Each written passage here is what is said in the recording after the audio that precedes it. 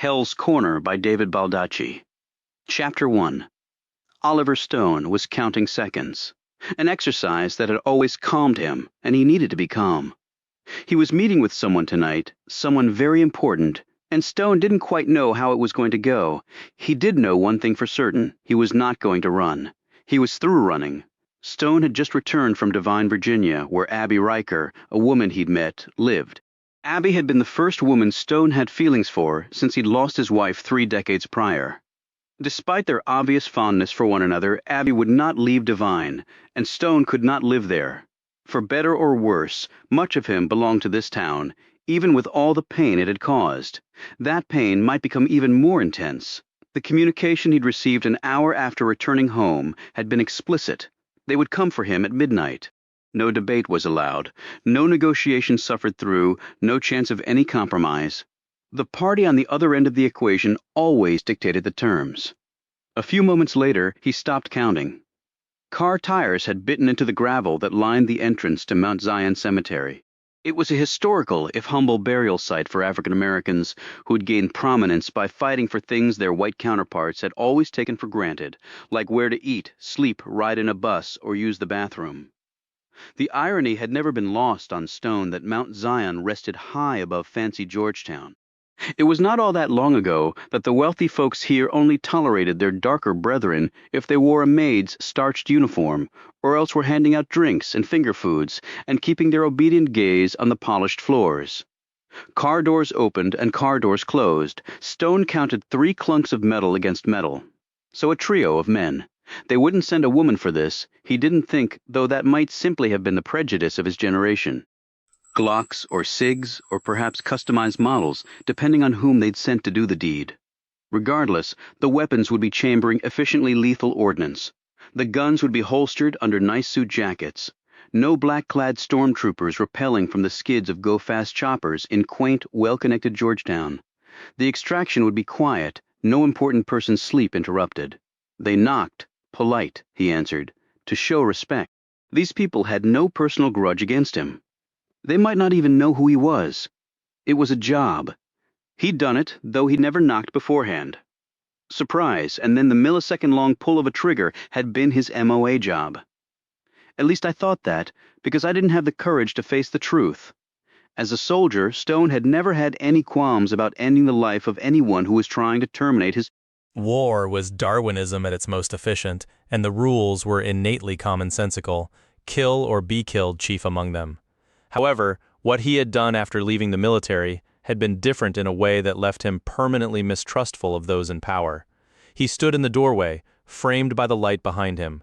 He would have chosen this moment to fire if he'd been on the trigger side. Quick, clean, no chance of missing. He'd given them their opportunity. They didn't take it. They were not going to kill him. It was actually 4 men, and Stone felt slight apprehension that his observations had been flawed. The leader of the pack was trim, 5'10", short hair and efficient eyes that took in everything and gave nothing in return. He motioned to the vehicle parked by the gate, a black Escalade. There was a time when Stone would have raided a platoon of crackerjack killers coming for him by land, sea, and air. Those days apparently were over. A quartet of suits in a Cadillac on steroids was enough. There were no unnecessary words uttered. He was expertly searched and ushered into the vehicle. He sat in the middle bench seat, a man on either side of him. He could feel each of their muscled arms as it lay against his. They were tensed, ready to block any attempt by Stone to get to their weapons. Stone had no thought of making such an attempt. Now outnumbered 4-1. He would lose that battle 10 times out of 10, a blackened tattoo painted on his forehead, a third eye his reward for the fatal miscalculation. Decades ago, it was probable that 4 men far better than these would lie dead as he walked away to fight another day. But those days were long in the past. "Where?" he asked. He never expected a response and didn't get one. Minutes later, he stood alone outside a building virtually every American would recognize. He didn't stand there for long. More men appeared, better and higher ranked than the ones who had just dropped him off. He was now in the inner ring. The personnel became more skilled the closer one approached the center. They escorted him down a corridor with numerous doorways. Every single one of them was closed, and it wasn't simply the lateness of the hour. This place never really slept. The door opened and the door closed. Stone was alone once more, but again, not for long. A door opened in another part of the room and the man entered. He didn't look at Stone, but motioned for him to sit. Stone sat. The man settled down behind his desk. Stone was an unofficial visitor here. Normally, a log was kept of everyone passing through this place, but not tonight. Not him. The man was dressed casually, chinos, open-collared shirt, loafers. He slid glasses over his face, rustled some papers on his desk. A single light burned next to him. Stone studied him. The man looked intense and determined. He had to be to survive this place, to manage his way through the world's most impossible job. He put down the papers, slid up the glasses onto the lined forehead. "We have a problem," said James Brennan, the President of the United States, "and we need your help." Chapter 2. Stone was mildly surprised, but didn't show it.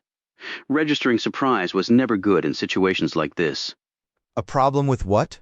The Russians? All right." "Nothing new there," thought Stone. "We often have problems with the Russians." The president continued. "You've been there. It wasn't a question many times. You speak the language again. Not a question, so Stone remained silent. You know their tactics. I used to know them. That was a long time ago." Brennan smiled grimly. Just like hairdos and clothes, if one hangs around long enough, things come back in style, including apparently espionage techniques. The president leaned back and put his feet up on the resolute desk that had been a gift from Queen Victoria to America near the end of the 19th century. Rutherford B. Hayes had been the first sitting president to use it, and Brennan the latest. The Russians have a web of spy rings entrenched in this country. The FBI has arrested some of them, infiltrated others, but more are out there of which we have no information. Countries spy on each other all the time, said Stone. I would be stunned if we didn't have intelligence operations going on over there. That's beside the point. All right, said Stone. Who actually thought that was the point? The Russian cartels control all the major drug distribution pipelines in the Eastern Hemisphere. The monies involved are truly enormous, Stone nodded. This, he knew. Well, now they control it in the Western Hemisphere as well. This Stone didn't know. I understand the Colombians had been muscled out by the Mexicans. Brennan nodded thoughtfully. Stone could sense in the man's weary expression the mounds of briefing books he had no doubt pored over today to understand this and a dozen other critical matters thoroughly. The presidency would suck up every ounce of energy and intellectual curiosity one cared to give the job, Brennan said. Pipeline trumps product, they finally figured that out. You can make the crap anywhere, but getting it to the buyer is the real key. And on this side of the world, Americans are the buyers. But the Russians have kicked our southern neighbor's ass, Stone. They have killed and clawed and bombed and tortured and bribed their way to the top, with the result that they are now in control of at least 90% of the business, and that is a major problem. I understood that, Carlos Montoya. The president brushed this comment aside impatiently. The papers say that Fox and CNN broadcast that. The pundits fixate on it, but the fact is, Carlos Montoya is done. He was the worst of the scum in Mexico. He killed 2 of his own brothers to win control of the family business, and yet he proved no match for the Russians. In fact, our intel leads us to believe that he's been killed.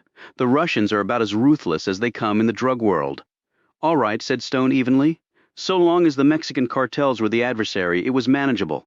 Not ideal, of course, but it didn't reach national security status. We could battle it on our borders and in the metro areas where the cartels had infiltrated primarily through gang ranks. It's different with the Russians, meaning a connection between the spy rings and the cartels. Brennan eyed Stone, perhaps surprised he'd made the connection so fast. We believe there is. In fact, our belief is that the Russian government and their drug cartels are one and the same. That's a very troublesome conclusion, said Stone. And the correct one, we think. Illegal drug sales are one of the leading exports from Russia. They make it in the old Soviet labs and ship it all over the world through various means. They pay off the people they have to and kill the ones they can't bribe. The monies involved are enormous. Hundreds of billions of dollars. Too enormous for the government not to want its share. And there's more to the equation. You mean the more drugs they sell to America, the weaker we become as a nation? It drains dollars and brain cells. It increases the level of both petty and major crime, taxes our resources, shifts assets from productive areas to non-productive ones. Again, Brennan looked surprised at Stone's nimble articulation. That's right. And the Russians know something about the power of addictions. Their populace certainly abuses both drugs and alcohol. But we have detected a purposeful, enhanced effort by the Russians to basically overwhelm America with drugs. The president sat back. And then there's the obvious complicating factor. They're a nuclear power, replied Stone.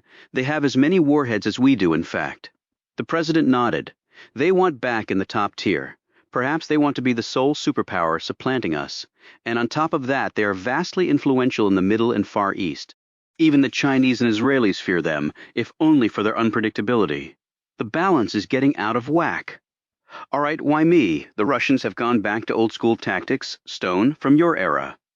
I'm not that old. Aren't there spies from my era still at the agency? No, there's really not. There was a hiring freeze before 9/11s and a lot of voluntary and involuntary retirements of older personnel. After those planes hit the buildings, there was considerable ramp-up. The result is that 3/4 of the CIA is comprised of 20-somethings.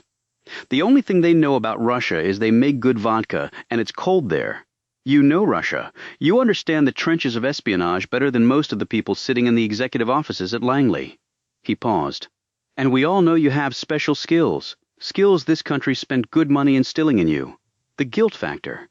Interesting, but all my contacts there are gone. Dead. That is actually an advantage. You go in with a blank slate, an unknown quantity. How will we start? By you going back in? Unofficially, of course. There will be training getting you up to date on things. I suspect you will be ready to leave the country in a month. Going to Russia? No, Mexico and Latin America. We need you on the ground where the drugs are coming through. It'll be rough work and dangerous. I guess I don't need to tell you that.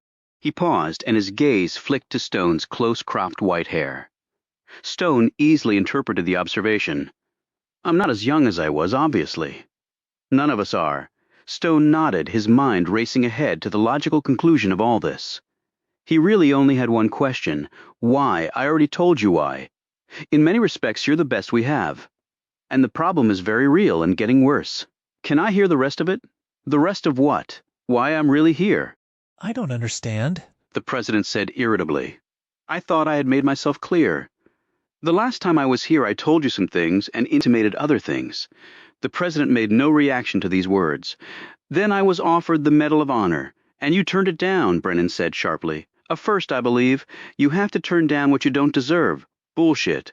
Your actions on the battlefield more than earned it. On the battlefield? Yes. But in the greater scheme of things, I didn't deserve it. And with an honor like that, all things have to be considered. Which I think is why I'm really here. The two men stared at each other across the width of the resolute desk. By the look on his face, the president very clearly understood what all things meant. A man named Carter Gray and a man named Roger Simpson, both prominent Americans, both friends of this president, and both dead, directly because of Oliver Stone, who'd had good reason to do it. But he'd still killed them, and there was really no legal or even moral excuse for that. Even as he'd pulled the trigger on each man, Stone had known that. But it still didn't stop me. Because if anyone deserved killing, those two did. You saved my life, Brennan. Began in an uneasy tone, and I took 2 others. The president abruptly rose and walked over to the window. Stone watched him closely. He'd said it. Now, he was just going to let the other man talk and let the chips fall. Gray was going to kill me. Yes, he was. So your killing him didn't bother me as much as it ordinarily would have, to put it bluntly. But Simpson, the president turned to look at him. I did some research on that. I can understand why you would have wanted to eliminate the man. But no man is an island, Stone, and cold-blooded killing is unacceptable in a civilized world. Unless it's been authorized by appropriate parties, Stone pointed out. By people who have sat in the chair in which you now sit. Brennan snatched a glance at his desk chair and then looked away. This is a dangerous mission, Stone. You will be given every asset you require to succeed. But there are no guarantees. There are never any guarantees. The president sat back down, made a steeple with his hands, possibly an impromptu shield between himself and the other man. When Brennan didn't say anything, Stone did. This is my penance, isn't it? The president lowered his hands. This is my penance. Stone said again. In lieu of a trial that no one wants because too many unpleasant truths will come out for the government, and the reputations of certain dead public servants will be tarnished, and you're not the sort to order my execution because, as you said, that's not how a civilized people resolve their differences. You don't mince words. Brennan said quietly. Are they true words or not? I think you understand my dilemma. Don't apologize for having a conscience, sir. I've served other men who held your office who had none at all. If you fail, you fail. The Russians are as ruthless as they come. You know that better than most. And if I succeed, then you will never have to worry about your government knocking on your door again. He leaned forward. Do you accept? Stone nodded and rose. I accept. He paused at the door. If I don't make it back, I would appreciate it if my friends were told that I died serving my country. The president nodded. Thank you, said Oliver Stone, Chapter 3. The next night Stone stood where he had for decades, in 7-acre Lafayette Park across from the White House.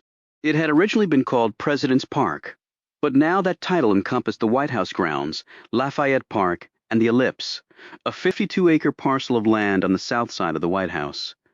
Once part of the White House grounds proper, Lafayette Park had been separated from that august property when President Thomas Jefferson had Pennsylvania Avenue plowed through. The park had been used for many purposes over 2 centuries, including as a graveyard, a slave market, and even a racetrack, and it was also notable for having more squirrels per square inch than any other place on Earth. To this day, no one knew why. The place had changed dramatically since Stone first planted his sign in the ground, the one that read, "I want the truth." Gone were the permanent protesters like Stone, their ragged tents and their boisterous banners. Majestic Pennsylvania Avenue in front of the White House was closed to vehicular traffic and had been ever since the Oklahoma City bombing people. Institutions and countries were scared, and Stone couldn't blame them. If Franklin Roosevelt had been alive and occupying the White House once more, he might have invoked his most famous line, "The only thing we have to fear is fear itself." But even those words might not have been enough.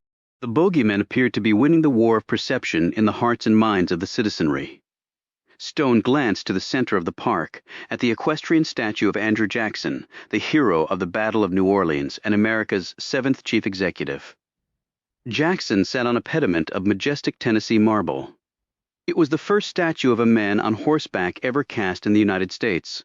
The monument was surrounded by a low wrought iron fence with a scattering of ancient cannons inside this space.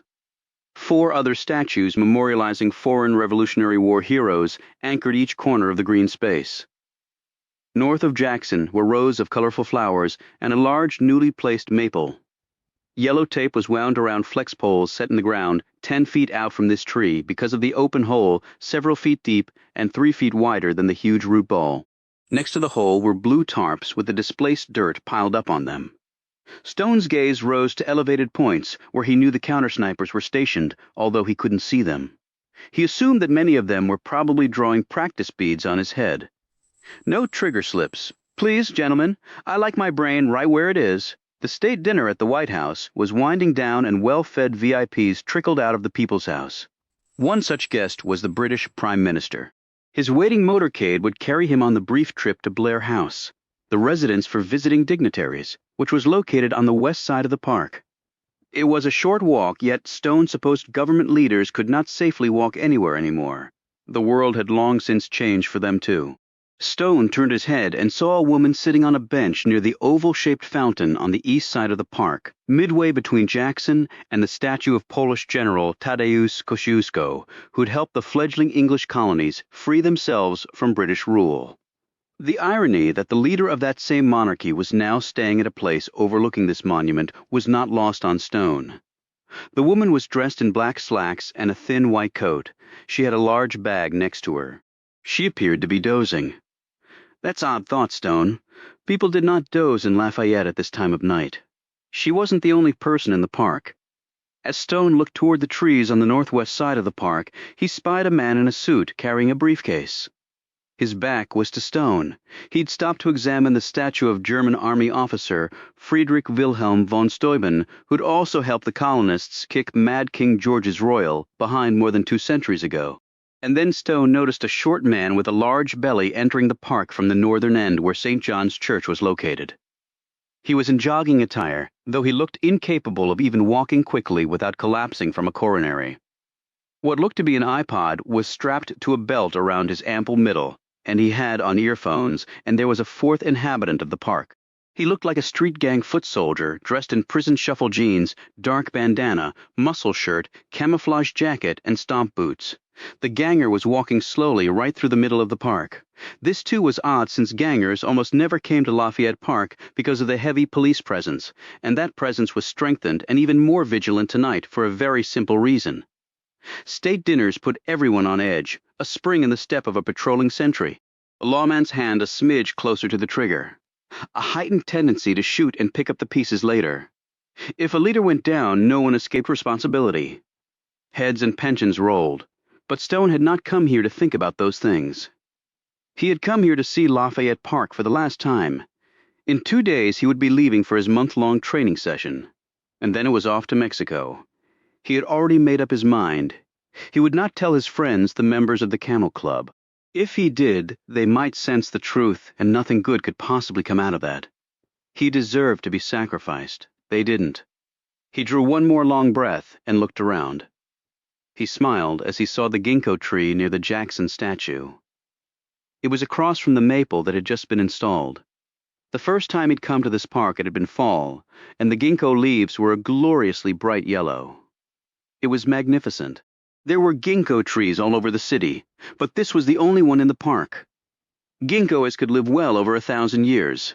Stone wondered what this place would look like in 10 centuries. Would the ginkgo still be here? Would the big white building across the street? He was turning to leave this place for the final time when his attention focused on what was coming down the street right toward him and his beloved park. Chapter 4. It was the sound of muscular engines, flashing lights and sirens that had put Stone on alert. He watched as the Prime Minister's motorcade pulled out from the west side of the White House and set off toward Blair House. The building, which was actually 3 townhouses stitched together, was deceptively large. It had more square footage than even the White House and was located to the immediate west of the park and facing Pennsylvania Avenue across from the monstrously large old executive office building, where parts of the president's and vice president's staffs maintained offices. Stone was surprised the Secret Service hadn't cleared the area before the motorcade left. He glanced around again. The lady was now awake and talking on her cell phone. The man in the suit was still lingering around the von Steuben statue with his back to Stone. The jogger was nearing the statue of Jackson. The ganger was still stamping through Lafayette, although the park wasn't that large. He should have managed it by now. Something was clearly off. Stone chose to head west first, though he was no longer a protester here. He had come to view Lafayette Park as his turf to defend against all threats. Even his imminent departure to Mexico had not changed that. And while he didn't yet feel threatened, he had a sense that that status might abruptly change. He eyed the jogger diagonally across from him on the other side of the park. The man had stopped and was fiddling with the controls on his iPod. Stone's gaze flicked to the lady on the bench. She was just putting away her cell phone. Stone next approached the statue of the French General Comte de Rochambeau at the southwest corner of the park. As he did so, at the adjacent intersection of Jackson Place and Pennsylvania Avenue security teams were arrayed into walls of Kevlar and submachine guns, awaiting the arrival of the Prime Minister. As he continued on, Stone met the ganger face to face. The man seemed to be walking in quicksand, moving, but not getting anywhere, and there was a gun under his jacket. Stone could see the awkward but familiar bump in the material, even in the darkened conditions. That was ballsy, thought Stone. You didn't come down here armed, unless you wanted a rooftop countersniper to assume the worst, with the result that your next of kin might receive an official apology after your funeral. So why would the man risk his life? Stone gauged the potential shot trajectory from the ganger to where the Prime Minister would be entering Blair House. There was none, unless the ganger had a weapon that could defy the laws of physics by bending its bullets around corners. Stone let his gaze drift to the man in the suit at the northwest corner of the park. The fellow was still examining the statue, an act that normally would take at most a minute or so. And why come here at this hour to do so anyway? Stone eyed the soft-sided briefcase the man carried. Because of the distance between them, Stone could not see it clearly, but it appeared bulky enough to contain a small bomb. However, the distance between the bomber and the Prime Minister essentially doomed any assassination attempt. The motorcade continued down West Executive Avenue toward Pennsylvania. Sirens and guards galore for what amounted to a half-block-long, slow jog on armored wheels. They would hang a left on Pennsylvania and pull in front of the curb next to the famous long green awning that capped the main entrance to Blair House. Stone spotted movement to the right of him from across the park. The jogger was on the go once more. Stone couldn't be sure, but he thought the fat man was looking in the direction of the suit. Stone's attention next shifted to the woman. She had risen too, slipped the bag over her shoulder, and set off to the north side of the park toward St. John's Church. She was tall, Stone noted, and her clothes hung well on her long frame. He gauged her age at closer to 30 than 40, though he'd never gotten a clear look at her face because of the poor light, the distance, and the many trees in between them. His gaze swiveled again. On the other side of the park, the suit was finally moving, heading northwest toward the Decatur House Museum. Stone looked behind him. The ganger was watching him now, not moving at all. Stone thought he saw the man's index finger twitch, as though on a trigger pull. The motorcade made the turn onto Pennsylvania and stopped in front of Blair House. The door to the lead stretch popped open. These types of limo exits tended to happen fast, for obvious reasons. You only remained exposed to a possible bullet fired at long or short range, for as brief a time as possible. Tonight, though, swiftness did not happen. The stocky and elegantly dressed Prime Minister got out slowly and, with the assistance of two aides, gingerly limped up the steps under the awning that had covered the heads of many world leaders. A bandage was wound thickly around the man's left ankle. As he made his entrance into the building, a wall of eyes looked outward to every crevice for threats. There were some British security personnel in the mix. However, the heavy lifting on this protection detail was being handled, as it always was for visiting heads of state, by the U.S. Secret Service. Because of where Blair House was situated, Stone could not see the Prime Minister exit the limo on his injured limb. His focus remained on the park. The jogger was walking toward the center of the grass. Stone's gaze shifted. The woman was nearly clear of the park. The suit was already on the sidewalk that fronted H Street. 5 more seconds passed. Then the first shot hit. The impact of lead with the ground sent up a little geyser of dirt and grass, 4 feet to the left of Stone. That was followed by more rounds. The slugs digging into the grass, ripping up flower beds, smacking against statues. As the gunfire continued, everything slowed down for Stone. His gaze rotated through the field of fire as he dropped flat to the ground. The suit and the woman were gone from his line of vision. Ganger was still behind him, but on his belly too. The poor jogger, however, was running for his life. And then he simply disappeared from Stone's view, vanished. The firing stopped. Seconds of silence. Stone slowly rose. As he did so, he didn't tense. He relaxed. Whether this saved his life or not was anyone's guess. The bomb detonated. The center of Lafayette Park was engulfed in smoke and flying debris. The enormously heavy Jackson statue toppled over, its Tennessee marble base cracked in half. Its reign of more than 150 years in the park was over. The concussive force of the explosion lifted Stone off his feet and threw him against something hard. The blow to his head made him dizzy, nauseous. For a fleeting instant, he sensed debris being blown all around him. His lungs sucked in smoke, dirt, and the sickening smell of the bomb residue. As the sound of the explosion subsided, it was replaced by screams, sirens, the screech of tire rubber on asphalt, and more screams. But Oliver Stone never heard or witnessed any of this. He was lying face down on the ground, his eyes closed. Chapter 5. Oliver. Stone smelled the antiseptic and the latex and knew he was in a hospital, which was far better than being dead in a morgue. His eyelids fluttered open. He saw her face, Annabelle Conroy, unofficial member of the Camel Club and its only known con artist, clutched his hand. She was lean and a couple inches shy of 6 feet, with long reddish hair. "You have to stop getting blown up," she said. Her tone was flippant, her look was not. She used her free hand to sweep the hair out of her face, and Stone could see her eyes were puffy. Annabelle did not cry easily, but she had shed tears over him. He touched his head where the bandage was. "Not cracked, is it?" Annabelle said. "No. Mild concussion." As Stone looked around, he noted that the room was fairly bursting with bodies. There was NFL-sized Reuben Rhodes on the other side of the bed, with diminutive librarian Caleb Shaw next to him. The tall Secret Service agent Alex Ford was on Annabelle's right and looking equally concerned.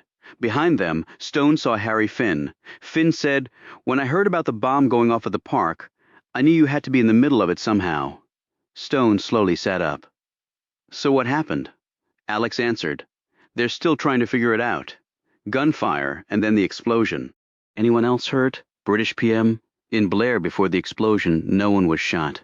With all the gunfire, it's remarkable no one was hit. More like a miracle." "No theories?" Stone asked, looking at Alex. "Not yet. The park is a mess, locked down tight, as I've ever seen it. But the PM?" Alex nodded. "Preliminarily, he was the target. But a pretty poor attempt then," said Rubin. "Since the explosion and gunfire happened at a park he wasn't in." Stone eyed Alex again. "Rebuttal to that?" he asked slowly. With each word he spoke, his head hurt even worse. 30 years ago he could have shrugged this off and kept moving forward. Not now. Like I said, it's early yet, but I'll admit that's a major puzzler. Not a good day for the PM all around. "What do you mean?" asked Stone. He twisted his ankle.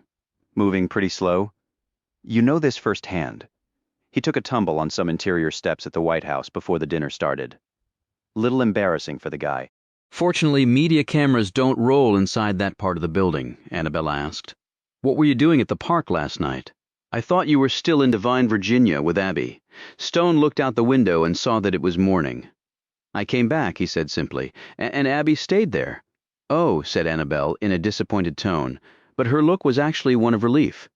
He turned back to Alex. "There were 4 people in the park last night, besides me. What happened to them?" Alex looked around the room before clearing his throat.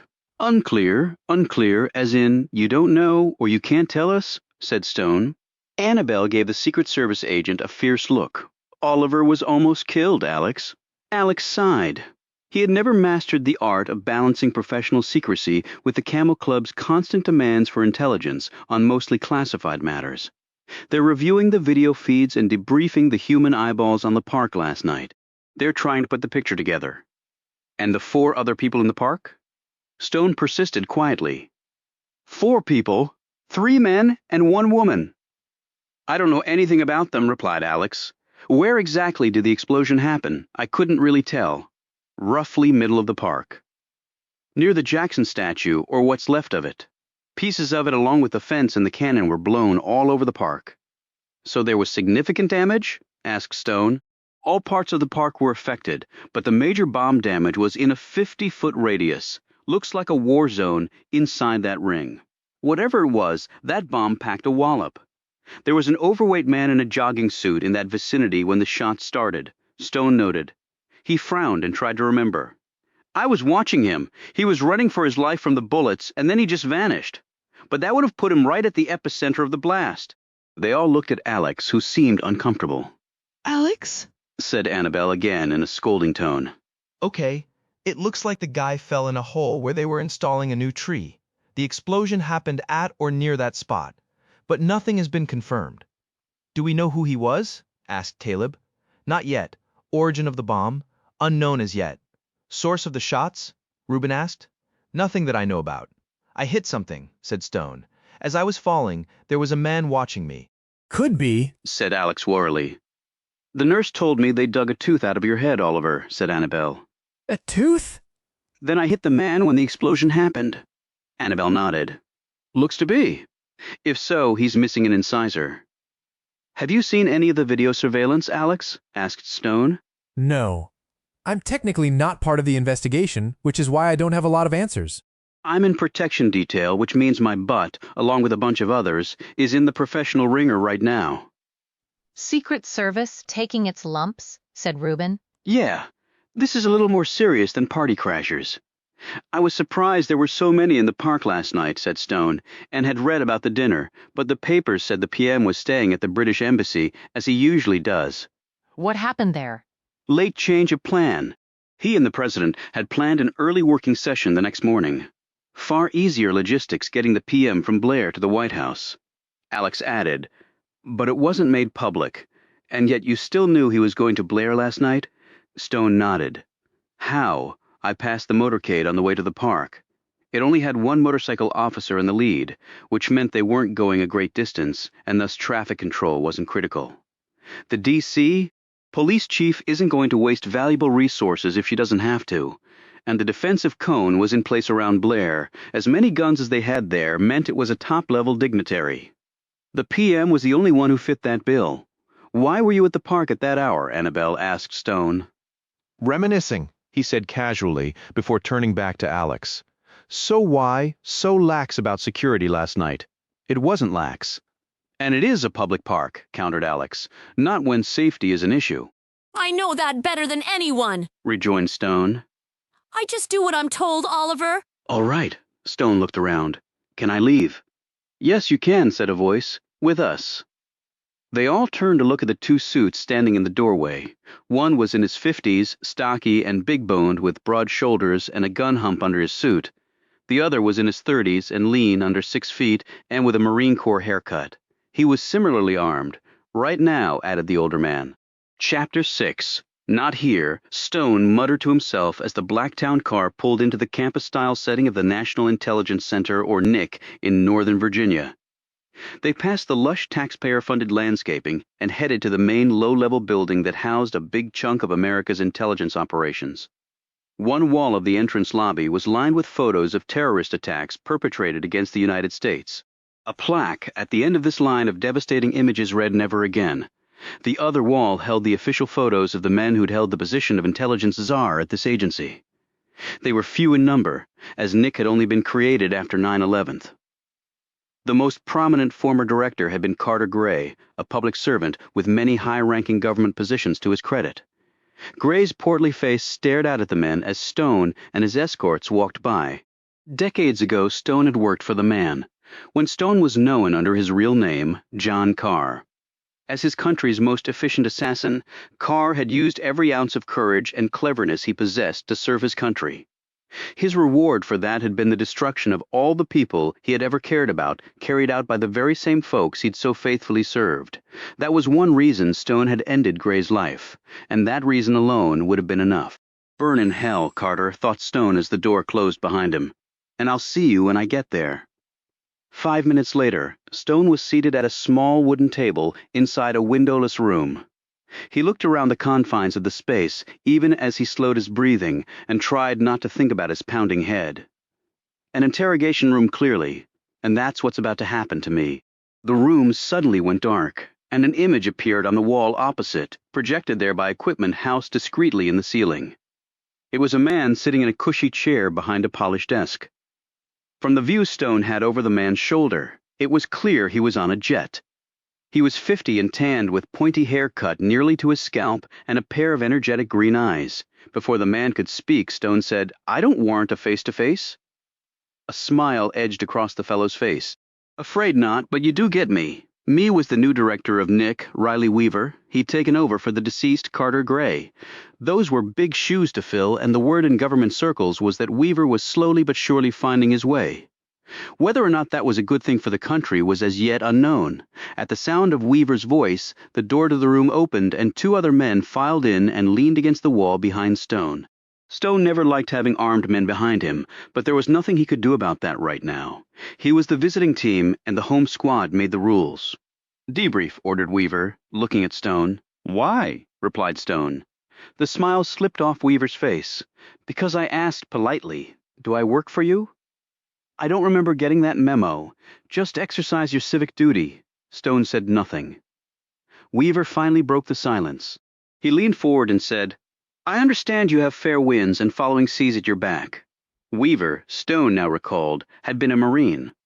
Marines were part of the Navy, and his nautical reference showed that he was tighter in the loop than Stone had expected.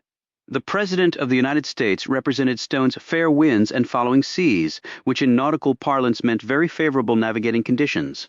But did Weaver know about his meeting with the President? About his being shipped off to Mexico to deal with the Russians? If not, Stone had no intention of enlightening him. "Civic duty," said Stone, "just so we understand each other. It goes both ways." Weaver sat back. His features showed that while he might have underestimated Stone initially, that miscalculation had been quickly remedied. Agreed. Stone succinctly gave his account of the attack in the park. When he was done, Weaver said, "All right, now look left and observe closely." Chapter 7. A moment later, Stone was watching the prior night's video feed from Lafayette Park. They had slowed down the frame speed so that Stone could view every detail closely and unhurriedly. As the gunfire commenced, Stone watched as people started running in all directions. Perimeter security took defensive positions and looked for the source of the shots. The joggers started to run in the feeble way of a man unaccustomed to exercise. His strides were really short, increasingly weakened hops. His path carried him through the yellow tape, and a few moments later he fell, or he might have jumped into the hole where the big maple was being planted. Now Stone could make sense of what he had seen, namely the man seemingly vanishing into thin air. It was like a foxhole, thought Stone, to get away from the bullets. Then the explosion happened. Stone saw himself lifted off his feet and slammed into the ganger. They both went down, the tooth in his head. He rubbed the spot. A second later, the cameras went to static. The concussive force of the blast must have jammed the signal somehow. The wall became blank again. Weaver said, "Observations, run it again," Stone requested. He watched the feed twice more. Stone thought about what he'd just seen. The jogger had tumbled into the open hole around the maple, and the explosion had happened seconds later. So what was the source of the detonation? The jogger? Not sure yet. It may have been something in that hole. Stone looked skeptical. In the hole? No gas lines under the park? None? Then you know what you're suggesting. A bomb planted in Lafayette Park. Weaver's expression grew even darker. The implications of that are downright paralyzing, but we can't discount the possibility. So you're saying maybe the guy jumped into the hole to avoid the bullets and gets blown up instead by a bomb previously placed there. If so, it's really bad luck for him. He gets away from the bullets and still dies. Who's on the scene? ATF and the FBI as we speak. Stone could understand that. The ATF handled all investigations involving explosives until it was determined that the act was one of international terrorism. Then the FBI would take over. However, Stone assumed a bomb going off across from the White House would be classified de facto as a foreign terrorist act. That meant the Bureau would take the lead. It probably already had. Stone asked, "Okay, let's pass over the explosion for now. Do we know the source of the shots?" On the video, they appeared to be coming from the northern end of the park, from the direction of H Street or perhaps past that. That's the prelim conclusion at least, yeah. So running north-south. There were no muzzle flashes on the video, Stone pointed out. That must mean they were hidden from the camera's eyes. Behind trees, offered Weaver. A lot of them at the northern end of the park. But the surveillance cameras are positioned mainly for ground-level observation. So in any event, they might not have picked up the flashes if the shooters were really high up. Well, the shots had to come from elevated angles, Stone opined. How do you figure? Asked Riley, in a way that made Stone believe the man already knew the answer, but was simply testing him. Stone decided to play along for now. If they were fired from behind the trees at street level, they most likely would have carried past the park and across Pennsylvania Avenue to the White House. How do you know they didn't? Because you would have already told me if they had, or I would have heard about more casualties. There are a lot of people on the White House side, vehicles lining Pennsylvania Avenue, sentries doing perimeter patrols. It's inconceivable that someone would not have been hit, so high ground to low. Fits with my observations. From what I could see, the slugs were all plowing into the dirt. And if they passed through tree canopies first, they had to be fired from at or above that line. And a lot of those trees are pretty tall with thick canopies. Stone added, "Anyone on the northern end of the park see anything helpful?" There was security. Park police, couple of uniformed Secret Service agents, bomb-sniffing canine. They're still being debriefed, but preliminarily they didn't have much on the source. Stone nodded. And why wasn't the park cleared last night? Weaver's expression showed his displeasure with this query. I really just want your observations from watching that video. I like to have a fuller understanding of what's going on before I extend myself. Weaver's gaze lowered to a file on his desk. John Carr, Stone remained silent, staring at the digital image of the man on the wall. "John Carr," Weaver said again. "Your file is so classified even, I still haven't seen all of it. Sometimes even a government can be refreshingly discreet," noted Stone. "But we were talking about the origins of the shots and the park security, or rather lack thereof. Origin of the shots is still being investigated. The park security is really Secret Service jurisdiction, and I haven't received a briefing from them." "Of course you have," countered Stone. Weaver looked intrigued. What makes you say that? Security of the president trumps all other things, which gives the Secret Service interagency heft it might not otherwise have. What looked to be automatic gunfire, and an explosion happened right across from the White House over 15 hours ago. You provide the president with his daily national security briefing at 7 every morning. If you haven't talked to the Secret Service yet, then you couldn't have briefed the president on the matter this morning. And if you didn't brief the president this morning about an attack that happened in his front yard, you would no longer be employed as Nick Director. A twitch at Weaver's right eye showed that this conversation was not going according to plan. The two men leaning against the wall moved uneasily. Weaver said, "The service said that there were thoughts of clearing the park, but plans changed. Since the PM was going directly to Blair, they felt the park would not be a valid threat point. In sum, they thought they had it covered." Does that answer your question?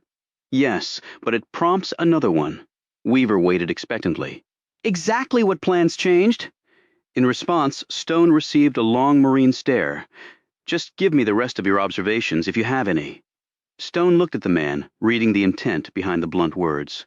He could play this any number of ways. Sometimes you pushed, sometimes you didn't. He said, "Too many people in the park doing things they shouldn't have been doing at that hour." Weaver settled back in his comfy chair.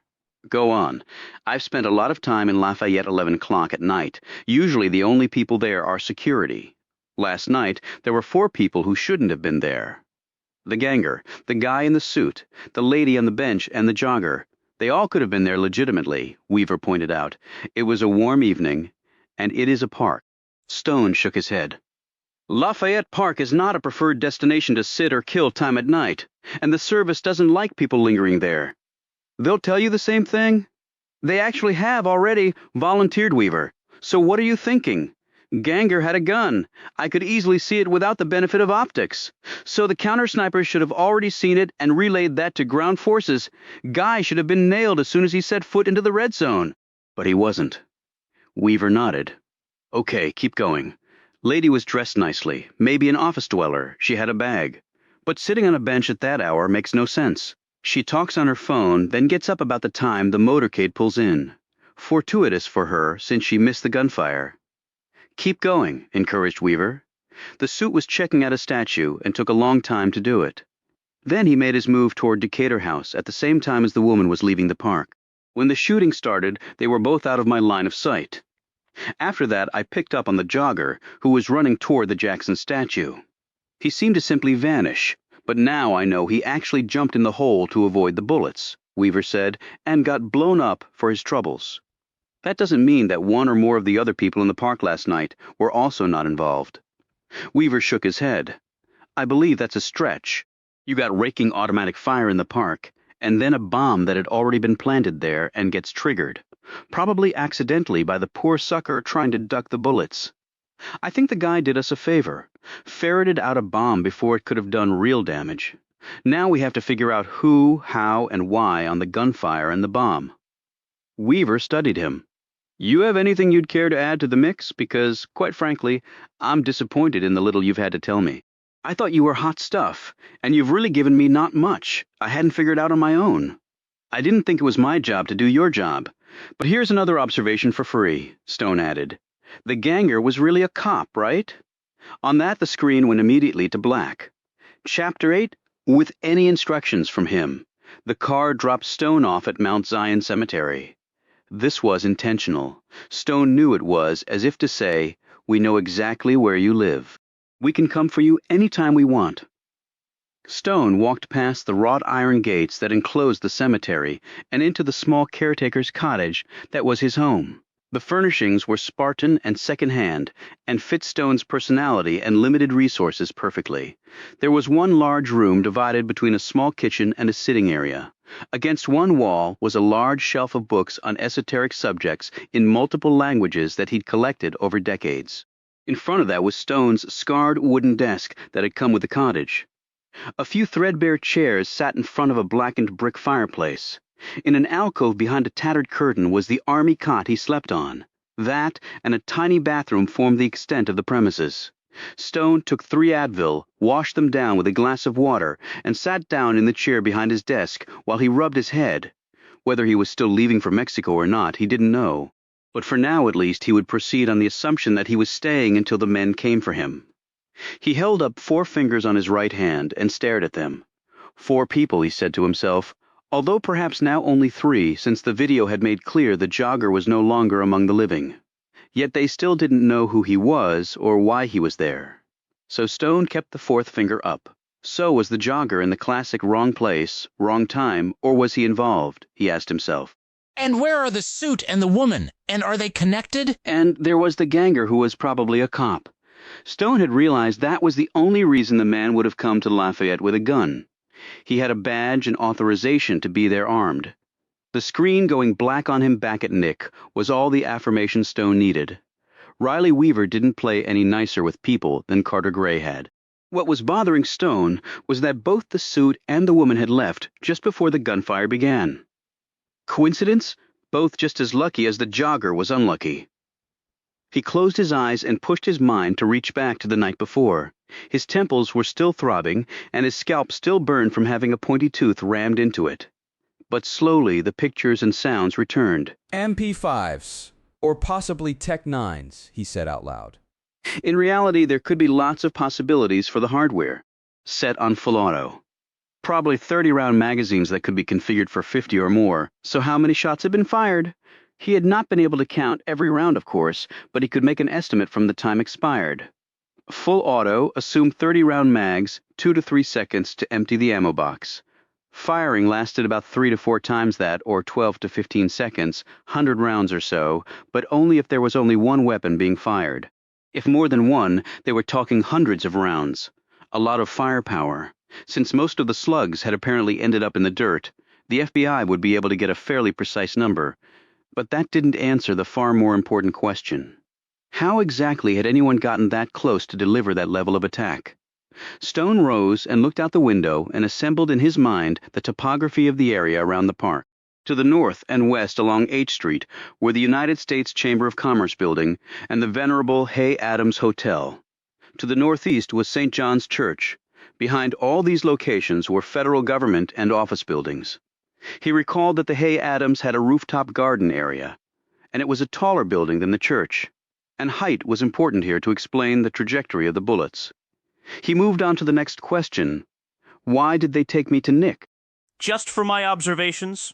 There were other people there who could have told them the same things I did. There had to be another reason. Fair winds and following seas. Stone looked out the window and saw the black town car pull up to the gates. As the occupants climbed out, Stone eyed the men. FBI, he thought. Bureau agents tended to spend a little more on their clothes. Stone doubted that they were here to escort him to a plane destined for Mexico. The president would not have involved the FBI in something like that. Too many legal roadblocks. The Bureau tended to follow the letter of the law. And the FBI director had the clout to tell the president no. So perhaps the equation had changed once more, and maybe this time in my favor. As the 4 people drew closer, Stone could see that his initial observation was correct. He had just spied an FBI Academy ring on one of the men's fingers. There was also a woman with them, and Stone didn't think she was FBI. Assessing every feature from her teeth to her facial structure to her walk, she was a Brit, he concluded. Me 6, most likely. Tasked for external intelligence, security, and investigations. This certainly made sense if the British PM was the target. She was either in country traveling with him, stationed here, or she had taken a day flight over, leaving at around 2 and getting in at about the same time. By the looks of it, Stone opted for the latter, and it was very clear why they were here. The bullets were one thing, but that bomb had been meant to blow somebody up, and Stone didn't think it was an overweight jogger. And they thought Stone could somehow help them find the truth. Ironic, he thought, the truth. He kept watching them as they approached his cottage. Chapter 9. The woman was indeed with Me 6. Her name was Mary Chapman. Up close, she turned out to be in her mid-30s, about 5'8", with shoulder-length, dirty blonde hair held back with a clasp. Her eyes were intense and shining. She had a compact jaw, thin lips, and a slender, wiry build, though her bare calves were muscled. Her fingers were long, and her grip was a vice. In Stone's opinion, the Brit's features were classically attractive, without being overwhelming. Chapman's eyes were deeply green and active. She would never be described as cute, thought Stone. Confident, intimidating even, but never cute. How was the flight across the pond? Little jet-lagged, Stone said, after everyone had been introduced and they'd taken up seats in front of the empty fireplace. Chapman gazed at Stone and then made a show of smoothing out a wrinkle on her suit jacket. No bloody beds in coach, even on dear old British Air. Within her accent and words, Stone detected a sense of humility along with the potential for broad humor. You must be highly thought of for them to fly you nearly 3,000 miles here. Me-6 has a permanent footprint in D.C., doesn't it? Chapman eyed the shabby interior of the cottage before settling her eyes back on Stone's threadbare clothes. And I thought the Yanks paid their people better. One of the FBI agents cleared his throat. Agent Chapman is here to assist the Bureau with its investigation.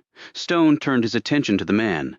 He was beefy, though strongly built, a desk jockey, Stone assumed, by the size of his waist and perspiring forehead. He was clearly only the messenger and note-taker. He wouldn't be doing any of the heavy lifting on this. I've already been to Nick. They beat you to it. They came to the hospital. You were slower, if classier. Beefy looked chagrined by this, but plunged on. And was the meeting helpful? I thought you were into cooperation and sharing these days. Beefy gazed stonily back at him. Stone said, they weren't particularly forthcoming. I'm hoping you can do better. Chapman crossed her legs and said, sorry if I seem a bit nitpicky, but I didn't see your credentials. Stone replied in a pleasant tone. I don't have any to show you. She looked at Beefy quizzically. He said stiffly, a formality that needn't interrupt the progress of the investigation. Chapman hiked her eyebrows at this, but remained silent. Good, said Stone. He sat back in his desk chair and his features grew serious. The park. He gave them a minute-by-minute account of what had happened. When he was finished, he added, there are 3 people out there unaccounted for. He gazed at Beefy. And do we know the name of the unfortunate jogger? There were human remains found everywhere. Beefy added, his mouth curled up with distaste. Identifiable? It won't be an easy one, but it's also not insurmountable. Clearly DNA at this point. If he's on a database somewhere, we'll get a hit. We've posted his picture from the video feed on our websites and given it to the media to splash around. Someone will hopefully come forward, or at the very least report him missing. The other 3? With the man in the suit and the woman we're running the video feed taken at the park through facial recognition databases, although the man never looked in the direction of the surveillance cameras. No hits as of 4 minutes ago. We've also placed the images with the media, asking for the public's help. Do you see them as perhaps connected to this? Asked Stone. Too early to tell. Maybe they were just lucky they left the park when they did. And the ganger? Was he a cop? Did Nick tell you he was? Not in so many words, but they didn't deny it either. I won't deny it either, then, Stone said. His tooth was sticking in my head until the doctors removed it. You can get a dental match on that and possibly a DNA hit. He held up his sleeve. And this is his blood. Do you have a kit in the trunk of the Bukhar? You can swab for it right now. That won't be necessary, said Chapman. Stone turned to her. And why is that? Because the tooth belongs to one of our security people who was patrolling the park. The doctors didn't return it to you, did they? See, my man would actually like it back. And why was your man in the park last night? Because before he turned his ankle after tripping on some steps at the White House, my Prime Minister was scheduled to walk across Lafayette Park on his way back to Blair House at precisely 2 minutes past 11. Lucky for him he didn't, since he would have had his damn head blown off. Chapter 10. After the FBI agents. And MI6 Chapman left, Stone put it in the cemetery for a half-hour writing tombstones, toppled by a recent heavy rain and cleaning debris caused by the same storm. This manual labor allowed him to think clearly. And he had a lot that was puzzling him and no answers. As he was bagging some sticks and small branches, he stiffened and slowly turned around. I'm impressed. He turned to see Mary Chapman come out from behind a bush. I never moved. What? You have eyes in the back of your head. Sometimes. Stone tied up the bag and deposited it next to a wooden storage shed. When I need to. Chapman walked over to him. This is amazing cover for an agent. A cemetery worker. Caretaker. Actually, this cemetery isn't used any longer. It's a historical site. She stopped, lifted one leg, and rubbed some dirt off her plain black low-heeled pump. I see. And do you enjoy taking care of the dead? I do. Why? They never argue with me. He headed back to the cottage. She followed. They sat on the front porch. A minute of silence passed as they listened to the chirps of birds mingled with the sounds of passing cars. Stone stared straight ahead. Chapman's gaze continued to flick at him like an erratic beam of light. "So Oliver Stone," she said at last, with mirth in her eyes. "I've enjoyed several of your movies. Are you here scouting another film?" "Why did you come back?" he asked, finally turning to her. She rose and surprised him by saying, "Got time for a spot of coffee? I'll buy." She had a car, so they drove to Lower Georgetown and found a parking spot on the street, an almost unheard of event in the congested area. Stone told her so. "Right," she said, clearly unimpressed by this. "Try parking in London." They carried their coffees and sat outside at a small table. Chapman took off her pumps, hiked her skirt to mid-thigh, put her feet up on an empty chair, leaned back, closed her eyes, and let the sun fall fully on her pale face and bare legs. "England rarely has sun this strong," she explained, "and when it does, it's usually immediately interrupted by clouds and then rain. Makes a lot of us seriously suicidal, particularly if it rains in bloody August and you have no holiday abroad planned." "I know," she opened her eyes. "Do you now?" "I lived in London for 2 years. It was a long time ago," he added. "Business. You could say that, yes." John Carr. Stone drank his coffee, said nothing. She sipped her coffee and let the silence linger. "John Carr," she said again. "I heard you the first time," he said politely, glancing sideways at her. She smiled. "Would you like to know where I heard that name for the first time?" Stone didn't answer, but his silence apparently constituted enough of an assent for her to continue. "James McElroy. He's a good bit older than you are." She ran her eye over his tall, spare frame, and not in nearly as good shape. Stone again said nothing. "He's a legend in British intelligence circles, ran MI6 for decades. But I believe you know all that. Now he has some special title. I'm not really sure what it is, but he does what he wants, and bloody good for the country, too. I can tell you that." "Is he well?" "Yes, apparently somewhat due to you. Iran, 1977? 6 fanatics sent to place his head on the sharp end of a spear. 6 dead men after you finished with them. He said he didn't even have time to pull his weapon to help you. Then you were gone just like that. Never had a chance to properly thank you." "I didn't require any thanks. He was our ally. It was my job." "Well, irrespective, he said that for decades he wanted to buy you a pint for saving his arse. But you never turned up again. He still wants to, as a matter of fact. Again, not necessary." Chapman stretched, put her feet back on the pavement, edged her skirt down, and slipped her pumps back on. "By sheer coincidence, he's here in town. Is that why you came back?" "Yes and no." He stared at her expectantly. "Yes, in that I knew he would want to see you. No, in that I had my own reasons." "Which are?" She leaned forward, and Stone saw the Walther PPK pistol hanging from her black leather shoulder holster, revealed through the gap between her jacket and shirt. He inclined his head at the pistol. "Tough trigger pull, isn't it?" "You get used to it," she paused, swirling her remaining coffee with a wooden stirrer. "Let's face it, this has been a cock-up from start to finish. The Americans have so many agencies, I can't get a straight answer from any of them. My boss feels the same way. However, America is our chief ally, and we intend to do nothing to disrupt that relationship, of course. But it was our PM put at risk, and we have an obligation to see it through. And you've come to me. Why? James McElroy trusts you. Ergo, I trust you, and you were there last night. That makes you valuable, maybe, but Iran was a long time ago, Agent Chapman.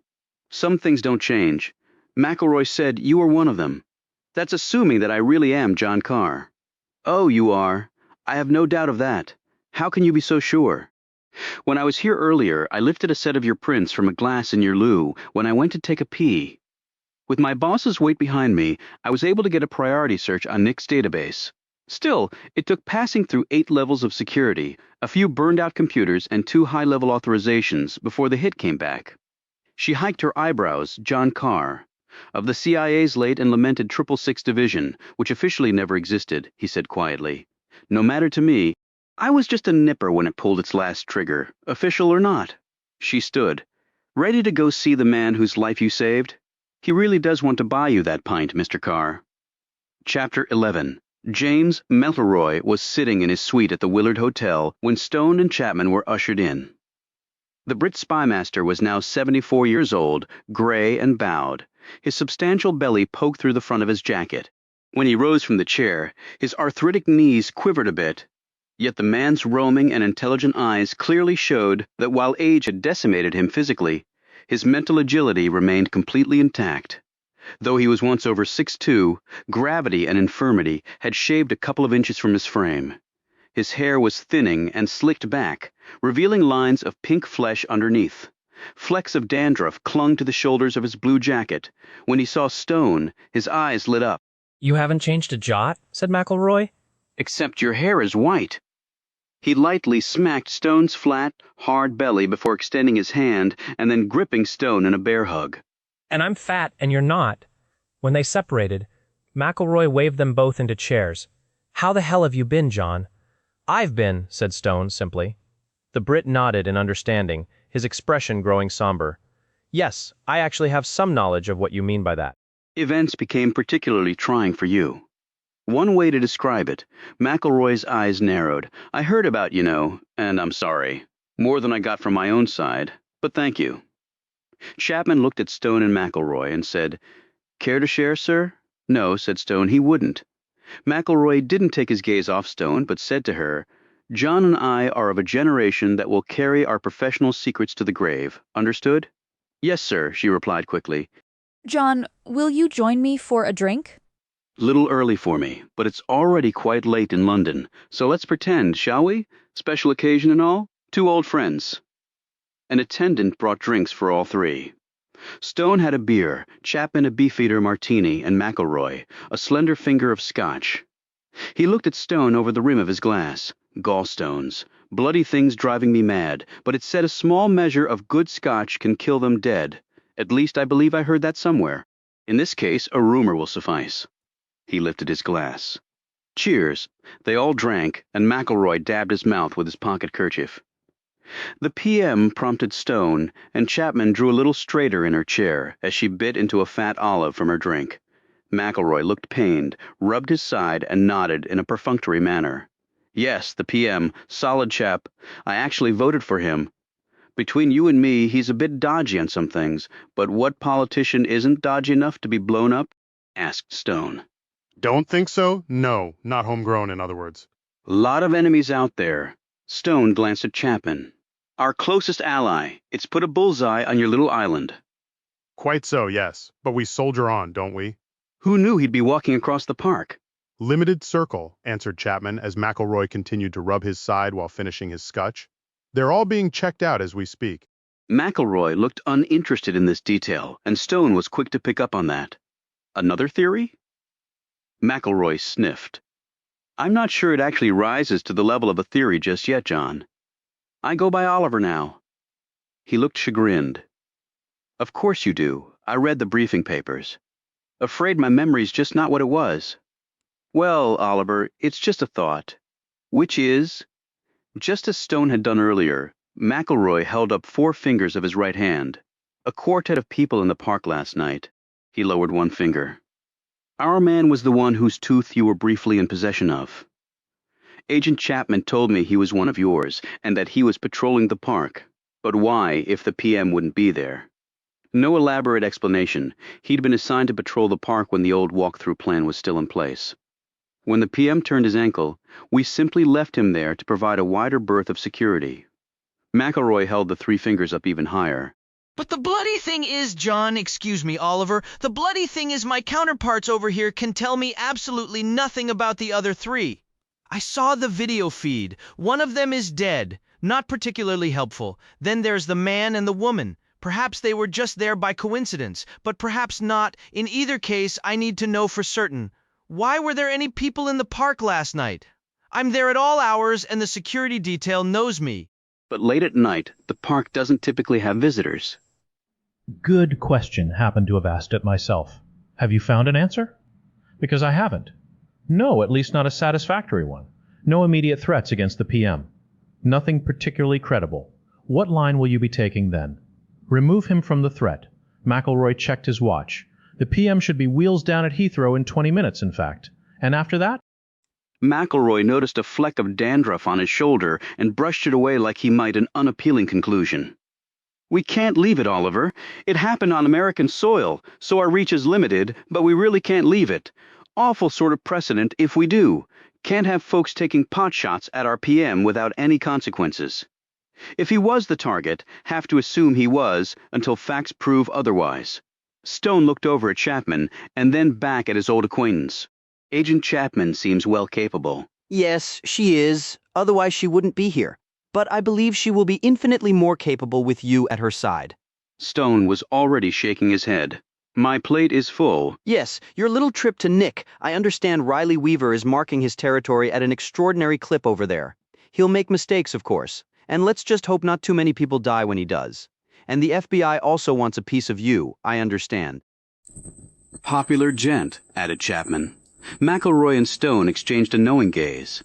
McElroy said, I'm not sure popular would be my first choice as a description. Short leash, Oliver? Could be. Stone gave the older man a lengthy gaze. I wonder if he knows about my meeting with the president, about me going back in. Stone had no reason to think that McElroy wished him any ill will, but in this business, simply saving someone's life did not ensure a permanent allegiance. And Stone was also quite certain that the PM, and hence James McElroy, would sacrifice him if requested to do so by the Americans. And then something else occurred to Stone. That's why I'm here. McElroy was told to deliver the message directly to me from the president. He decided to verify this speculation. I already have an assignment. I'm supposed to leave tomorrow, in fact. Yes, well, plans are fluid, aren't they? One has to account for recent events. Does one? A new arrangement is possible because of what happened in the park, McElroy said bluntly. Why? Simply because I was there. Partly. Plus, in the circles in question, I'm not without influence, and I thought you could be better deployed here than in more southern parts of this hemisphere. So he does know about the Russians and the Mexican pipeline. You became my advocate. That's dangerous. So was Iran in 1977? Didn't stop you, did it? My job. You owe me nothing. Actually, you're not telling the truth? Stone cocked his head slightly. McElroy continued. I did some investigation afterwards. You had already been authorized to return home. In fact, you were technically off duty.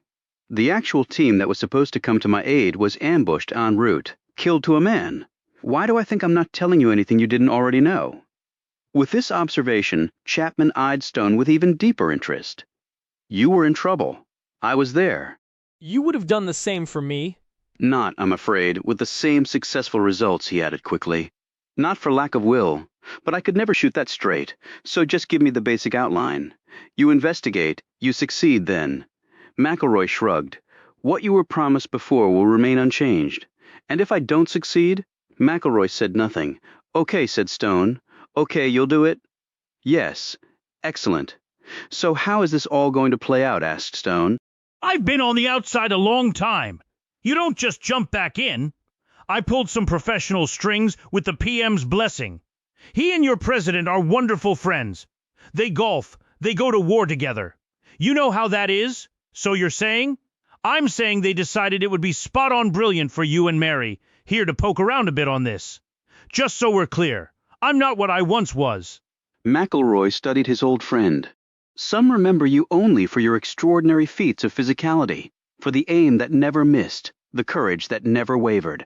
But I also remember you as one of the cagiest operatives that ever wore the stars and stripes. Many tried to get you some close to home, but no one ever succeeded. I'd say you are just what the doctor ordered. And I think it would be personally beneficial for you too, and not just for the obvious reasons. So keep my enemies closer? Friends and enemies closer, corrected McElroy. Stone looked at Chapman. How do you feel about this? She said flippantly. My boss has spoken, and I play by house rules. That's not what I asked you, he said sharply. Chapman lost her playful look. I need to find out who wanted my PM dead, and if you can help me do that, I'll go the last mile with you. Well put, McElroy said as he rose, clutching the armchair for support. I can't tell you what a pleasure it is to have seen you again. It has really done my old heart good. One thing.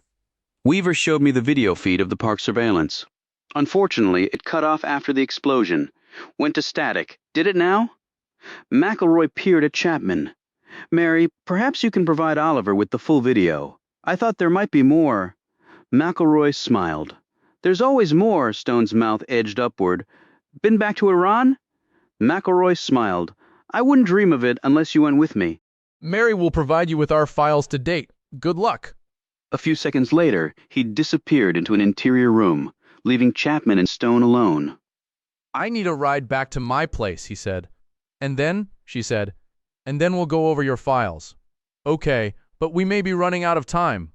Oh, there's no question about it. We are running out of time. Chapter 12. When he and Chapman returned to the caretaker's cottage, Stone put on a pot of hot water for tea while the MI6 agent took the files from her briefcase and spread them out over Stone's desk. She also loaded a DVD into her laptop. With a frown, she said, "You know, I would prefer to meet in a more secure place. These files are all classified." Stone looked up from the stove and said cheerfully, "Not to worry. I don't have any security clearances, so as soon as I look at them, they'll be immediately declassified." "Bloody hell," murmured Chapman, teacups in hand. They sat at the desk and began to go over the documents and reports. Stone's gaze flew swiftly over the papers and photos, his agile and experienced mind separating the important from the trivial. After he was finished, Chapman said, "Would you like to see the full feed?" He nodded. "I'm wondering why I was shown the edited version at Nick." "Don't ask me. It's your bloke's doing, not mine.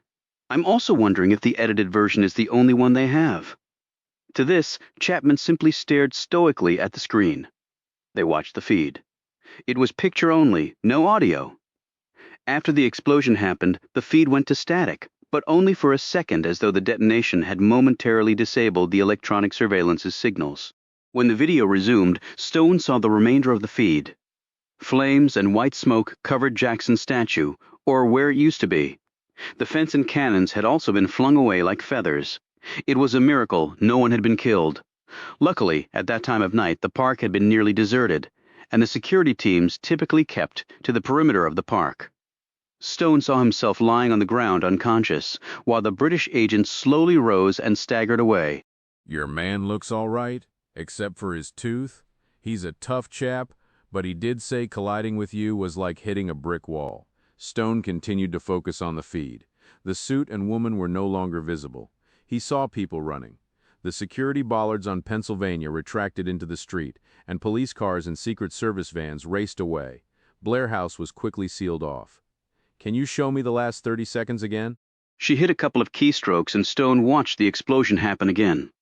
He sat back, puzzled. "What's the problem?" said Chapman as she stopped the video. "Can you slow it down even more?" "I'll try." She worked some keystrokes. "This is the best I can do, I'm afraid." They watched it again with everything in ultra-slow motion.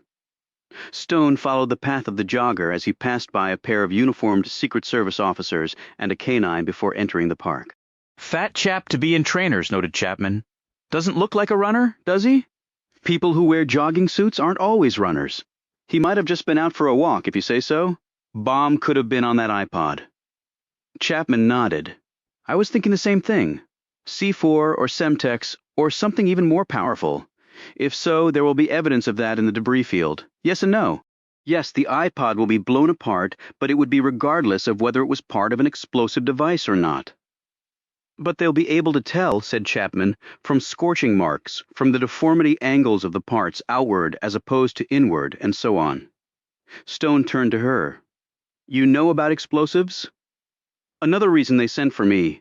I spent 3 years chasing some nasty Irishman who didn't believe the IRA had actually signed a peace treaty.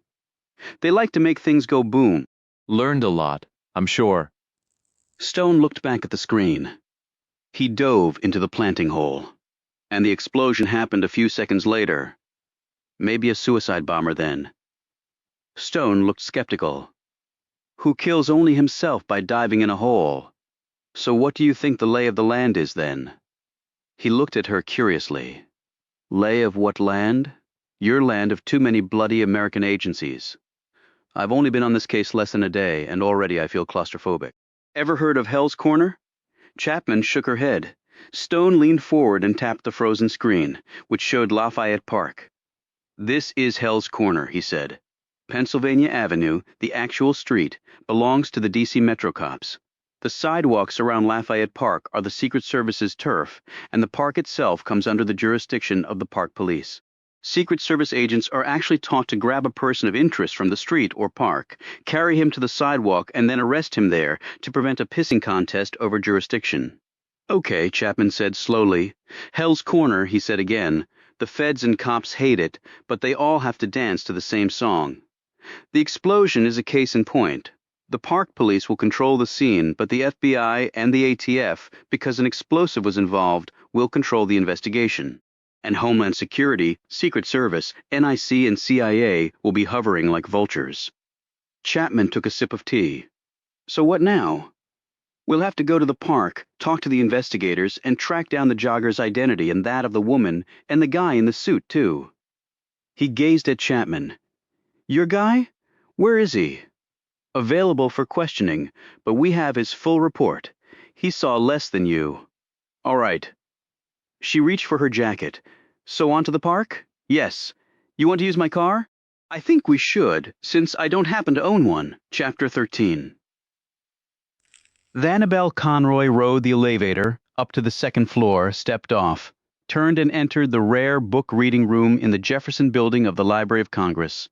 She surveyed the large room and spotted Caleb Shaw at his desk in the back. She caught his eye, and he quickly came forward. Annabelle, what are you doing here? Can you take a break? I've got Reuben and Harry Finn out front. We want to talk about what? What do you think, Oliver? Those guys took him from the hospital, and we haven't seen or heard from him since. If anyone can take care of himself, it's Oliver. But he might need our help. All right, give me a minute. As they rode down in the elevator, Caleb said, This has been quite an exciting day for me. Why's that? We just got in an F. Scott. And not just any F. Scott, the F. Scott. The F. Scott. The F. Scott what? Asked Annabelle. Caleb gazed at her in horror. F. Scott Fitzgerald. One of the greatest American writers of all time, he sputtered. My God, Annabelle. Where have you been all these years? Nowhere near a library, I guess.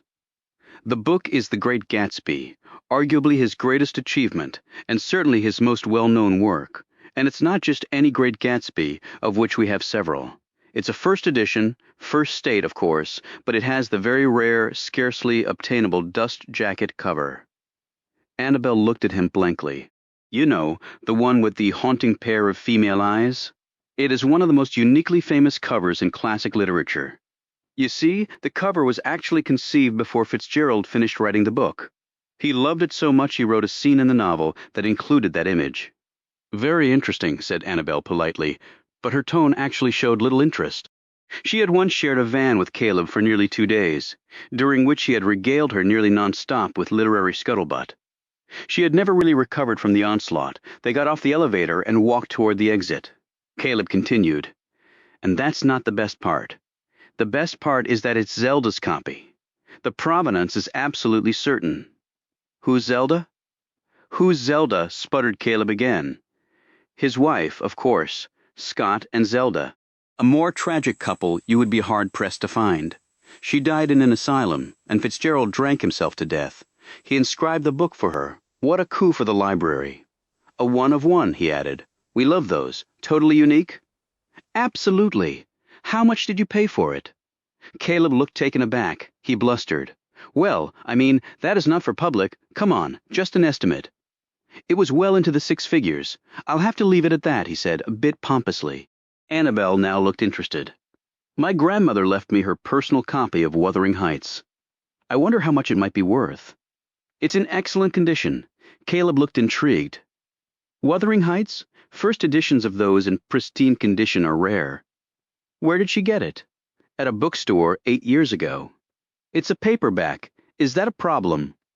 Caleb gazed stonily at her and said stiffly, Funny, outside they met up with Reuben and Harry Finn. Finn was a decades younger version of Stone, lean and lethal. Unless he needed to move fast, he never seemed to even flinch, as though storing his energy for when a crisis occurred. Reuben had changed from his loading dock uniform into his usual garb of jeans and a sweatshirt with moccasins on his feet. They sat on the broad steps leading into the library, Annabelle said. So what are we going to do? What can we do? Said Reuben. Oliver may be in trouble, she replied. Oliver is often in trouble, responded Caleb. Those men who took him from the hospital, began Annabelle. Finn cut in. Nick, Riley Weaver's boys, heard it from a buddy of mine. It was a catch and release. I doubt Oliver gave them what they wanted. Then he is in trouble, said Annabelle, and we have to help him. Why don't we wait for him to ask for that help? Said Caleb. Why? Annabelle shot back. Because every time I help him, I get in trouble here, he said, looking back at the enormous library building. I'm actually on probation. A positively horrendous situation for someone of my age and level of experience. No one's asking you to risk your job, Caleb, but I did find something out. In fact, it's why I wanted to meet with all of you today. What did you find out? Asked Reuben. That Oliver was leaving to go somewhere. How do you know that? I found a packed bag in his cottage, along with several books written in what I think is Russian. You mean you broke in his cottage and found it? Said Caleb heatedly. You have absolutely no respect for property rights, Annabelle Conroy? None. It's outrageous. It really is. She slipped a book from her pocket and showed it to the librarian. Yes, it is Russian, said Caleb as he glanced at the title. He looked more closely at the title. It's a book on Russian politics, but it's decades old. Why in the world would he be taking that with him? Maybe he was going to Russia, and he needed to bone up on his language skills, suggested Finn. One way to do that is read the language. Why would Oliver be going to Russia? Asked Reuben. Wait a minute. How would he even get there? He doesn't have a passport. He doesn't have any ID at all, not to mention money for the trip. There could only be one way he could go, said Annabelle. You mean on behalf of the U.S. government? Replied Finn. Yes. On behalf of the government? Exclaimed Caleb. He doesn't work for the government? At least not anymore. Maybe that status has changed, said Annabelle. I mean, they offered the man the Medal of Honor. Reuben mused. Oliver, going back inside. After all these years, I can't believe it. And after all they did to him, added Finn quietly. Why would he do that? Asked Caleb. If there's one thing we know about Oliver, it's that he really doesn't trust the government. Maybe he really didn't have a choice, said Finn. But it's not like he's 20 anymore, retorted Annabelle. He was almost killed last night. If he goes to Russia, he may never come back, Reuben said. He may be older, but he's also wiser. I wouldn't discount how much he has left in the tank. He almost died in that prison in Divine Reuben, she reminded him. And Milton did die, she added with brutal frankness. Reuben, who'd been very close to Milton Farb, glanced down at his hands. Maybe we're all too old for this shit anymore, Finn said. So how do you want to play this with Oliver? We all know he won't ask for our help. Not after what happened in Divine, Caleb said. That's right, he'll do nothing that puts us in any danger. Then maybe we don't wait for him to ask for our help, said Annabelle. Maybe we just become proactive. Meaning, what exactly? Asked Reuben. Not spy on him? No, but we can show a united front and tell him what we think. I'm not sure that's a great idea, Reuben said. Annabelle stood. Fine, if you guys want to wait for his death notice, great. I'm not. She turned and walked off. Annabelle, Reuben called after her. She never turned around. She's very stubborn, grumbled Caleb, like most women. It's probably why I never got married. Reuben glowered at him. Oh, I think there were a few other reasons for that, Caleb. Chapter 14. Traffic in D.C. Was much worse than normal, and all because someone had detonated a bomb across from the White House. At least that's probably what some frustrated commuters were thinking. For blocks in all directions, the street barriers had been thrown up, making the nation's capital resemble a hodgepodge of corrals. Metro police cars and black Secret Service SUVs were dovetailed in front and behind these barriers to further discourage anyone from approaching. Stone and Chapman, despite her credentials, were forced to abandon her car and walk. Phone calls were made at every checkpoint as the MI6 agent's documents were scrutinized and her incremental passage authorized by off-site higher-ups. Stone could understand that none of the street cops or agents were willing to fall on the sword because they'd passed them through in error. This was why supervisors cashed the larger paychecks and had the slightly bigger offices. Their asses would be fried if someone further up the food chain decided to throw his weight around. They finally cleared the last hurdle and approached Ground Zero, Lafayette Park. To Stone, who knew it perhaps better than anyone else, it was nearly unrecognizable. The center of the park was a blackened mass, trees and plants destroyed, the grass burned, the dirt piled up in mounds. The Jackson statue lay in ruins. A cannon wheel had nearly reached the sidewalk on the Pennsylvania Avenue side. A section of fence was embedded in a tree a good 70 feet away. The ATF had set up its mobile command post in the middle of Pennsylvania Avenue. The FBI's counterpart unit was set up in Jackson Place to the west of the park. Dogs and armed security were everywhere. All the businesses and government offices located on Jackson Place and across the park on Madison Place had been shut down. While the park looked like a cops' convention, the people in uniform were still outnumbered by the swarm of suits. Stone and Chapman passed by a large alcohol, tobacco and firearms National Response Team, or NRT truck. Stone knew that there were only 3 NRT vehicles in existence. The NRT members constituted the best bomb experts in the country and could go into any scenario and within a couple days tell what had gone boom and how. Stone caught sight of some techs in hazmat suits parsing through the explosion site. He also eyed people in hermetic gear who looked like surgeons preparing for the OR. They were scrounging the area, looking for trace evidence. Small colored tents were scattered everywhere. He assumed each one marked a bit of evidence that had been found. The men in some of the suits clearly represented the FBI. This was not a guess, since they were also wearing their FBI windbreakers. Other jacket and ties beyond that inner circle were members of the Secret Service, this given away by their earbuds and dour expressions as these outsiders trod their turf. Stone and Chapman walked toward the group of FBI agents. However, before they reached the circle of investigators, a tall man intercepted them. Mr. Stone? Stone eyed him. Yes? I need you to come with me, sir. Where? The man pointed directly across the street. The White House? Why? I believe you know Special Agent Alex Ford. He's waiting there for you. Stone gazed at Chapman. She's with me. The man looked at her. Agent Chapman? She nodded. ID, please. She produced it. Let's go. They were escorted through the front gates, although Chapman had to surrender her gun. I want it back, she said to the confiscating officer. In the exact same condition. I'm very partial to that weapon. Yes, ma'am, responded the man politely. They passed by a backhoe and a crew of men in green and khaki uniforms who were removing the stump of a tree inside the White House grounds. One of the men winked at Chapman. She scowled in response. As they entered the building and were led down the hall, Chapman whispered, "So this is the White House, eh? Never been here?" Stone asked. "No, you?" Stone didn't answer. At that moment, Alex Ford stepped from a doorway and joined them. He nodded to the agent escort. "Chuck, I've got it, thanks." Okay, Alex. Chuck broke off and headed back the way they had come. Stone made introductions and then said, "Why are we here?" I understand you met with Sir James McElroy earlier, said Alex. Sir? He didn't tell me he'd been knighted. Didn't really want it, remarked Chapman. But you don't turn down the Queen, now do you? Stone said. Yes, I met with him. Just so you know, the decision for you to come back inside has not been very popular with certain other agencies. Including yours? And including some other folks here. Who are we meeting with? Chief of Staff and the VP. I'm impressed. I think the VP is there to give it a bit more gravitas. Have they been fully briefed? Don't know. Above my pay grade. They arrived at a door. Alex knocked. Enter, a voice said. Ready? Said Alex, and Stone nodded. Chapman adjusted her cuffs and whipped back a stray bit of hair. She muttered, "What the hell have I got myself into?"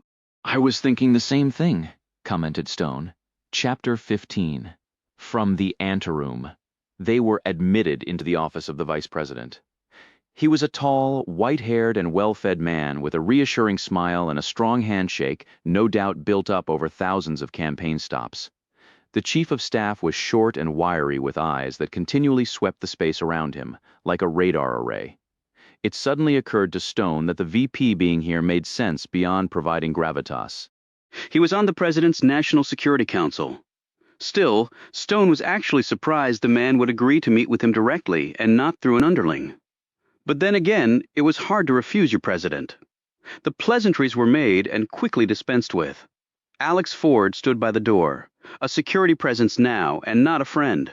The VP said, "The president asked that we meet with you." He nodded in Chapman's direction. "With you both. We obviously want to get to the bottom of this delicate matter as quickly as possible." In his mind, Stone translated this into plain English. What the VP had actually just communicated was, "This is not my idea, and though I'm being somewhat loyal to my president, I won't take the blame if it blows up. That's why the Chief of Staff is here. My boss might go down, but not me." Stone wondered if either man had been made aware of the original plan to ship Stone off to Mexico to help deal with the Russian cartel nightmare. American vice presidents often had been kept in the dark by the chief executive. Chiefs of staff typically knew everything the president did. The VP inclined his head at the Chief of Staff, who held out a black leather card case to Stone. "Your credentials," said the man. Stone slowly took the offered item, opened it, and gazed at his face, which was staring back at him from the depths of the official photo that was part of his new commission. He wondered when they had taken his picture. Perhaps when he was sitting in the room at the Nick, which meant that Riley Weaver knew all about this. He had to smile when he saw his typed name. Oliver Stone, next to the photo, was his ID card.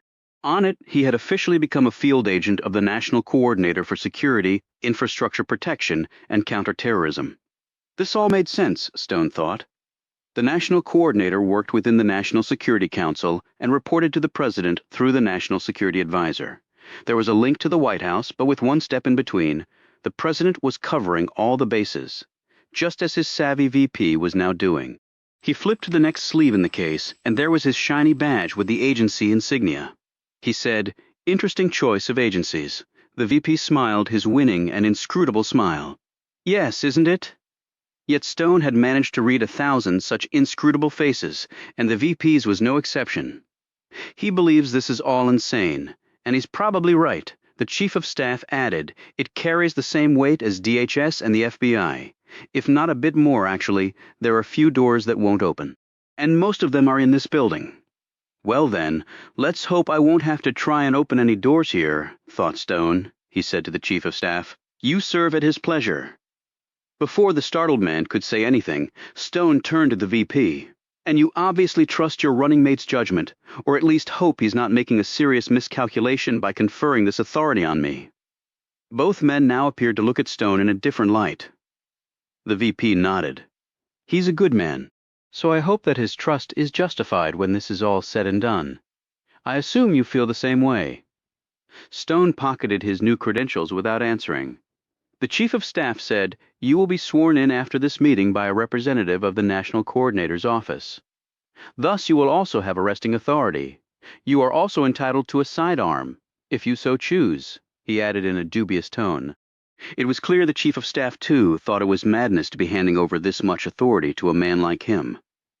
Stone briefly wondered how long the Chief of Staff had argued with the President over this decision before the latter had won out. Stone glanced at Chapman. "My friend from MI6 here has a very nice Walther PPK. I think that will do for now." "All right." The VP rose, signaling an end to the meeting. Stone knew that his working hours were measured in 15-minute increments, and he had added incentive to have this particular encounter overweight much longer, and the smell of all this might permanently attach to you, sir. They all shook hands. The VP said, "Good luck, Agent Stone." As they followed Alex back down the hall, Chapman said wryly, "Hell, if I knew it was this easy to become an American agent, I would have come over here a long time ago." "It did go a bit too smoothly," said Stone as he eyed Alex. "The Secret Service agent said things have changed in the last 15 years.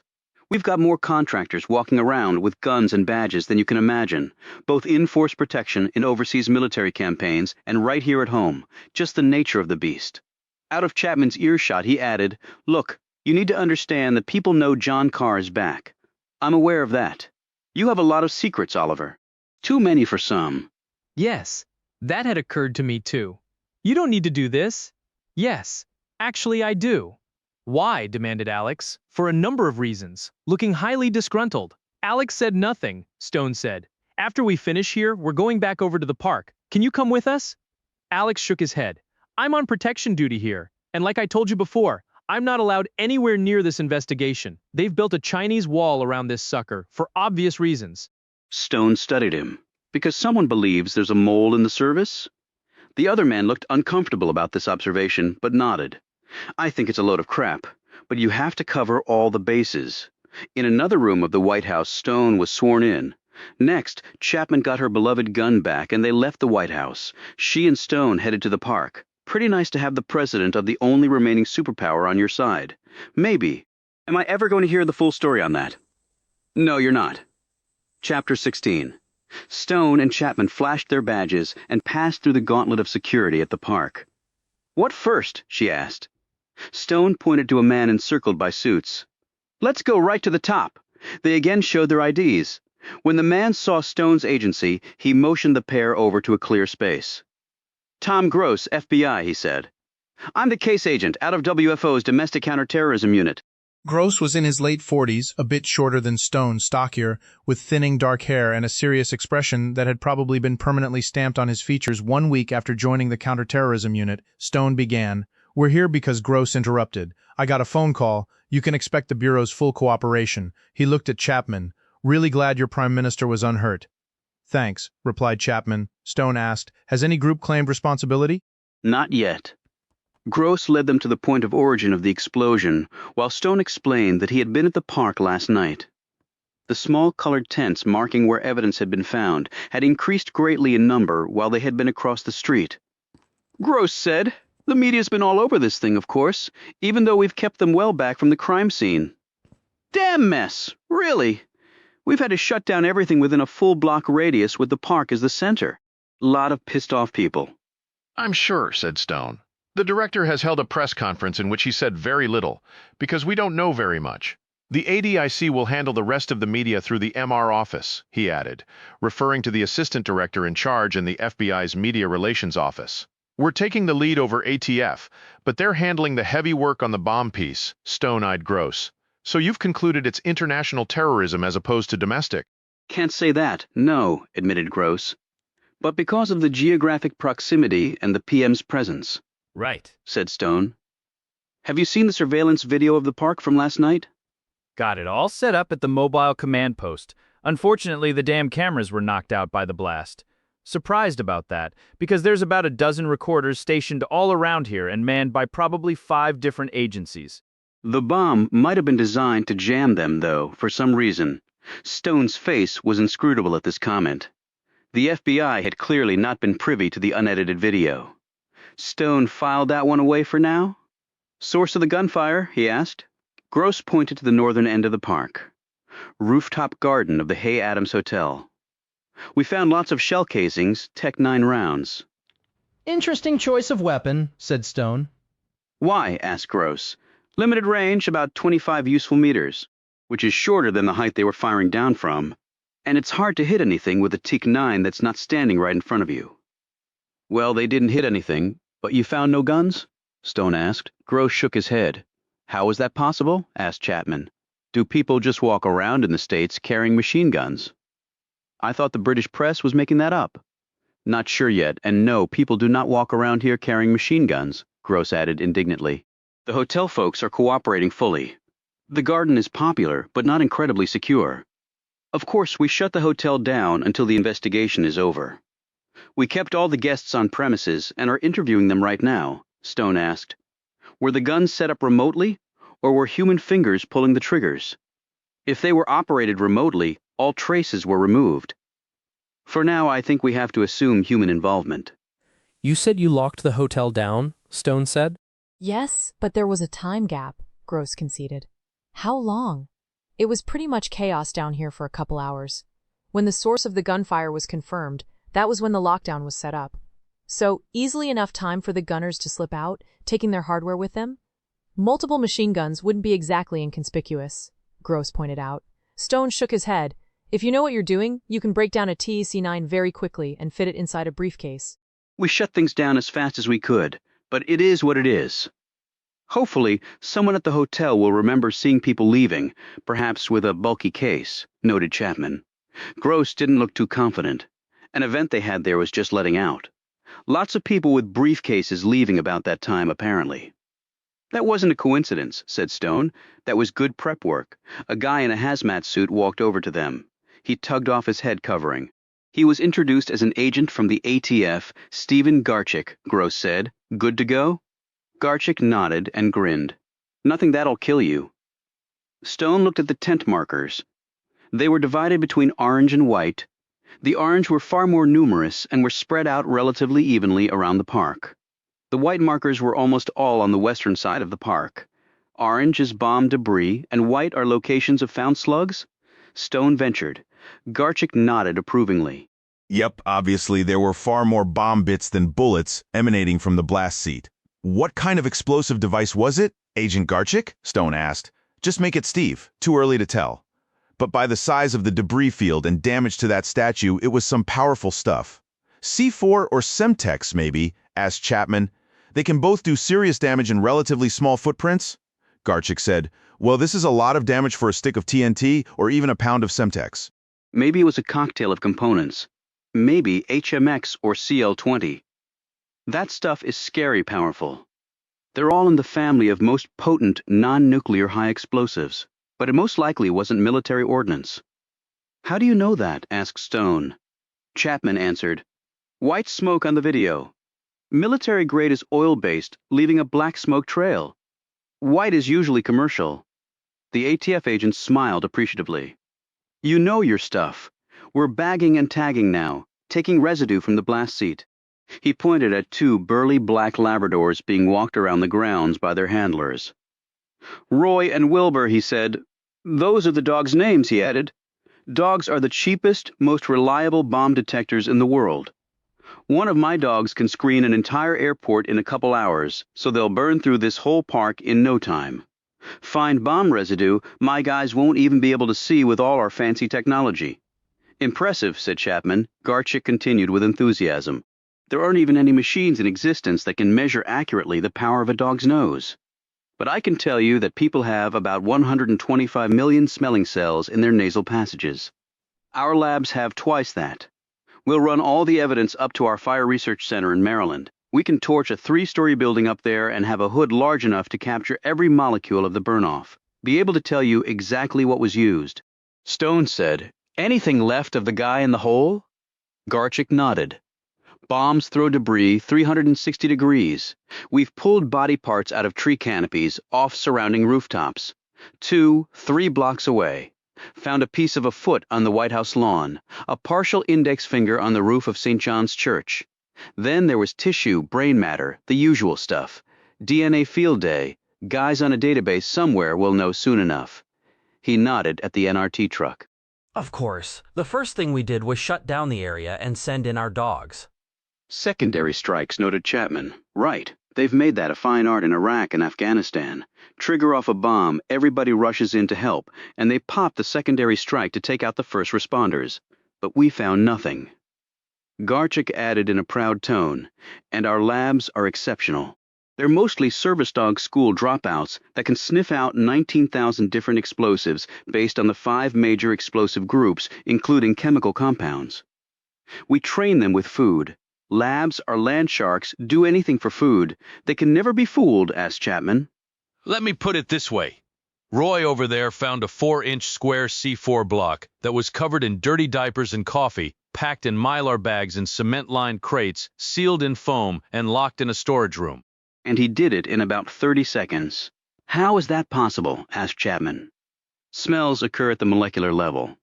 You can't seal them up, no matter how hard you try. Plastics, metals, pretty much any container or cover-up method can't trap molecules because those materials are still permeable. They can hold solids and liquids and even gases, but smell molecules are something altogether different. They can pass right through those substances. If the detection method is sensitive enough, it really doesn't matter what the bad guys do. Trained bomb detection canines have an olfactory capacity that is humanly impossible to fool, and believe me, lots of people have tried. How do you think this bomb was detonated? Asked Gross. The ATF agent shrugged. Basic rule of 3, to make a bomb, you have to have a switch, power source, and the explosive. Bombs are just basically something that can violently expand at extremely fast speeds while trapped in a confined space. You can detonate a bomb any number of ways, but the basic 2 are via a timer and by what we call command detonation. Chapman said, meaning the person doing the detonation is present, either the bomber or someone else. And the someone else is usually to safeguard against the bomber getting cold feet. Probably half the suicide bombings in Iraq are detonated by third parties for that very reason. I take it. You've been there, said Gross. Garchik nodded. 4 times. And to be frank, I hope I don't have to go back. So where was the bomb? Asked Stone. On the blown-up jogger? Nope, don't think that's possible, said Garchik. Why? Asked Stone. He went to the dogs. What? Said Gross. I'll show you. Come on, Chapter 17. Garchik led them to the ATF's command unit. Inside, he fired up an array of electronic equipment. Moments later, they were watching some of the video feed from the night before. When a particular scene came up, he froze it and pointed his finger at the screen. There. Like I said, he went to the dogs. Or dog, in this case. The image was of the man in the jogging suit. He was entering the park from the north. He was frozen right next to two uniformed officers, one of whom had a dog. The jogger was perhaps a foot from the canine. Chapman said, "Is that a bomb detection canine?" "Yes, it is. Secret Services now. I don't think their dogs are better than ours, but I can tell you any person carrying an explosive walking that close to a bomb detection canine trained in this country is going to get busted. I don't care how he tried to hide it. That dog would be going nuts or else doing a passive alert, meaning he'll sit right down on his butt. This dog was doing neither." "And you'd think if he was carrying a bomb on his person, he wouldn't have walked right next to the dog in the first place," said Stone. "He couldn't assume it wasn't a bomb sniffer," Gross added, "which means this wasn't a suicide bomber. The guy jumped into the hole to avoid the gunfire. Looks like the bomb was in that hole." "Well, that's progress anyway," said Stone, ruling out the jogger. "Was it a pressure switch?" suggested Chapman. "Jogger hit it and boom." That's possible, conceded Garchik, though he didn't look convinced. "Accidental detonation, you mean?" Maybe. "Did you find any evidence of another type detonation switch? There's a million pieces of stuff lying around here, and we're still looking. But to complicate matters a bit, Lafayette Park is home to a lot of static electricity." And static electricity can set off a bomb, said Chapman. "That's right. But if you go to all the trouble to get a bomb into Lafayette Park, why would you build the bomb in such a way that it might trigger off accidentally?" asked Gross. Garchik said, "Might be as simple as the folks who managed to get the bomb in here were better than the guy building the bomb. That's not as implausible as you might think. Or it could have been on a frequency switch and something interfered with it." "The jogger was wearing an iPod," Gross pointed out. "That could have interfered." That's possible, yes. But are we really sure the tree hole was the source of the bomb? Asked Chapman. We're sort of jumping to conclusions here that it was. We haven't finished our analysis, but it's a safe bet that was the bomb seat, said Garchik. Stone said, "Then are we sure that the bomb going off was an accident?" They all looked at him curiously. Gross said, "It had to be." "Otherwise, why would they set off a bomb that had no chance of killing the Prime Minister?" "Unless it was set on a timer," said Chapman. "The PM was supposed to be in the park last night. If it was set on a timer, there's no way to take that back. And it was a coincidence that the man jumped in the hole and it went off when it did," added Garchik. "That works." "No, it doesn't work," countered Stone. "You're forgetting the gunfire. Why have both the gunfire and the bomb? And if the gunfire wasn't done remotely, then the shooters would have known the Prime Minister wasn't in the park." "That's not necessarily true," said Chapman. "I'll show you." She led them back outside, where she pointed to the trees in front of the Hay Adams Hotel. "If they were on the rooftop garden back there, then the trees would have hidden the park from their view. They hear the sirens and the motorcade coming. They wait for it to pull in, the Prime Minister to get out and walk to the park. Then they start shooting." Stone did not look convinced. "So you're saying this elaborate plan was put together, and the gunners were firing blind?" He shook his head. "If I were going to do this, at the very least I'd have one spotter with a clear view of the PM's movements stationed somewhere near the park with a secure line of communication. I'm not shooting blindly through tree canopies. And if the PM doesn't come to the park, I call off the mission.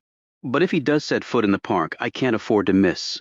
"And they did miss everyone," Gross pointed out. The ATF agent nodded. "It's a puzzler, all right." Stone turned to him. "So if you were going to pull off this bombing, how would you detonate, Steve? Pressure switches can be problematic, particularly under these conditions. I mean, you've got a tree in a hole and a bomb somewhere near it. Maybe in the root ball, maybe under the tree. That's a lot of weight. And people moving stuff around, digging. Chances are that pressure switch gets tripped accidentally. And once you cover the bomb up with dirt, what's going to trigger it? Something has to cause the switch to engage. It's called a pressure switch for a good reason. No, if I were going to do it, I'd use a command control device, meaning remote detonation. Now, if they did that, they might have used a cell phone, which would make our job a lot easier. Cell phones have a SIM card, and all the components are serialized, so we can reconstruct the phone and maybe track down where and who purchased it.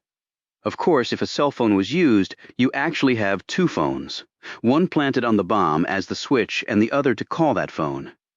We did find some bits of wire, corner of a transistor, plastic shell casing, leather. Leather, Stone exclaimed. "Yeah, tiny patches of it, about a dozen pieces. Had some black markings on them, so the probability lies with it being part of the explosive. Still trying to determine what it is. But we will. And then we have to definitively determine if it was tied to the explosion." Not all the junk we find out here will be. Could have come off the jogger's trainers, suggested Chapman. His shoes were made of leather, right? Yes, but the color's off. I saw the video feed and the guy's shoes were blue. The black marks could be scorching from the bomb, Chapman pointed out. No, the rest of the leather was brown. Probably has nothing to do with anything. So right now, Gross said, you still can't tell us how the detonation was done? That's right. Why are you thinking the bomb was in the tree hole in the first place? Gross said. Apart from the location of the damage? Garchik said. Follow me. He led them to the site of the detonation and pointed into the hole. Unless I'm reading this wrong, this is ground zero. Blew that tree right out of here, and it wasn't light. They all stared down at the hole, which had become even wider and deeper because of the explosion. Okay, so what are we looking for? Asked Gross. Well, there was already a crater here, the excavation for the tree. Okay, said Gross. So? Garchik made a fist and swung it downward. When you smack the water with your fist, a certain amount of water shoots up on both sides of the hand. Simple concept of volume displacement.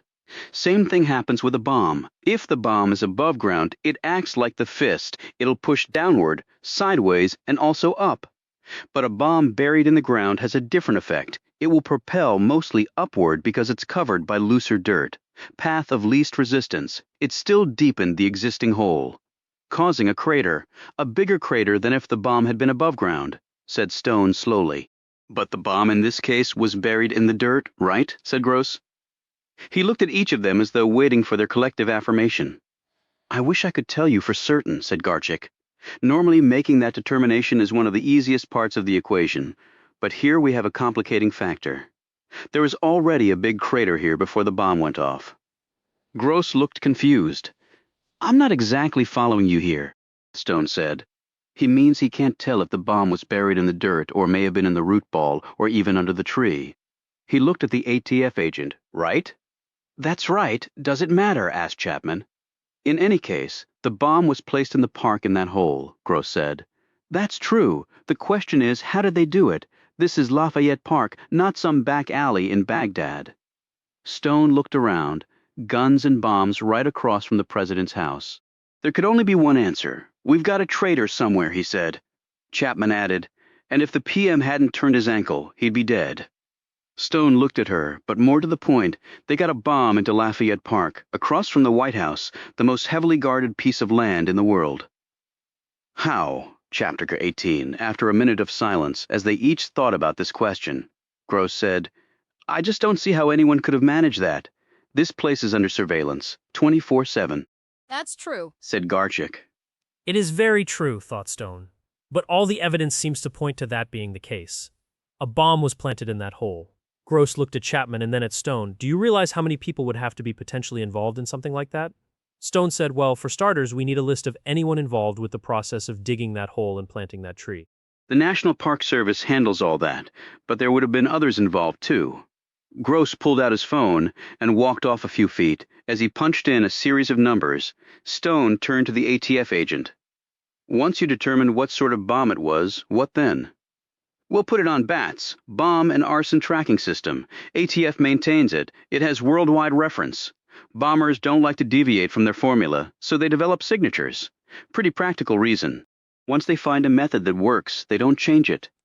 Because they might blow themselves up with a new method, said Chapman with a knowing look. You got it! Bombers typically like to test out their stuff beforehand, and that's another way we catch them. Blowing stuff up in the woods and somebody reports them. They never think to realize that they can check all their connections and switches without detonating because the bomb materials themselves will go off. The only weak points are the connections and the power source. Maybe these guys like to blow stuff up for the hell of it. Like to see the boom, observed Chapman. I do think that's part of it, replied Garchik. So anyway, we'll run it through BATS to see if the same signature appears on there. Then maybe we'll know who our bomber is. I know a lot of signatures from memory, but nothing about this one is striking me as familiar. Anything else? Asked Stone. Not right now. Okay, thanks. And let Agent Gross know as soon as you have anything. After Garchik walked off, Gross rejoined them, slipping his phone back in his pocket. All right, I just set off a shitstorm back at WFO. Stone eyed the blast seat, getting back to basics. Who was the target? Gross glanced at Chapman and said, Pretty clear, British PM. He wasn't in the park, replied Stone, but he was scheduled to be at just about the time the bomb went off. It was probably on a timer, despite what Garchik said. It got accidentally triggered, probably when that guy jumped in the hole. Stone shook his head. A mission like this requires precision. By detonating, even accidentally, they give away their whole plan. They won't get a second shot. They put everyone on alert for no reason at all. And your theory doesn't explain the gunfire. It doesn't make much sense when you explain it like that, admitted Gross. Stone looked at Chapman. You keep saying he was scheduled to walk across the park? Who told you that? Got it from the PM's office. Stone looked toward the northern edge of the park and tried to recreate in his mind exactly what he'd seen the previous night. But for some reason the most vivid details just wouldn't come. Maybe it was his concussion, or maybe he admitted to himself, I'm just getting old. They joined Gross in examining the rooftop garden at the Hay Adams Hotel. The trees did block the line of sight into the park. They were firing blind, said Gross, because if they had a spotter in the park, they would have known the PM wasn't there. There were markers on the floor showing where all the casings had been found. Gross said Tech 9s, like I said before, over 200 rounds. So it was probably multiple guns. Agreed, said Stone as he gazed at the floor. And no one below or in the hotel heard or saw anything. I think lots of people heard and saw lots of things. But whether they can remember it correctly and communicate that to us effectively is a whole other question. You'll obviously match the casings to the slugs found in the park, said Stone. Already done, replied Gross. Not that there was much doubt about that. Good, because there's plenty of doubt about everything else, noted Stone. Chapter 19. Later that night, Stone and Chapman drove back to Stone's cottage. When he opened the door, he glanced to his right when he saw her. Annabelle was sitting in a chair by the fireplace. He ushered Chapman in as Annabelle rose to greet him. After introducing Chapman to Annabelle, Stone was about to say something when Annabelle held out the book written in Russian. I guess you'll be wanting this back. Are you still planning to go on your trip? Stone frowned as he looked down at the book. There are personal boundaries, Annabelle, and I've always respected yours. You're not going to make me feel guilty about this, Oliver, so don't even try. I haven't known you all that long, and I think we've nearly lost you about 5 times at least by my count. Chapman gazed at Stone in surprise. I didn't think you were working anymore, Annabelle answered. He wasn't. So just think what his mortality rate will be now. Stone laid the book down on his desk. I think I'm clearly old enough to make that decision for myself. And to answer your question, my trip has been postponed. What trip? Asked Chapman. Stone ignored her. Annabelle said, But you're back working for the government. Like I said, I'm old enough to make that decision. Why, Oliver? Why would you? After all they did to you. Yeah, why? I think we deserve an answer, said a voice. They all turned to see Reuben Rhodes, Harry Finn, and Caleb Shaw at the door to the cottage. It was Reuben who'd spoken. I feel like I'm at bloody Waterloo Station, muttered Chapman as the men came forward. Stone looked down. It's not easily explained. At least tell me you're not working this damn park explosion case, said Annabelle. That's exactly what he's doing. This came from Alex Ford as he walked into the cottage. Blimey, said Chapman. I think you need to change the locks on your door. Alex stood near the fireplace. Should I tell them, or are you going to? Tell us what, said Annabelle. That Oliver was presented with a commission and badge today. He is now a duly sworn-in member of the federal government working with Agent Chapman here from MI6. They've been tasked to find out who tried to blow up the British PM. Stone looked coldly at his friend. Thank you for maintaining confidences, Alex, Reuben said. Since when the hell are there confidences among us? How many times have I covered your back, Oliver, risked life and limb? And you the same for me? The same for all of us, added Annabelle. This is different, replied Stone. Why? Because you've got a badge now, growled Reuben. Annabelle added, You've joined up with the same folks who hurt you so badly. Don't you see why we're all stunned? Especially after what happened in Devine. They were just going to let you rot in that prison. And I would have except for all of you, I know that, Stone said quietly. So why? Annabelle asked again. As I said, it's hard to explain. Actually, it may be impossible to explain. We're all waiting for you to try. Something seemed to stiffen in Stone's features. You're assuming that I owe you an explanation. I don't. Annabelle looked like Stone had slapped her. Even loyal Reuben seemed stunned, and Caleb gaped. Well, I guess that's all the explanation I need, said Annabelle. She turned and walked out. Reuben glanced at his old friend. She didn't deserve that, Oliver. None of us do. This is just the way it has to be. I'm sorry, Reuben. Fine. I'll be sure and come to your funeral. Reuben also left. Caleb started to follow behind, paused, and looked back at Oliver. This is the only time I've been relieved that Milton isn't alive. To hear this, Harry Finn said, I hope you know what you're doing.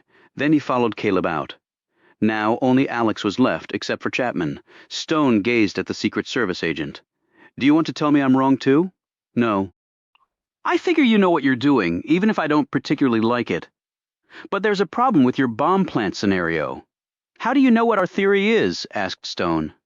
I didn't think you were involved in the investigation. Technically, I'm not, but you still hear things. So what's wrong with our theory? Chapman asked. The Secret Service K-9 unit did a sweep of the park earlier. When exactly? Asked Stone sharply. I'm not sure of the precise time, but you probably noticed a K-9 unit at the north end of the park? We did on the video, said Stone. They don't bring the dogs out for their health? Would they typically cover the entire park? Asked Stone. Yes, with a dog it doesn't take that long. So the dog would have detected a bomb, said Chapman. That's sort of the point, answered Alex. Well, it's also sort of the point that a bloody bomb did go off in the park, she shot back. I'm just telling you what I know. I guess I'll be going now, Alex. This is not how I wanted things to go down, said Stone. Yeah, but they did, didn't they? I hope you make it, Oliver. I really do. A moment later, he was gone. A few seconds later, they heard his car start. Nice group of mates you have. Seems like they really care about you. And I care about them. Who are they really? Not important. Who was this Milton bloke the little fellow mentioned? A friend. But he's dead. How? Accident. No, large caliber rifle round. Chapman was about to say something when Stone's cell phone buzzed. It was FBI agent Gross. Stone listened and then clicked off. The woman from the park last night has turned up. You mean they caught her? Asked Chapman. No, she walked into the FBI all on her own. Chapter 20. Marissa Friedman. The woman said as Stone and Chapman took seats opposite her and Tom Gross in an interior office at the FBI's Washington field office, which all agents referred to as the WFO. Stone took a few moments to study her. In good light and with only a few feet separating them, he decided she was closer to 30 than 40.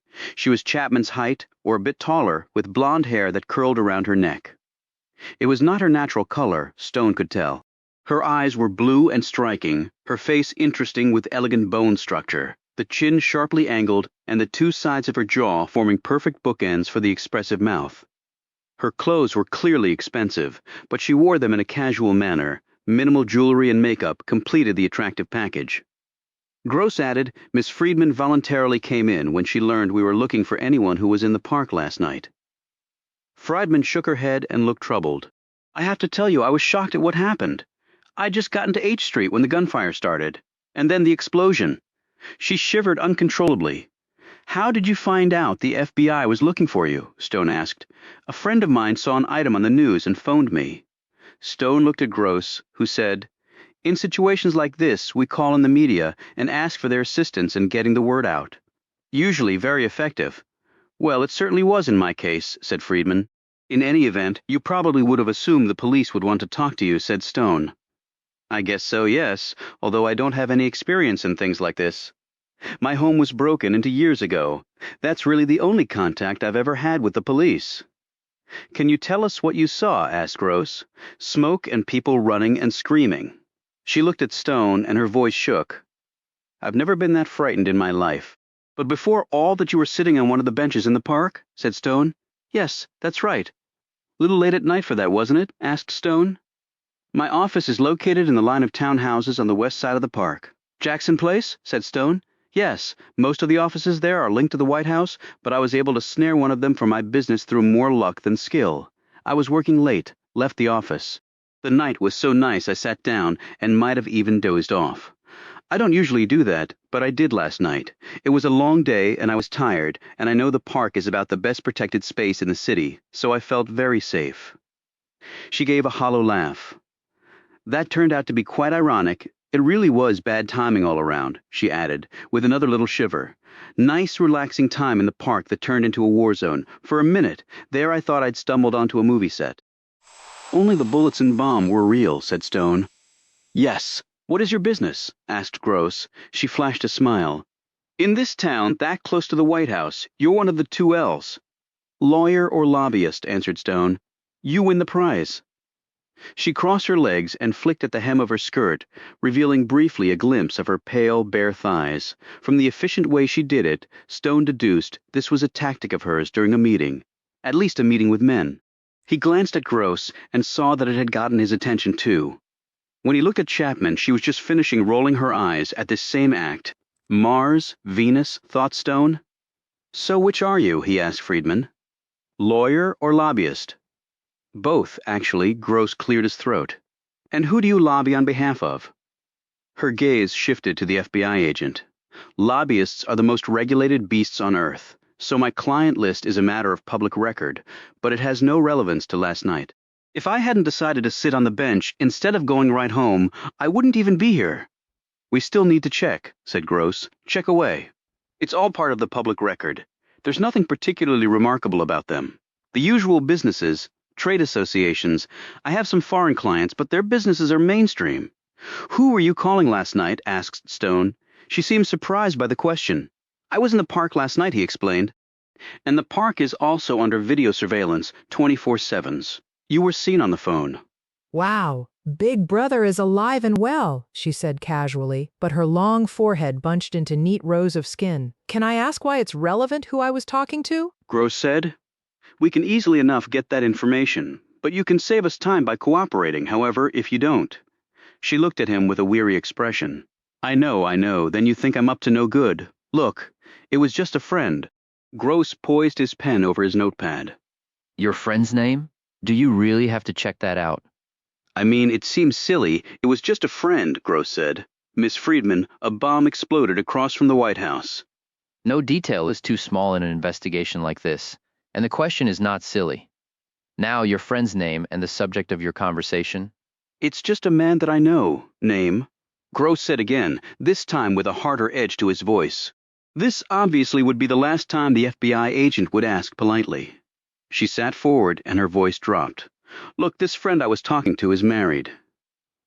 Okay, said Stone, and so, prompted Chapman with a malicious look. And not to me, obviously, and maybe we're more than just friends. She did the leg cross, skirt flick again.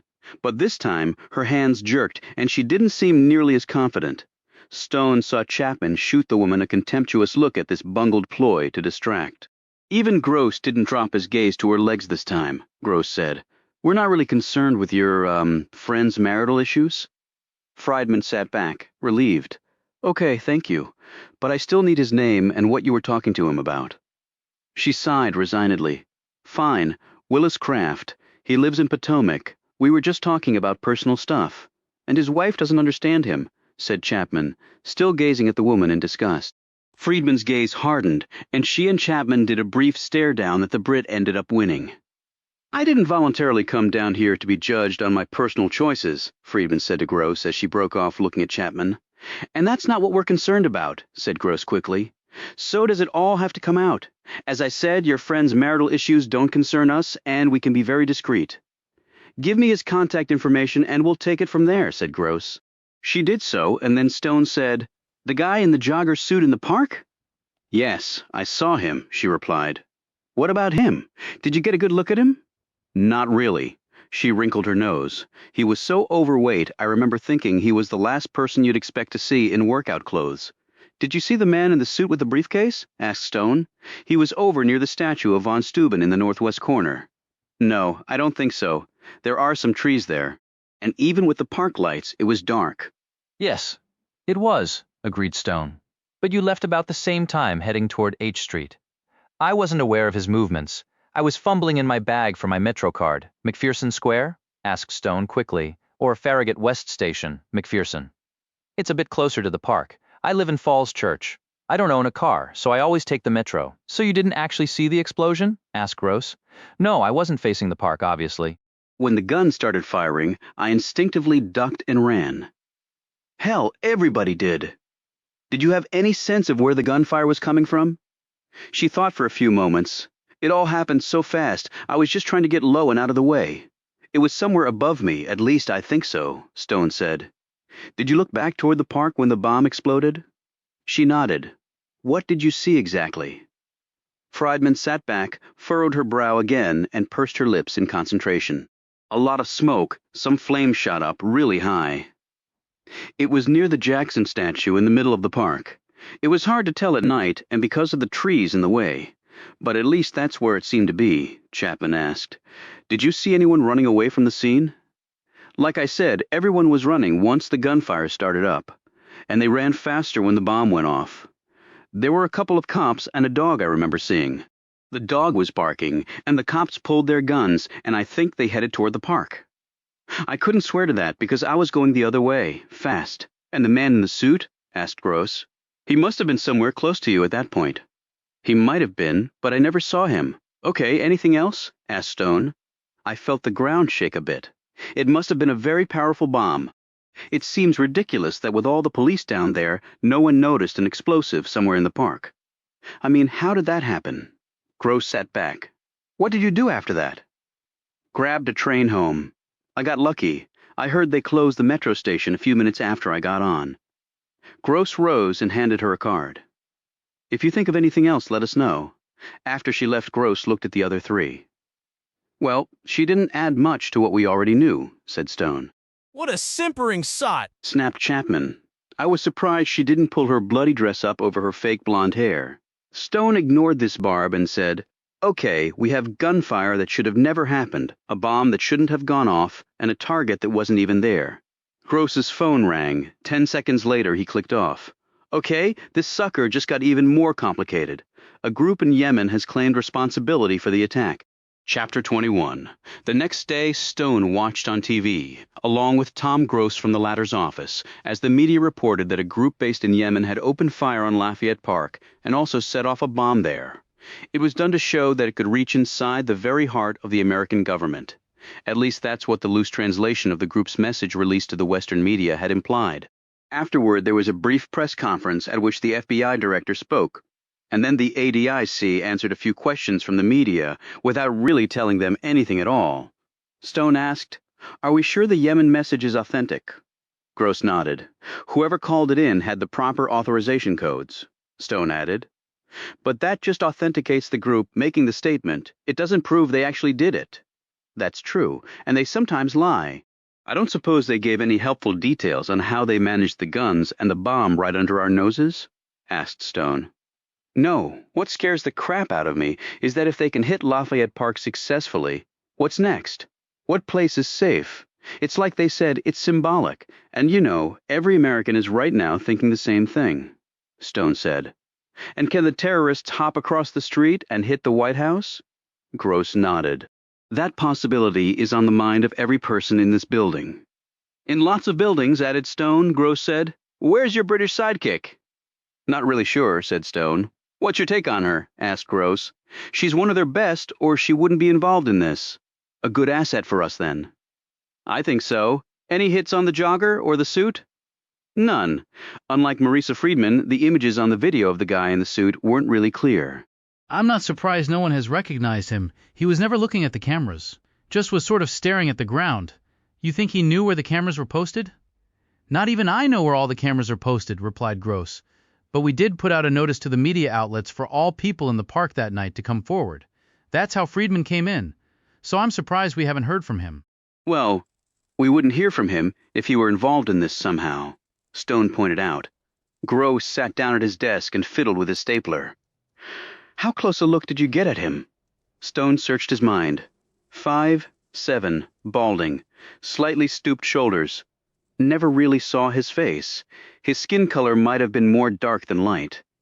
Whether that was race, ethnicity, or a tan, I couldn't tell. Obviously, no turban, kufi, or Palestinian keffiyeh. You would have clearly seen that on the video. Your description tallies with what we have of him on the feed? Heard from Agent Garchik? Stone asked. I've been harassing the guy every half hour. He did say he was going to go back out to the park today for some follow-up searching. When exactly was he going back out? Stone asked. He said this afternoon. Stone rose. Gross gazed up at him. Going somewhere? Running down a few things? And you'll share whatever you find? I play fair. I looked you up on the official database, but didn't find anything. I would be surprised if you had. Why? Because officially I don't exist. Chapter 22, 30 minutes later. Stone was back at Lafayette Park. The area was still shut down, and security was the tightest he had ever seen. Tighter even than after 9/11s. Someone had penetrated the very heart of the national leadership, and in the stunned countenances of the security forces, Stone could sense anger, embarrassment, and fear. He had just reached ground zero when Chapman joined him. She was dressed in black slacks and a matching short jacket that was cut a bit large to accommodate her shoulder holster. Stone said, "All female agents I've ever met use a belt holster. Is that right?" "Well, I find I get a quicker pull from the shoulder. And that means I don't have to stuff my damn gun in my pantyhose when I'm using the loo, and I have an extra layer of material sewn into my blouses at that spot." "Why?" She gave him a fierce look. "Because I have breasts, Stone, in case you hadn't noticed.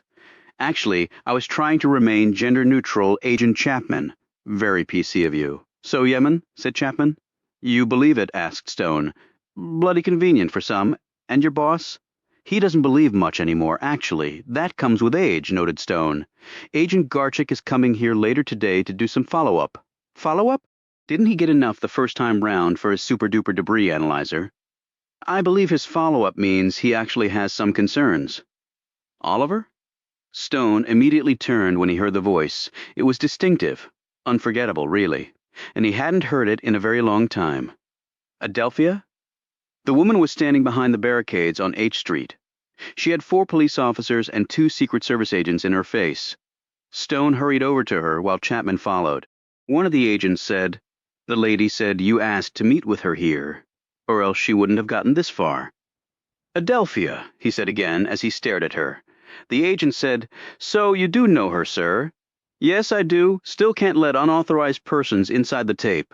The scene hasn't been released yet." "Right," said Stone. "I'll step out and escort her from here." He passed through an opening in the barricades, took Adelphia's arm and led her in the direction of St. John's Church. There was a bench near the entrance. Stone knew this bench had been used years ago to teach rookie CIA agents how to conduct signaling assignments for dead drops of clandestine information. Now it was just a place to rest. They sat while Chapman hovered nearby but out of earshot, in deference to Adelphia's hurried request to talk to Stone alone. Oliver Stone and Adelphia shared a common history. She had been a protester at Lafayette Park even before him. They had become friends. She had helped Stone during some critical times in his life. And then one day she had not come back to her small tent near the edge of the park. After a few days, he went to her tiny apartment above a dry cleaning business in Chinatown to check on her. The place was empty. No one could tell him where she had gone. He had not seen her again until right now. She looked older, her hair full of gray. Her face, wrinkled when he had last seen her, was even more drawn and withered. The pouches of skin under her eyes had inflated. He remembered her as pugnacious and difficult, and secretive, but he had learned enough of her background to suspect that she had led an extraordinary life before settling in Lafayette Park. "Adelphia, where have you been all this time? You just disappeared." "I had to, Oliver. It was time."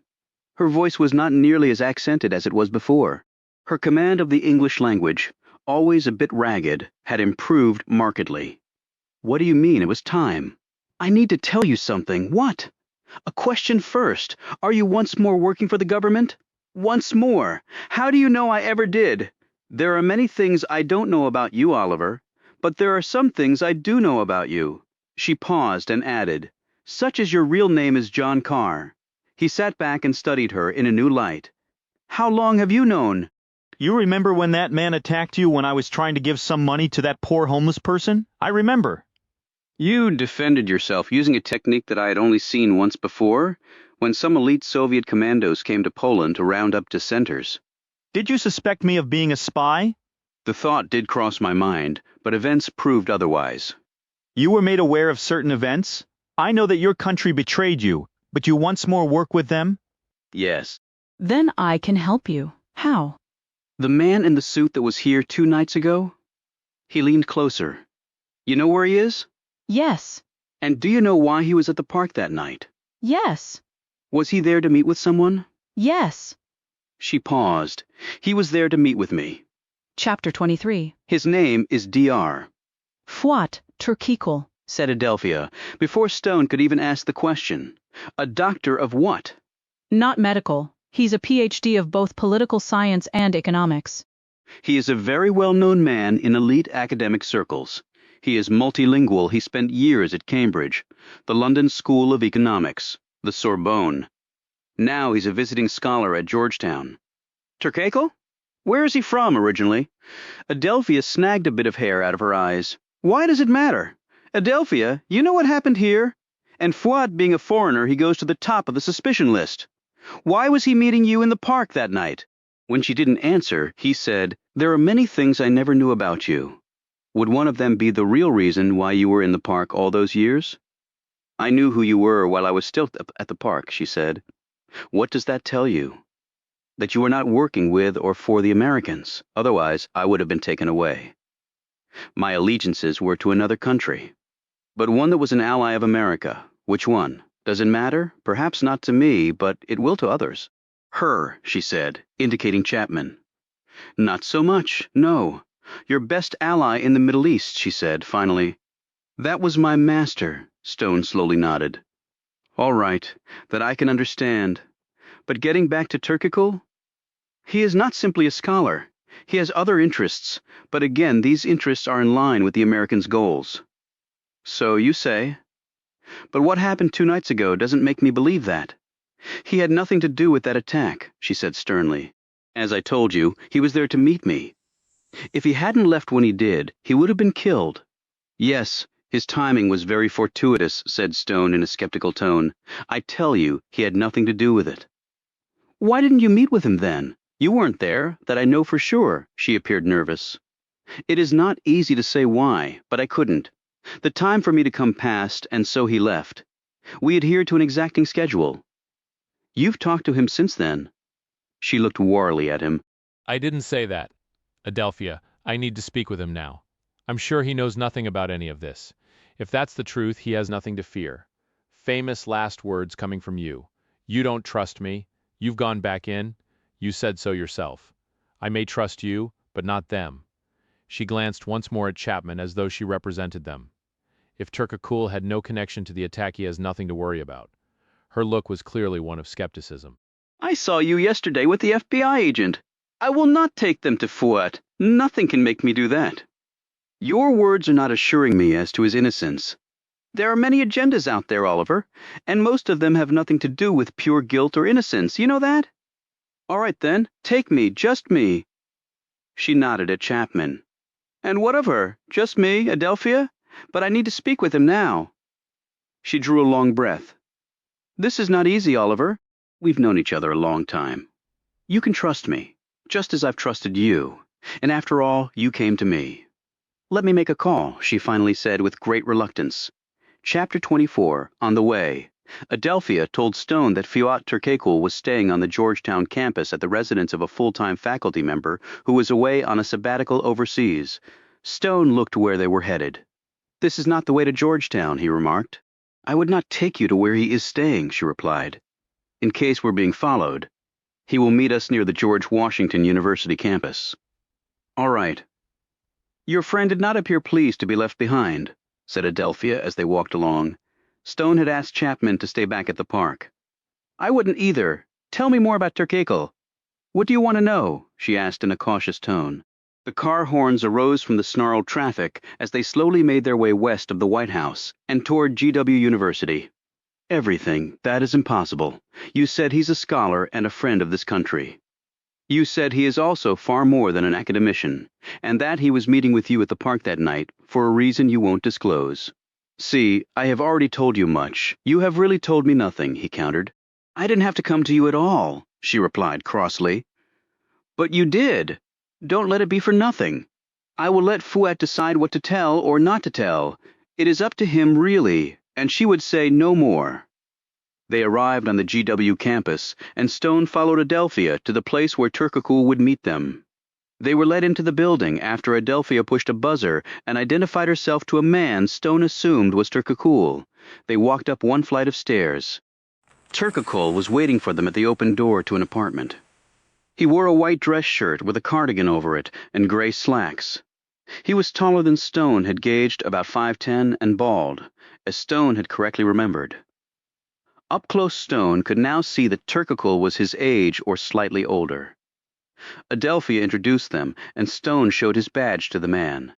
Turkakul studied the credentials and then closed the door and motioned them to take seats on the white couch in the main room of the apartment. As Stone looked around, he was intrigued by the piles of books and typewritten pages scattered everywhere. From some of the titles he was able to read, it became clear that Turkakul was a man of diverse intellectual interests who was versed in at least 4 languages. From what Adelphia told me, you're not staying here, but rather at Georgetown. I also maintain a flat here, just in case. One can never be too careful, said Turkakul. I'll never argue with that, he offered them hot tea. Adelphia accepted. Stone declined. Turkakul fetched the tea and settled across from them. Adelphia has told me some of the situation, and she let me make the decision to meet with you. For that, I thank her. Turkakul's voice was firm, commanding. He was obviously used to lecturing. Stone tried to diagnose the underlying accent and inflection to determine the man's origins. Though normally quite adept at that, he came away with no definitive answer. Why do you thank her? Asked Stone. From the way she told it, you didn't want to meet at all. Then you misunderstood her. I thought it better to clear the air now, instead of having what you call the loose threads. You knew the park was under video surveillance, said Stone, and also where the cameras were arrayed. Adelphia clenched her teacup a bit more tightly, while Turkakul finished a sip of his drink before setting the cup down and carefully wiping his mouth with a handkerchief pulled from his sweater pocket. Why do you say that? You kept your back to them. You stooped over, your face pointing down. I remember that. That maneuver threw off my estimate of your height, and you were pretending to read the plaque on the statue to give you some reason to not look toward the bank of cameras. He glanced at Adelphia. Did you tell him where the cameras were located? Before she could answer, Turkakul said, You are mostly correct. However, I was not pretending to read the plaque. I did in fact read it. The German von Steuben has long been of historical interest to me. Why? My maternal grandfather was German. He was also in the military. German and in the military. The Third Reich, yes, but with a twist. What twist? He was a Jew. Stone said nothing, and he was a spy. They discovered his real identity in 1944. They didn't bother sending him to a concentration camp to join his fellow Jews. They simply executed him on the bombed-out streets of Berlin. The incensed and war-weary crowd of Germans tore his body apart. I was told it was indeed tragic. A few more months, and the war in Europe would be over. He died a hero, added Adelphia, though she was looking at Stone. Adelphia told me you were meeting with her at the park that night, only she never showed up. She also told me that you have interests outside of academia. That is true. What are those interests? I cannot see how they have relevance to what you seek. I'd like to be the judge of that. I can see that. But we can start with what you saw that night in the park. Turkakul spoke in great detail for the next 10 minutes as he patiently laid out what he had observed. I was past the Decatur house when I heard the guns commence firing, he added. And what did you do? What any sensible person would have done. I ran in the other direction. So you could tell from where the gunfire was coming. Yes and no. Yes, in that I saw the bullets ripping through the trees in the park. Thus I assumed that the origin was coming from H Street or thereabouts. I did not stop to look and gauge exactly the shot's origins. I have some nerve, but not enough to stand pat when guns are firing. And the woman who left the park about the same time you did? I saw her once. She too was running across the street. Stone glanced at Adelphia. So what were you two planning to meet about? If we refuse to tell you, I suppose you will turn us in, said Turkakul. No. Turkakul looked surprised. Why not? Because Adelphia is an old friend of mine. She's helped me in the past. She kept secrets about me to herself. I don't betray my friends, even though, as I understand it, you now work for your government. I don't betray my friends, Stone said again. An admirable trait, opined Turkakul. He remained silent for a few seconds, his index finger tapping absently on the arm of the chair. Finally, he sat forward. I have been given a mission, Agent Stone, a very difficult one, one that no one else has been able to accomplish, which is to help us find Osama bin Laden. The voice did not belong to Fuat Turkakul. Stone turned to see Sir James McElroy stroll into the room. Chapter 25. Roy sat down across from Stone. Stone said, "It's comforting to see that you still lie as well as ever. A necessary skill in our line of work, as you well know. So how big a lie was it? I have known about Fuat here for some time now. We actually worked with the Americans to bring this whole mission up to snuff. I can tell you that your keeping me in the dark forced me to waste an incredible amount of time, but then you already know that. Without seeming to make excuses, Oliver, I also have a higher authority to answer to. And they wanted to keep the truth from me?" Yes. However, I decided to bring this charade to an end for two reasons. One, it wasn't fair to you, and second, it's inefficient. Stone looked at Adelphia. I take it he asked you to come to me. Adelphia nodded. But I've wanted to for a long time. I miss our chats, our friendship. Stone looked back at McElroy. "Are you here simply to say you're sorry and pat me on the head? Or do you intend to fill me in? And is Chapman aware of this?" McElroy blew his nose into his handkerchief and shook his head. He had on the same blue blazer but a fresh shirt and pants. His face was pinched and the eyes evidenced the physical pain he was suffering. "No, she's not." "All right," Stone said warily. "To get back to your first query. We decided to tell you because you might have figured it out on your own. I know how tenacious you can be. It was the most extraordinarily unfortunate timing that Fuat was in the park when it happened." "And you see no connection?" Stone asked. "Actually, I wish I did. It would at least make some sense out of what so far is inexplicable." "You're sure about that? That Fuat was not the target?" "Reasonably sure. The mission has hardly begun, and Fuat is not in the front lines. It would be counterintuitive to expect a man to be hunting Osama bin Laden from the United States. It's merely in the planning stages, a delicate operation between several like-minded countries, but it does involve a fresh approach with new assets on the ground, hence the need for secrecy. Adelphia represents one such entity. My interests are self-evident." "And what are your interests, Mr. Turkakul?" Stone gazed at the other man. Turkakul said, "After the end of World War II, my German mother left for Turkey, where she met my father. I don't believe he knew of her ethnicity. The war destroyed the official records of millions of people. I only found out when I was an adult. I was born in Turkey, just outside of Constantinople. But I grew up in Pakistan, although for a time my family lived in Afghanistan. I am a Muslim like my father, but I despise the people behind 9/11. They have taken the concept of jihad and twisted it into something ugly and indefensible, in furtherance of their own hatred for others." "Fuat is our ace in the hole, as it were," said McElroy. "He has intimate contacts not only within the Muslim community, but also in the area of the world where we believe our quarry to be." "The mountains between Pakistan and Afghanistan," replied Stone. Turkakul smiled. "You will not get the man with a Predator drone strike. He is too cunning for that. And perhaps he is in those mountains, and perhaps not." "And it was decided to deploy you now, and not before?" asked Stone. Turkakul was about to say something in response when McElroy broke in. "Not something that we need to go into, Oliver. Just take my word on that." "All right, but if you are so well connected, Mr. Turkakul, there are those who would suspect you may be of help to the West. They may have attempted a preemptive strike." "Machine guns and bombs, and they missed poor Fuat standing out in the open? Hardly credible," said McElroy. "I don't disagree, but the Yemen group taking responsibility, in my eyes, equally incredible. But the Yanks, I have to admit, see it differently." "Why a meeting in Lafayette Park?" McElroy glanced at Adelphia, who said, "No one expects you to go to so conspicuous a place to conduct a clandestine rendezvous. Dark alleys and darker pubs," chimed in McElroy with a fake shudder. "Like in the cinema. Rubbish, actually. That's where all the coppers are looking for the spies between pints." "Why didn't you show up that night, Adelphia?" Stone asked again. "It was called off by my superiors. I was not given a reason.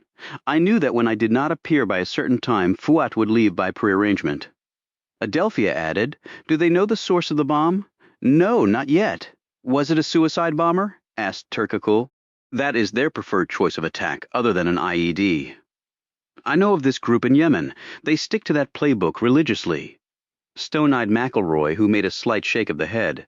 Stone shifted in his seat. "It's an ongoing investigation. Will you have to report this contact to your superiors?" Turkakul said. McElroy cleared his throat. "Oliver, I cannot officially tell you what to do, but I would ask that you think about that question carefully. A report at this juncture, even a censored one, could well lead to the termination of this mission before it's ever had a chance to succeed. McElroy bowed his head and seemed to be waiting for an answer. Stone didn't deliberate for long. He turned to Turkogul.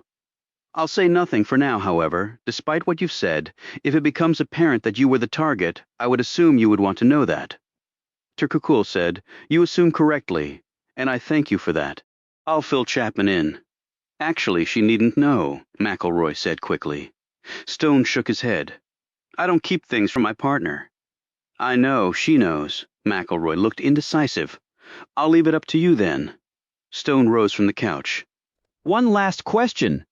Adelphia, how is the communication made between you two as to the location? I left a message up on the main notice board in the middle of Georgetown campus, said Adelphia. It was in a code that Fouet and I worked out. The same code we used to use when we both were at the park? Very close to it, she admitted. Don't trust secure electronic communications? Asked Stone. There are no such things, my friend, said Turkogul. Several of my colleagues have found that out to their great detriment. McElroy added. The insecurity of electronic systems has forced us all back in some ways to the old spy dodges. A bit less efficient, but we all get to use our ingenuity instead of relying on machines to do it for us. I actually like it a lot better, but then I'm an old Cold War relic. McElroy walked Stone out. I'm sorry it had to be done this way. I would have preferred otherwise, Oliver. It wasn't fair to you. Life is rarely fair. I understand the investigation proceeds slowly, if at all. It has to make sense somehow. If it doesn't, much of what I believe in life goes up in smoke. Can I expect any more surprises along these lines? I hope not. As for Chapman, I'm going to tell her, and you won't convince me otherwise. You're probably right. Take care, Sir James. Oliver, watch your back. He paused and added, and your front, too. You know something I don't? No, but the old relic's antennae are tingling something fierce. One more time, said Stone. Are you withholding anything else from me? Good luck, Oliver, and please take my advice. Chapter 26. So, what did you learn? Chapman asked Stone when he returned to Lafayette Park. Stone led her off to the side and away from the other investigators in the park. He told her everything that had happened, including her boss's appearance and Fouet Turkogul's mission. Good God, she exclaimed. I can't believe it. What? The underlying facts? Or that you weren't in the loop? Both, I guess. Her gaze was downcast, her look one of lost confidence. Realizing what she was thinking, Stone said, McElroy plays things very close to the vest, and he compartmentalizes, and he withholds when he deems it necessary. I expect you know that. I do. It's just. He gripped her arm. Don't let this destroy the faith you have in yourself. That will help no one, least of all you. Keeping you in the dark is not a reflection on your ability. It's just the way it is. We've all had to suffer through that. She looked up, drew a breath, and her resolve seemed to stiffen. You're right. She put a hand on his shoulder. I do appreciate you telling me, though. She removed her hand. Did he ask you to do that? Do you want the truth? Yes, please, she said firmly. It would be refreshing, actually. Initially, he didn't want you to know. But when I told him I don't keep things from my partner, he agreed with my decision to tell you. Chapman studied him closely, evidently trying to determine if you were telling the truth. Good enough said on the subject. So where were you this morning? Asked Stone. She looked sheepish. I was actually having a lie-in. I've had about 2 hours sleep in the last 48, and the jet lag really kicked in. I was a bit knackered, and I didn't think I could manage to be much help when I could barely stay awake. Stone glanced over and saw Agent Garchik striding toward them. Maybe he'll have some answers. They met him at the barriers and followed Garchik back to Ground Zero. The ATF agent's expression was both curious and concerned. You have some developments? Prompted Stone. Garchik nodded as he stared down at the crater. You could say that. Those pieces of leather we found came from a Wilson basketball. Basketball! Exclaimed Chapman. You're sure it was involved in the explosion? Stone asked. I can't think of another reason why bits of a basketball would be in Lafayette Park. And the scorch marks showed they were quite near the blast seat. You could say right on top of it. They all looked down at the hole. Your conclusion? Stone asked. I think the bomb could very well have been in the basketball, and the ball was placed inside the root ball of the maple. That location would tally with the debris field and other indicators we found. A bomb in a basketball, said Chapman. It would work, said Garchik, and it's been done before by a few people. All dead now. Cut it open, put the bomb inside, reseal it, pump it up so that if anyone held it, it would feel legit. I wouldn't advise dribbling the sucker, though. How was it detonated? Asked Stone. Remotely would be my best guess right now, not a timer. Stone said, but we have information that the bomb dogs had patrolled the site the night of the bombing. Wouldn't they have sensed it?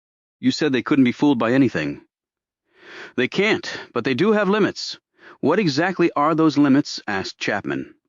Typical scent radius for the dogs is about 3 feet in all directions above ground, and they can sniff out explosives buried up to roughly the same distance below ground. Garchik pointed at the crater. This hole before the bomb went off was over 4 feet deep and well over 8 feet across, but uncovered, Stone pointed out.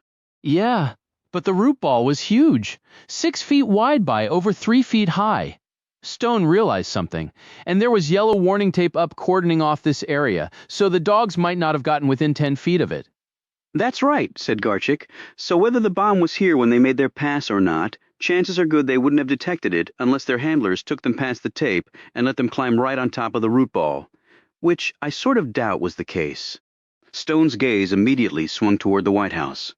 Then we need to talk to the people who installed it as soon as possible. But first we need to look at the video. Video, said Chapman.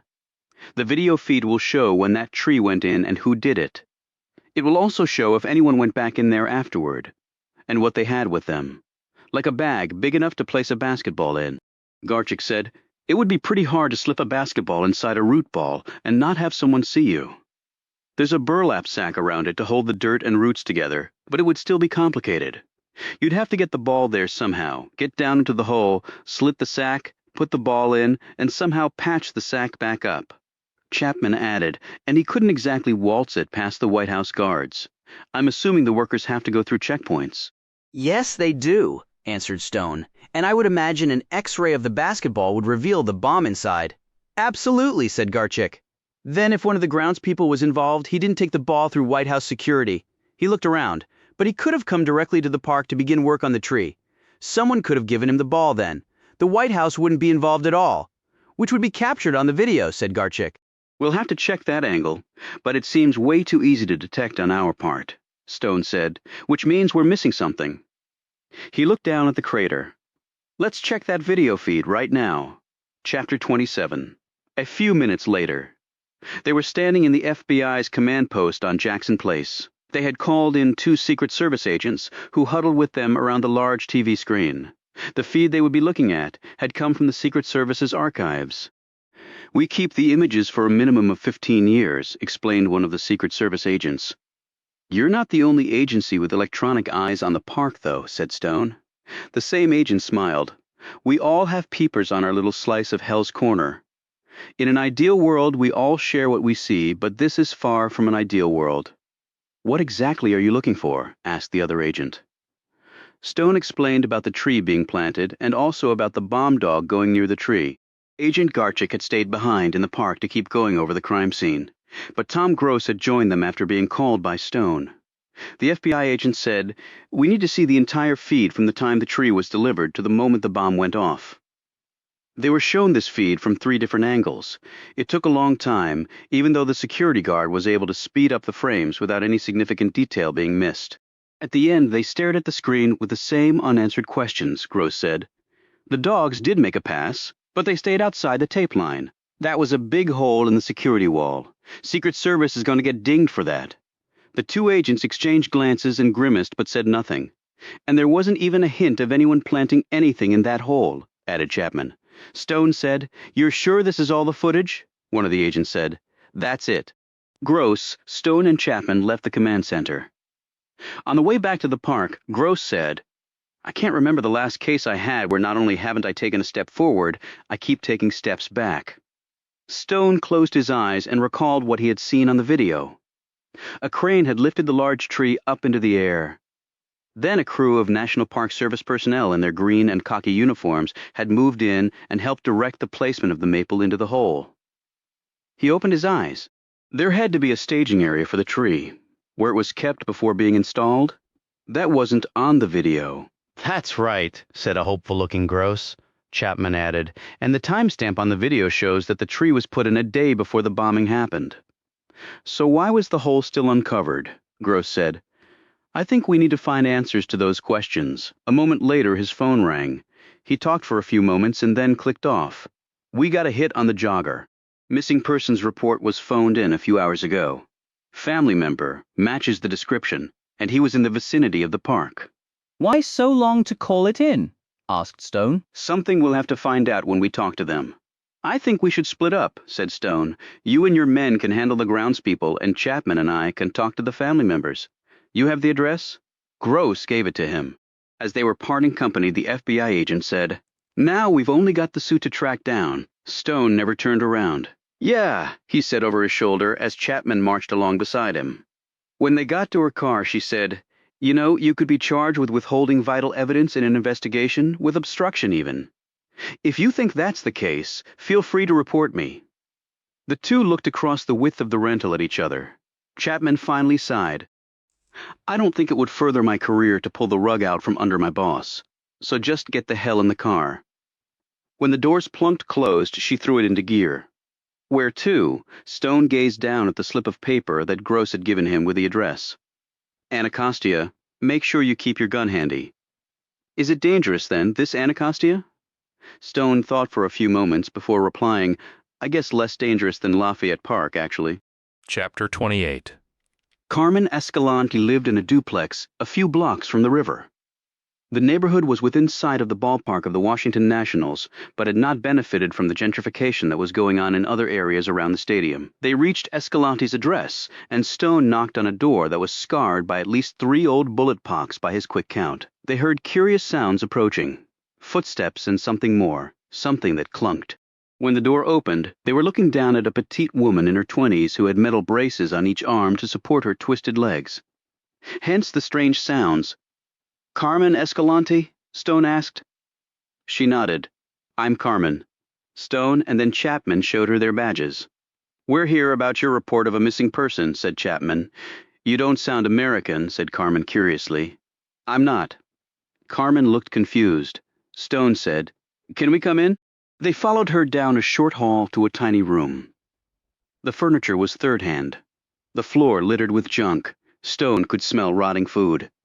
I haven't had a chance to clean up lately, Carmen said, but her tone was unapologetic. She dropped onto the couch and stood her braces against the arm of the furniture. On either side of her was stacked what Stone could only politely describe as crap. Stone and Chapman remained standing because there was nowhere else to sit. I'm sure you've been worried about, Stone said in a prompting manner. My uncle, Alfredo, but we call him Freddie. We? The family? Are they here? Stone looked around. No, they're back in Mexico. So you live here with him? She nodded. Stone said, and his last name? Padilla? When was the last time you saw him? Asked Chapman. 2 nights ago, he went out for dinner. Do you know where? At a place on 16th Street near F. He come from España originally, my uncle. My father's family, the Escalantes, they come from España too, a long time ago. Good paellas in España. He liked his paellas, my uncle, and this place he goes to, it has good paellas. Stone and Chapman exchanged glances, obviously thinking the same thing. That would have put him close to Lafayette Park. Can I ask why you waited so long to call the police about him? Stone asked. I have no telephone here, and I cannot get around too good without Uncle Freddie. I think he will come home any time. But he does not. I finally asked a neighbor to call for me. Okay. Do you remember what he was wearing when he went out? His blue sweatsuit. He liked to wear it, but he didn't like to work out. I thought that was funny. Was he not in good shape? Asked Chapman. Carmen made a motion with both hands to indicate a large belly. He liked his comida and his beer, she said simply. How would he usually get home? Did he have a car? Asked Stone. We have no car. He used bus or train. Did he tell you he might go for a walk after dinner? Asked Chapman. Carmen's face started to tremble, and she pointed to the little TV perched on a particle board stand. I see what happened, the bomb. Uncle Freddie, he is dead? A tear slid down her cheek. Stone and Chapman again exchanged a look. Do you have a photo of your uncle here? Carmen pointed to a lopsided bookshelf against one wall. There were a half-dozen framed photos on it. Stone went over, checked them out. Alfredo Freddie Padilla was in the third from the right. He wore jeans, but also the same blue warm-up jacket in which he had been blown to bits. Stone picked it up and showed it to Chapman, who nodded, instantly recognizing the man from the countless times she'd watched him on the video. Stone put the photo back down and turned to Carmen.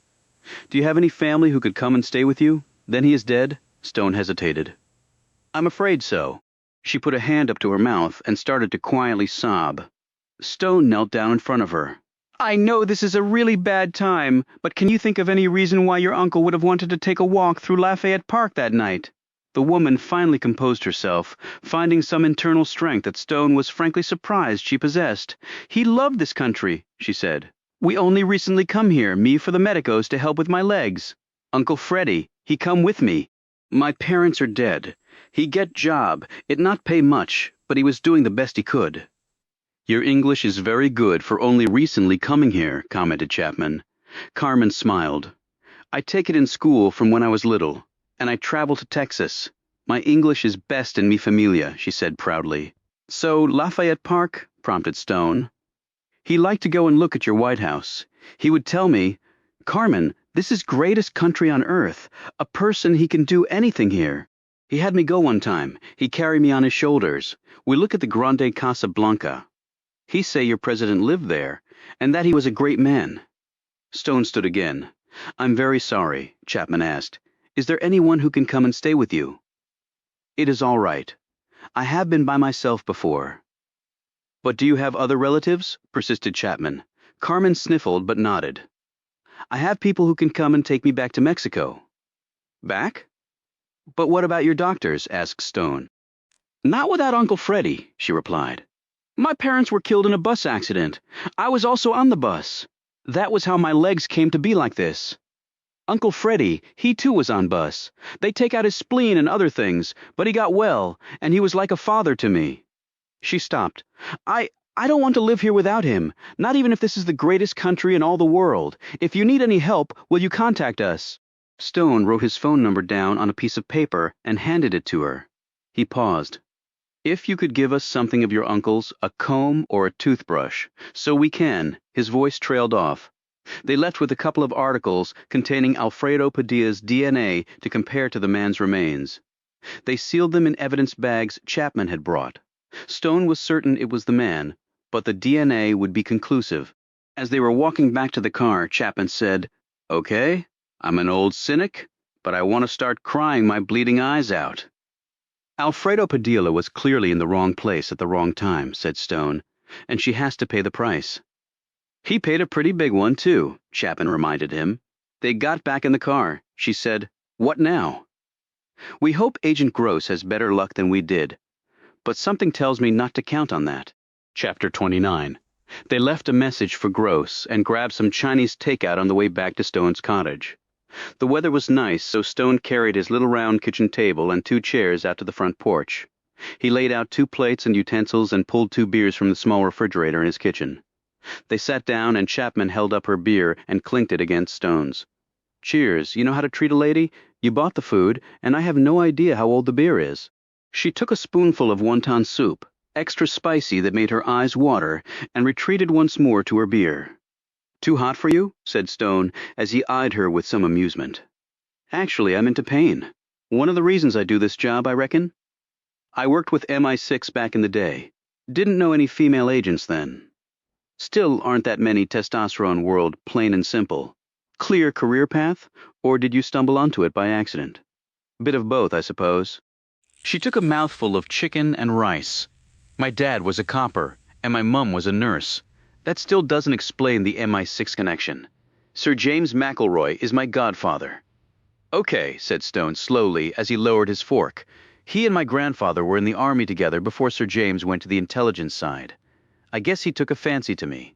Really became a father figure to me when my dad was killed. How did your father die? In the line of duty?" Chapman shrugged. "That's what they said. I never really found out the exact details, and that's how you came to be part of law enforcement. I guess Sir James was grooming me all that time. Right schools, right training, right contacts. It seemed inevitable. In spite of what you wanted, you mean?" She took a sip of the beer, holding it in her mouth a moment before swallowing. "I ask myself that from time to time, and what's the answer? It changes, and maybe I'm right where I need to be." Maybe I can even find out what really happened to my poor dad. She pushed her plate away and sat back, put her feet up on the porch railing. What about you? You and Sir James obviously go way back, and he knows things about you I guess I never will. They would mean nothing to you. What did it feel like to do what you did?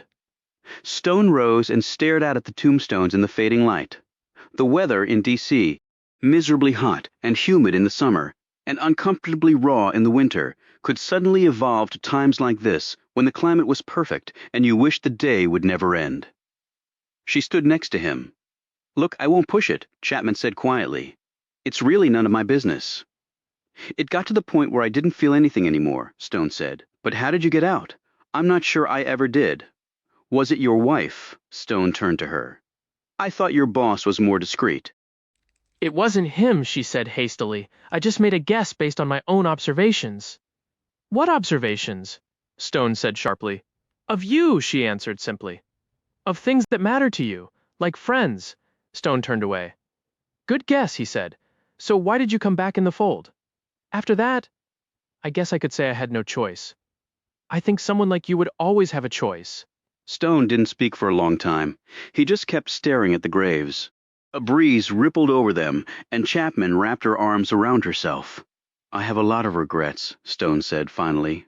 So this is about making amends. I don't think I can ever make amends, Agent Chapman. Please, just call me Mary. We're off duty now. He glanced at her. Okay, Mary. Have you ever killed anyone intentionally? Once, Stone nodded. And how did you feel? Happy at first, that it wasn't me dead, and then I felt sick. I'd been trained to do it, of course, but no training can prepare you for it. I guess not.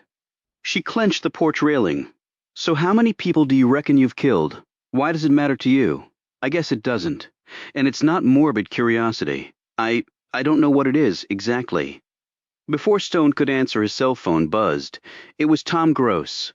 We're back on duty, Agent Chapman, said Stone. Chapter 30. They met Gross. Not at his office at the FBI, but at a coffee shop near the Verizon Center. The federal agent was dressed casually in khaki pants, a polo shirt, and a Washington Capitals zippered jacket. They bought coffee and sat at a table in the back. Gross looked pale and nervous, his gaze flitting around the small space as though he suspected he was being followed. I'm not liking how this is shaking out, Gross said. His hand went to his jacket pocket and then pulled back. You used to smoke? Said Stone. Gross nodded. Right this minute. Sorry, I gave it up. So talk to us. Gross hunched forward and bent his head low. First, tell me how it went with Carmen Escalante. Stone and Chapman alternated, filling him in about the bereaved and crippled young woman. Sad stuff, but then she's a dead end? We never had high hopes for that line anyway, said Stone. She's a victim, just like her uncle. Wrong place, wrong time, poor sucker. Loves America. And look what happens to him. How'd things go on your end? Asked Chapman. Gross shifted in his seat and took a swallow of coffee before answering. I decided to cut to the chase and snag the whole National Park Service crew that worked on the installation, including their supervisor, and sat their butts down at WFO. Supervisor's named George Sykes Career Government Service. Guy has 6 grandchildren, background clean as anyone's. He was with his team the whole time and swore on a stack of Bibles that none of them were involved. And I tend to believe him. There were like 7 people around the entire time from the moment the tree was delivered to the staging area. No way they all got bought off. So why was the hole still uncovered? Stone asked. Gross smiled. Got a real education on that. The National Park Service is very particular about the plantings in Lafayette Park. Apparently only specimens available during George Washington's era are installed there. Those guys are really historians who dig the occasional hole. I learned a lot more about that today than I needed to. But the reason they left the hole open was because they had to prepare special dirt. An arborist was going to look at the tree to make sure the transition hadn't damaged it. Yada yada. They were scheduled to close the hole the next day. Chapman spoke up. So the bomb was in the tree's root ball before it was even delivered to the site. That has to be it. The National Park Service folks aren't involved at all. Stone looked from her to Gross. Do we know the timeline with the tree? Where it came from? Who was involved on that end? Running that down as we speak? The thing is, I don't see how a tree gets from that point to Lafayette without it being checked for a damn bomb. I mean, at the very least, you'd think they'd let a canine take a sniff when it got to the staging area. That tree was big. As you saw in the video, they had to crane the sucker in. Stone said, "Well, is there a record of a dog going over it for explosives?" "Not that I can find, and none of the installation crew recalls that happening." "Another big hole in security if that's true," said Chapman. "Yeah, but a bomb in a root ball?" said Gross. "Who'd figure that one?" "Yeah, like jumbo jets flying into skyscrapers," said Stone. "Or explosives in underwear or shoes. We have to start being ahead of that curve, or more innocent people will die." Gross took another swallow of his coffee, his brow a mass of wrinkles. "Something else," prompted Stone, who was studying the man carefully. When Gross spoke, he lowered his voice to a level where Stone and Chapman had to lean forward to hear. "I can't believe I'm saying this, but I think our side is watching us. Screwing with us, I mean. That's why I asked to meet you two here," Chapman said. "Our side? Why do you think that?" Gross looked at Stone warily. "I know you're with NSC, and frankly I've pulled too many years to blow my career, but I'm also not going to sit pat and pretend everything is fine either." Stone leaned forward more. "My loyalties run to the people at this table. Now tell me why you suspect that your own side is against you." Gross looked irritated and sheepish at the same time. I think my damn phone is being bugged, for one thing, at my office and my house. And it's like when I ask questions, there are more fingerprints down the line than there should be. He eyed Stone and then Chapman. "Tell me something, and I'd like the truth." "All right," said Chapman quickly, but Stone remained silent, waiting. "The video feed from the night of the explosion, I mean after the detonation took place?" I gotta tell you, I'm not buying the company line that the blast screwed the cameras permanently. Like the Secret Service said today, there are lots of eyeballs on that park, but they all don't share." He stopped speaking and eyed them. "So, is there more?" Chapman shot Stone a glance. Gross frowned. "Yeah, I thought so. So you guys are screwing with me too. How the hell can I run an investigation with both hands tied behind my back? You know what? The only person I trust right now is my wife." And that's the God's honest truth. I can understand that. And why the hell were you two privy to the full video, and I wasn't? He scowled at Chapman. "Hell, you're not even an American." "There's no good reason why you were kept out of the loop," admitted Stone. He looked at Chapman. "Your laptop in the car?" She nodded. "Go get it." A minute later she was back and fired her computer up. Seconds later they were looking at the video feed. The full video feed. After they finished, Gross sat back, apparently mollified. "Okay, I'm still pissed that I got the rug pulled out from under me, but I didn't see anything on there that deserved to make it off limits to the FBI." That was true, thought Stone, but in light of what he had learned, was there something there he just wasn't seeing? He said to Chapman, "Run it again from the point where everyone starts walking off from the park, and do it in slow motion." She did as he asked. After a minute, Stone said, "Freeze it there." He stared at the motionless video. He was angry for not having seen it before, particularly after what he had learned today. "Can you enlarge the frame?" She clicked some keys, and the picture morphed larger in front of them. "Can you swing the frame to the left?" Chapman manipulated the built-in mouse, and the image moved to the left. Stone put his finger on one spot on the screen. "Do you see it?" Gross and Chapman looked closer. "What?" they both said together. "That car's headlights flicked against the window there. You can see a face clearly reflected in the darkened glass." The other two leaned closer. "Okay," said Chapman. "I can see it now." Gross nodded. "But who is it?" "It's the man in the suit. That's why you didn't get this part of the feed?" "Wait a minute," said Gross. "How do you know it's the guy in the suit?" "Because I met him today." Gross's face turned red, and he stood. "You know where he is, son of a bitch?" "You guys keep holding shit back from me. Maybe you're the ones bugging my phones." Stone stared up at him. "Agent Gross, keep your voice and your temper in check, and sit down now." There was something in Stone's manner that made the federal agent obey. He sat, though his expression was still angry. Stone continued, "The man in the suit was in the park that night to meet with someone about a very high-priority mission for this country." "And how do you know that?" "I'm telling you what I was told earlier today from a source that I trust. As I said, I met the man whose face is reflected in that window. His mission involves tracking down someone who is the enemy of this country. Perhaps its greatest enemy," Stone added. Realization slowly spread over Gross's features. He said, "Damn, do you mean?" Stone held up his hand. A highly secret mission. Secret enough for the FBI to have been given an incomplete video feed of a major crime scene to keep his features off the video. Let's leave it at that, Gross exclaimed. But then this guy might have been the target. No, if he were, they wouldn't have missed him. And where is this guy? Nearby. Okay, Gross said. And where does that leave us? With not much, said Chapman grumpily. With not bloody much. Chapter 31. Chapman dropped Stone off at his cottage, and then went on to her lodgings. Stone walked around the cemetery, tidying up things at the same time. He was thinking about the day's events. They had hit dead ends pretty much in every direction. Each person in the park that night had been checked and found to have nothing to do with the bombing or the gunfire. Alfredo Padilla had been blown up by mistake. Marisa Friedman worked nearby and had been calling her lover. Fuat Turkakul was there to meet Adelphia to discuss their very important operation. The British cop had been there on orders from MI6.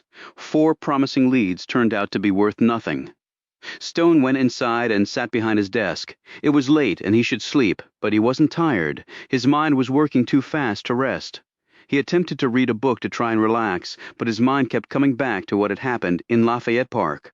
Someone had carried off an incredible feat of terrorism smack in the middle of one of the most protected areas in the world, and they had done so for no apparent reason. He did not believe the statement from the organization in Yemen. This operation had to have taken a long time and required enormous resources, while Islamic terrorists had a lot of both. Their assets were not infinite. They could not afford to waste them. Therefore, you did not undertake all that for symbolic reasons, any more than you would go to all the trouble of hijacking a jumbo jet and symbolically flying it close to a tall building instead of directly into it. And he also didn't buy the theory that he had seen some pundits bandying about on TV, that people would be scared to come to D.C. now. So what? The government wouldn't be crippled because busloads of tourists from Iowa or Maine decided to go somewhere else on vacation. It was not a replicable act, as some counterterrorism specialists like to say. This wasn't a shopping mall or an airport ticket counter. You detonate in one of those places, and you terrify people all over the country, who will stay away from their malls and airports. That would severely disrupt the economy. But there was only one White House, only one Lafayette Park, if it doesn't make sense the way I'm thinking it through. It means I'm thinking it through wrong. But then what way is right? He was about to try a different tack when he sank down in his chair after putting out the desk lamp with a flick of his hand. There was someone outside. He dropped down and smacked a part of the plank floor in the knee-hole section of his desk. The shortboard spun on a swivel. Inside a holster clipped to the underside of the plank was a custom pistol that he had carried for many years on the job. Back then, it was as much a part of his body as his hand. Stone gripped it and swung the board back into place. He crawled to the rear window and peered out. There was a moon, and even though the men were moving stealthily through the underbrush, Stone still saw them because he knew where and how to look.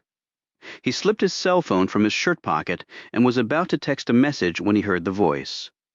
"Stone? I'd like to talk to you." Stone's finger was poised over the send button. He recognized the voice. His mind was moving swiftly over the possible reasons why the man would have come here to see him. "What about?" he called back. "I think you know.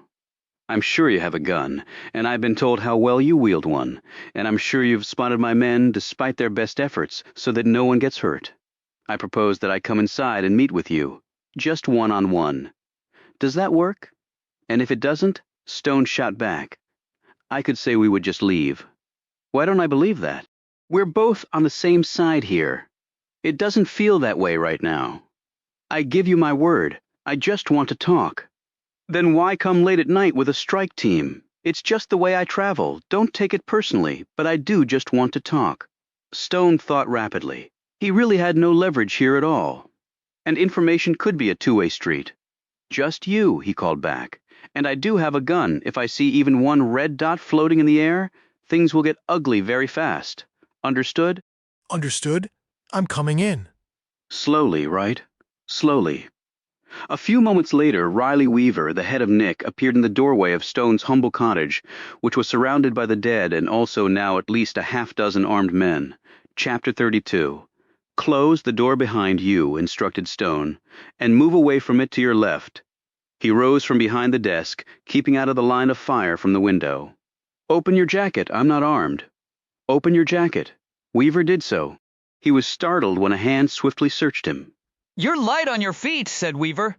Stone stepped back from the man, keeping his gun aimed at him. "Can we turn on a light?" asked Weaver. "I'm walking blind here. If you hadn't shown up with a platoon of firepower, I might treat you with more courtesy." All the time he was talking, Stone had kept moving, circling the man. He assumed the former Marine would have excellent night vision too, and he was not proved wrong. "Okay, I can see you now, and I know you can see me," said Weaver. "How do you want to do this? You see the chairs by the fireplace? Yes, you on the left. And where will you be? Somewhere else?" Weaver moved forward and sat in a rickety wooden chair. He turned his head slightly to the right. "I can't see you anymore." "I know. What do you want?" "Our last meeting ended too abruptly." "Entirely your doing." "I know, I admit that. You're working with NSC now. And the FBI. So how would you like to be part of a joint effort with Nick?" I already have enough alphabet letters, thanks. You guys are no closer to solving this than from the moment that bomb detonated. Okay, you have your interagency spies in place. The man you replaced did the same thing, not always to positive effect. I'm not Carter Gray. I know you two went way back, and not in a good way. He was excellent at what he did. I just didn't happen to agree with all he did. I read up some more on John Carr. Good for you. Why are you here? And it's not just to offer me a job you know I wouldn't take. You have the president's backing. I know why. Stone stared across at the man in the dark. He was 10 feet from Weaver, behind and slightly to the man's right. A perfect killing angle since most people were right-handed, and to fire back they normally wouldn't turn to their right. It was too awkward. They would turn to the left, and then of course it would be too late. "And where does that get us?" he said. "I'm not one to dwell on ancient history. A bomb and machine guns in Lafayette Park are what I'm focused on. Some are calling it symbolic." "Do you believe that?" asked Weaver. No. Terrorists are only into symbolism, so long as there are lots of casualties. I agree. Too much time and assets went into this. There had to be a reason. I was just trying to think of one when you showed up. If we work together, we might just get there sooner rather than later.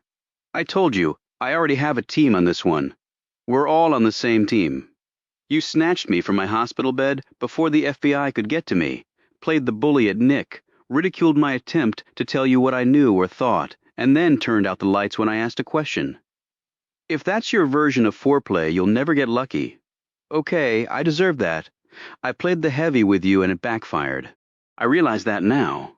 And you're here now to play nice. Is that too hard to believe? Yes, it is. This is Washington where they eat their young and their old. So one more time, why are you here? Stone counted 10 seconds off in his head, and the silence persisted.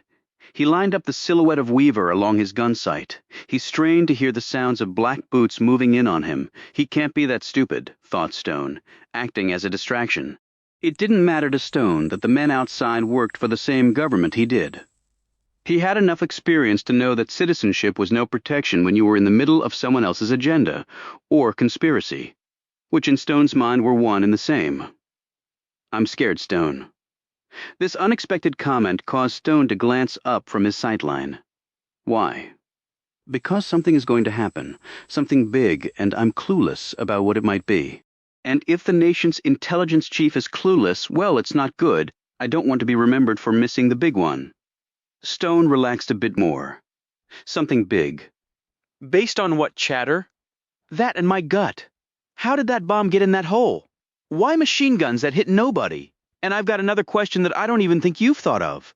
What? What happened to the original maple tree in the park? My sources tell me it just died overnight. That's why it had to be replaced. It had been there for decades, hale and hearty, and then it just up and died and no one knows why. Stone seemed paralyzed by this statement.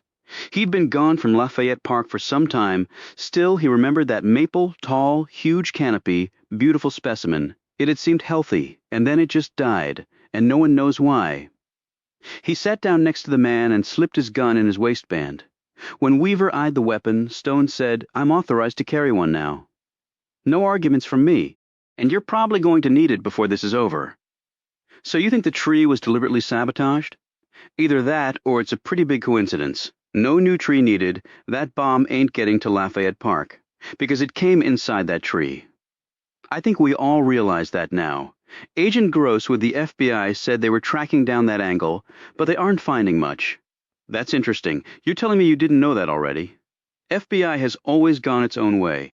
I keep my ears to the ground, though, and I think what they'll continue to find on that end is a big zip. Why? Tracks too well covered.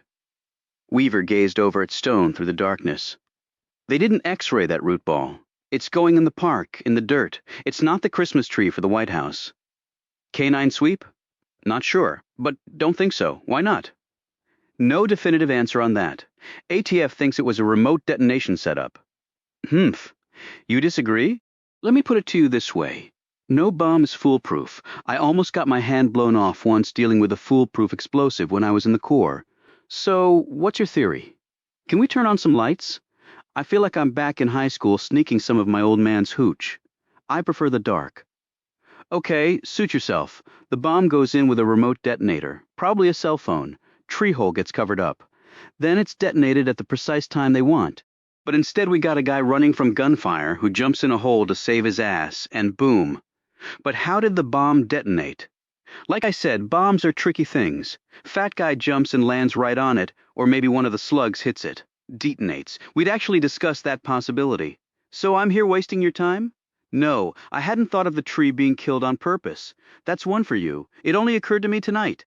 ATF thinks the bomb was in a basketball and then placed inside the root ball. Doesn't matter. Still could have gone off accidentally. But that makes no sense. The only reason the guy jumped in the hole, and according to your theory, prematurely detonated the bomb was because he was running from the gunfire. Why go to all the trouble to get a bomb there and then screw it up by shooting off the guns? It makes perfect sense if you look at it in a different way. A few seconds later, Stone said slowly, "You mean if the gunners and bombers were different?" "Exactly. And if so, the bombers are pretty pissed off right now at whoever started shooting," Stone said. "The Yemeni group? Those guys claim credit for lots of shit they had nothing to do with. Maybe they did the guns, okay? But then the bomb goes off, and they figure, hell, let's take credit for that too. Raises their profile with other terrorists. More street cred equals more funding. That's how it works. Sort of like turf and budget wars in D.C. Then that means the bomb was meant to kill someone else at the park at a completely different time." That's right. Only the question is who. Chapter 33. 2 hours after Weaver and his men left. Stone could still not fall asleep. Weaver was obtaining a list of events to be held at Lafayette Park in the upcoming months, and told Stone that he would share that information with him. For his part, Stone told Weaver all that they had uncovered about the jogger's background, and the other information he had learned from ATF and the FBI's inquiries. He did not tell Weaver about Fuat Turkekul. If the Nick chief was meant to know about the operation to catch Osama bin Laden, people other than Stone would have to so inform him. Stone lay on his cot, thinking all of this through, while the night burned onward to dawn. Finally, his thoughts turned to the Camel Club. Caleb and Reuben had been friends of his for years. They had literally been through hell and back together. Alex Ford had been a more recent arrival to the ranks of the club, but he had twice saved Stone's life and risked his career on at least 5 other occasions to help him and the others. Annabelle had blown into their lives only a short time ago, but had quickly proved her loyalty to Stone. And Harry Finn had stood shoulder to shoulder with Stone in a firefight, with a team of trained assassins, even though Stone had killed Finn's father more than 3 decades ago. And I basically told all of them that I didn't trust them, that I didn't need their help. But that's not the whole story. Only a handful of people knew that Stone had taken his old rifle and killed 2 prominent Americans who had destroyed his life, costing him his wife and child. Stone had killed many people on behalf of his country. He had dutifully followed orders. Yet these 2 men he'd killed on his own, judge, jury, and executioner. He felt he was justified for what he'd done. He felt no remorse for ending their lives, but still, he had a conscience. All those years of killing had never managed to totally rid him of one.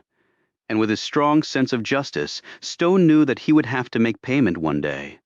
It was only right, but he was not going to take his friends down too. They didn't deserve that. He was living on borrowed time. His friends were not the Camel Club he knew was coming to the end of its run, at least with him as its de facto leader. He showered, dressed, and headed out as the sun was just starting to creep upward.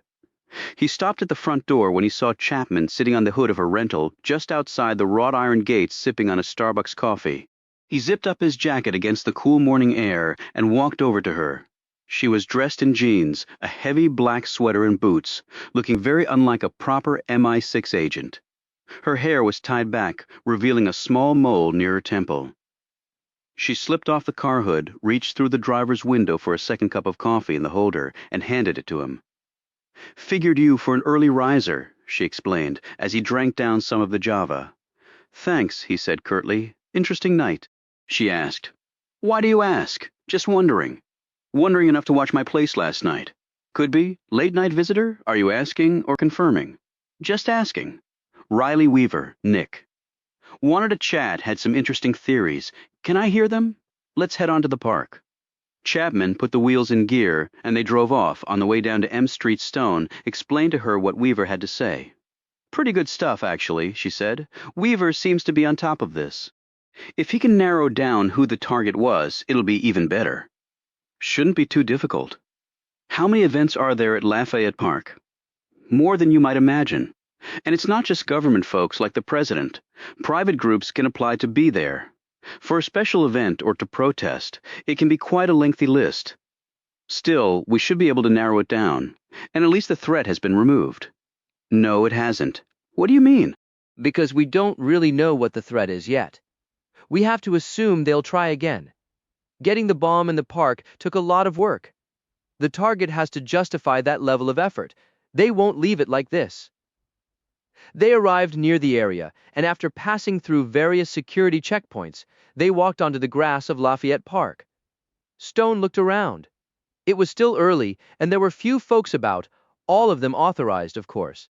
The park and vicinity were still shut down to the public. Stone sat on a bench and finished his coffee while Chapman hovered in front of him.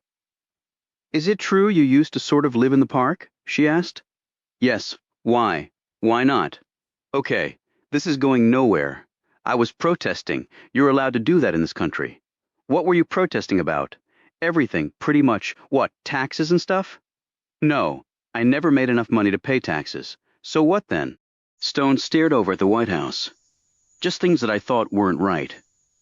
"Are they right now?" "I doubt it." "But you stopped protesting. Just because I'm no longer at the park full-time doesn't mean I'm not still protesting." "Do you trust Weaver?" "From what you said, the man was pouring his heart out to you. Seemed legitimately concerned." "He was legitimately concerned that somebody was going to perpetrate another 9/11s on his watch. I'm sure he will do all he can to stop that from happening. And I'm sure he will try and capture all the credit for doing so while leaving the rest of us in the dark if he can. No honor among thieves or spies.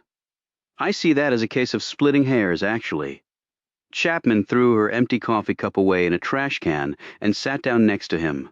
"So we're waiting on the FBI's follow-up on the trail of the tree and who had the opportunity to put a bomb inside it.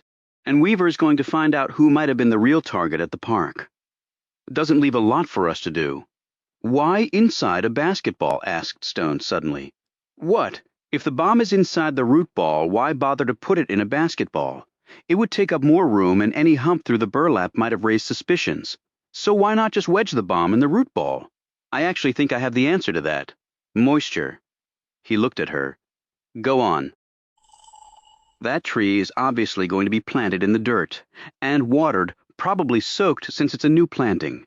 And they want to get it established, unless it's a completely encased mechanism meant for underwater use. Presumably military in nature. Explosive devices do not much like water. In fact, a little bit of liquid seeping in can foul a switch in no time, or even render the explosive element useless. You put it in a basketball, it's sealed watertight, or at least watertight enough." Okay. "But would a basketball be the first thing that occurs to you as far as a watertight compartment? I don't play the game, so no, it wouldn't for me." She sat up straighter. "But you're thinking the choice of the basketball might be a clue as to the bomber's identity. It's certainly a possibility. And since clues have been particularly hard to come by with this case, we can't afford to ignore any possible ones. Then you've bought into Weaver's theory that the guns and the bomb were done by two separate organizations? Guns possibly by the Yemeni group, and bomb by person or persons unknown. I won't go so far as to say I agree with it, but it's intriguing enough to check out. So why did they fire all those bullets and not hit a damn thing? I wish I could tell you the answer to that. In my mind, it's critical. This basketball thing is not so popular in my part of the world. True, though I can't imagine a bunch of millionaire NBA players have banded together to blow someone up at Lafayette Park. But the bombers might have some other connection to the game. Stone pulled out his phone and made a call. Agent Gross, Stone here. I'm down at the park and I have some information for you, and a question. He told Gross about his meeting with Weaver and the NIC chief's theory of the case. Then he told Gross about his basketball idea. Gross said, okay. I'll pick you up in 20 minutes and we'll go talk to the folks where that tree came from. Stone clicked off and looked at Chapman. He's coming to get us. We're going to check out where the tree came from. Good. I'm getting bored doing nothing. Stone rose and looked around. He started pacing off in different directions in the park as Chapman watched him curiously. Some of the damage from the blast had been cleaned up, and the small tented markers were still laid out, giving the effect that both white and orange snow had fallen on the park. Weeks from now, they would probably continue to find things, possibly even years from now. He imagined a tourist happening on a bit of ear. Nice souvenir from their visit to the capital. He finally ended up at the crater. Chapman joined him at the edge. So what's going on in that noggin of yours? She asked. I'm missing something. Something obvious, but I don't know what. Chapter 34. Didn't know you and Riley Waver were so tight, said Gross as the FBI agent deftly handled the wheel of his Crown Vic. On the way out of DC, Stone sat next to him. Chapman was in the back seat. Only met the man twice in my life, and neither time voluntarily. That doesn't constitute tight for me. Gross shot him a glance. So why'd he come to you? And not me? You're his competitor. I'm just the man in the middle. Gross made a face. We've got to cut this competitive shit out if we're really going to protect this country. Sounds good to me, voiced Chapman. You blokes are on the same side after all. It's a little more complicated than that, Agent Chapman, said Gross as he glanced at her in the rearview mirror. Just because you say it's complicated doesn't make it so, she replied. Anyway, if Nick would cooperate with us, it would make all of our jobs easier. And you don't think every agency out there doesn't say the same thing about the FBI? Said Stone. Gross gave a resigned laugh. I guess you're right. Weaver is still learning his way over there, said Stone. He doesn't want the hammer to come down on his watch. He's probably working this thing 24/7 using all conceivable methods. I was just one of them. So where are we headed? Asked Chapman after a few seconds of silence as the nearly empty streets of D.C. flew by.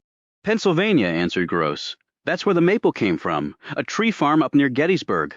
Do they know we're coming? Asked Stone. No. Good. Shouldn't you surround the place with agents? Said Chapman. Whoever was involved in this won't be sticking around.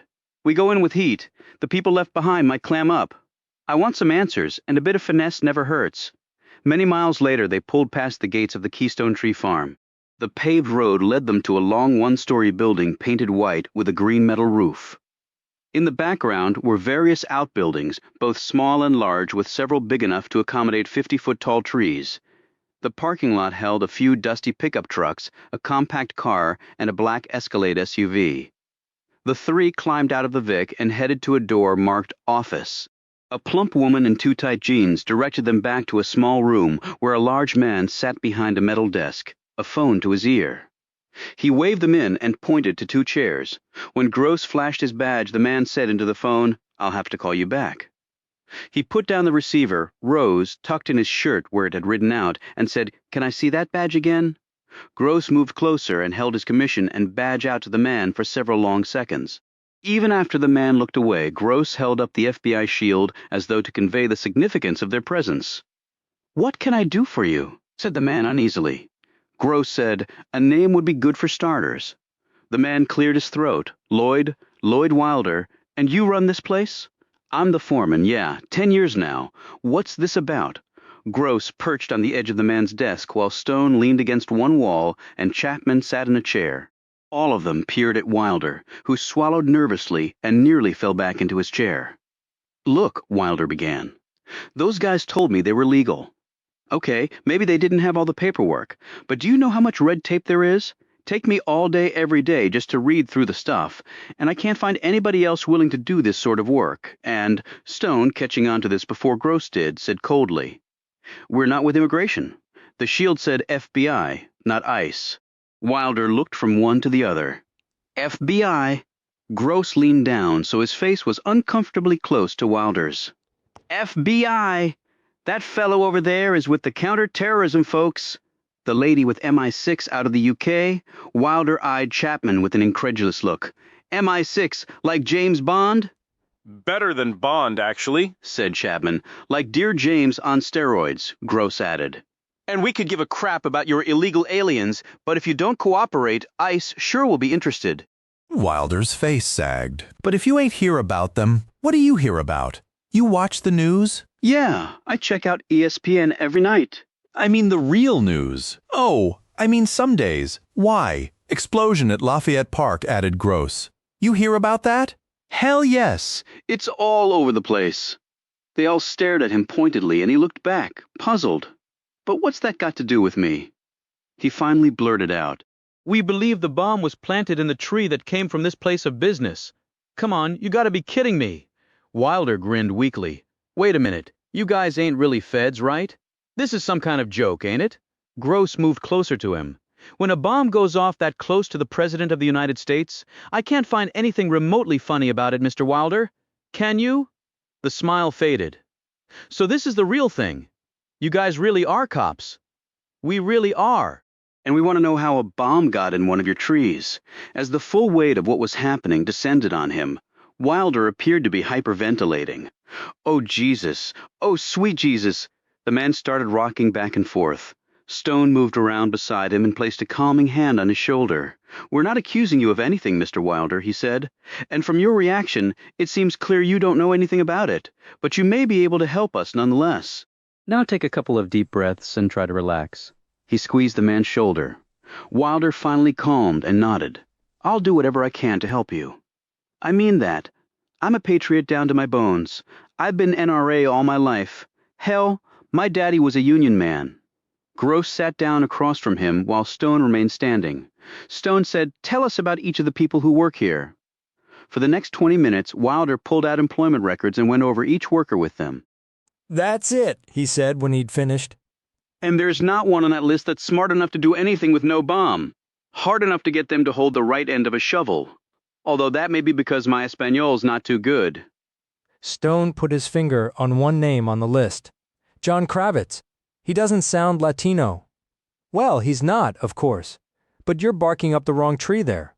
No pun intended, he added hurriedly. Why? Asked Stone. He's college educated.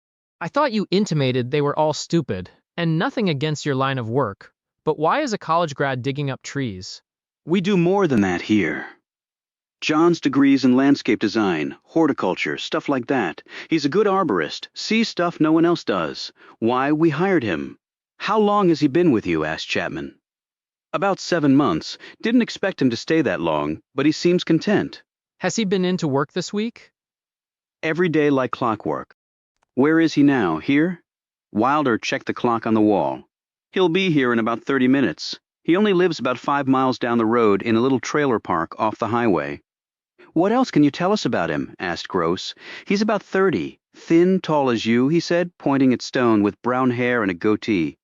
He get along with everybody? Look, the other guys can barely put 2 words of English together, and I'm not sure they're even literate in their own language. Like I said, John is a college boy. He usually spends his lunch hour reading. Know anything about his personal life, political beliefs? Asked Gross. No, but I'm telling you, John is no bomber. Does he play basketball by any chance? Asked Gross. What's that got to do with anything? Just answer the question. He told me he played in high school. We have a hoop out back. Boys play at lunchtime if they're not out making a delivery. Whose ball do you use? Asked Stone. Ball. We've got a couple around here. John, I know, has one. Wilder looked flustered. What's a basketball got to do with a damn bomb? We're going to wait for John. When he gets here, you have him come back to your office, okay? Said Gross. Do we really have to, okay? Gross said firmly. Wilder managed to whisper. Okay. Chapter 35. While they were waiting for John Kravitz to arrive, Stone and Chapman explored the grounds. A few Latino workers watched them warily from a distance, probably fearing they were from ICE. Stone didn't pay much attention to them, but something did capture his interest. Over a building behind the office, there were some holes in the wood and the outline of what once had been bolted there. Stone pointed to it, but Chapman only looked quizzical. Basketball hoop, said Stone. Or where one used to be. So someone took it down, but didn't fill in the holes or paint over it. When they went back inside and asked Welder about it, he professed to know nothing about the missing hoop. I know it was up yesterday. Some of the guys were playing. 30 minutes passed, and while a half dozen other people arrived for work, Kravitz was not among them. We'll need his address now, said Gross. I'm sure it's nothing, said Wilder. Stone pulled Gross to the side. Chapman and I will pay him a visit while you stay here with Wilder. You think he's in on it? I'm not sure what to think right now. So we have to assume he is, Wilder said. I can call him at home, see if he's okay. Tell him to come on in. No, said Stone. No calls. Just sit tight with Agent Gross. Stone nodded at Gross, and the FBI agent's hand dipped to the butt of the gun in his belt holster, while Wilder, seeing this, started hyperventilating anew. Gross said, You want me to get some Leos as backup for you? Some local cops wouldn't hurt, said Stone. Just tell them no sirens and to stay back until we signal them. Gross nodded. Good luck. A minute later, Stone and Chapman were in the Crown Vic on the way to the trailer park. Stone was driving. The sedan streaked down the highway. They passed a police cruiser going the same way. The cop driving was about to hit his lights at the speeding car when Stone slowed, dropped back, and held his badge out the window. The cop in the passenger side slid down his window. You the Leos they called in for us as backup? Stone asked. The cop nodded. Possible suspect in the Lafayette Park bombing? Stone nodded. Just follow our lead, okay? Yes, sir, said the obviously excited young deputy. Stone rolled his window back up and hit the gas. Chapman glanced over and saw the gun in a shoulder holster Stone was wearing. What are you carrying? She asked. You wouldn't recognize it. Why not? For starters, it's older than you are. I know most of the major mix American and European, Chinese, Russian. It's not a major one. I know some of the lesser-known models. It wasn't mass-produced. Limited run, you could say that. How many were made? One. When they got to the trailer park, Stone left the car by the side of the road, and they made their way to Kravitz's trailer on foot. The park had about 25 trailers mounted on permanent foundations and was bracketed by thick woods. The cops were 10 paces back, and on either side of the narrow gravel road that constituted the only ingress and egress. If he is the bomber, he might have his trailer wired with a booby trap, noted Chapman. That thought had occurred to me. So are we going to just knock on his door, then? We'll play it by ear. Chapman looked put off. Okay, pleased to see you have the plan all formulated. In a situation like this, plans usually are for shit. You react professionally to what comes at you. That's the best plan of all. The trailer was set off by itself, a small patch of gravel in front. An ancient and battered Chevy pickup was parked in front, its metal corroding, its paint disintegrating. They checked to make sure the truck was empty, and then took cover behind it. Stone eyed the two cops and motioned with his hand, where he wanted them to take up position. When they were in place, he called out, John Kravitz. There was no answer. John Kravitz, federal agents, we need you to come out, hands in clear view, right now, nothing. Chapman looked at Stone. The two cops stared at him too. What now? She asked. We do it the hard way, said Stone. Which is? Stone eyed the white tank attached to the front of the trailer. He took out his gun. Kravitz, you have 5 seconds to come out, or I'm going to put a round into your propane tank and blow you right to hell. Are you mental? Hissed Chapman. The two cops looked at Stone like they were debating whether to arrest him. 2 seconds, Kravitz, called out Stone. He assumed his firing stance and lined the tank up in his sight.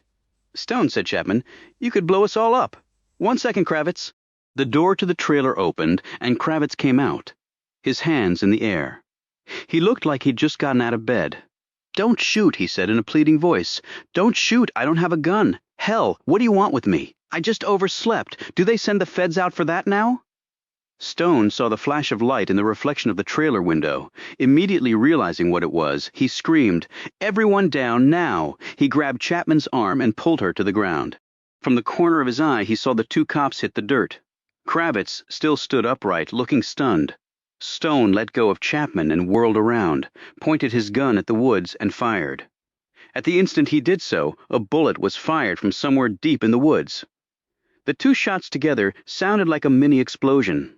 Following his lead, Chapman had her gun out in a second and fired off 6 rounds from her Walther in the same direction. The round fired from the woods hit Kravitz squarely in the chest, exiting out the back and smacking into the side of the trailer. Kravitz stood stock still for about a second, his eyes wide, as though he didn't even realize he'd been shot and killed. Then he toppled to the ground. Stone knew he was dead before he hit the gravel. Long-range rifle ordnance was almost always fatal with a center chest shot. Before anyone else could move, Stone was up and sprinting toward the woods. He scanned the tree line and called over his shoulder. See if he's still breathing. If he is, do what you can and call an ambulance.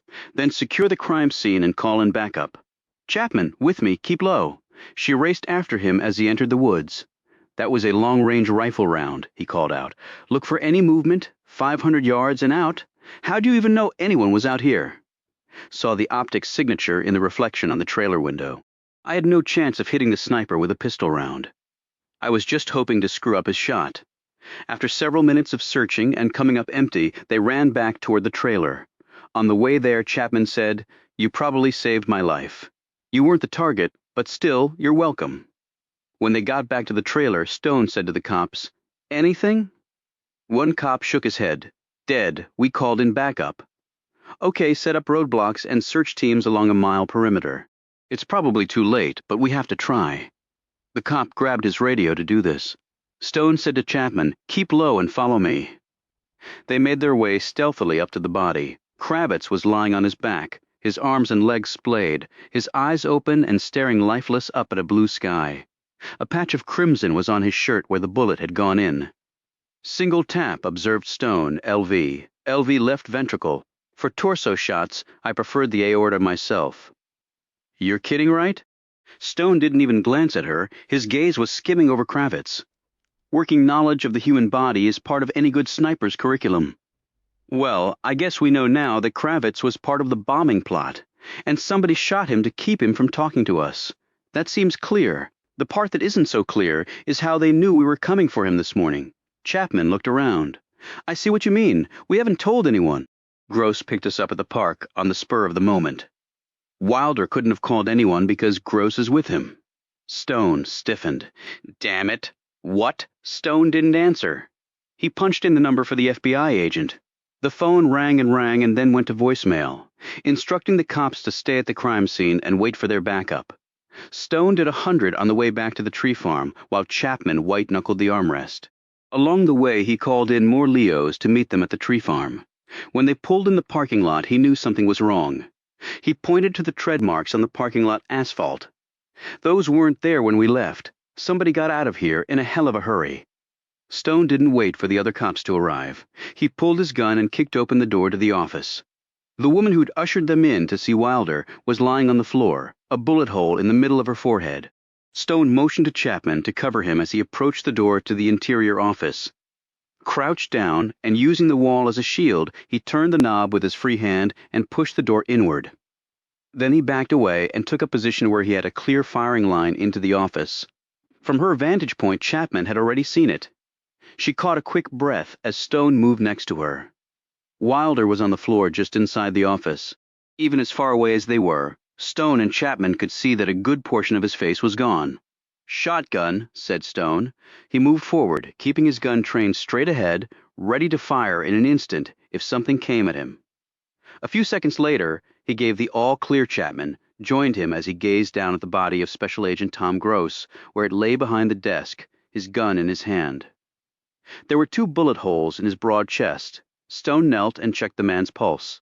He shook his head. "He's gone. Shit, damn it. What the hell is going on?" said Chapman as she stared down at the dead man. Stone looked around. "They split us up and played us out," he said. "It's like they know what we're going to do even before we do."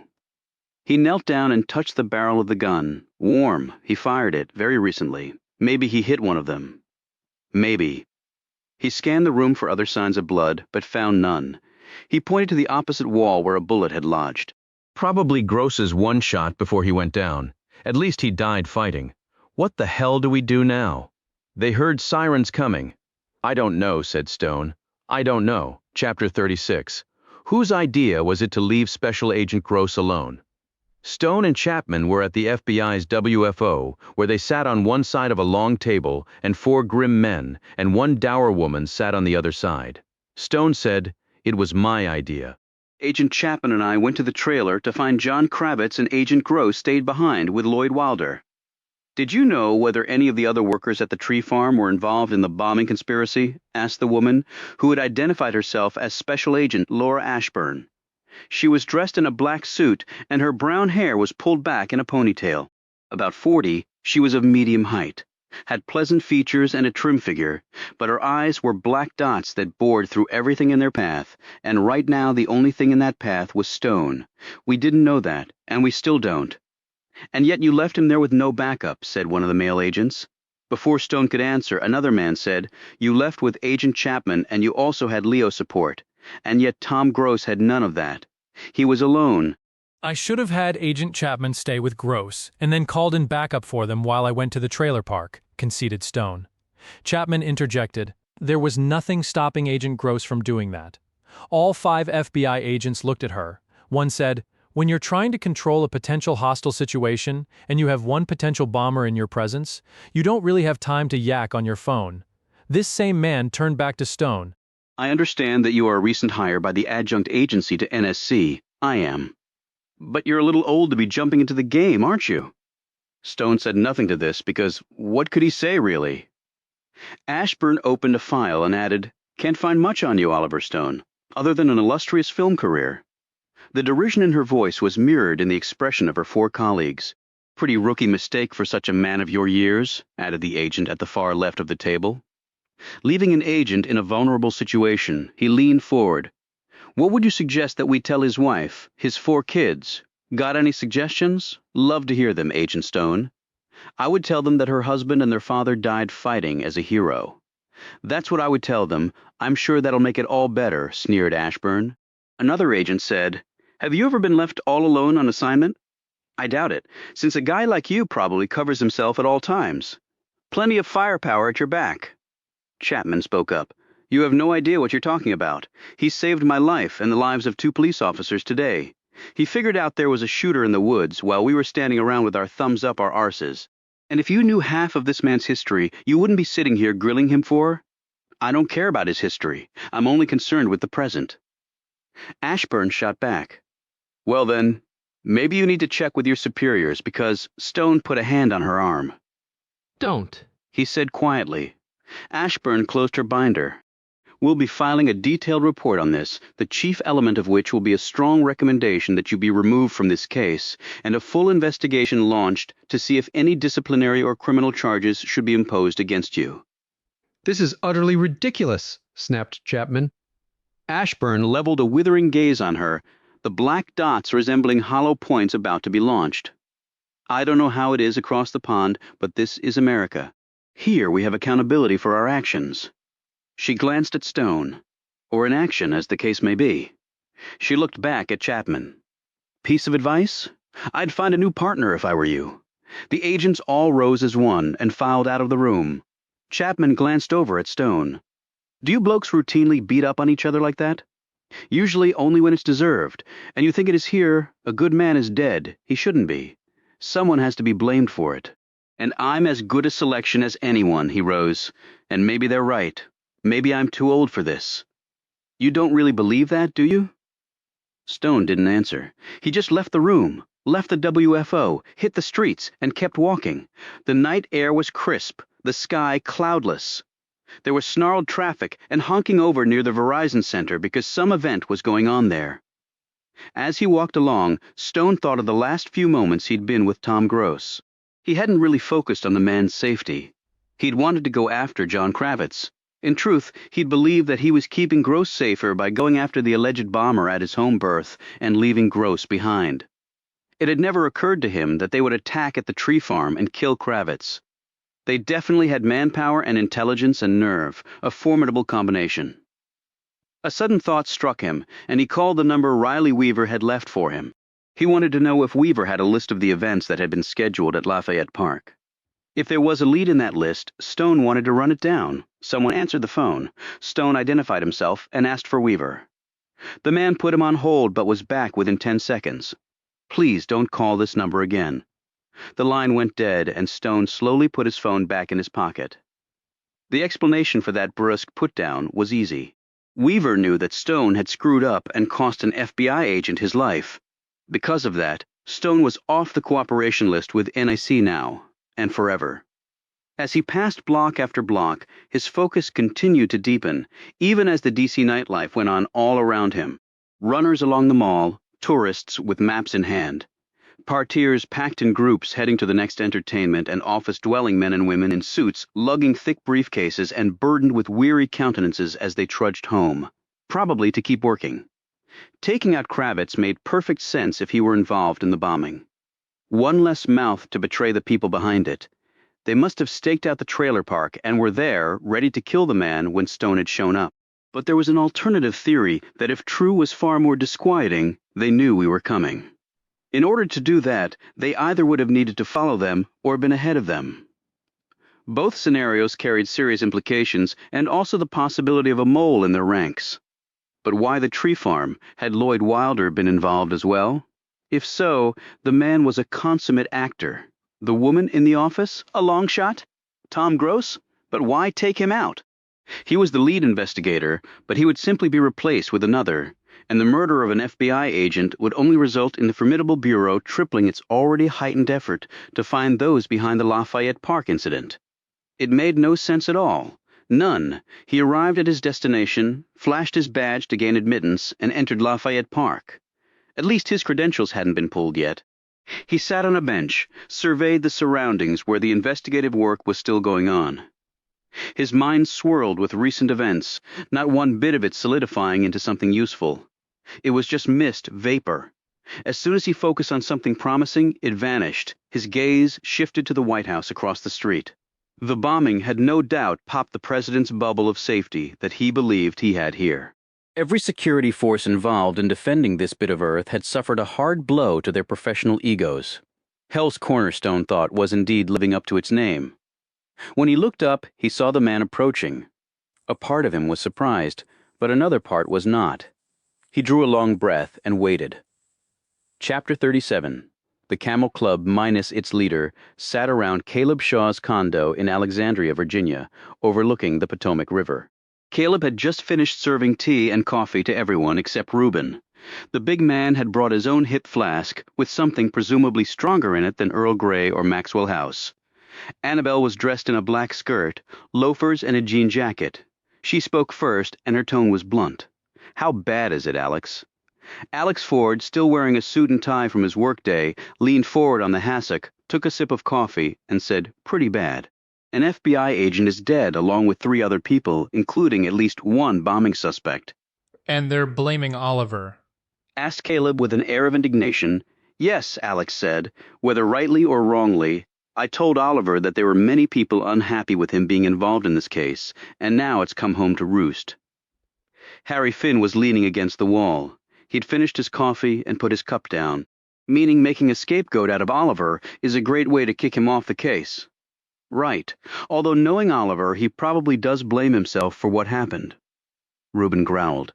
"You go after terrorists, people can get hurt, and they damn well asked him back into the fold, not the other way around."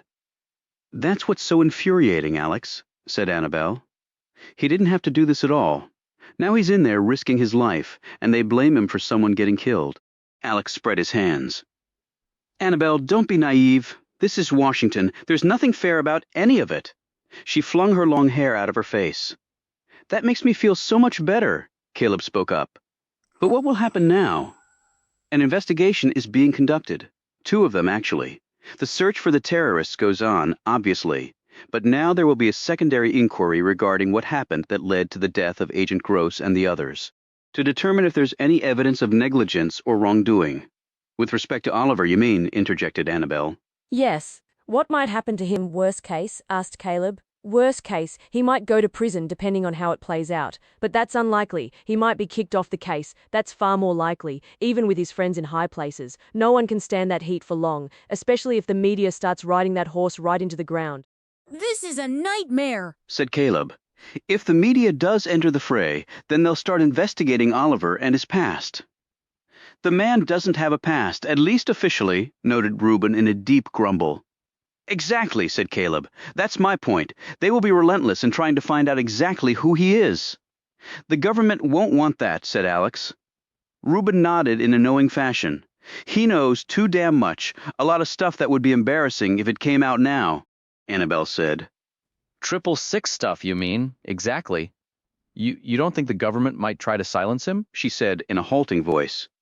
Caleb looked incredulous. This isn't the Soviet Union, Annabelle. We don't assassinate our own people. Annabelle glanced at Alex, who quickly looked away. She said, all right, he's helped all of us in one way or another, which begs the question of why we're here debating whether to help him or not. That's not the question, Alex said. The question is, by trying to help him, will we make it even worse for him? How is that possible, she asked. Right now he has everyone against him. He needs us. We're all he has left. He made his position on that pretty clear, said Alex. He doesn't want our help. Only because he doesn't want us in danger, she shot back. And speaking for myself, that's not a good enough reason. She rose. So I'm going to help him, whether he wants that help or not. Chapter 38. James Melroy sat down next to Stone on the bench, while the Brit security team hovered in the background. He leaned his cane against the edge of the metal armrest. Chapman has filled me in on the particulars, said McElroy. I'm sure, she said you saved her life. Stone didn't answer. Still not a particularly good day for any of us. You could say that, and do you blame yourself? Stone looked at him. And why wouldn't I? McElroy considered this. I suppose I would have been disappointed if you'd answered any other way. I've grown used to finger-pointing over the years, accepting it as just the way the world works now. But I know it doesn't work that way for you, and never has, and neither does it for me. So am I going to be pulled from the case? Do you want to be? I don't like unfinished business. I wish I could give you a definitive answer, but I can't. The president wavering on me, he's done it before. He's a politician. It's never easy. That's mostly why I never threw my hat into the ring. A spy's life is a bit easier in that department. So, until I get the word either way, am I free to continue my investigation? The answer to that would be yes. That's all I needed to know. I understand that Riley Weaver came to visit you. He did. He's scared, as I understand it, sees something big coming over the horizon, and he thinks that what happened here plays into it somehow, that it was merely a first step. I think he believes that, yes. And do you? Since the attack at the park made no sense, then it seems likely that it was part of something else. Bigger than exploding a bomb and scattering machine gun fire across from your president's humble abode? Goodness, we might be in serious trouble. The man's words were said in a jesting tone, but it was apparent from the look of concern in his eyes that McElroy too had a sense of foreboding. Any inkling as to what that something else might be? Stone turned to him. Fuat Turkekel, what about him? I don't believe in coincidences, meaning his being in the park at the same time of the attack. I think someone in your food chain knows something about it. So why didn't they kill him then? That would make the answer simple. This isn't simple. He eyed the security team. Feel like a bit of a walk. If you'll lend me a hand, yes, knees aren't what they used to be, and what they used to be was never much, I'm afraid. The two old allies walked along the brick path. Stone supported McElroy with a firm hand under his elbow as the spy chief made his way slowly along using his cane. Theories, said McElroy. They know everything before we do, and more to the point, they seem to know what we're going to do at the same time we decide to do it. So a traitor, assuredly? Stone nodded. Any possibilities? I've looked that issue up one side and down the other, and I can't find a viable suspect. Damn infuriating. So you suspected something like that too? I always suspect something like that, and it usually turns out to be true. I agree with you that the other side seems to be always ahead of us, but I don't know how they're doing it. We could lay a trap, channel information through one source only, and see if it ends up in the wrong hands. I don't think whoever it is will fall for that. Worth a try? Then we warn them we suspect. If they're as good as I think they already know that we suspect. I'm afraid I'm going to have to sit down, Oliver. Stone helped his friend to another bench and then sat next to him. Tell me something, said Stone. Did what happened at the park cause Turkakul to change his plans in any way? Was the mission altered at all? McElroy didn't answer right away.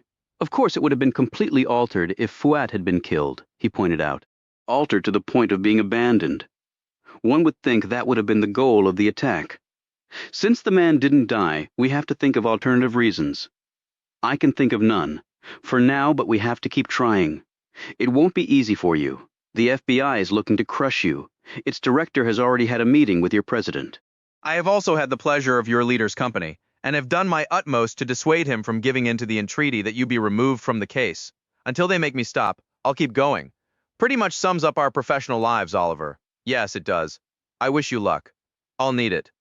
You'll also need this. McElroy took a memory stick from his pocket and handed it to Stone. What is it? The FBI's preliminary report on the attack at the tree farm. As Stone looked uncertainly at the USB stick, McElroy added, "By the by, I had a computer delivered to your cottage earlier." He paused. "You do know how to work a computer, don't you?" "I can manage. And thanks. Cheers." McElroy rose on stiffened legs and slowly walked off. Chapter 39. Stone sat back, rubbed his eyes, and yawned. He poured out a last cup of coffee and surveyed the minuscule interior of his cottage before his gaze alighted once more on his shiny new laptop computer. It looked almost as out of place in his dingy surroundings as a Picasso hanging on the wall would have. What was on the memory stick McElroy had given him was far more interesting than the computer itself. The FBI, motivated no doubt by the murder of one of its own, had done an intensely thorough investigation of the tree farm and the trailer. What they had found was incriminating, if not wholly surprising. Stone ticked off the points in his head. A sharp-eyed agent had noticed that a narrow section of the cement blocks forming the foundation of Kravitz's trailer home was of a slightly lighter color. They had removed this stack and entered the open space underneath and found bomb-making materials, along with 2 basketballs, both of which had been cut in half. A review of John Kravitz's personal history had found him to be a college graduate, as his boss, Lloyd Wilder, had noted. But what Wilder hadn't told them, or more likely didn't know, was that Kravitz had been arrested twice in the past during rallies against the government for items ranging from anti-war protests to stem cell research. Also found on his cell phone were names and addresses of certain people on government watch lists. His neighbors had reported that Kravitz had acted suspiciously over the last few weeks, though Stone discounted that as witness bias, since there had been no specific examples from any of these neighbors as to why they thought that other than the police and FBI showing up at the man's door. From the records at the tree farm and the accounts of those working there, Kravitz had full access to the maple tree before it was loaded on a truck and sent to D.C.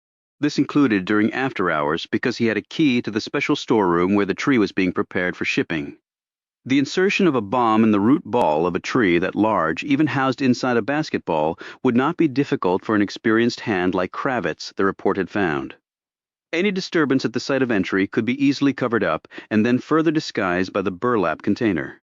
Kravitz had been shot with a rifle round that had ripped through his heart, killing him instantly. Stone had to admire the skill of the sniper, since the person would have had to make that shot with the distraction of Stone and Chapman shooting at him. The secretary at the tree farm had succumbed to a .45 round from a handgun, Lloyd Wilder from a shotgun blast to the face, and finally Tom Gross had taken 2 .45 rounds to the chest. He had fired his weapon once, hitting the wall. 2 different guns used in the attack meant 2 different attackers, at least. A shotgun was problematic. It was unfailingly deadly at close range, but very noisy. The handgun could be used with a suppressor. Yet no one had heard anything, the report added. This was not so unlikely as it seemed.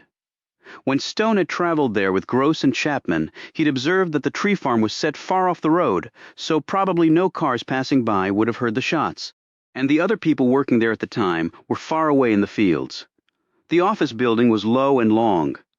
It would have blocked the view of any vehicle coming there from anyone working in the fields or other buildings, and tree farms were noisy places with machinery on for much of the time. Still, everyone there had been interviewed and professed to have heard or seen nothing. There were only 3 people in the office, and they were all dead. Stone leaned back and drank his coffee as outside the dawn began to emerge. So, Kravitz was part of the bombing plot, and he was killed when the cops moved in. Short, sweet, made sense, evidence all there. Signed, sealed, delivered, check off the box. But why the attack at the tree farm in the first place? Was Lloyd Wilder part of the conspiracy? There was no evidence to point to that. And Stone had seen the man's face when they told him why they were there. Stone had seen many liars. Wilder, he believed, had not been lying. The secretary? No connection, no evidence of wrongdoing. Stone heard the footsteps outside the cottage. He quickly closed the laptop, sending the room into darkness.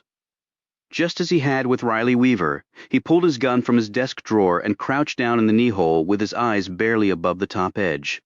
He was getting a little tired of late-night unannounced visits. The silhouette at his door was that of a woman. He could tell by the hair, the shape of the face and torso. Agent Chapman? Too tall? Hair too long, Oliver? He moved his finger away from the trigger and rose. A few moments later, he was staring at Annabelle Conroy as she walked into his cottage and plunked down in a chair by the fireplace, crossed her arms and scowled up at him. "Annabelle, what are you doing here?" "We need to talk about what?" "About everything. But let's start with you being in trouble and needing our help." He said wearily, "I can handle this, and I don't want all of you." "What?" she snapped. "You don't want us to what? Care about what happens to you. You want us to just come to your funeral and wonder, what if? Did you really think that was going to work?" He sat down next to her and slid his pistol into his waistband. "No, I guess I didn't expect that." "Good, because I'm here to tell you that we're going to help, whether you like it or not." "How? You can't meddle in an FBI investigation." "I wouldn't call it meddling." "And since when are you against becoming involved in official investigations?" "From what I know, you've made a career out of doing just that." "It's different this time." "Why?" "Because you're now working for the government." "I don't see how that really makes a difference. And since the government isn't happy with you right now, I would think you'd need some unofficial help. But still, I'm not sure what any of you can do. That never stopped us before." She turned to him, and her tone became less aggressive. "All I'm saying is we want to help, just like you did with me and everybody else in the good old Camel Club.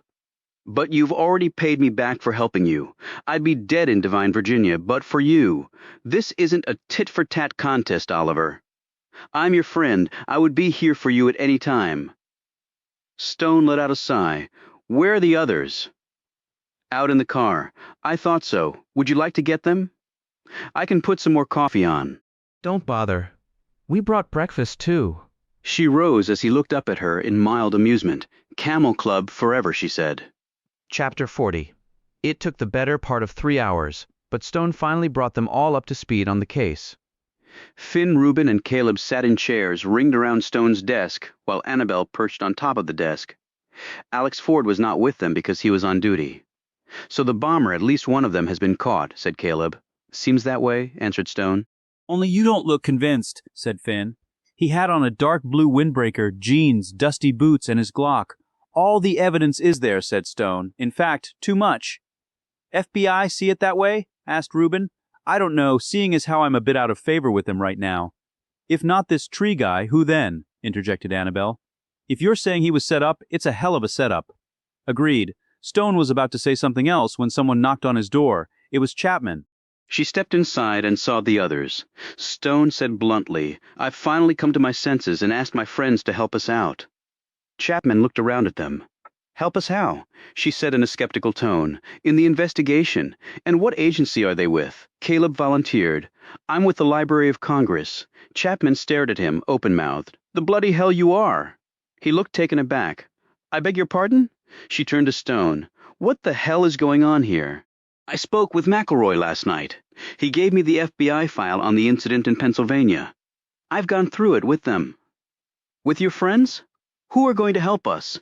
she said slowly, as though not believing her own words. "A bloody librarian," Caleb said with dignity. "I'm actually a rare book specialist in my field that's like being James Bond." Chapman drew her pistol with enviable speed and placed it against Caleb's forehead. "Well, in my field, little man, that means shit." She put her gun away, while Caleb looked like he might have a stroke. "Do I have a choice?" asked Chapman. "In what?" asked Stone. "In working with them.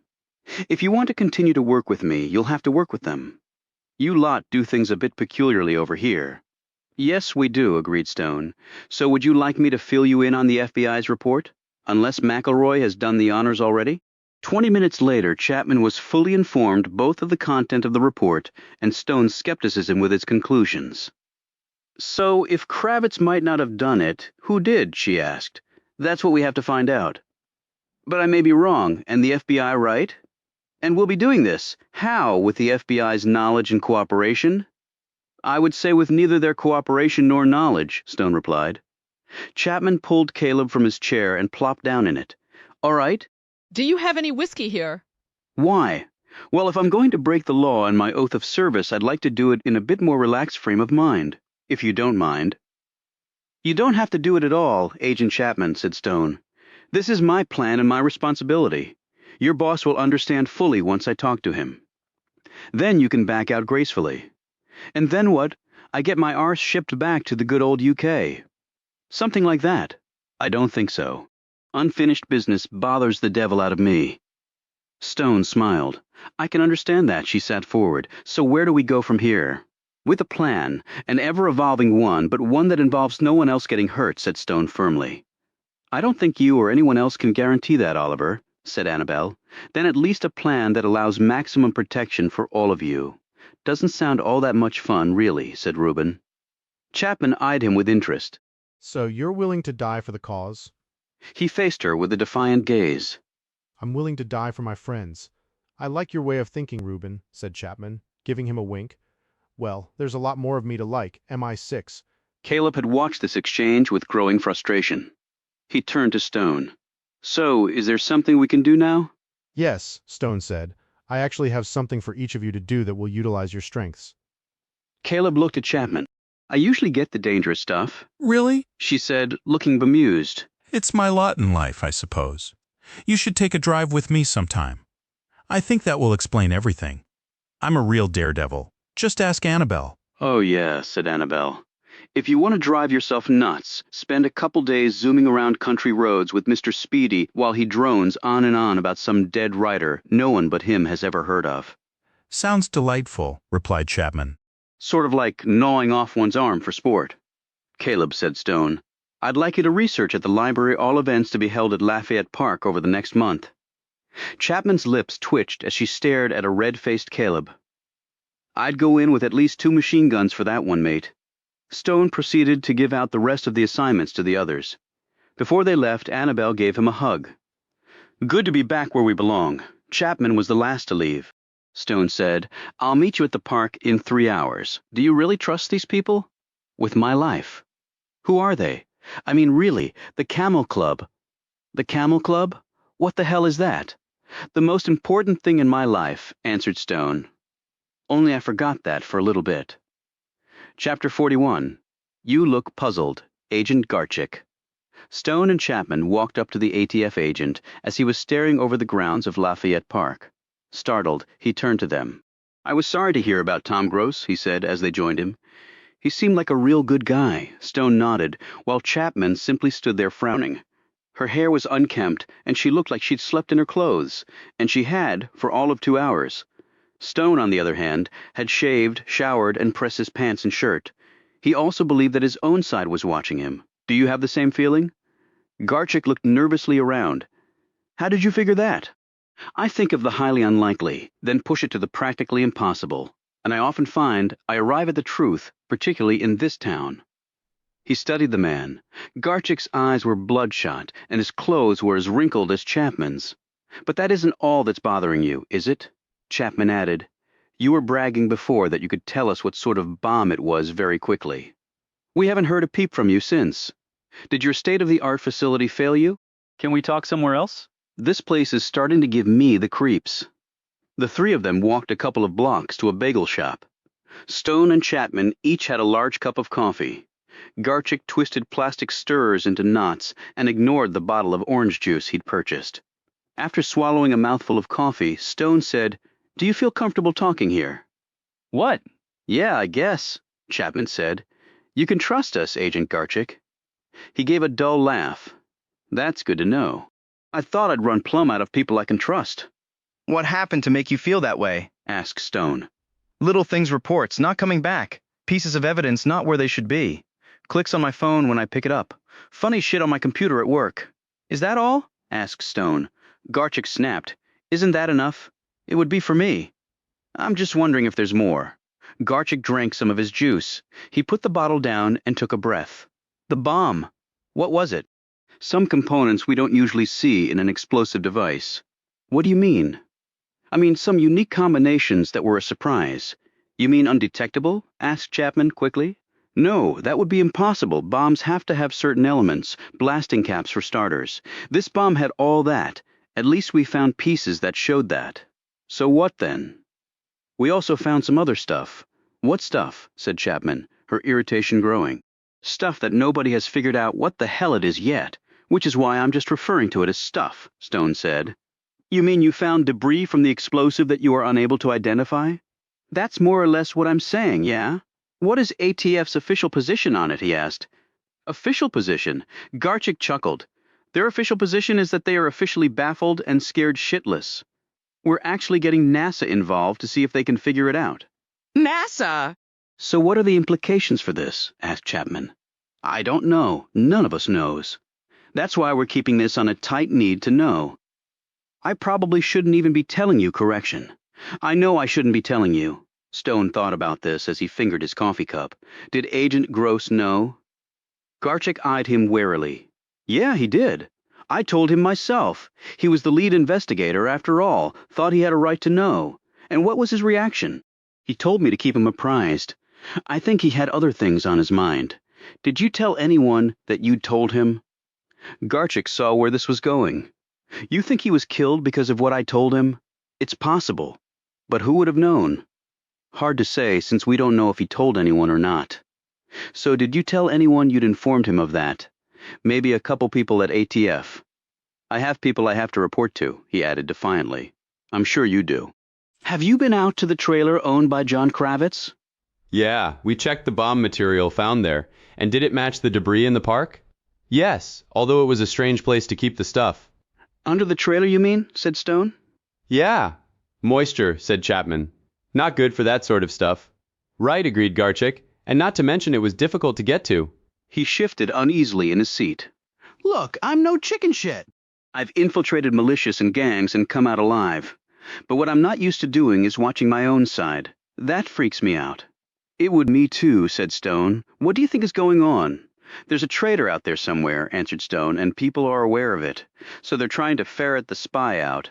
So they're basically watching all of us, right? The only problem is if one of the watchers is actually the traitor.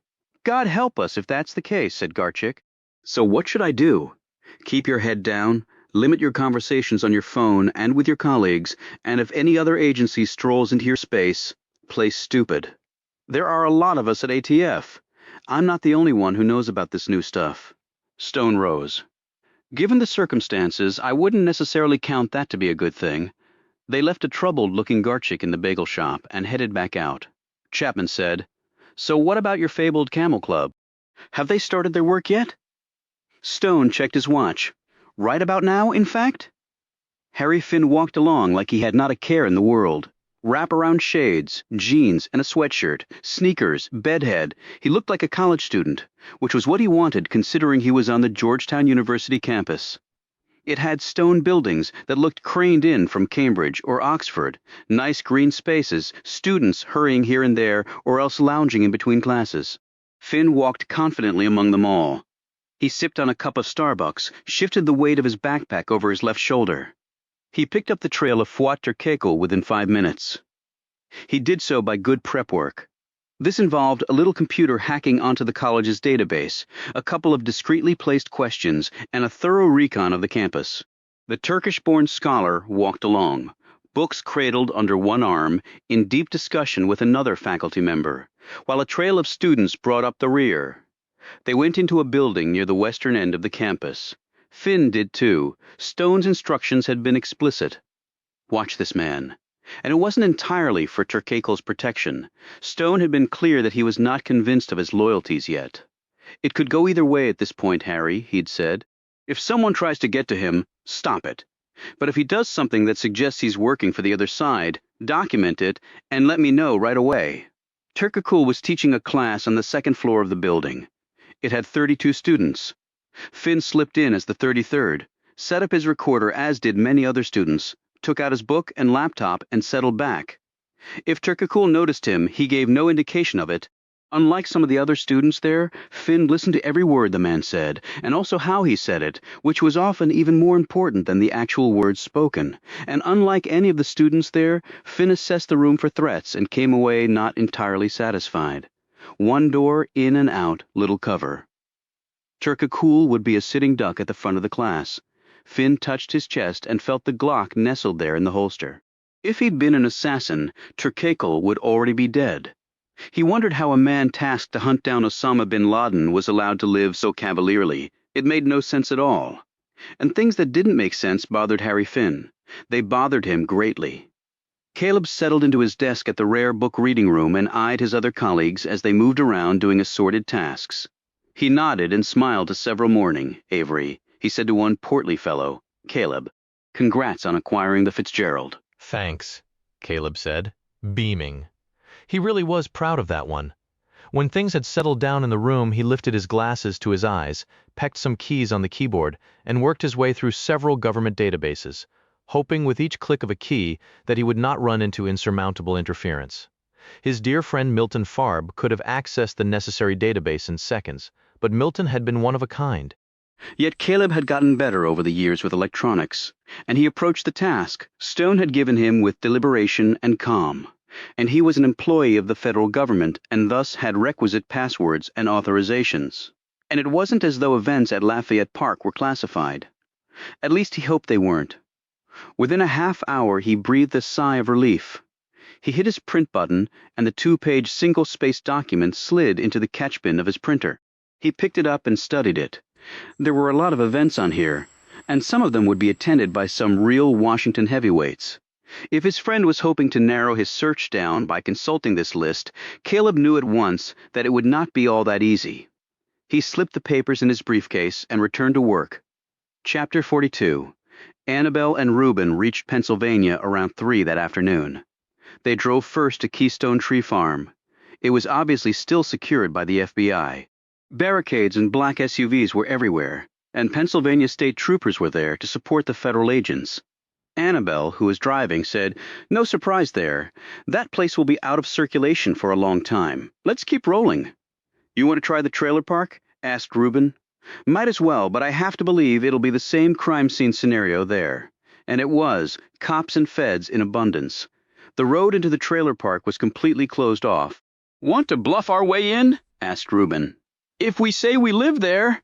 "Something tells me that's way too risky for the potential reward. But I have another idea." "Good, because Oliver wants information and I'm not sure how we're supposed to get it." "There's always a way, Reuben. We just have to find it." At 4:30 that afternoon, Annabelle found it. Parked outside the tree farm, they watched as a pickup truck pulled out with 4 of the Latino workers from the farm inside. "Quitting time," said Reuben. "No, I doubt there's much work going on there. Feds probably interviewed all of them and then let them go. If they try to leave the area, they'll probably be really sorry. Let's see if they're keeping them under surveillance." The truck pulled onto the road and sped off. They waited for 30 seconds, but no other car followed.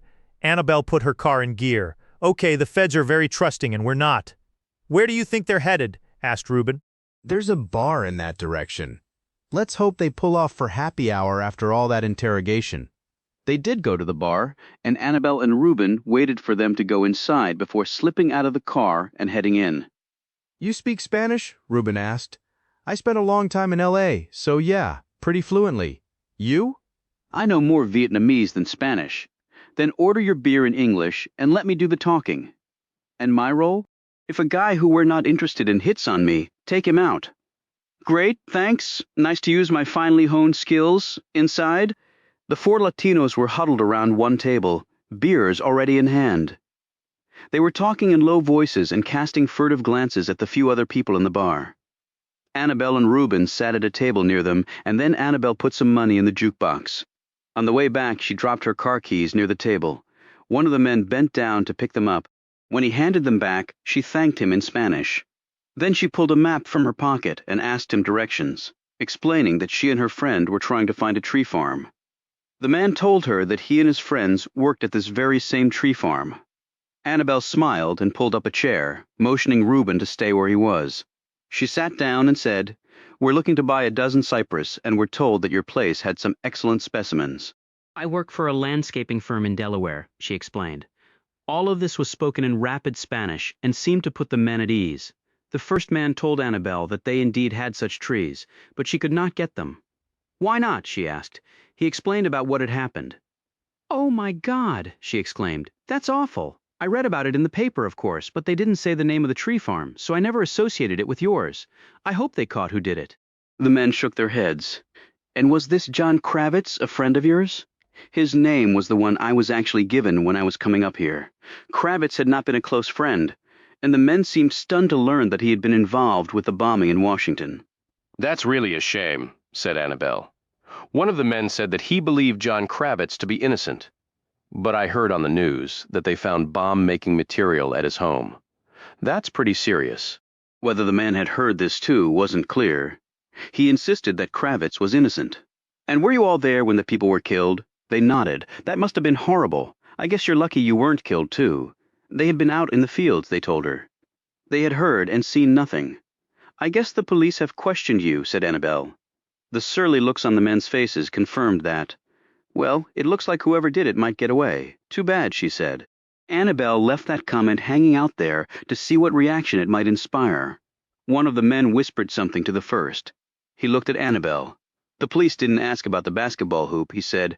Basketball hoop? Annabelle feigned ignorance, even though Stone had told her about the missing hoop. We had a basketball hoop up at one of the outbuildings. We would play ball there at lunch. John played too sometimes. He was good. And what happened to the hoop? The first man glanced over at his companion, who'd whispered to him. What's up? Annabelle asked innocently. Miguel saw something that night. What night? The night before the people were killed. He came back to pick up his sweater. He left there. What did he see? He saw someone taking down the basketball hoop. Taking down the hoop? Did he see who it was? No. But it wasn't John. It was a smaller man and older. Then another man came, another stranger. They talked. Miguel, did you hear what they said? Miguel shook his head. They spoke a funny language. I didn't understand it. Did you try and talk to them? No, I was afraid. I was hiding behind another building. Did you tell the police this? They didn't ask. Okay, said Annabelle. Well, I guess we'll have to look somewhere else for the trees. Thanks. She returned to the table with Reuben and filled him in on the parts he hadn't overheard, taking down a basketball hoop. And speaking a funny language, huh? Well, it obviously wasn't Spanish. When they left the bar, a man who had been sitting near the jukebox sipping on a beer followed them. When their car pulled out, so did his. And then he clicked a number on his phone and spoke into it. A half-mile away, another vehicle started up and sped toward the direction Annabelle and Reuben were traveling. Chapter 43. Stone was sitting at a desk in Chapman's room at the British Embassy, listening to the sound of the shower running. A minute later, Chapman walked out of the bathroom wrapped in a white terry cloth robe, her feet bare. She was drying her hair with a towel.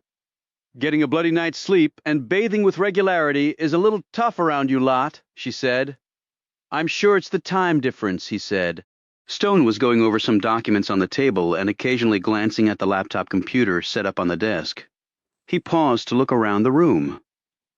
MI6 takes good care of its agents. The British Embassy is known for its first-class accommodations, noted Chapman as she sat on the couch, and a hotel just doesn't cut it when one is examining classified documents and carrying a laptop with highly secret data. She rose. Give me a sec to dress, and we'll have a spot of tea. She left the room, and Stone could hear drawers and doors opening and closing. A few minutes later, she came out dressed in a skirt, blouse, no hose, and no shoes. She was just finishing buttoning her blouse. He glanced away when she looked up at him. Feel better? He said casually. Loads, thanks. I'm famished. She picked up the phone, ordered tea and some food, and joined Stone at the desk. Any word from your friends, the Camel Club? Caleb called during his lunch hour. He faxed the list over of upcoming events at the park. Stone picked up 2 sheets of paper. Here they are. There are lots of potential targets on there, unfortunately. Chapman ran her eye down the list. I see what you mean. Any of them stand out among the others. A few, 2 that the president was going to be attending. Other heads of state, congressmen, celebrities, but narrowing it down will be difficult. But my PM isn't in the mix. She put down the papers and looked thoughtful. You know, chances are very good that I'll be pulled off this little caper. Because of no proven threat against the PM? That's right. MI6 doesn't have unlimited resources, but the implications of what is being planned here could have global repercussions that reach to the UK. That's what I'll say in my next report, because I'd like to see this through. But I wouldn't be surprised if you have to carry on without me. Stone didn't say anything for a few moments. I hope that's not the case, he said. She looked at him closely. I'll take that as a compliment. It was meant as one. When the tea and food came, they ate and drank while going over the evidence once more. Nothing from Garchik and his mysterious debris? Chapman asked as she took a bite of a hot scone. No, Weaver from NIC has cut me off? FBI too, obviously. ATF may be next. He looked at her. Guilt by association, I'm afraid? You won't be too popular either. I've dealt with worse. Got on the wrong side of the Queen once. Stone looked intrigued. How? Misunderstanding, that was more her fault than mine. But she's the Queen, so there you are. But it eventually got sorted out. She took another bite of scone. But from what I've learned about you, you're a man who's used to rocking the boat. That was never my intent, Stone said quietly. She leaned back in her chair. You expect me to believe that? I did my job, even when I didn't agree with it. In that regard, I was weak. You were trained to follow orders. We all are. It's never that simple. If it isn't that simple, our world goes to hell in a hurry. Well, maybe sometimes it should go to hell. And I guess it did for you. You ever been married? No. Ever want to be? Chapman looked down. I guess most women want to be, don't they? I think most men do too. I did. I was married. I had a woman I loved and a little girl who meant everything to me. Stone grew silent. Chapman finally broke the quiet. And you lost them? And the fault was entirely mine. You didn't pull the bloody trigger, Oliver. I might as well have. You don't voluntarily leave a job like mine. And I shouldn't have married. I shouldn't have had a child. Sometimes you can't control those things. You can't control love. Stone looked at her. Chapman was staring directly at him. You can't, she repeated softly. Not even people like us. Well, considering how things turned out, I should have tried. So you're going to blame yourself forever? He looked surprised by the question. Of course I am. Why? Just asking. She put down the rest of her scone and refocused on the reports in front of her. Stone hit the TV remote and the news came on. They were just in time to hear a female reporter broadcasting near Lafayette Park. And late-breaking developments have Alfredo Padilla, originally of Mexico, dying in the blast. Apparently there was a bomb planted in a tree hole at Lafayette Park, and Mr. Padilla, unfortunately running away from the shots being fired in Lafayette, fell into the hole and accidentally detonated the bomb planted there. A memorial service is being planned for Mr. Padilla, who is being hailed as a hero, even if unwittingly, FBI Special Agent Thomas Gross, a veteran with the Bureau, was killed during a shootout at the tree farm where the tree with the bomb in it was procured. He will be honored at this same memorial service in what some are calling a political move to mend relations between the two countries. Another man, John Kravitz, who worked at the tree farm and was allegedly involved in the bombing conspiracy, was killed by an unknown person at his home in Pennsylvania. As police closed in, we will bring you more details as they become available. Stone turned off the TV. Someone has been shooting off his mouth, he said. Back in the old days, we never would have revealed that much about an ongoing investigation. That was before the days of the internet and frothing media that have to deliver content every second of every day, remarked Chapman. I wonder if they'll let me attend Gross's memorial service. I wouldn't count on it if I were you. 5 minutes later, Chapman said, Hold on, what? Stone said, glancing at her. She held up a piece of paper. Evidence listing from the crime scene at the park. Stone looked at it. Okay, what do you see? Read down that column, she said, indicating a list of numbers and corresponding categories on the left side of the sheet. Stone did all right. So, she held up another sheet. Now read this. Stone did so. He flinched and looked back at the first sheet. Why didn't anyone put this together before? Most likely because it was on 2 separate reports. Stone looked between the 2 documents. 246 slugs found in the park and environs matching the TC-9s, he said. Right. He looked at the other piece of paper. But the casings found at the Hay Adams Hotel only numbered 240, he said. Right again. You would expect to have more casings than slugs, because some of the slugs might never be recovered, Stone began. But you would never have fewer casings than found slugs, Chapman said, finishing his thought. unless the bad guys took a few with them and left the rest, which they never would. They would either take none or all. Stone looked up. You know what this means? Chapman nodded. The casings were planted at the hotel, and someone miscounted. The shots came from somewhere else. Chapter 44. We have company, Annabelle, said Reuben. She glanced in the rearview mirror. The black SUV with the tinted windows? Yep, it was parked at the bar when we pulled up, she noted. I know. I think someone is interested in our conversation with the Latinos, she said. So what do? We're in the middle of nowhere. And I don't want to call 911 because then we'll have to explain things. I don't want to. Keep driving. There's a bend coming up. They'll make their move there. And what will our move be? Annabelle asked. Still thinking of it.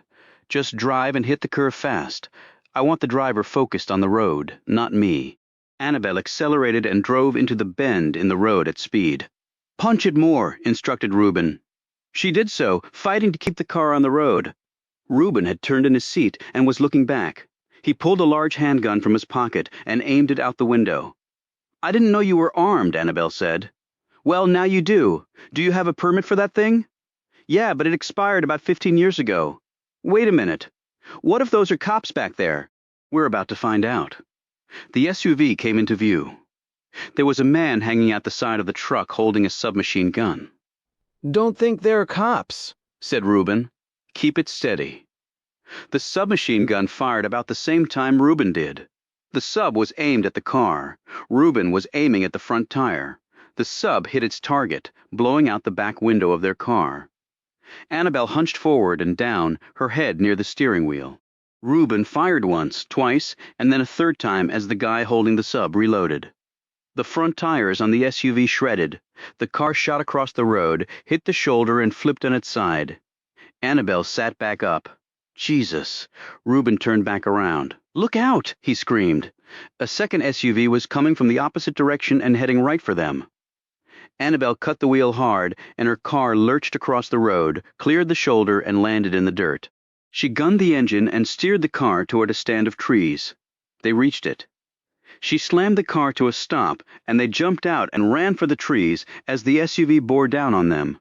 Reuben turned and fired a few shots in the truck's direction, causing it to veer off. The second they reached the trees, bursts of submachine gun fire hit. Reuben grabbed Annabelle's arm and threw her into the cover of the woods. He wasn't as fortunate. A round slammed into his arm. Shit! Reuben! He wheeled around and fired at the now-stopped truck. The windshield splintered, and the men inside took cover.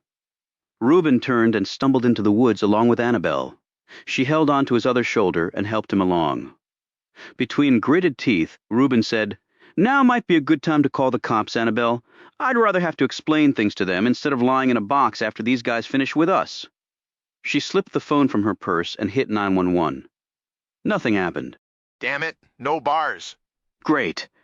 But I had reception around here before. Maybe they're jamming the signal? Who the hell are they? People, we do not want to meet up close. They heard running feet behind them. They took cover behind a tree. Reuben fired off the rest of his ammo in the direction of their pursuers. A volley of automatic fire came back at them. Load my pistol for me, said Reuben, between gritted teeth. Extra clip in my right pocket. She did so and handed it back to him. He studied the terrain around them. Submachine guns against a pistol only has one outcome, he said. So we're dead? Didn't say that? I wonder what Oliver would do. What Oliver would do is the unexpected. So exactly what does that mean in this situation? Reuben fired 3 more shots.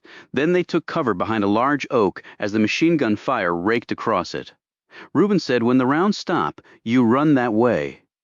He pointed behind them, cut to the left, and get back to the road. You should be able to make a call there or flag down a car. And what about you? She said fiercely. The firing stopped as the men reloaded. Reuben grabbed Annabelle's arm and pushed. Go. There has to be another way. There is no other way. We can't con our way out of this. Reuben, I can't leave. He gripped her arm so tightly that she winced. You will do what I tell you to do. One of us has to get out of this. But the next moment he was running flat out right at their pursuers. Stunned, Annabelle turned and ran in the opposite direction. Tears streamed down her face as she heard the firing start up again. Annabelle ran, but she couldn't outrun the tears as the gunfire continued. Chapter 45. It was dark in the city. Stone watched carefully from a spot he'd chosen in Lafayette Park. He checked his watch. 10 seconds to go, he counted down in his head. The light started blinking from a distance. This was a little demonstration he and Chapman had come up with. She was clicking a high-powered red-beamed laser off and on to simulate the muzzle flashes of a weapon. She was standing in the rooftop garden of the Hay Adams. The light was barely visible from where he was standing, and the trees were blocking any real sight line. He called Chapman and told her the results of his observations. She moved to the next spot in their experiment, a building behind and to the left of the hotel.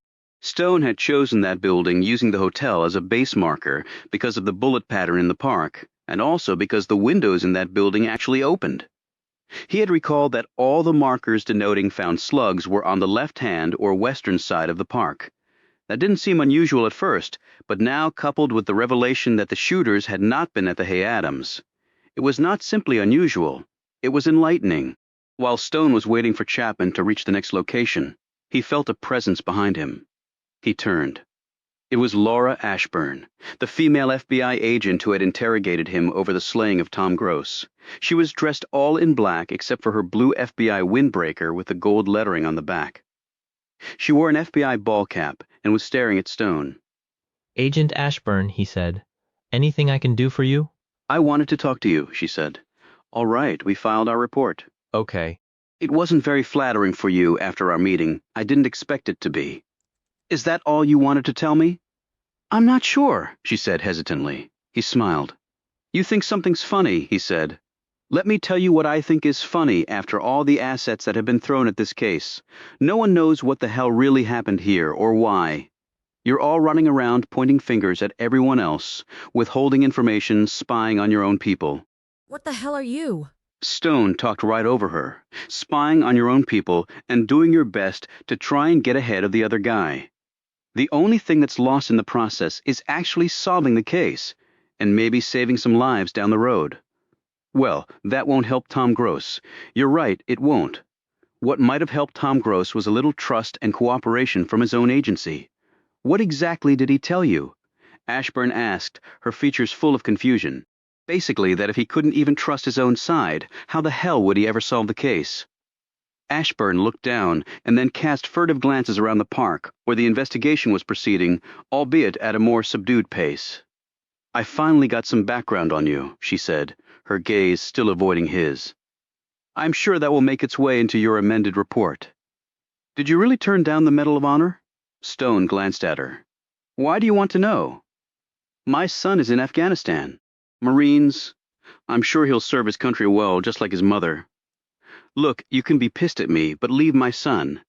I don't play that game. I meant exactly what I said. You're just doing your job. I don't fault you.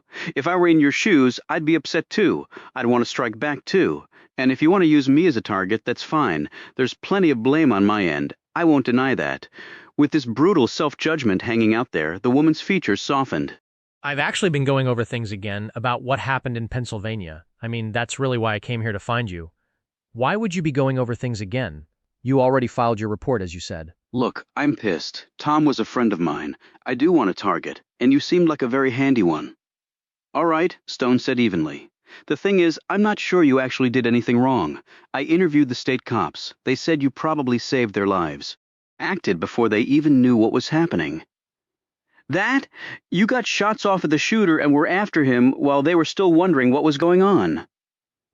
"I've probably had a bit more experience than they have in those types of situations." "So I understand," she said frankly. "And Tom could have called in backup when he contacted the Leos. In fact, he should have. I honestly thought the dangerous part would be at Kravitz's place, not the tree farm." Ashburn let out a resigned breath. "I believe you. And I hope you believe me when I tell you I won't rest until I find out who did it." She stared at him for a long moment. "I do." The two agents exchanged a firm handshake, and then Ashburn disappeared into the darkness. A few moments later, Stone gazed out at the red blinking light and then over at imagined points on the grass where he gauged that the bullets would be hitting based on his roughly estimated trajectory. He punched in the number for Chapman. "Go up one floor," he said. A few minutes later, the lights commenced again. He called her. "I think that's it. Any evidence of the guns having been fired from there?" "No casings, but I've got a patch of what looks like oil or grease. I'll collect some of it for examination. And when I opened the window, there was no squeak or creak, like it had been opened recently. Yes, but Oliver, you didn't tell me this place was a U.S. government building undergoing renovation. I was hoping I was wrong. Chapter 46. Stone and Chapman returned to his cottage. They had just settled in to talk over this latest discovery when Chapman hit the light on Stone's desk, plunging the space into darkness. "What is it?" hissed Stone. She didn't have time to answer. The door burst open, and Stone counted at least 3 men hurtling through it. They were masked, dressed in black, and carried MP5s. They moved as one unit, an unstoppable force. They were just about to meet the proverbial immovable object. Chapman hit the first man with a crushing blow to his knee, pushing it in a direction no knee was designed to go. He went down screaming and grabbing at his destroyed limb.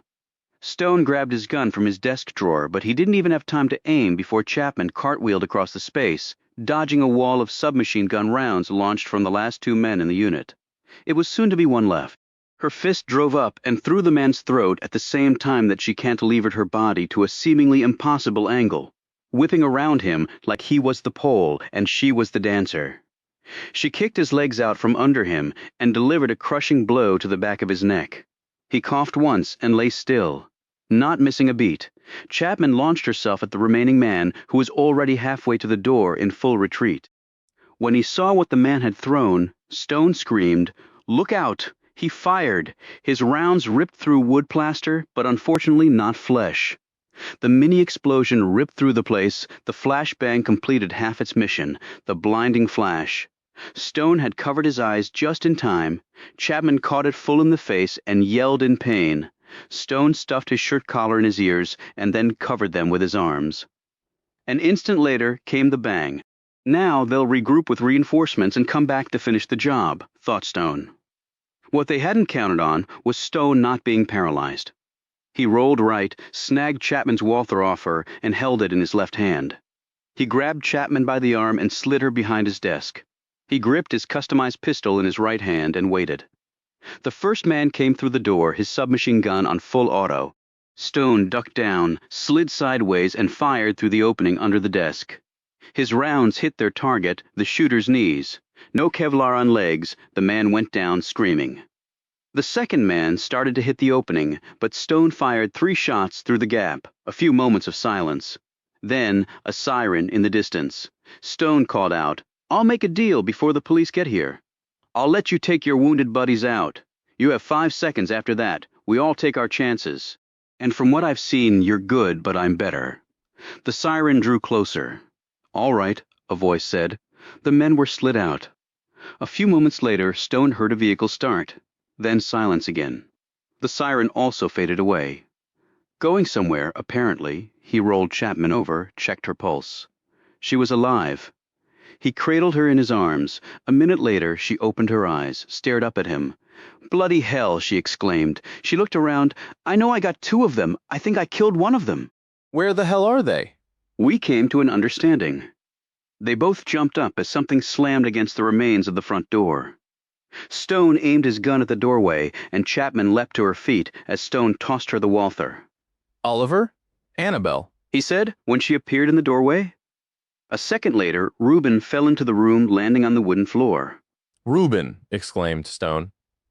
Annabelle helped Stone get the big man up and over to a chair. Blood was seeping down his forearm, and his face was pale.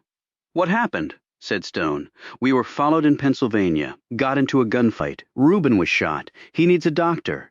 Reuben put a hand on Stone's arm and pulled him downward. I'll be okay," Reuben said weakly. "One in the arm went clean through, but it hurts like hell. Other one nicked my leg." Stone looked down at the hole in Reuben's pants leg. "You need to go to the hospital right now."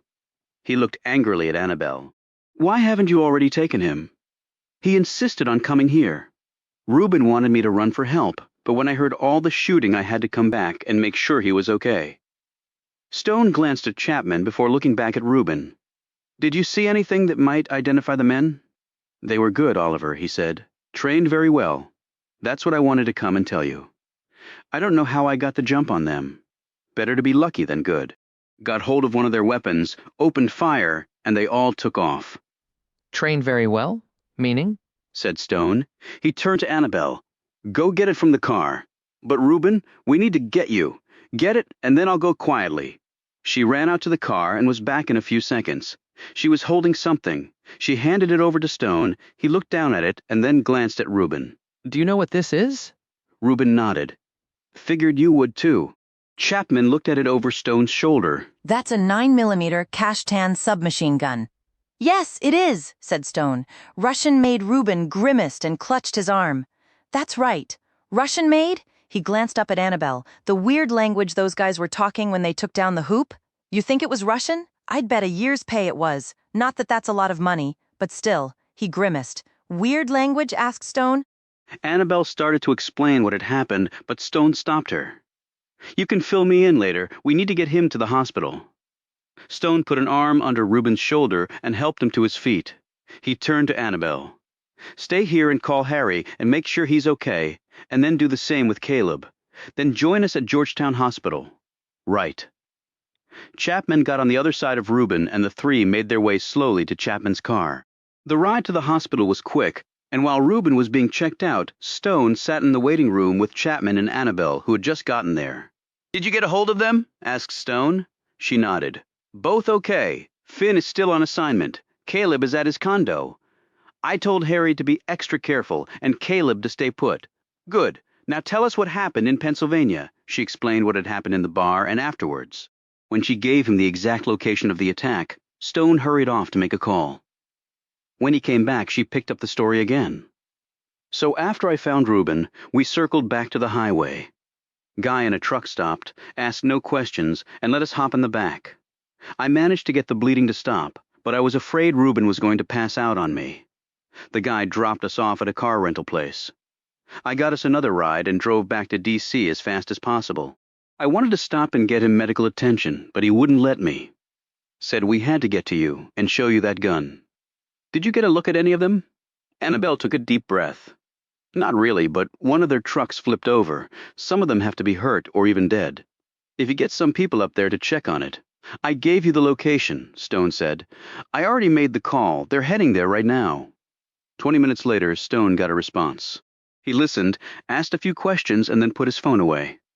The truck is gone. That's impossible. It flipped over. I saw it. The people had to have been hurt, maybe killed, but you can have all that cleaned up in less than 30 minutes. They did find some shell casings and an indentation in the dirt where the truck rolled and a few bits of wreckage, but that was all. Annabelle said, These people are good. Stone looked at Chapman. Yes, they are. They clean up after themselves really well. Submachine gun, said Chapman, heavy firepower. And he had what? A pistol. That's right, but he said he was going to do what you would do, Oliver, be unpredictable. So he waited for them to start reloading, and then he charged their position. I guess they didn't expect that. She shuddered and let out a gasp. I thought for sure he was dead. Stone squeezed her hand. But he's not. The doctor said he's going to be fine. He's just out of commission for a while, Annabelle said. But since it's a gunshot wound, won't the hospital have to report that to the authorities? Stone took out his shield and held it up. Not after I showed them this and told them Reuben was working with me. Oh, but if the blokes were Russian, how does that connect with what we found out tonight? Said Chapman. Annabelle looked at her wide-eyed. What did you find tonight? Stone told her about the possible origins of the shots from a U.S. government building. It's undergoing renovation, so it's empty, but it's supposed to be secure nonetheless. We talked with the guards there. None of them remembered anyone coming to the building that night, certainly not carrying automatic weapons. Is there only one entrance into the building? Asked Annabelle. The very question I put to them, they said not, if one had a key card with the necessary authorizations. With that, someone could access other entrances. Do we know if someone did that? Checking it out now, said Stone. But I'm not hopeful. Why? Either the card will have been stolen, or cloned, or something else. And yet the next question is, why go to all the trouble of leaving evidence behind at the Hay Adams, and not actually do the shooting from there? What did the office building have that the hotel didn't? Well, the building was empty. The hotel wasn't, pointed out Annabelle. They still had to get to the rooftop garden. And it was empty that night. No, they wanted us to think they were at the hotel. They needed that building. Why? Chapman said. Just add it to all the other questions we don't have answers for. But it is important, Stone said. Why? Asked Annabelle. Because right before you and Reuben got to the cottage, someone sent a team to kill us. They almost succeeded and would have except for my friend here. He indicated Chapman. How did you learn to move like that? He asked her. I took ballet as a lass, hated it back then. But I have to admit, it does come in handy when someone is trying to murder you. You think the attack had something to do with what you found out? Asked Annabelle. I think it had everything to do with the fact that we discovered the gunfire came from a supposedly secure federal building. Chapter 47. The next morning Chapman was at Stone's cottage by 7 o'clock, and she wasn't alone. James McElroy slowly made his way into the cottage and took a seat in front of the fireplace. He'd changed his jacket and wore no tie. His open-collared shirt had a checked pattern. His hair was neatly combed and his slacks pressed, but his reddened eyes and saggy face spoke of the stress he was enduring. Chapman told me about your little adventure here last night. He looked at the damaged door and eyed the bullet holes. Not quite as civilized as a nightcap, he pointed out. No, agreed Stone. U.S. government building, eh? Yes. Complicates an already overly complicated situation, but it's the first time we've gotten under their collar, so to speak. Well, that is something, I suppose. His expression changed. Spoke to the PM this morning, Oliver, he began, and he's not pleased. Well, for what it's worth, neither am I, but we've only been on the case a few days. And in that time, 4 people have died, and my friends nearly made it 6. Yes. Agent Chapman filled me in on your decision to use your... What was it again? Chapman said. The Camel Club. Right, this Camel Club group to help. I have to say I find the name quite imaginative. And do you disapprove of my use of them? Personally, I've found the utilization of irregular forces a stroke of genius, particularly when the paid troops are lacking. Whether that was the case here or not, I'm not prepared to say. But that's not the issue. So, what exactly is the problem? I understand that you put a man on Fuat Turkekul? Yes, Harry Finn, former Navy SEAL. He now works for a Red Cell team testing the security of sensitive facilities in this country and abroad, but he's taken some time off, and he's elected to use that time off to help me. I, of course, know all about his mother, Lesia, and the fate of his father, Rayfield Solomon. Stone looked stunned. I wasn't aware that was public knowledge. It's certainly not, replied McElroy. I would not have been advised of it except that Solomon was a friend of mine from years back. We had done some joint operations together in both Asia and South America, and I knew Lesia from her days with the former Soviet Union. I was actually one of the first Western intelligence officers to know that she was a double agent. Then you know the whole story about me? I mean, what I did to Rayfield Solomon? Orders are orders, Oliver. You were following them. If you hadn't, you wouldn't have been simply put in the clink for insubordination. You would have been shot for treason. I know how the Yanks operate on that score, which is similar to how we do things. I could still have refused. But you can't change that fact now, no matter how much you may want to. Then you also know about Harry. Not everything, no. He and Stone exchanged a long glance. McElroy said, "But you do trust him. He's proven his loyalty to me beyond doubt. May I ask how you managed that with what happened between his father and you?" "We worked it out. That's all I can say on the matter. I see." McElroy did not look convinced. Still making him privy to Fuat's presence and role? That was a reach, wasn't it? I have to say I'm surprised. I can't ask a man to risk his life without telling him why. Harry knows what Fuat Turkekul means to this country. He will do everything in his power to safeguard him, which begs the question of why you think Fuat needs additional protection. Agent Gross believed his own people were spying on him. Agent Garchik thinks the same, and we found out last night that the park shooters were not in the hotel but in a government-owned building that required a special security card to access. "I see," McElroy said, nodding his head. "Did you know that ATF found something in the bomb debris that they can't ID, that they've had to call in NASA?" Yes, Chapman reported that to me. Bombs to outer space? Of all the agencies you folks have, why that one? Maybe the substance is something that looks like it might be from a space program? Other than that, I don't know. You folks and the Russians are really the only ones with any space program to speak of other than a few stray private entrepreneurs with lots of money? Chapman and Stone exchanged a glance. If McElroy noted this, he made no reaction. "For all I know, NASA won't be able to determine what it is either," said Stone. Chapman spoke up. "Or they may know but won't say or aren't allowed to say," she amended. McElroy looked between them. Well, we seem to be in an appalling sticky wicket. I've had to look over my shoulder for my enemies before, but I'm not sure there's a degree on the compass right now that's safe. So what does your PM want? Assurances that we won't make a bad matter even worse. Chapman said, Can it get much worse? Anything can become worse, said McElroy. Oklahoma City to 9/11s? The underground bombings in London to the attacks in Mumbai? This could be the tip of the iceberg, as Director Weaver intimated to you earlier. And I haven't heard from him since. I take it what happened with Agent Gross triggered that? If I had to speculate, I think our Mr. Weaver is truly running scared, afraid to turn to anyone. So don't take it personally. That's a hell of a situation to have with the head of our intelligence umbrella. And yet it's exactly the one we do have. It's like when the global financial collapse occurred. Credit markets were frozen. No one trusted anyone else. That's where we are in the intelligence world right now, and the bad guys keep plugging away, said Chapman hotly. Precisely, and we can't control what the bad guys do, said Stone. It depends on who they are, replied McElroy. Stone thought about this for a moment. Are you suggesting what I think you are? What do you think I'm suggesting, Oliver?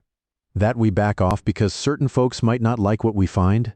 I think that captures the spirit of the thing, yes, and that's what you want us to do. With difficulty, McElroy rose on shaky legs. When Chapman got up to help him, he waved her off. I'm fine. He straightened his jacket and turned to Stone. I'm telling you no such thing. As far as I'm concerned, it's full speed ahead, and damn the torpedoes, I believe, is how your Admiral Farragut put it. But the PM, said Stone. Nice enough fellow, but he's out of his depth in the intelligence field, and so long as he sees fit to entrust me with the security of the British people, I will act as I see fit. I refuse to be paralyzed. I trust you. I presume you trust me. That's good enough. Bucking the command carries a price. I'm too old to care, really. But don't forget my earlier warning. I believe that very little of what we've seen so far is actually what it appears to be, which means that all of our conclusions are wrong too. Perhaps not all, but the important ones. Probably yes. He looked at Chapman. You two make a good team, unless my instincts have totally deserted me. Watch out for each other. He turned to leave. Oh, and Oliver, yes. I'm actually quite glad you have these Camel Club people on your side. So am I. Remember, all the king's horses and all the king's men. I remember one more thing. There's a car waiting outside to take you to the WFO. The FBI wants to talk to you two. McElroy twirled his cane in the air. Good luck. Chapter 48. The ride to the WFO was made in silence. The two agents in front didn't look at or speak to them. They were escorted into an elevator once they arrived and rode it up to a higher floor. They got off and followed two other agents to a large conference room with a table that would accommodate a dozen. There were only 3 people sitting at it, though. One was the FBI director, the other his second-in-command, and the third was Agent Laura Ashburn, who'd approached Stone in the park the previous night after grilling him about Tom Gross's death. The director was a short man with a pugnacious face and a brisk manner. Of all the bureaucrats in Washington, the FBI director was the one with real independence. His tenure did not end with an election result. It continued on for the full 10-year term, no matter who won the Oval Office. He asked them to sit, shuffled some papers in front of him, adjusted his glasses, and looked up at them. Agent Stone, Agent Chapman, I'm trying to come fully up to speed on this thing, but the more I get into it, the more confusing it becomes. I would like you to start from the beginning and tell me all that you've discovered, all that you've deduced, and all that you are currently speculating about. Does this mean I'm not going to be taken off the case, sir? Stone asked. The director glanced at Ashburn and back at Stone. I've read the report, the amended report filed by Agent Ashburn here. Suffice it to say you won't be taken off this investigation. Now I'd like to hear both of your reports. It may take a while, Stone advised him. This is my top priority. He settled back in his chair. 3 hours later, they finished talking. Ashburn and the ADIC had taken copious notes on their laptops. Even the director had scribbled down some key points. My God, said Ashburn, attacked at your home? Why didn't you report it? Since I don't know who ordered the hit, I wasn't comfortable reporting it to anyone. The director grimaced. You can trust the FBI, Stone. Stone looked at Chapman with an uneasy expression. She gave a slight nod. Stone turned to the director. There's one more thing, sir. The agents focused on him. What is it? Asked the director. My friend who was attacked in Pennsylvania managed to salvage a bit of evidence from the crime scene. More than what our people found. A bit more, yes. It was a Russian-made submachine gun. The trio of agents sat back as though connected by wire, and the Latino workers they talked to at the bar before they were attacked saw two men taking down a basketball hoop at the tree farm. According to them, the men were speaking an unusual language. It might have been Russian. The director eyed his two colleagues, put down his pen, and stroked his chin. When he didn't say anything, Stone said, "I had a conversation previously with someone you know very well." "Who was that?" "He lives in the Casablanca." "All right, go on." "He told me that the Russians had taken over the drug business in the Western Hemisphere, ripping it out of the Mexicans' hands. That's true, they have. Carlos Montoya and the others are, in essence, out of business in their own country." Ashburn spoke up. "But what motivation would the Russian cartels have for exploding a bomb in Lafayette Park?" The president said that as far as this country was concerned, the Russian government and the Russian cartels were one and the same. Do you agree with that assessment? Stone looked at the director expectantly. He looked uncertain, but finally said, "I would not disagree with it." He tapped the table with his pen. "So what would be their possible motivation to explode that bomb and then do all the rest? To show that they can, perhaps," said Stone. "I don't buy that. And the Yemen terrorist group that claimed responsibility, easily manipulated, and I don't believe that the Russians did it just to show they could." "What then?" "I spent some time in Russia decades ago. The one thing I learned is that the Russians are some of the most cunning people on earth. They never do anything without a very good reason. And just because they're no longer a superpower doesn't mean they don't want to be again. The president has the same opinion. So this is some plot by the Russians to gain global prominence again," said the director. "We certainly can't discount that possibility." Stone folded his arms over his chest and said, "And why does none of this seem to surprise you?" The director didn't flinch at this blunt remark. He picked up another piece of paper. "We got some forensics tests back. The substance agent Chapman found on the floor of the government office building has been found to match a certain weapon." "It was the lubrication oil for the Tech-9 submachine gun, wasn't it?" said Chapman. "Yes, so they did fire from there." "Appears to be the case." A few seconds passed. "Is there something else?" asked Stone. The director was looking off and seemed to have forgotten there were other people in the room. "John Kravitz, what about him?" "He also spent time in Russia." "When?" "When he was in college. He was already on a couple of our watch lists. We believe he went over there to hook up with a group that specializes in mass disinformation campaigns on the internet." "But nothing violent?" asked Chapman. "No, but the non-violent can quickly become violent. We've all seen that." "The U.S. government building," added Stone. "Someone had access to that, and I don't believe it was John Kravitz." The director nodded thoughtfully. "And Special Agent Gross actually told you that he feared his own people were spying on him?" "Yes, sir." Chapman nodded in agreement. Stone added, "An agent from the ATF told us the same thing," the director said. "Garchik?" "Yes."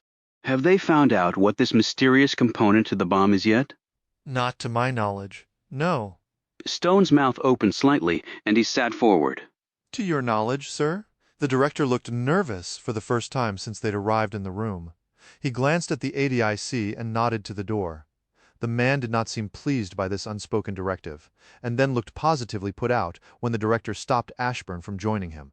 After the door had closed behind the ADIC, the director leaned forward. "Something is going on here that is unprecedented in my experience." "There's a traitor in the ranks," Stone said. "More than that, I'm afraid. Worse than that."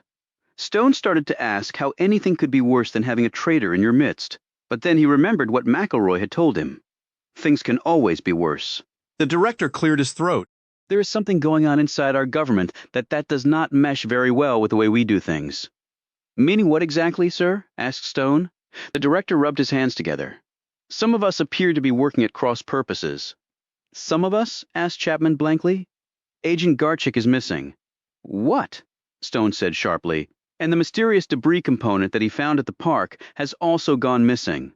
"How is that possible?" asked Chapman. "I'm not sure. It was outside our chain of command. But the Bureau is the lead agency," pointed out Stone. "But ATF was taking the lead on the bomb forensics." "But an agent and evidence going missing is very unusual," said Stone. "Yes, of course it is," the director said sharply. Any leads? Asked Chapman. No, we just found out about it. Actually, we have teams going over the scene. Where was he taken from? Not exactly sure. He's divorced, lives alone, his car is missing. Signs of a struggle? Not definitive. No communications? Neither from Garchik nor from whoever might have taken him. Might have? Asked Chapman. We can't rule out that he left voluntarily. Who reported him missing? His supervisor, Stone said. Who reported the evidence missing? His supervisor as well. When Garchik didn't make his routine check-in, he became worried. One of the things he did was examine the evidence locker. Garchik told us that NASA was being called in to try and ID the debris. I wasn't aware of that. Stone sat back as Ashburn said, "This is all really stunning. The media can't get wind of any of this," said the director firmly. "All statements will go through my office. Is that understood?" "I don't talk to reporters," said Stone. As Chapman nodded in agreement, the director motioned to Ashburn. "Agent Ashburn will be taking over the lead on the investigation. You will work directly with her." Ashburn and Stone exchanged a glance.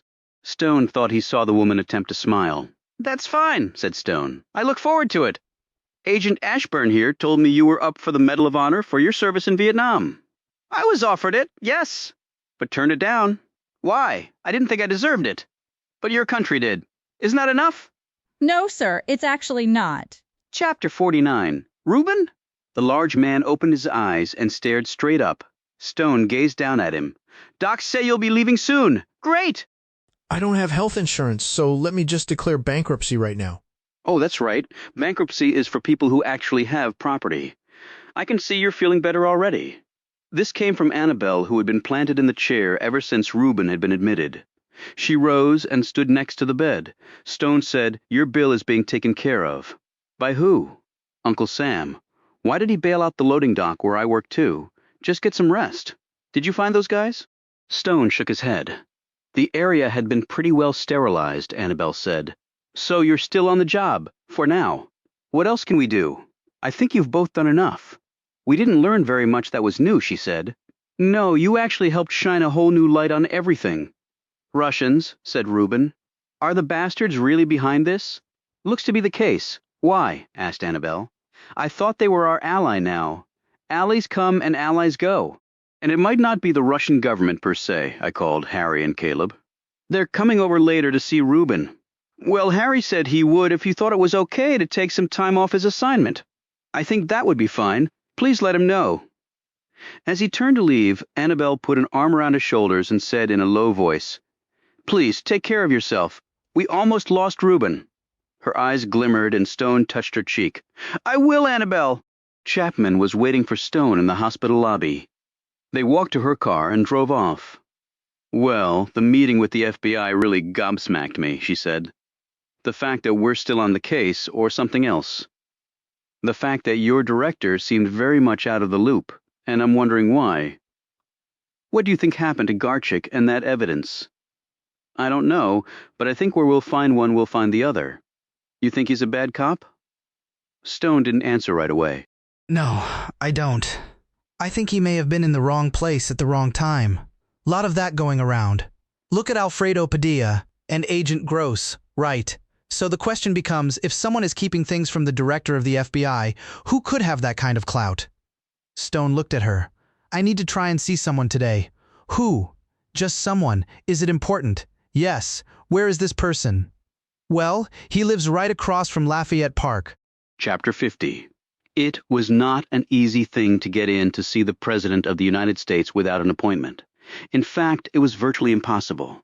The man's work schedule would put anyone else's in the world to shame. On Air Force One, he could cover multiple countries in one day and be home in time for a state dinner, and then some late-night phone lobbying with his cohorts on Capitol Hill. Thus, Stone was very surprised to be sitting in a helicopter as it was flown across the Maryland countryside. It touched down in the craw of the Catoctin Mountains, where a 3-car motorcade took him the rest of the way to Camp David, perhaps the best protected parcel of land in the world. This did make sense, thought Stone. Meeting at Camp David was far more private than walking the halls of the White House. As the motorcade entered the confines of Camp David and a ramrod straight Marine in dress blues met him, Stone wondered exactly how he was going to broach the subject with the man, and what his reaction would be. Well, I'm just about to find the answers to those questions. He stood in a small wood-paneled room alone, but not for long. The door opened, and there was the president dressed casually in corduroy pants and a checked shirt with loafers on his feet. He held a pair of glasses in one hand, and a BlackBerry phone held up to his ear in the other. He glanced at Stone standing there and motioned for him to take a seat. The president finished his call, in low murmurs, slid the phone in his shirt pocket, poured a cup of coffee from a pot set up on a side table, and poured one for Stone, too. He handed him the cup and sat down, sliding his glasses over his face. "Lost a contact," said Brennan. "Back up glasses until they get my other pair. Can't face the public in glasses. They don't like that." Stone thought about that, and it did occur to him that he couldn't remember seeing a president with glasses on during a public event. "I appreciate you taking the time to see me on such short notice, sir." The president leaned back and scrutinized him. "I'm sure you know why I did. The sense of urgency is compelling. We seem to be spiraling right out of control on this. Every day there's a new crisis. Made any sense of it yet?" "Some. But there are a lot of new questions." Give me a quick debrief. Stone did so, leaving out nothing, including the attack at his cottage and about Fuatrakekul. "I know I'm not telling you anything you aren't aware of," he said. The president nodded. "The PM and I are very close. James McElroy also plays by the rules. An impressive man, always seems to know more than anyone else, myself and his prime minister included, I think. The mark of a good intelligence officer," commented Stone. "But keeping me in the dark on that did cost us time. I'm aware of that, but it couldn't be helped," he said brusquely. "I understand." "Some good has come out of this," said Brennan. "Sir?" asked Stone with a questioning look. In response, the president picked up a remote and hit a button. A part of the wall slid open, revealing a flat-screen TV. The president touched another button, and the TV came on. "This was recorded earlier," he explained. Stone watched as the image of Carmen Escalante appeared. She looked even smaller, and her leg braces even bigger on the screen than in person. She was being interviewed about the death of her beloved uncle and her own personal plight with her medical issues. Word has really spread about this, causing two things to happen. We're holding a joint memorial service for Mr. Padilla and Agent Gross. The President of Mexico is flying up for the ceremony. And second, private donors have stepped in to pay for Ms. Escalante's operations for her legs. That's very nice. As you probably know, relations with Mexico have been strained due to the immigration issue, among other things. However, things have thawed a bit with what happened to Padilla. I know he's an accidental hero, but he still lost his life, and we need heroes wherever we can find them. The story has gotten favorable play in Mexico, and here, the people of our two nations have come together a little bit more. It's positive, or so my aides tell me. Something to build on for the future. That's one of the major reasons we're holding the joint memorial service. He hit more buttons and the TV turned off, and the wall slid back into place. He put the remote down and leaned back in his chair, sipping his coffee. Which brings us to today. Yes, sir. All right. I think it's now time for me to ask why you wanted to meet. I know you're a busy man, so I'll get right to it. Stone paused, but only for a moment. Could you tell me where Agent Garchik is, and what happened to the evidence that went missing with him? Because I know you have the answers to both those questions. Chapter 51. President Brennan and Oliver Stone stared at each other for an uncomfortably long time. Stone had engaged in such protracted battles of will before with people he considered his employers. The key was never to break eye contact. If you did, they interpreted that as a sign of weakness and would pounce. They all had this skill. That was why they were in leadership positions. "I beg your pardon," the president said, but there was a slight hitch in his voice that was compelling in its disclosure of what the man was truly thinking. Stone didn't answer. He just kept staring at the man, as though he could see the content of every synapse firing. Stone had to convey through this silence that he knew everything. Though some of it was only speculation, he waited. Brennan said nothing else, his gaze intensifying briefly, but then slowly the burn faded. He stood. "Let's take a walk, Stone. I think we need to come to an understanding, and I need to stretch my legs." Stone followed him outside after the president slipped on a jacket. The security detail accompanied them, keeping both men encircled at the center of a hard diamond formed by the Secret Service agents. The men and women of the security detail were dressed casually in deference to their boss's clothes and the rustic surroundings.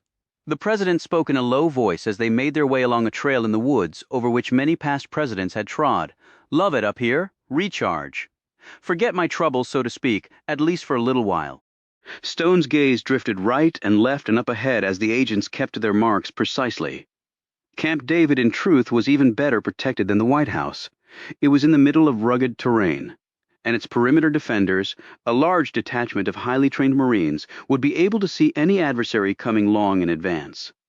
The president drew so close to Stone that their elbows touched. Stone automatically looked around to see if the Secret Service agents had an issue with that.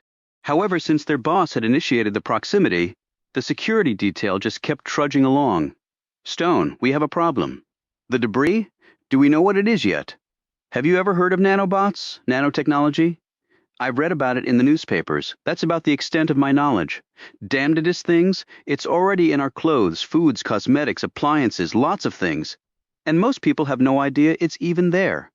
Half the scientists think it's perfectly safe, and the other half say we don't know enough, and it could have unforeseen and possibly disastrous long-term consequences.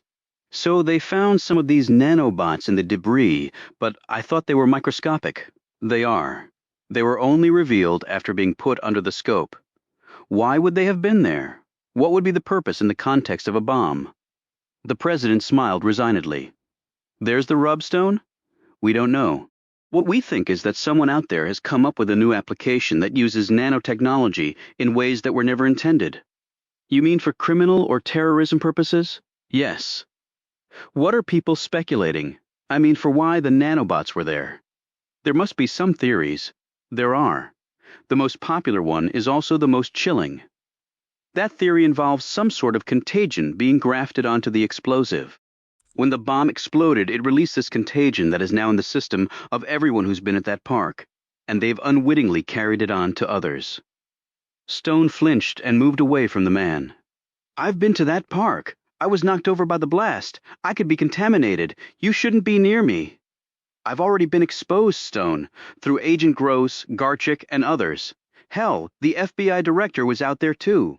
But I can tell you that I've had every test known to the doctors and they've given me a clean bill of health. Is there any evidence of the existence of such a contagion on the debris? Not that we know, but you know what they're telling me now. That the damn nanobots have the ability to invade and actually change certain molecular structures of other substances. This transformation can leave the substances in their original form, but it can change them subtly enough to make identifying them much harder. So right now, we don't believe there's a contagion problem. But the truth is, we don't know for certain. We're not even sure what to test for. So all the things the doctors checked me for may be worthless. And furthermore, they could have used nanobots to produce a totally new contagion. It's like my grandkids playing whack-a-mole. You hit it one hole, and the damn thing shows up in another. And Agent Garchik, he said, we thought it best to remove him from the field for a while. He's currently at an ATF safe house, and Stone put up a hand. I'd prefer not to know the exact location. You mean? In case someone tries to get it from me, yes. Dangerous times, Stone. Uncertain times, enemies closer? Right. If only we knew exactly who they were anymore. It's getting harder and harder on that score. I think every soldier deployed to Iraq and Afghanistan would agree with you on that. It's ironic, actually, said Brennan. What's that? I originally sought you out to go fight the Russians in Mexico. Now I find them much closer to home, possibly right across the street from the White House. You know, of course, about the gun found and Kravitz's ties to Moscow? Yes, all of that. But there's something else. Stone waited expectantly. When the Soviet Union was a world power, they had an immense scientific discovery program, labs all over the place, and tens of billions of dollars to fund those efforts. So nanobots? Nanobots, there are few countries or organizations with the wherewithal to pull something like this off. The Russians are near the top of the list. What do you want me to do now, sir? Your job, Stone, and I promise you that I'll have your back. Stone gazed hard at the man. The president seemed to sense Stone's doubts. I mean that, Stone. You survive this, the slate is clean. You have my word. No more blowbacks against you. He put out his hand. Stone shook it. Brennan added, "Why do men like you do the job you do? It can't be for the medals, and it's certainly not the money." Stone said nothing. "Why then God and country? Both simpler and more complex, Mr. President. What then? So I can look at myself in the mirror. Chapter 52, Stone was flown back to D. C, where he met Chapman by prearrangement at Lafayette Park. How did it go? She asked anxiously. Informative. In a helpful sort of way. That remains to be seen. Come on, any revelations you met with the president, for God's sake? Stone explained about the unknown bits of debris possibly being connected to nanotechnology and also about the whereabouts of Agent Garchik. Did you know all that when you asked to meet with the president? Let's say I suspected it. And you told him of your suspicions? I thought the direct way was best. Pretty ballsy. So nanobots? Bloody hell, what's the world coming to when they stick stuff in stuff we can't even see that could come back and kill us all? I think some folks would call that progress, actually, said Stone dryly. So the Russians are playing around in their laboratory again. Ominous development. Drug trafficking is worth hundreds of billions of dollars. That's one motivation. Couple that with science that could make Russia's enemies wastelands, that's something you can't measure in mere treasure. Russia's enemies, meaning my country and yours. Despite détente Gorbachev and Yeltsin, things have never really been rosy among the three nations. But why would they detonate a bomb in Lafayette Park that didn't kill anyone? I don't know. He moved over toward Ground Zero and looked down at the crater. Riley Weaver's questions are also still unanswered, he said. What do you mean? How did the tree suddenly die? And why was the hole left open after the tree went in? The arborist and stuff, Agent Gross told us about it. Well, I guess we need to check it ourselves. But what about Ashburn? Isn't she on the case now? I'd prefer to handle it. Just in case we lose another agent? She said quietly. Stone didn't answer. An hour later, they were standing in front of George Sykes, who was wearing the uniform of the National Park Service. He was the supervisor previously identified by Tom Gross, who'd overseen the installation of the tree. Sykes was a fit man with a crushing grip. Chapman discreetly rubbed her sore fingers together after shaking the man's hand. The maple had shown no signs of disease or any other problem, he said.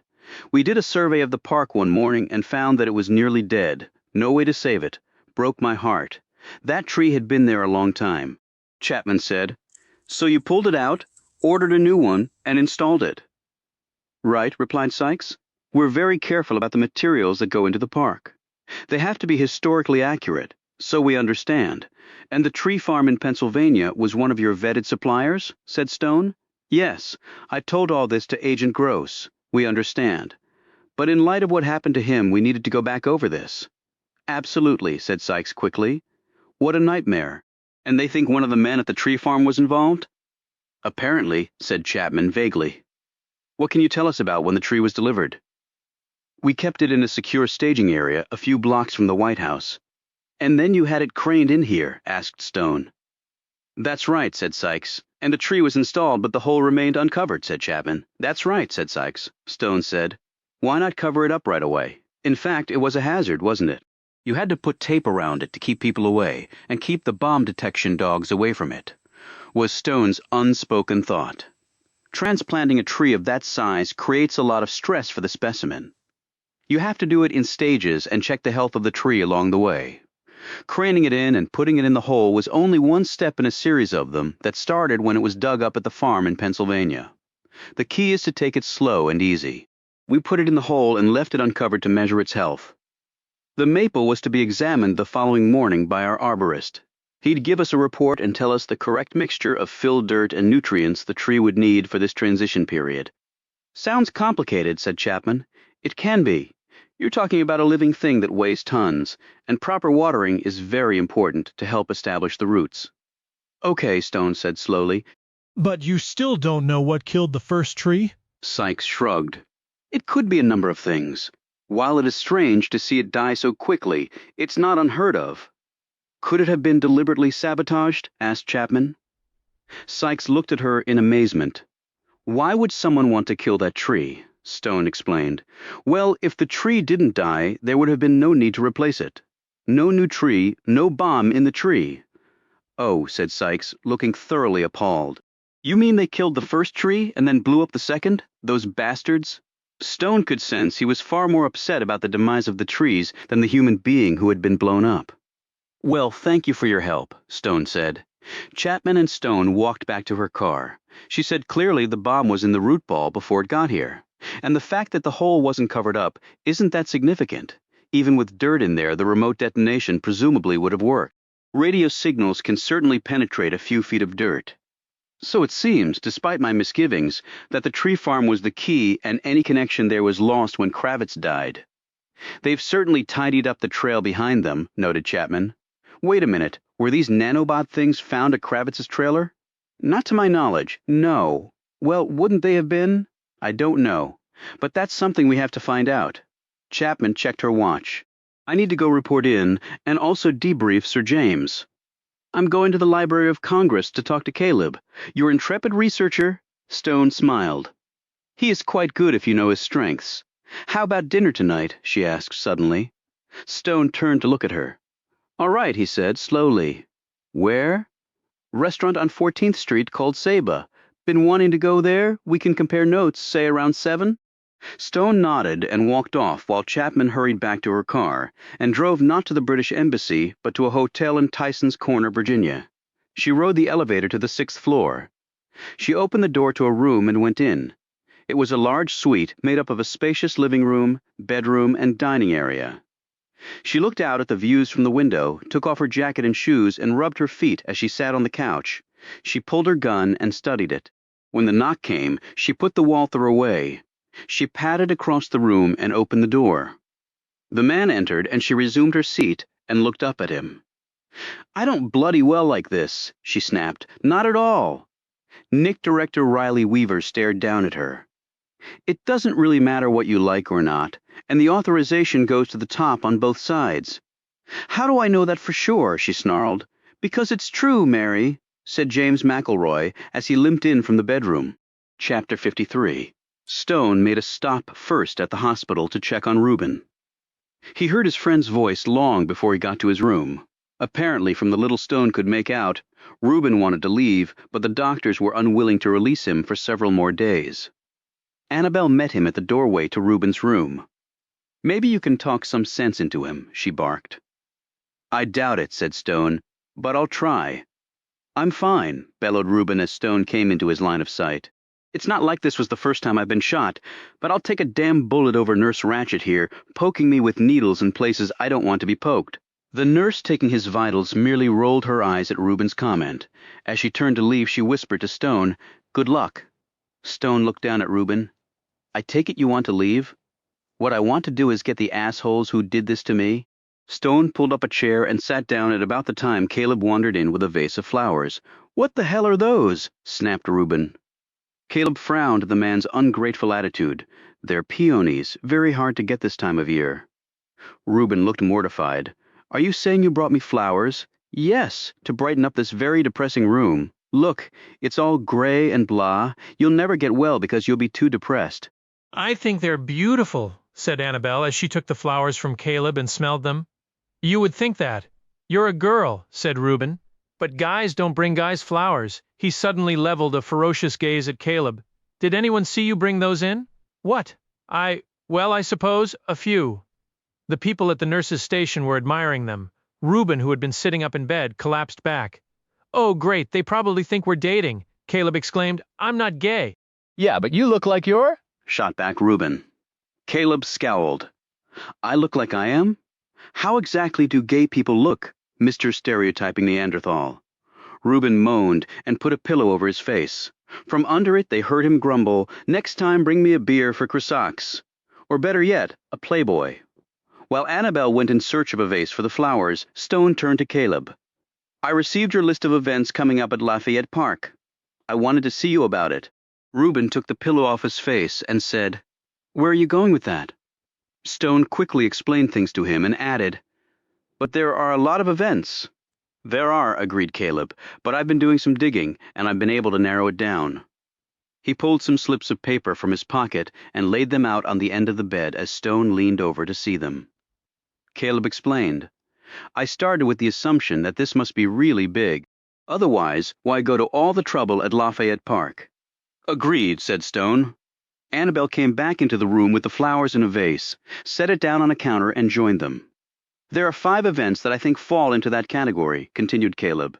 They all occur within the next month. First, there's a climate change rally, then an anti-tax protest. Lots of people and lots of potential casualties at each one of those. Next, the president is giving a speech to honor the soldiers killed in the wars in the Middle East, along with the French president. Reuben piped up. That gets my vote. 2 liters with 1 pop, and all that stuff happened at the park when the British Prime Minister was there. Maybe they're going after the EU, Stone said. Go on, Caleb, and finish the list. Caleb continued. 4th, there's a world hunger protest, and last a demonstration against nuclear weapons. I'm telling you, terrorists will go with quality over quantity, said Reuben. You take out a couple heads of state over killing lots of ordinary citizens. Annabelle shook her head. Not necessarily. It depends on who's behind the plot. If it's some anti-war group or people who think climate change is a crock, those events could have been the targets, Stone said. I doubt the Russians are all that interested in our tax policies. The Russians, exclaimed Caleb. They're behind this. Stone ignored his friend's query and said thoughtfully, I wonder how far away one would have to be to remotely detonate a bomb buried in the earth, and second, how would the bombers know where the podium would be situated with the heads of state? I know they place the stages in different spots, sometimes even on the sidewalk. This bomb would have done no damage to them in that event. Reuben said, I'd ask Alex. If it turns out the stage was going to be set up near the Jackson statue, then I think that confirms there's a spy, Stone replied. I think you're right, Annabelle said. I'll call him. We're getting together later anyway, Caleb added, and I have to get back to work. So do I, said Stone. And what about me, complained Reuben. You guys go off having fun while I'm stuck in here. At that moment, an attendant came in with Reuben's lunch. She put the tray in front of him and took off the top to reveal a dark, spongy mass that was apparently a piece of meat, some stringy vegetables, a doughy roll, and a sippy cup with what looked like pea in it. Reuben whimpered, Please get me the hell out of here. As soon as possible, Reuben, I promise, said Stone as he hurried out. Enjoy your flowers, snapped Caleb. And next time I'll be sure to bring my village people's greatest hits collection for all to hear. And I might just wear a very flamboyant scarf and my skinny jeans. He stalked out. Annabelle leaned over and kissed Reuben on the cheek and brushed back his matted hair. Hang in there, big guy, and just remember we almost lost you. What would I do without my Reuben? He smiled at this comment and watched her leave. He waited for a few moments to make sure they were gone, and then he picked up the vase. He took a deep sniff of the peonies and sat back with a contented look. Chapter 54. Mary Chapman let the water wash over her, the steam in the shower rising like morning mist over a lake. She slapped the wall of the shower in frustration, ducked her head under the cascading water, and took a deep, controlling breath. She turned off the water, stepped out of the shower, toweled off, and sat on the bed. The meeting with Director Weaver and Sir James had been efficient and hit on all relevant points. This was part of the job. She should have no problem with any of it. It was the reason she'd been brought over here, but she did have a problem with it, and she didn't know what to do about it. She dried her hair, took her time choosing what to wear, slipped on her heels and jewelry, grabbed her bag and gun, and walked down to the front of the hotel after calling for her car. She drove into D.C. fighting the rush hour traffic. He was already there waiting for her. She smiled at Stone, who'd changed clothes and was dressed in a pair of slacks and a white long-sleeved shirt that matched the color of his close-cropped hair and offset nicely the deep tan on his square-jawed face. He'd rolled the shirt sleeves up to reveal ropey forearms. At 6'2", he looked even taller because of his leanness. Yet when he'd grabbed her arm outside John Kravitz's trailer, she had felt the immense strength in his grip. Even at his age, the man was still made of iron. She presumed he would be until the day he died, which might be sooner than anyone expected. When she thought this, Chapman stopped smiling. I never thanked you for saving my life back at your cottage, she said. The flashbang got me, but not you. Well, we'd both be dead except for you. I've never seen anyone move that fast. High praise coming from you. He momentarily put a hand on the small of her back as they were escorted to a table overlooking 14th Street. He was more than 20 years older than her, but still, there was something about him that was unlike any man she'd ever met. How he had survived so long doing what he did, and he had the most intense pair of eyes she'd ever seen. His light touch made Chapman feel protected and comforted, but when he removed his hand, her depression set in once more. She ordered a mojito and he a beer. They scanned their menus. Productive afternoon, he asked, eyeing her over the menu. She felt her face growing warm as she looked over at him. A little boring, actually. Reports and briefings are not my strong suits. How about you? Stone's cell phone buzzed. He looked at the number and answered it. He mouthed the name Agent Ashburn. He listened. His eyes twitched. He shot a glance at Chapman. Right, thanks for the heads up. What's up? Chapman asked after he put his phone away. They just found the Latinos from the tree farm in Pennsylvania. What do you mean they found them? Dead execution style. Bodies dumped in a ravine. Chapman sat back, her face pale. But why kill them? The guy saw someone taking down a basketball hoop. He didn't tell the cops. He told Annabelle, and now they're all dead. Chapman nodded. They're cleaning up loose ends. Looks to be. Probably the only reason they didn't kill everyone at the tree farm along with Gross and the supervisor is because they knew we were coming. How? Sniper who killed Kravitz called and told them we'd gone off in a hurry. Where else would we have been going? Right. Chapman looked chagrined at missing such an obvious point. But again, he saw someone take down a basketball hoop. So what? It's not like he could identify him in a lineup, right? Maybe he could. What do you mean? He didn't tell Annabelle that. He didn't know Annabelle from Adam. And we know someone was at that bar listening in. Chapman sipped her drink. That's right. They came after them later. So maybe he was holding that back from someone. Blackmail? He got a bunch of bullet wounds instead of cash. So who do you think he might have seen? Maybe Lloyd Wilder. Chapman's jaw fell open. Lloyd Wilder, possible. Kill him and the others. 2 birds with 1 stone. So he was part of the bombing too? I'm not sure what part, if any, he played, actually. But the fact that they took him out as soon as we showed up tells me he was expendable from day one. So we need to check into Wilder's background? She shook her head, looking frustrated. This thing just keeps on growing. We'll let Ashburn and the Bureau dig into Wilder's history. They'll probably find some money in an offshore account somewhere.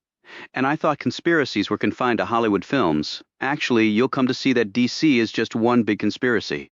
That's comforting. I also spoke with Harry about Turkakle. Stone paused as the waiter came over and took their orders. After he was gone, Stone resumed. Nothing out of the ordinary. I guess that's good. Maybe or maybe not. I'm not following. The man has been tasked to take out the #1 terrorist in the world, and he's teaching a course at Georgetown. It's background cover for him. Stone didn't look convinced. But Sir James is aware of this. You trust him, right? She said, even as she felt her stomach tighten and her skin grow cold. I trust you, he said. Why? I just do. Let's leave it at that. Chapter 55. As they ate, Chapman kept shooting glances at Stone. If he noticed, Stone made no reaction. She downed several more mojitos and a glass of port after the meal was done. You have a car? He asked after the bill was paid. Yes, but why don't we walk for a bit? It's a nice evening. That's a good idea, really? She said, smiling. Yes. You've had a lot to drink. A walk will help clear your head, he added in a strange voice.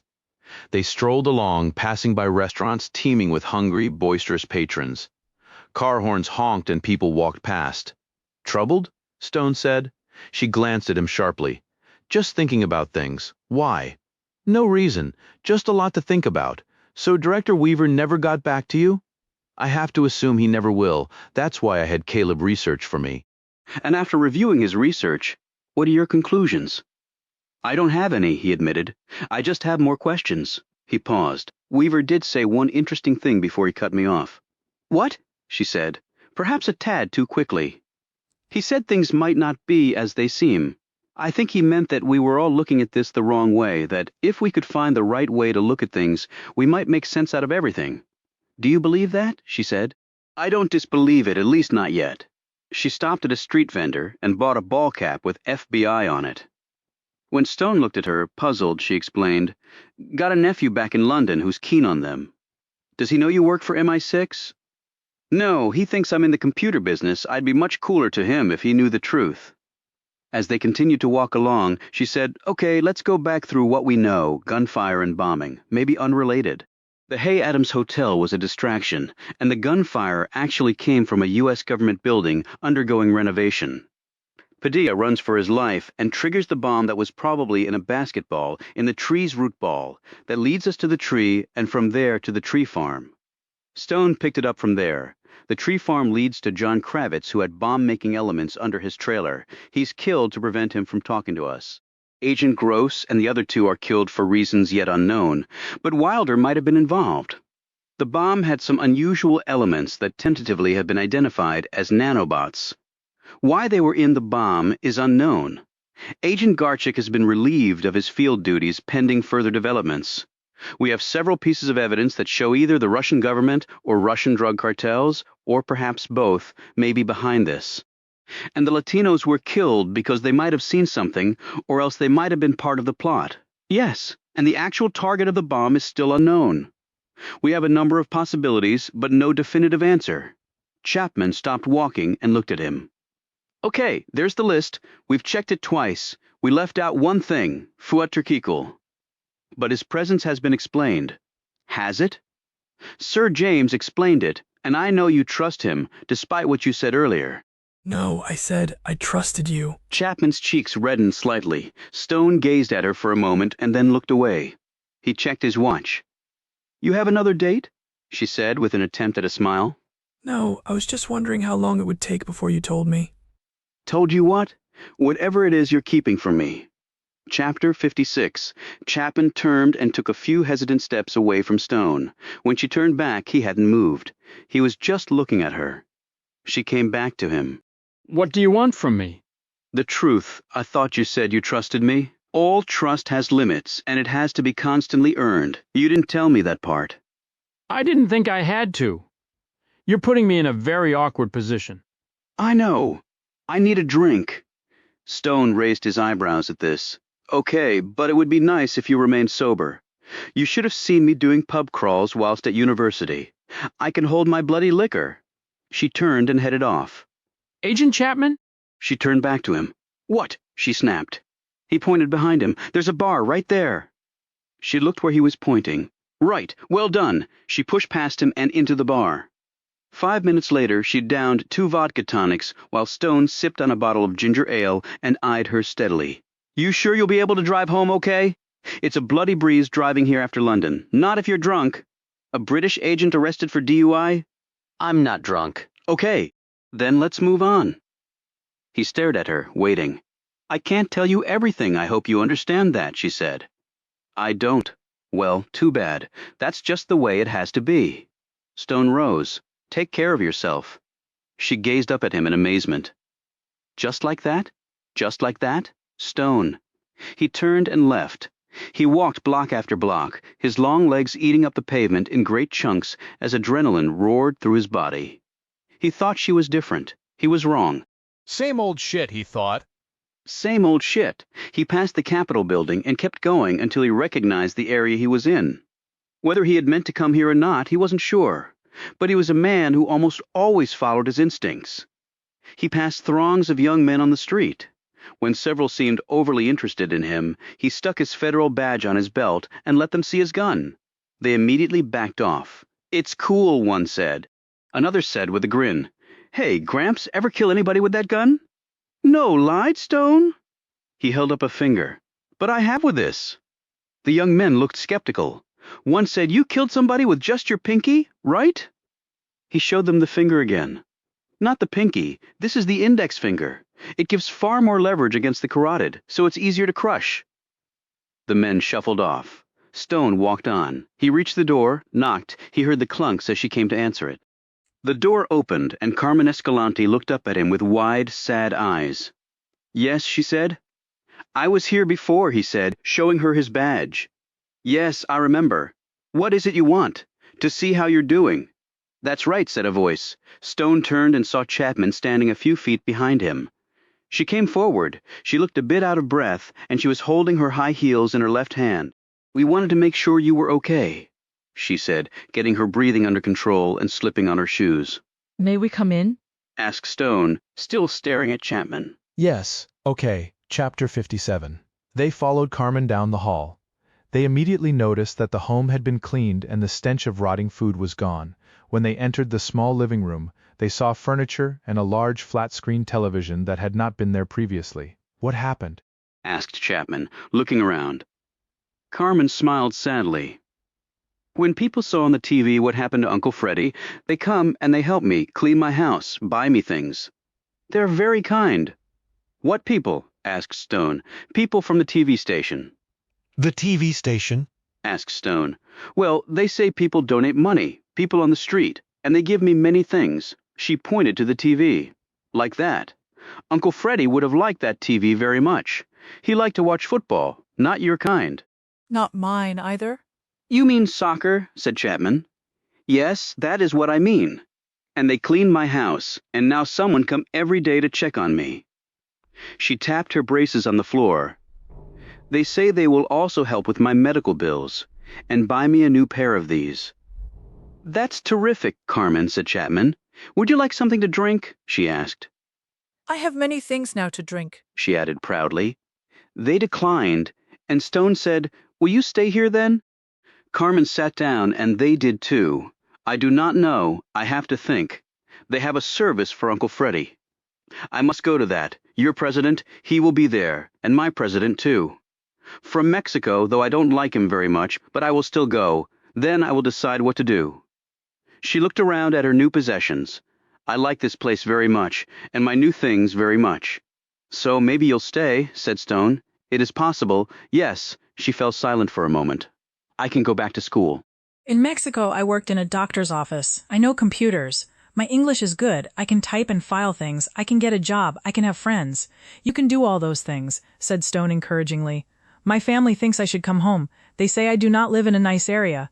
But you have to think about what you want. It's your life to lead, said Chapman, and you can always move from here to another place. She looked uncertain. And I can take my new things? Absolutely, said Stone. I'll even come and help you. You will do this for me? She said, looking at him in wonder. Yes, you are strange government people. Chapman glanced at Stone. Yes, I guess we are, she said, promising to return to check on her. They left. Where did you come from? Stone asked as they walked down the street. I followed you. Bloody difficult in heels, let me tell you. You walk very fast. Why did you follow me? Because you were right, and I wanted to tell you so. So the truth this time? She stuffed her hands in her pockets. Riley Weaver and Sir James are working together. She took a breath and said, God, I can't believe I'm telling you this. I've broken just about every professional rule MI6 has. That's all right. Most agencies have too many rules. Bloody easy for you to say, she replied irritably. Why are they working together? To what purpose? It wasn't Sir James's idea, that I know, so he was persuaded. As Sir James said, your president and our prime minister get along rather well. And America is the superpower. Everyone else just follows its lead. So why keep it from me? Weaver is afraid of you. That's quite clear from what I've seen and heard. Stone thought, if he knows what I did to his predecessor, I would be afraid of me too. What exactly is your role in all of this? I've been tasked to investigate and solve this crime. Even though your prime minister was clearly not the target? Does MI6 have that much free time on its hands to allow one of their best agents to stay over here and assist us in our criminal investigations? She said nothing, just studied the pavement. Stone turned away. Don't bother following me this time? She grabbed his arm. All right, all right. He turned back, looked at her expectantly. I've also been tasked to watch you. MI6 tasked by the American government to watch me? He said skeptically. The world has gotten a lot more complicated, Oliver. Assets are not what they used to be, even for you Americans. Global cooperation, that's the ticket these days. We do favors for the Yanks and they reciprocate. It's not well known, of course, all hush-hush, but it does happen. He cocked his head. Watch me why. Do they think I'm involved in what happened? No, but Weaver has some other agenda in mind. Has he shared it with McElroy? I don't believe so, at least not completely. But Sir James's hands are tied. She stared at him pensively. What's in your background that could have prompted this level of attention? I have 3 decades worth of answers and not nearly enough time to explain them even if I were so inclined, which I'm not. If you tell me what's going on, maybe I can help? You? The person who's been tasked to spy on me. I thought we were partners on this thing. We are, but only on this thing. Nothing else. So who's withholding information now? She said sharply. You were withholding things related to the here and now. I've never asked about your past missions, and I expect the same courtesy from you. So where does that leave us? Asked Chapman quietly. Back where we started, Stone said sharply. And let's leave it that way, chapter 58. They took a taxi back to Chapman's car at the parking garage. She said, I can drop you off at your cottage. I feel like walking some more, he replied. Look, I'm sorry about not telling you earlier about Weaver. But I have my orders too. Stone drew close to her. If that's how you want to operate, so be it. Well, how exactly do you operate in that regard? I don't keep things from the people I'm working with in the trenches. That's where my loyalties lie. That's why I told you about Fuat Turkekul, even though your boss didn't want me to. Her face flushed. Okay, I get it. And I'm sorry. I'll see you tomorrow. He paused. Are you sure you're okay to drive? I'm fine now. All wide-eyed. A firm verbal spanking does it every time. After a very long walk, Stone reached the Georgetown campus, which was quiet at this hour. He found the community message board, pulled out a piece of paper and a pen, wrote a note and posted it on the board using a few extra pushpins stuck into the cork. On the way to his cottage, he used his cell phone to call Harry Finn. Glad Ruben's okay. Were the first words out of the man's mouth. Me too, said Stone. He wants to leave the hospital, but I think he'll be safer in there. You think the folks might try again? Even though he told us what he knew, as did Annabelle, there's no reason not to be careful. Now tell me about Fuat. Stone stopped and leaned against a tree as he listened. Finn said, if he is going after bin Laden, he's taking his own sweet time. He gets up, eats, teaches class, has lunch, teaches some more, has office hours, goes for a walk, has dinner, goes to his apartment, reads, and goes to sleep. No secret communications, no clandestine meetings, not that I've seen, and I would have. I know you would, Harry. They may have him lying low because they know we're watching. I thought of that too, but it's difficult to know what to do about it. Look, go home and rest, and Turkekul. I'm going to try a different angle. I'll keep you posted. Stone continued the walk to his cottage. On the next block over, his internal senses started tingling. 6 o'clock and 9 o'clock. He could feel them there before he even saw them. A man behind, a woman to his left. They looked innocuous, uninterested in him. That is, they did to the casual eye. Stone hadn't possessed a casual eye in over 40 years. His hand drifted to his holster. He picked up his pace just a bit because he wanted to get to the next intersection a few seconds faster. A plan had formed based on knowing this area as well as he did. As soon as he reached the intersection, he suddenly veered to his right. A construction dumpster was up on the sidewalk because the house located there was being renovated. He took up a defensive position behind it, drew his pistol, and placed a bead on the woman. Agent Stone? The woman called out. Stone kept her in his gun sight and said nothing. Director Weaver would like to talk to you. I'm sure he would. We were assigned to bring you to him. I prefer he come to me. The man appeared next to the woman. He said, Sir, the director is a very busy person. So am I. A car drove past, and the old woman inside peered out at the man and woman before driving on. A few other people were walking up the street, not yet in earshot, but they soon would be. He just wants to talk, said the woman, desperation creeping into her voice. I'd be glad to entertain him. Okay, where? The man asked. The outdoor parking lot down by the river, 1 hour. Sir, the director, began the woman as she nervously looked over her shoulder at the approaching people. Stone cut in. The director will be very pleased to meet me there at that time. Now keep walking so I can put my gun away. This is highly irregular, snapped the woman. Yes, it is. We're federal agents too, added the man. On the same side as you. I'll buy the first part, but not the second. Go. They walked off. Stone slipped the gun back in its holster and set out for the river. He wanted to get there first. He had things to get ready. He picked up his pace even as a knot grew in his stomach. It was one thing to risk life and limb trying to solve a complex case. It was quite another to have to do so while watching your rear flank. But apparently that was just how things were now, and why am I surprised? Chapter 59. The 3 vehicles pulled up to the empty parking lot and stopped. It was 1 o'clock in the morning, and being a weekday, working Washingtonians had long since finished their collective entertainment for the evening and gone home to sleep.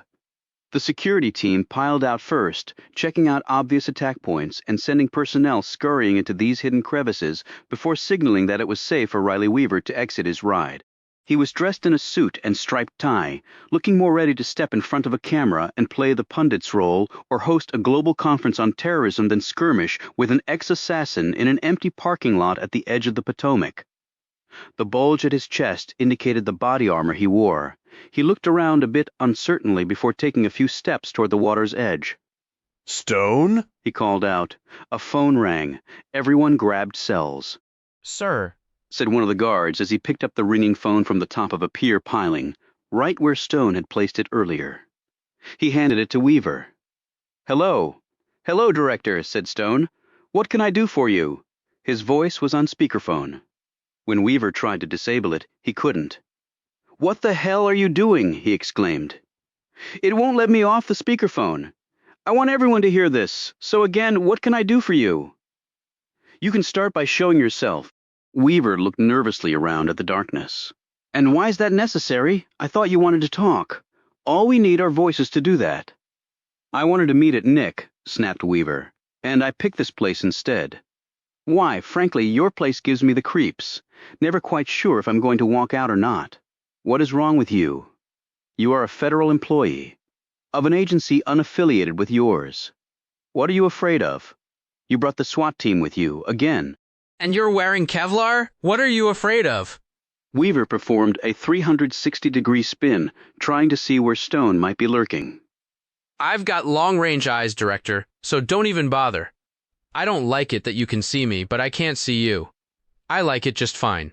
And as your messenger said, we're all on the same team. Which begs the question of why we have to meet in such a damn fool way, barked Weaver into the phone. Depends on what you want. Did you speak to Agent Chapman tonight? You know I did. Or else you wouldn't be here. What did she tell you? She told me lots of things. You'll have to be more specific. About our arrangement, meaning you and her? Come on, Stone, don't play stupid. You were a Marine, Weaver. Still am. Never leave the Corps no matter what other uniform you put on. I was hoping that would be your answer. And in combat, who do you rely on? Marine next to you. That's right. And did you ever keep secrets about the fight in front of you from the Marine next to you?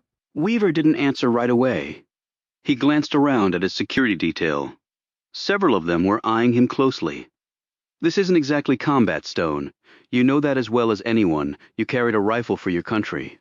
It's looking an awful lot like a battlefield to me. So you're saying Chapman told you? I'm saying partners don't keep secrets. If you have a problem with that, then the problem is with me, not her. She could get in a lot of trouble for this. But she won't. How the hell do you know that? Hit the speakerphone button twice, Weaver. What? Just do it. Weaver did so and the speakerphone function was disabled. Weaver held the phone up to his ear. What the hell are you playing at? Nanobots. Weaver noticeably stiffened. And since you never got back to me with the list of events at Lafayette Park, I had someone do it for me. There's a bunch of stuff on there that could have been the target for the bomb, but something tells me the answer isn't anywhere on that list. Where then? You know about the Pennsylvania adventure my friends had, and the executions of the Latinos? Of course. I am the director of Nick. Lot of trouble for a cover-up. Coupled with the fact that those shots into the park were fired from a government office building behind the Hay Adams that one needed a pretty high security clearance to get into spells traitor with a capital T. Nothing new there. We're looking into that angle. Your looking will show that the person who accessed the building used a stolen or cloned security card while the real card owner was halfway around the world. Weaver pursed his lips. Cloned. Actual holder was in Tokyo. And this person was with the State Department? Jesus, Stone, what are you, a freaking mind reader? No. The folks at State have always been lax about security. 30 years ago, half my missions were because they'd screwed up somehow, and I can see they haven't changed. Any thoughts on who the inside person might be? Not yet. I need to keep digging, but Weaver, if I have to spend all my time looking over my shoulder for your boys, that will be very distracting. I can see why your superiors had such a hell of a time with you in the Army. You don't play well with others. Sure I do. My problem was when my superiors said one thing and did another, and I can see that hasn't changed either. And when that happens, what do? Eliminate the offender. Stone, who was sitting at the window of a building across from the parking lot that he'd accessed through a never-locked rear door, stared down at the Nick director. Okay, next question answered. He knows I killed Gray and Simpson. The past is past. I don't think so. Then you're a fool, and more than that, you're doing a disservice to the country you were sworn to protect. What the hell are you talking about? Barked an enraged Weaver. I've fought, bled, and killed for my country. So have I, retorted Stone. What exactly do you want? I want you to stop screwing with me. If you want to help, I welcome it. If not, just stay the hell out of my way. I'm the head of the nation's intelligence service. Yes, you are. So start acting like it, Marine. Weaver flinched. But before he could respond, Stone said, and the next time we meet it might be over a beer talking about old times, because the traitor who's trying to pull something really catastrophic is either dead or awaiting trial. I can't believe you'd have a problem with that. Weaver nodded slowly as he visibly calmed. Okay, Stone, we'll play it your way. For now. I guess I understand how you survived all those years. I guess so. Stone? Yeah. What do you think is going on? Stone stood there in the darkness deciding how to respond. You were wrong. The guns and the bomb were done by the same party. How the hell do you know that? There's no way I believe in a coincidence that big. Okay, why? Something big, Weaver, on your watch. You were right to be concerned. How big? Asked Weaver nervously. Big enough to make us forget the bullets and the bomb. We have to stop it, Stone. Yes, we do. A minute later, Weaver and his security detail were gone. Stone came down from his hiding place. He heard the sound and whirled around in time to see Chapman emerge from behind another building. She holstered her gun and joined him. What are you doing here? He asked. I saw what went down on the street with the two agents and followed you here. Why? You're my partner. I needed to make sure you were okay. After a long gaze passed between them, Stone said, I appreciate that. And I heard the essentials. I appreciate you covering for me with Weaver. It's what partners do. Come on, I'll give you a lift home. This time Stone accepted the offer. When they got there, he said, You take my cot. I'll sleep in the chair. What? Cot and me in the chair. I heard you the first time, but I'm okay to drive. No, you're not. You almost hit 2 pedestrians and 3 parked cars on the way here. I'll be fine, she said, with a bit less confidence. The last thing I need is for my partner to be taken from me because she got busted for drunk driving. Well then, let me take the chair. He pointed to his cot and said, Go. He gave her a shove in the back. Looking bemused, Chapman slipped off her heels, padded to the cot, and drew the privacy blanket close. Chapter 60. The next morning Chapman slowly woke, turned to the side, fell off the cot and hit the floor hard. Bloody hell. She rubbed her head. She glanced up to see Stone standing in front of her holding 2 cups of coffee. Good morning, he said pleasantly. She sat on the cot and took the offered coffee. She winced and rubbed her head as she drank some. My head feels quite ready to burst. He said, 4 mojitos, 2 vodka tonics, and a glass of port. And that's just what I saw. I'm stunned you still have a head left. I told you I could hold my liquor. Why don't you shower, and then we can grab some breakfast? Wonderful. I'm famished. I know a nice restaurant. I know a better one. I'll be ready in 10 minutes. 40 minutes later, they were in downtown D.C., and in line with a group of construction workers ordering breakfast at a food truck a few blocks from the Capitol. They carried their egg sandwiches and hash browns over to Chapman's car and sat on the hood, hungrily eating their meal, her mouth full of scrambled eggs. Chapman moaned. God, this is good. It's the lard, I think, said Stone, munching on a hash brown. And the fact that they never washed their frying pan. Finished, they climbed in Chapman's ride and drove off. Where to? The park. Hell's Corner. It's living up to its name. I wonder how Nick is doing this morning. Based on what happened last night, probably not great. She skimmed her fingers across the steering wheel. Look, I know what you did last night. You effectively blocked Weaver from taking action against me for telling you about my other mission. It was neatly done. I've been in this business long enough to know how it really operates. I needed him to back off, but he has lots of assets, so I also need his help and focus. How much do you intend on telling him? I mean about what you figured out? A lot again. He has resources we don't, and the primary objective is the same for us both, to prevent whatever is coming. You think it really is in the planning stages? It's past the planning stage, now it's in the execution stage, and the Russians, pretty formidable foes. Yes, I've had a few run-ins with them. They can get pretty nasty. Stone said nothing. You spent time in Russia. At least that's what your file says. I did. Cold War era? Yes. How was it? It was what it was. Was your mission successful? I came back alive, so I'd say yes, it was. She drove on. 20 minutes later, Stone and she were standing in the office building from where they deduced the guns had been fired. He opened one of the windows. What are we looking for? She asked. This building has the height to give it a direct sightline to the park. But we'd already established that.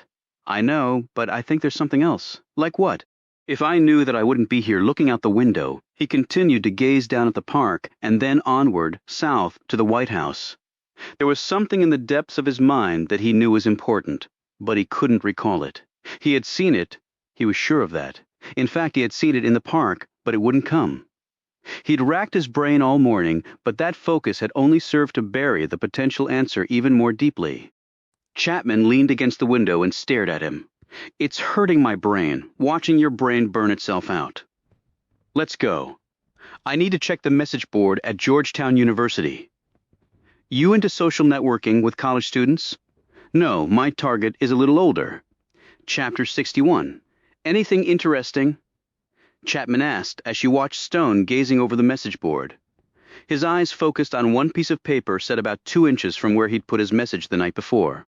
He read over it, quickly translating the coded response. Yes, let's go. The trip was short, and they soon arrived at the apartment located over at Dry Cleaners. Adelphia answered their knock and motioned them in. They sat down. Stone slowly looked around. I didn't know you had moved back in here. I haven't, said Adelphia. She had on a long skirt, a white tunic, and a string of green beads.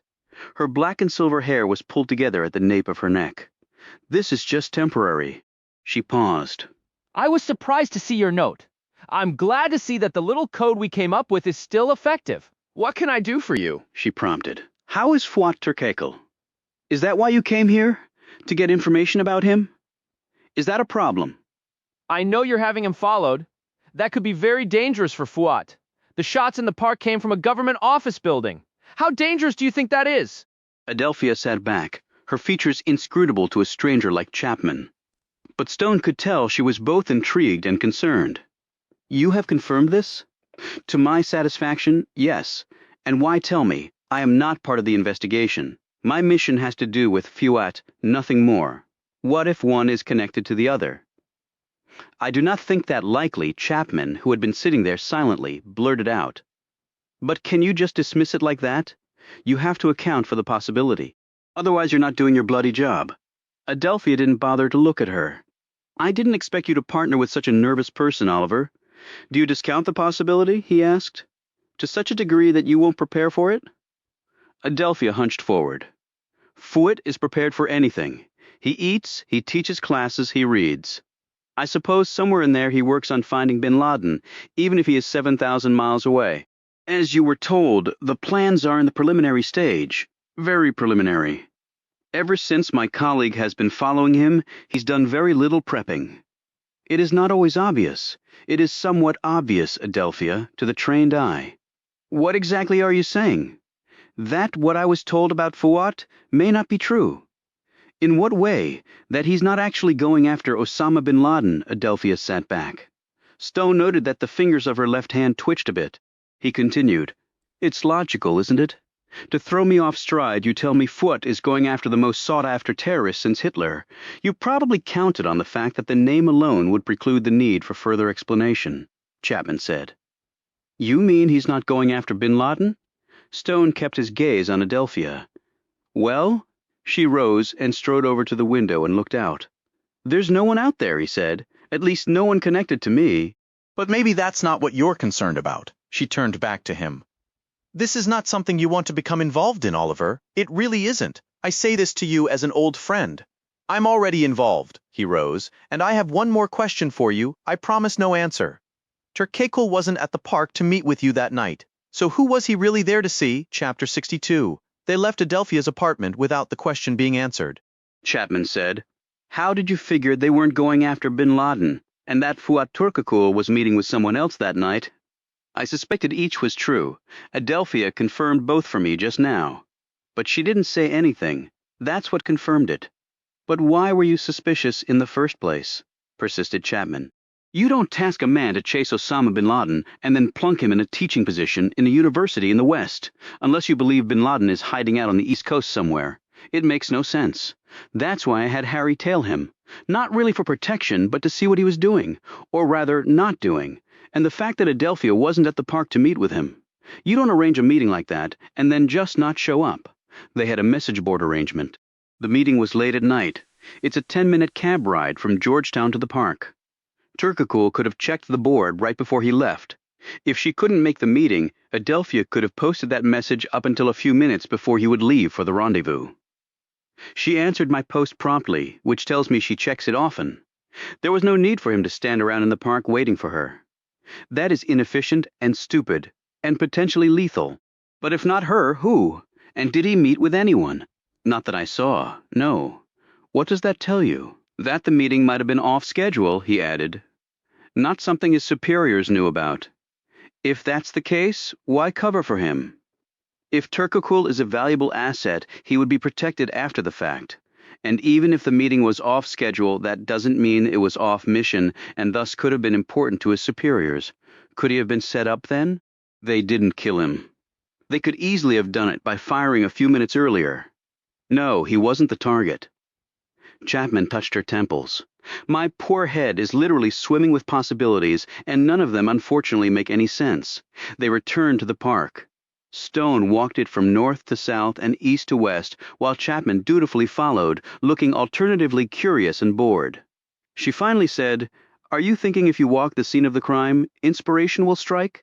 "I'm not looking for inspiration, just answers." He gazed back at the building where the shots had presumably come from. Shots fired. Everyone runs. Padilla jumps into the tree hole. The bomb detonates. The bomb was detonated prematurely, and we need to find out who the actual target was. It keeps coming back to that. That bomb was really supposed to go off when this park was filled with VIPs. If we can determine the target, we can reverse engineer it back to the people behind the plot. At least hopefully we can. Stone shook his head. We're still missing something. The picture is still off. Way off. He paused. Okay, let's change direction for a minute and do a simple process of elimination. How? She asked. If Turkakul wasn't meeting with Adelphia, who was he going to meet with? Stone looked around the park. Not your security man, not Alfredo Padilla, obviously not me. Chapman gasped. Wait a minute, you mean the woman? Stone nodded. Marisa Friedman. Chapter 63. Why Friedman? Asked Chapman as they walked along H Street. She was at the park. As I said, simple process of elimination, but she explained what she was doing here. She voluntarily came forward, in fact. I would too if I were guilty of something. Her face was caught on the video feed. If she didn't come forward, it would look very suspicious. This way, she diffused that suspicion and appeared to be an upright, law-abiding citizen. An adulterous, upright citizen. But she has an office right over there. Chapman pointed to the line of townhouses on Jackson Place. It would make perfect sense for her to be in the park. Please put your hand down just in case she's watching. They've allowed the business owners back in now. Chapman dropped her hand and looked chagrined at her indiscreet action. Sorry, she said she's a lobbyist, and maybe she is, but maybe she's more than that. So she could have been Turkakul's unscheduled meeting? Stone said. If he had such a meeting planned, she was the only one in the park he would be meeting with. But if so, he might have told Sir James and the others about it. Then perhaps they're covering for her too, because she's part of his mission, whatever that is. Stone nodded. So her being in the park was because of Turkakul being there. If my theory is right, yes, replied Stone. But did they meet? They left at the same time. I saw no interaction between them while they were in the park. She was on her phone, but he wasn't. And maybe they were going to meet, but then the guns and the bomb went off. What do you think they were meeting about? I have no idea, but I doubt it was about finding bin Laden. So what do we do with this fresh angle? If we try to go after her and she is being covered by higher-ups, we might get our butts handed to us. So we can't touch her? Officially? No. But there might be another way. How?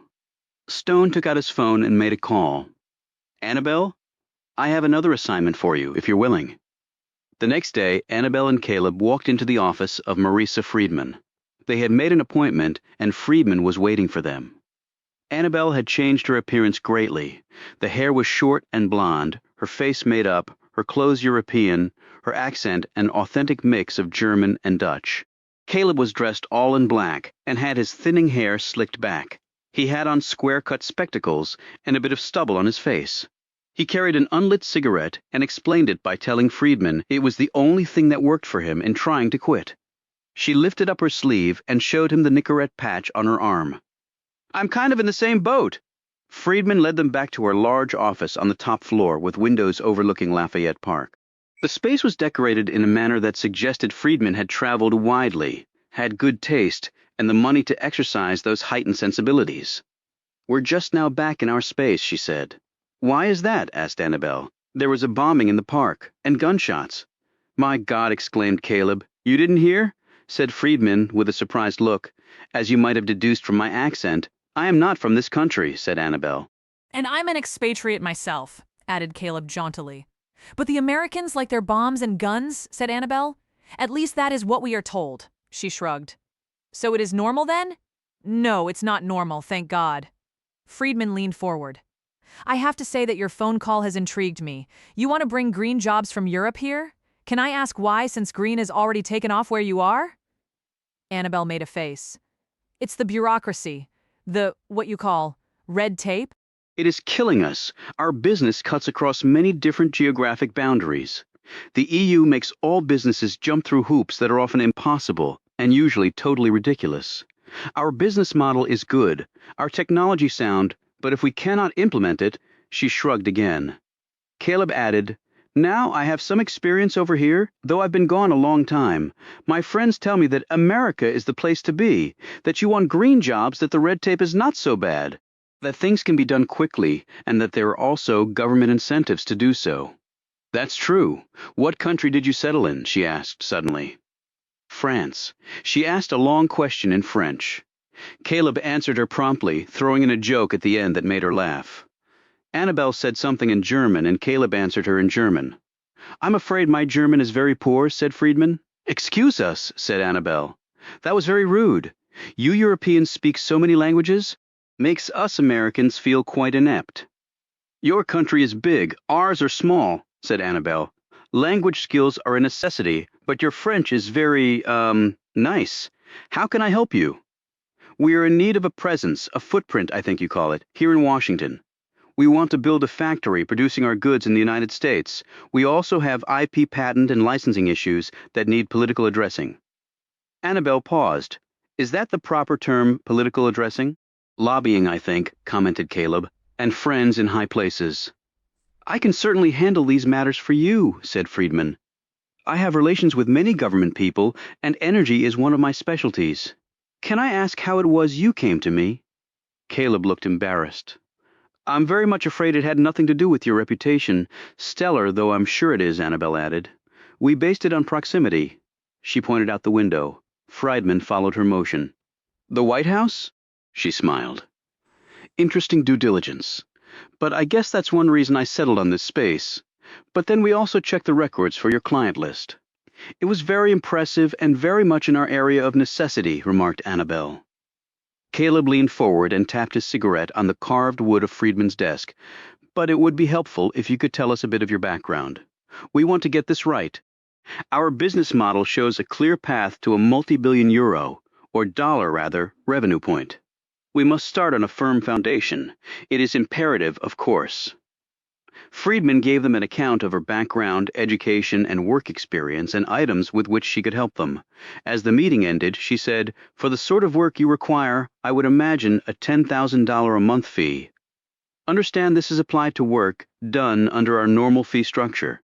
For work outside that scope, more monies will be due. It's all explained in our standard fee agreement. Of course, said Annabelle. That seems logical. Where in Germany are you from? Berlin. But I grew up elsewhere. Oh, really? Where was that? Many places, said Annabelle abruptly. Caleb added, quite cosmopolitan and secretive she is. Nothing wrong with that in today's world where everyone is watching everyone else, Friedman said in a light tone. We'll be in touch, said Annabelle. Auf Wiedersehen. Ciao, added Caleb. Chapter 64. Just in case they were followed, Annabelle and Caleb drove first to a restaurant and then to a hotel. They rode the elevator up, and Annabelle opened the door to her room. Stone and Chapman were sitting there waiting for them. They gave the pair a detailed briefing of their meeting with Friedman. Do you think she suspects anything? Asked Chapman. If she's really that good, she suspects everything, answered Annabelle as Stone nodded in agreement. She obviously has a functioning lobbying business, said Annabelle. We knew from her client list and checking out her history that she had that set up, said Stone. But that does not preclude her having a sideline, Chapman added, or from the lobbying being her cover and spying being her main occupation. Annabelle ran a hand through her hair and pulled off her wig. Any idea what her angle might be? As I told you, we suspect she might be involved with some plan being headed up by American intelligence. And that's why she was at the park that night, asked Caleb. Stone nodded. Exactly. The man I've had Harry following was potentially her contact. It's just my theory. None of it is confirmed yet. And the man Harry is following? What's going on with him? It's up to us to find out. Through Friedman? Yes, but without her knowledge. I certainly don't trust her. But how does this tie into the bombing? Asked Caleb. I don't know if it does, admitted Stone. It could be that it was a coincidence they were both there that night. How did you leave it with her? That we'd be in touch, said Annabelle. So what has this really accomplished? Asked Chapman. I mean, I know you blokes are good at this, but this leaves us nowhere to go with her. Actually, it does, said Annabelle. She opened her bag, slipped open a hard-shell plastic case, and they saw the impression of a key set in a mold, got her office key out of her purse when Caleb asked her to show him the painting in the foyer, while I excused myself to use the ladies' room. I can have an actual key made in no time, Caleb said. She has a security system, Annabelle added, but the keypad is by the front door. We watched The Office last night. Friedman was the last to leave at 7, and she keyed in the number. I got it on my camera from where I was in the park, pretending to take pictures of the statues. Chapman looked at Stone. So we're breaking into her place. Not you. I am. Why not me? You're too official. You've got a badge, too. I've always seen that status as temporary. You, on the other hand, are a lifer. When are you going to do it? Asked Chapman. Why? So I can tell the cops to be waiting for you. Annabelle scowled at her. Whose side are you on, lady? But if you let me go, I won't call anyone, offered Chapman. Stone said. I don't like it. You keep preaching about partners and loyalty. Okay, Stone finally said. You and me. Annabelle started to protest. But, Stone put a hand on her shoulder. Please, Annabelle, just let it go, Caleb said. But we did all the hard work, and you two get to have the fun of burglarizing the place. This made Annabelle smile. You've come a long way, Mr. Librarian. And by the way, I really dug your metrosexual look when we paid Friedman a visit. Caleb brightened. Thank you. I've always thought that. He started and looked at her. Metro what? Good luck, Annabelle told Stone. She turned to Chapman. Watch his back, and I mean it. I will, promised Chapman. Stone and Chapman walked briskly down the street. Stone was in a suit and carried a briefcase. Chapman was in a skirt and heels with a shawl wrapped around her shoulders. She carried a large bag. They walked through the park and over to Jackson Place, and Stone inserted the key in the door of Marisa Friedman's office. They went inside, and Chapman punched in the code on the security keypad, and the beeping stopped. Stone closed the door behind them and moved forward into the office space. There was enough ambient light from outside to allow them to see their way around, though Chapman did bump her leg against a desk. According to Annabelle, Friedman's office is up the stairs and at the rear, she said as she rubbed her thigh. An hour later they stood facing each other, the failure evident on their features. Stone perched on the edge of Friedman's desk and looked around. They had gone through all the paper files, but Stone figured many things would be kept on the computers. But the system was password protected, and while they had tried a few, nothing worked. Any brilliant ideas? Asked Chapman. No. We should have had Harry come with us. He probably could have gotten into the computer. We should probably get out of here. They moved back down the stairs. Stone saw it first out the window. He rushed to the keypad and armed the system, and then pulled Chapman into an interior office on the first floor of the suite. A few moments later, the door opened, and the security system's beep went off. Marisa Friedman hit the appropriate keys, and the beeping stopped. She shut the door behind her and climbed the stairs. Stone edged open the door and peered out. Chapman at his shoulder. "Do we leave now while she's occupied?" said Chapman. "No, we wait." 20 minutes passed, then he and Chapman heard steps coming back down, and Stone eased the door shut. They listened to the security system being set, and a few seconds later the door closed. Stone counted to 5 and then looked out. "It's clear. Let's go." They managed to open and close the door during the delay of the security system arming. "There," said Chapman, pointing to the north where Friedman was just about to turn the corner at the Decatur house. "Oliver? Agent Chapman?" They turned to see Alex Ford standing there watching them. "What are you two doing here?" "What are you doing here?" blurted out Chapman. "I'm on perimeter security duty, if it's any of your business," retorted Alex. He looked at Stone. "Oliver?" "I'm sorry, Alex. No time. I'll explain later." Stone grabbed Chapman's arm and they hurried off, leaving Alex to gape after them. "She's getting in a cab," said Chapman a minute or so later. "Not a problem." Stone hailed another cab that passed by a few moments later. They climbed in and Stone showed his badge and instructed the driver to follow the other vehicle. The cab turned down one street and then another, steadily making its way west. "This is looking familiar," said Stone. "What?" asked Chapman. "George Washington University." She could have walked. "It's a nice evening. Do you know where she's going?" asked Chapman. "I believe so, yes." "So spill it," Chapman said in exasperation. The cab pulled to the curb. They watched as Friedman got out. "She's going to see Fuat Turkekel," said Stone. "How do you know that?" demanded Chapman. "Because that's the same building where I met with him." "Well, let's go see what they're up to."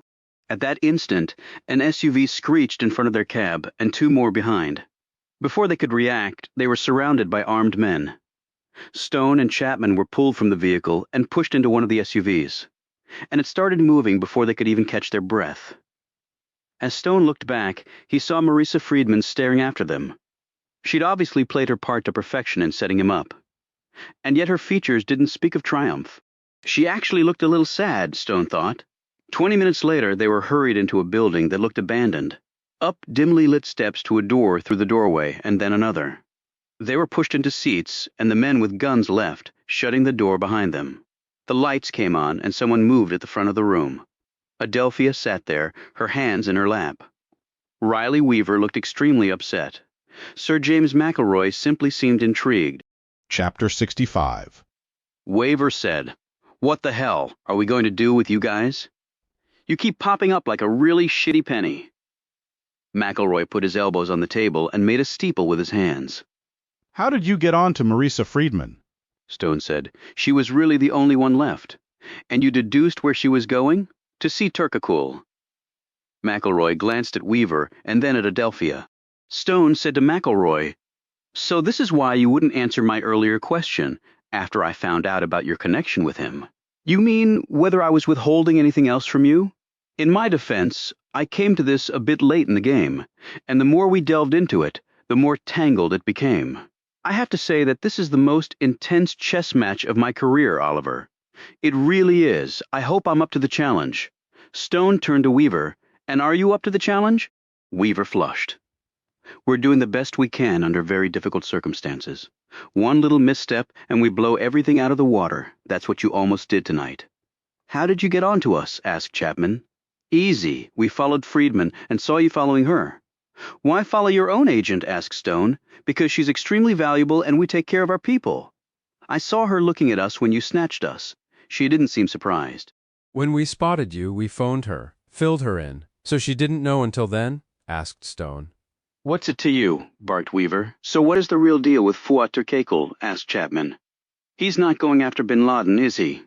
"How long have you suspected him of being a traitor?" said Stone.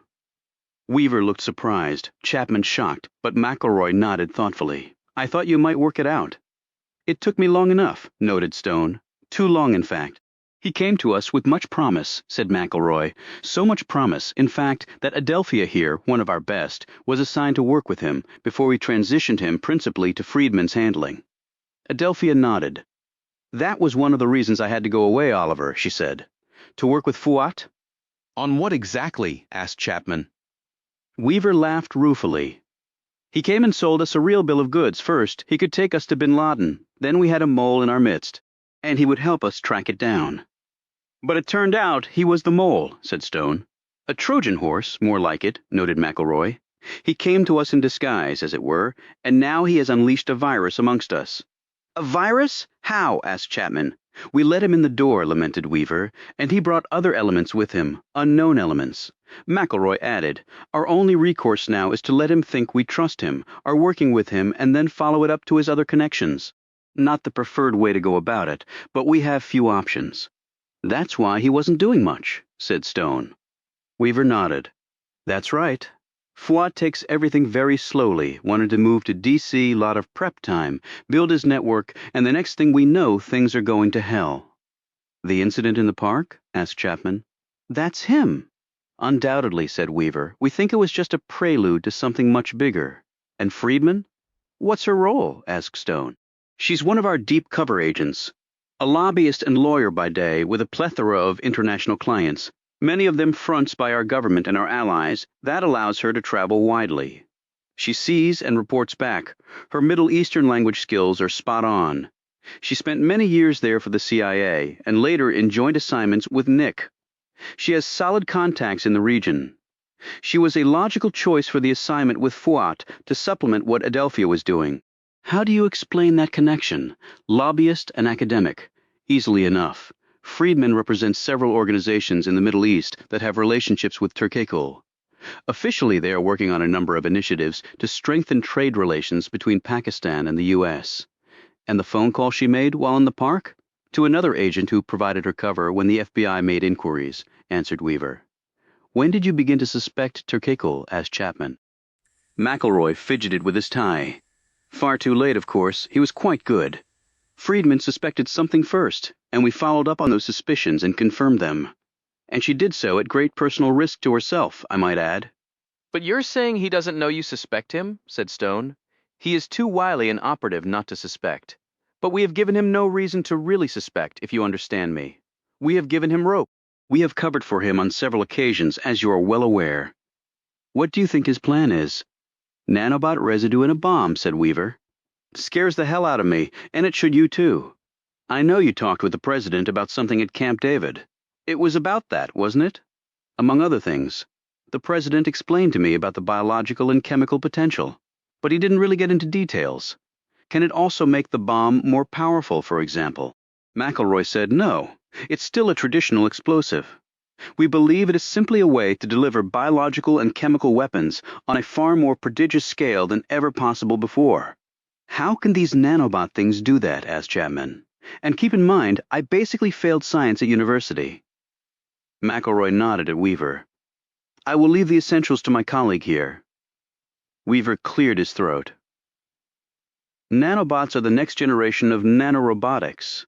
They occur at the molecular level and have a lot of potential uses, beneficial ones, including the delivery of drugs into the body. It's thought that one day soon nanobots can be released into cancer patients and be programmed to attack and destroy cancer cells, leaving healthy cells unharmed. The possibilities are endless, really.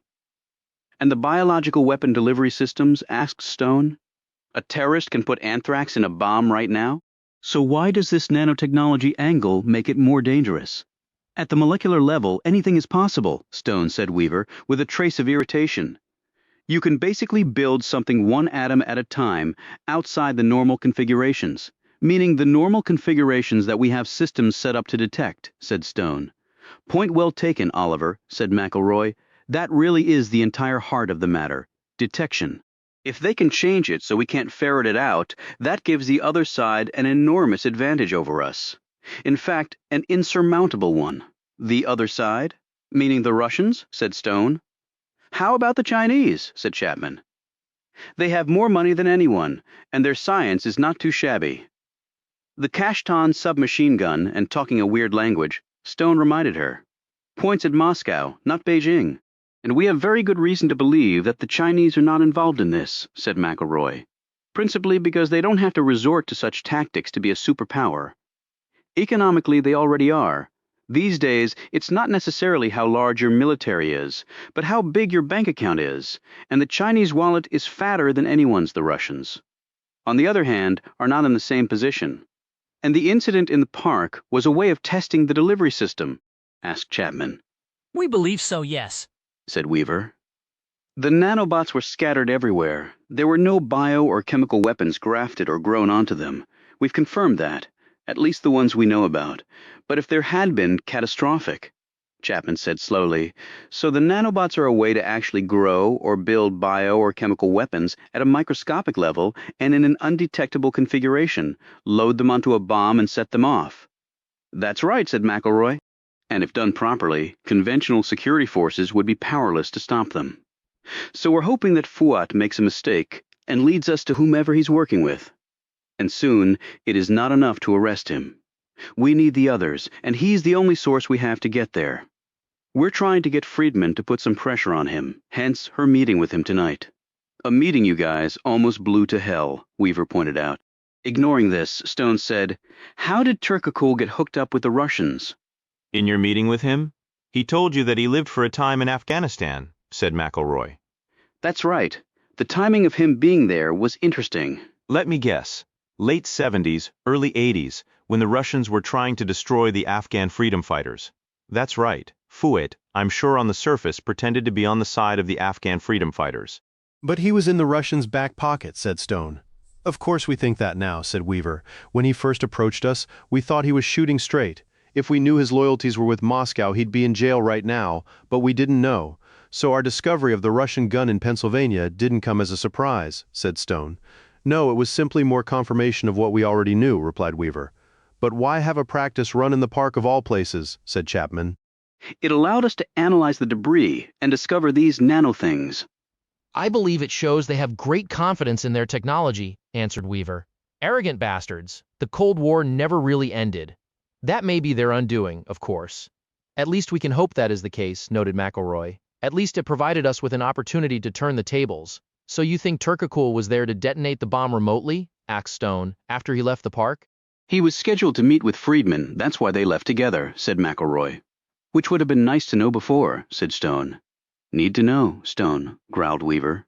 Right, Stone snapped back. I'm getting really tired of hearing that justification for keeping us in the dark, McElroy said. To answer your question, Oliver, yes, we do think he remotely detonated it. The excuse of meeting with Friedman there was the perfect cover. She was very surprised when he didn't initiate contact while she was sitting on the bench.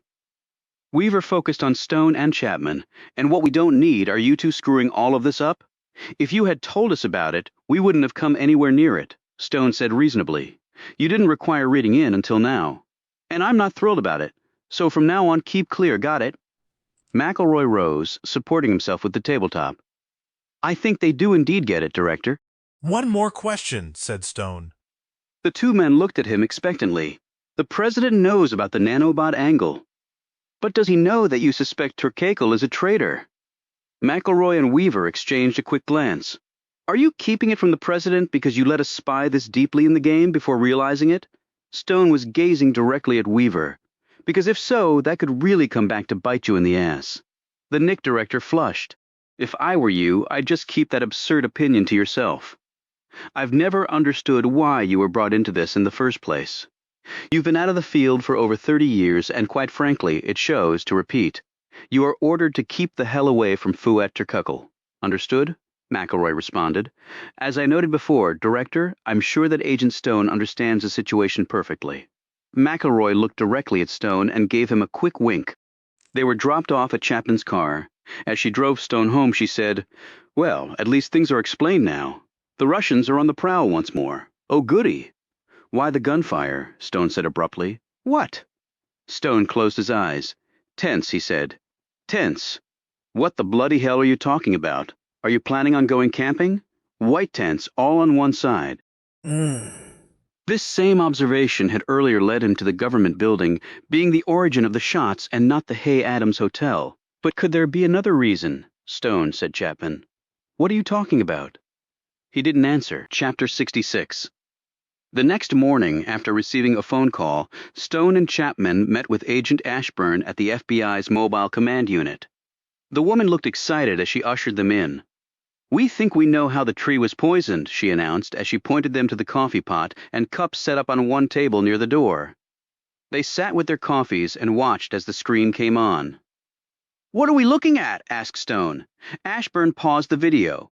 This is from the DHS video taken of Lafayette Park. The timestamp shows it's from 3 weeks before the bombing.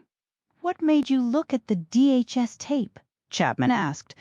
We look at everything at the FBI, she replied smugly, but then she added in a more humble tone, and we were basically getting zip everywhere else.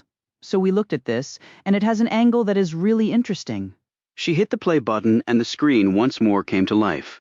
As Stone watched, it was as though he were only feet away from the park. The images were so clear, so close, every pixel vivid and stark. He leaned in as the woman hobbled into view. She was dressed in layers of filthy, ragged clothes, her face and hands blackened with the grime from living on the streets. Her hair was a mess of curls and jagged lumps that hung down past her neck. A vagrant, observed Chapman. Homeless, Yes, said Ashburn, at least in appearance, but watch what she does. The woman slowly made her way across the park, even as Stone saw the uniformed Secret Service officers converging on her. The park was a public space, and technically open to everyone, but it was also across from the White House and visited by many tourists, and steps were employed to keep it safe and presentable. Stone had seen the Secret Service remove other homeless people from the park who were either too disturbing in appearance or too aggressive in their manner. The agents were unfailingly respectful and discreet. He'd even seen some of them buy the less fortunate folks food and coffee after escorting them away. This woman on the screen, though, didn't seem to want the attention. She picked up her pace, stumbling along, her left foot dragging behind it. Was only now that Stone could see a plastic bottle clutched in her hand. She reached the maple and fell down on the ground, moaning and twitching. Ashburn froze the screen. See that? She used a laser pointer to indicate the bottle of water. It was tipped upside down and its cap was off. In the halted video, a stream of liquid was captured, pouring out of the bottle and onto the base of the tree. Ashburn played the rest of the video, and Stone and Chapman watched as the entire contents of the bottle emptied out and were quickly absorbed into the mulch top around the tree. The next moment, the uniformed officers were helping the woman up and escorting her away. Stone said, "Did the cops notice a strange odor coming from the bottle?" Ashburn shook her head. Asked and answered, "We rounded up those uniforms yesterday. They remember the woman, but let's just say her personal aroma was strong enough to cover anything that was in that bottle, and they just figured she accidentally poured her water out on the ground. It was no big deal, and when the tree died sometime later, nobody connected the dots. But we did soil samples from around the original tree, and actually found pieces of its bark the Park Service had kept. Tests run on them confirm a poison was applied that effectively prevented the tree from absorbing water and nutrients. Death was inevitable." Stone looked over at her. "Good work, Agent Ashburn. I think you hit on exactly how the tree was sabotaged." "Still a long way from figuring out the rest of it, though," she said resignedly. They left her and walked to the park. Chapman pointed up ahead. "They're prepping to plant another tree," she said. The National Park Service personnel were out in force working around the crater. "Let's just hope they use a different supplier this time," said Stone, "and check it for bombs." The grounds team was roughly the same one they had interviewed. George Sykes was directing his uniformed troops as they cleared debris and reshaped the crater, filling it with fresh soil. "Guess the ATF is finished doing their investigation here?" noted Chapman. "Guess so." "So, what was your eureka moment last night?" she asked. "You just said something about white tents and left it at that. I would have come down here today even if Ashburn hadn't called." He pointed to the north toward the office building where the shots had come from. "Gauge the sightline?" "I already did that, thank you. You remember what the colored markers in the park represented?" Orange for debris and white for slugs. "Do you recall the distribution of each?" Chapman gazed around the grass. Orange was everywhere, which is to be expected with a bomb. An explosive is indiscriminate in its distribution of wreckage. And the white markers? Chapman hesitated. As I remember it, they were uniformly on the western side of the park. Uniformly, that's the key term. Chapman looked back at the office building and then at the park. "But you told me the bullet distribution was the reason you had me look at that building in the first place." "Chicken and egg? I was looking at the wrong end of the equation." "What?" "I thought they used that building at least partially, because it was taller than the hotel's garden terrace and they could see over the trees. That way they wouldn't be firing blindly. I was thinking like a sniper. That was an incorrect approach." Chapman looked confused, but only for a moment. "You mean since there was no actual target in the park, the PM, for example, why would they care about firing blindly?" Right. They could fire machine gun rounds right through that tree canopy. Who cares? But the office building allowed them to see over the trees. And in the dark, that was a necessity, because things look different in the dark and spatial skills deteriorate. They might have been using night optics, but there's a lot of ambient light around here at night. And night optics can be seen by other people using night optics, and there's a lot of that around here with the security forces in place. "Okay," said Chapman slowly. "That means the shooters contained their fields of fire to the west side. You were on the west side of the park, along with our man, and bullets did hit uncomfortably close to us. I believe that occurred more by accident than intent. If they'd hit us, I don't think they would have cared." "So why did they confine it to the west side?" wondered Chapman. Stone was about to answer when Chapman stopped him. Don't look now, but one of the groundspeople is staring at us with a very strange expression. Which one? The young woman? Hang on, I'm going to try something. What? Just hang on. Stone pretended to examine a spot in the grass with investigative interest. 2 minutes later, Chapman returned to him. Okay, we wait 5 minutes and then we walk north and go into the church over there. Why? To meet with the lady. How did you manage that?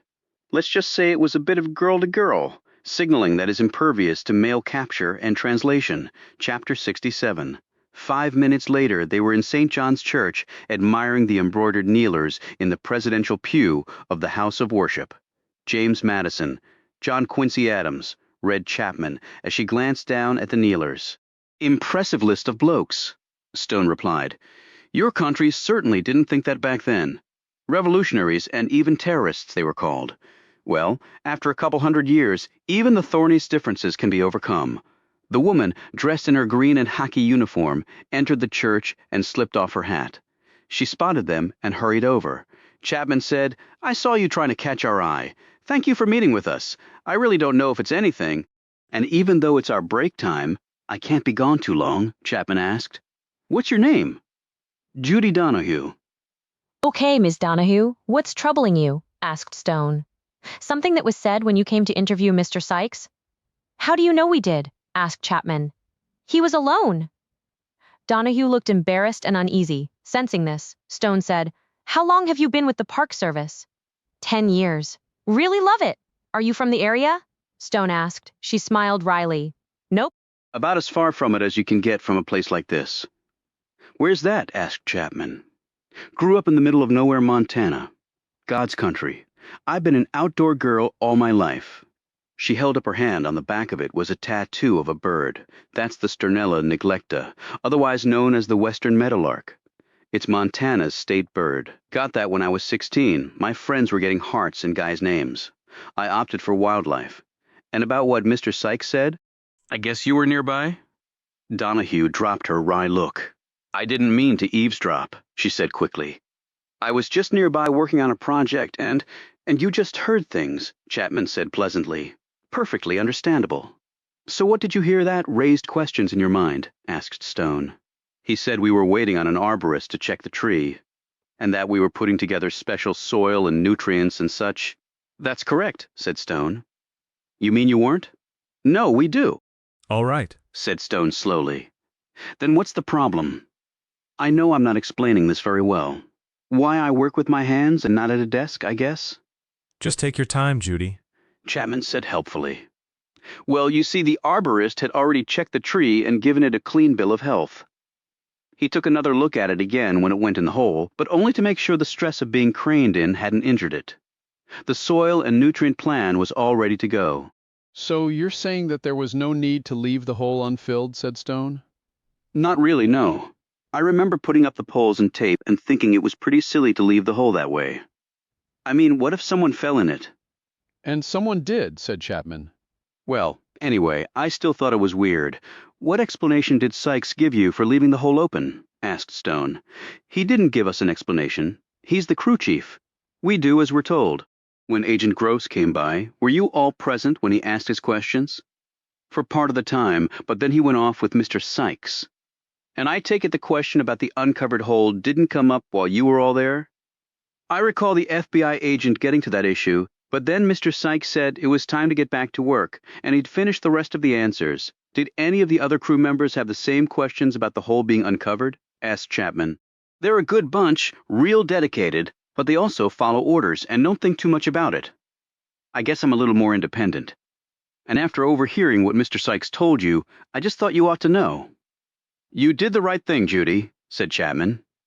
I have to get back. Right, said Stone. This was very helpful, but don't mention it to anyone. Donahue nodded, a nervous expression on her face. Do you think Mr. Sykes did something wrong? We're sure going to find out, said Stone, chapter 68. They left the church and walked back to the park. So now, George Sykes is a suspect, said Chapman. Is there anyone who's not involved in this thing? A conspiracy does require more than one person, observed Stone. Oliver? They turned to see Alex Ford striding toward them. Let me do the talking, said Stone quickly to Chapman. Hello, Alex, he said, turning to his friend. So are you going to tell me anything remotely close to the truth about what's going on? Alex asked, his voice strident. I know I'm being secretive and cryptic, but the fact is I'm not sure it's a good idea you knowing about any of this. So that's how it stands, a member of the Camel Club in name only? No, that's not what I meant. But I have a commission and a shield now, and that didn't stop you from involving Annabelle, Harry, and Reuben, did it? They don't have a badge or a commission, but I do. I know none of this is simple. Oh, it's completely simple. You've cut me completely out of the loop. I thought we were friends, and I thought our friendship would rise above everything else. Stone started to say something, but then stopped. He glanced at Chapman and then back at Alex. You're right. This frank admission seemed to drain the anger from the Secret Service agent. Okay, we've made some progress, said Stone. But not enough, and my sense is that we're running out of time. And if I've been less than candid with you, it's partly due to your being in a very delicate position. Partly? Yes, the rest is due entirely to my clumsy handling of our friendship. I'm sorry. Can you tell me this? Should I be worried, I mean for the president? I know of no specific threats against him, if that's what you mean. And if I did, you and the president would know too, that I swear. I heard you met with him at Camp David. I did. I needed to speak with him, frankly. And did he respond in kind? He did. To a surprising degree, in fact. I understand Reuben is still in the hospital. Yes, that was close, Alex, too close. We pushed you to let us help, Oliver. We're all big boys and girls. There is still responsibility at my level.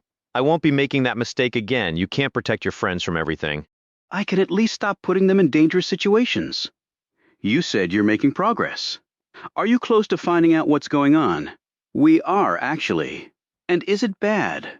Stone glanced at Chapman before answering. I think it's very bad, yes. Be careful, then. And if there's anything I can do to help, I'm here. Alex turned and walked off. He's a fine bloke, said Chapman as she joined Stone. Yes, he is. Every time I talk with Alex, I'm reminded both how lucky I am to have friends like him, and also how unworthy I am to have friends like him. Well, they probably feel the same way about you. You think so? I don't. So what do we do about Mr. Sykes? Direct approach or something more subtle? Subtle and direct at the same time. How do we manage that? I'm thinking of a way right now, and something else just occurred to me. You know the Latinos that were killed? Yeah. Lloyd Wilder wasn't involved. The Latinos all were. What? The man who told Annabelle he saw the men taking down the hoop was lying. But you thought Lloyd Wilder was involved too. What changed your mind? I suspected he was involved. I wasn't convinced, but after thinking about it, I'm convinced my suspicions were wrong. Why? Annabelle and Reuben were strangers in a bar looking for the tree farm. And these men just happened to volunteer that one of them had seen someone, not John Kravitz, take down that hoop? Well, it was all staged. The man said he was hiding behind a building. As we saw when we were there, the building with the hoop was over 50 feet from the next closest structure. And on a ladder and in the dark, it's nearly impossible to ID or even tell someone's size and age. So how did he know he wasn't John Kravitz? That's right. And the guy did say he left before the man even came down the ladder. And right after, they get this critical piece of info, Annabelle and Reuben are attacked. So you think it was a setup? I think they knew who Annabelle and Reuben were before they walked in that bar. And they tried to kill them? Operative word, tried. I know Reuben got shot twice, but they were both non-fatal wounds. Deliberately non-fatal, I believe. He's as brave as they come. But there's no way you're overrunning a position fortified with machine guns by charging at them with a pistol. And they would not have retreated. By all combat logic, Reuben should be dead. So they let him live, you mean? Why? So Annabelle and Reuben could come back and tell us what they heard. Another red herring, another dead end to run down, wasting time. And then the Latinos end up shot soon thereafter. More smoke and mirrors. More clues to hunt down that will take us farther from the truth. And someone is also cleaning house, said Chapman, by killing them. That too. If you're right, your country is really letting Turkekle have a lot of rope. He might kill everyone before he hangs himself. Maybe. So now, Sykes, said Chapman. Yes, now, Sykes. Chapter 69. Only they couldn't find Sykes. He had not returned from the break, and none of his crew knew where he was. They searched the park and the adjacent areas. Stone got on his cell phone and reported this to Ashburn, along with what they had found out from Judy Donahue. Ashburn said, "I'll get a bolo out of him ASAP." He couldn't have gotten far. Stone put his phone away and looked at Chapman. "I don't like how this is shaking out, meaning they always seem to be one step ahead, meaning I'm feeling manipulated again." He might have seen Donahue slip away to come and talk to us and panicked. "Why don't we get in the car and start doing a grid search? Maybe he's somewhere hoofing it on foot." They drove out and turned onto Pennsylvania Avenue on the east side of the White House. They had gone 2 blocks when it happened. The sound of the shot wasn't muffled. It could be heard clearly above the ordinary sounds of the city. People in the street started running for cover and screaming. The traffic stopped and horns started blaring. Stone and Chapman jumped from the car and raced forward. They heard a siren drawing near. They ran from car to car, peering inside. The siren grew louder, then another one joined it. Chapman looked behind her. 2 cop cars were cutting through the traffic, heading their way. Stone saw this too and picked up his pace. He reached in his jacket for his gun. Chapman accelerated on the other side of the line of stalled traffic and mimicked his movements. They finally reached the obstacle in the road. 2 cars and a fender bender that Stone sensed was much more. An older man was leaning against the car in front, looking very shaken and scared.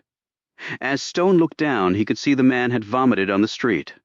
As he approached, Stone held up his badge and called out, "Sir, what's wrong?" The older man pointed at the car behind his, where the 2 bumpers were locked together. Stone checked the license plate of this car. "Government issue!" His spirits sank. He peered inside the car. Damn! Chapman was looking in from the passenger window. Good God! The 2 cop cars screeched to a stop and men in blue jumped out. They saw Stone and Chapman holding their weapons and pulled their own. "Police!" they cried out, their guns aimed at the pair. Stone and Chapman held up their badges high so the cops could see them. Stone barked, "Federal agents, got a homicide here. FBI just put a bolo out on this guy, but somebody got to him first." The cops crept forward, checked Stone's creds, and looked in the car. Sykes was lying back against the driver's seat. The windshield was cracked. There was a hole burned into his forehead from the shot. Blood and brain matter were splattered around the car's interior from the exit wound. It was no wonder the other driver had thrown up after seeing this, thought Stone. Chapman saw the cell phone on the front seat. Using a handkerchief, she scooped it up and checked the call log. He got a call 10 minutes ago, from a blocked phone.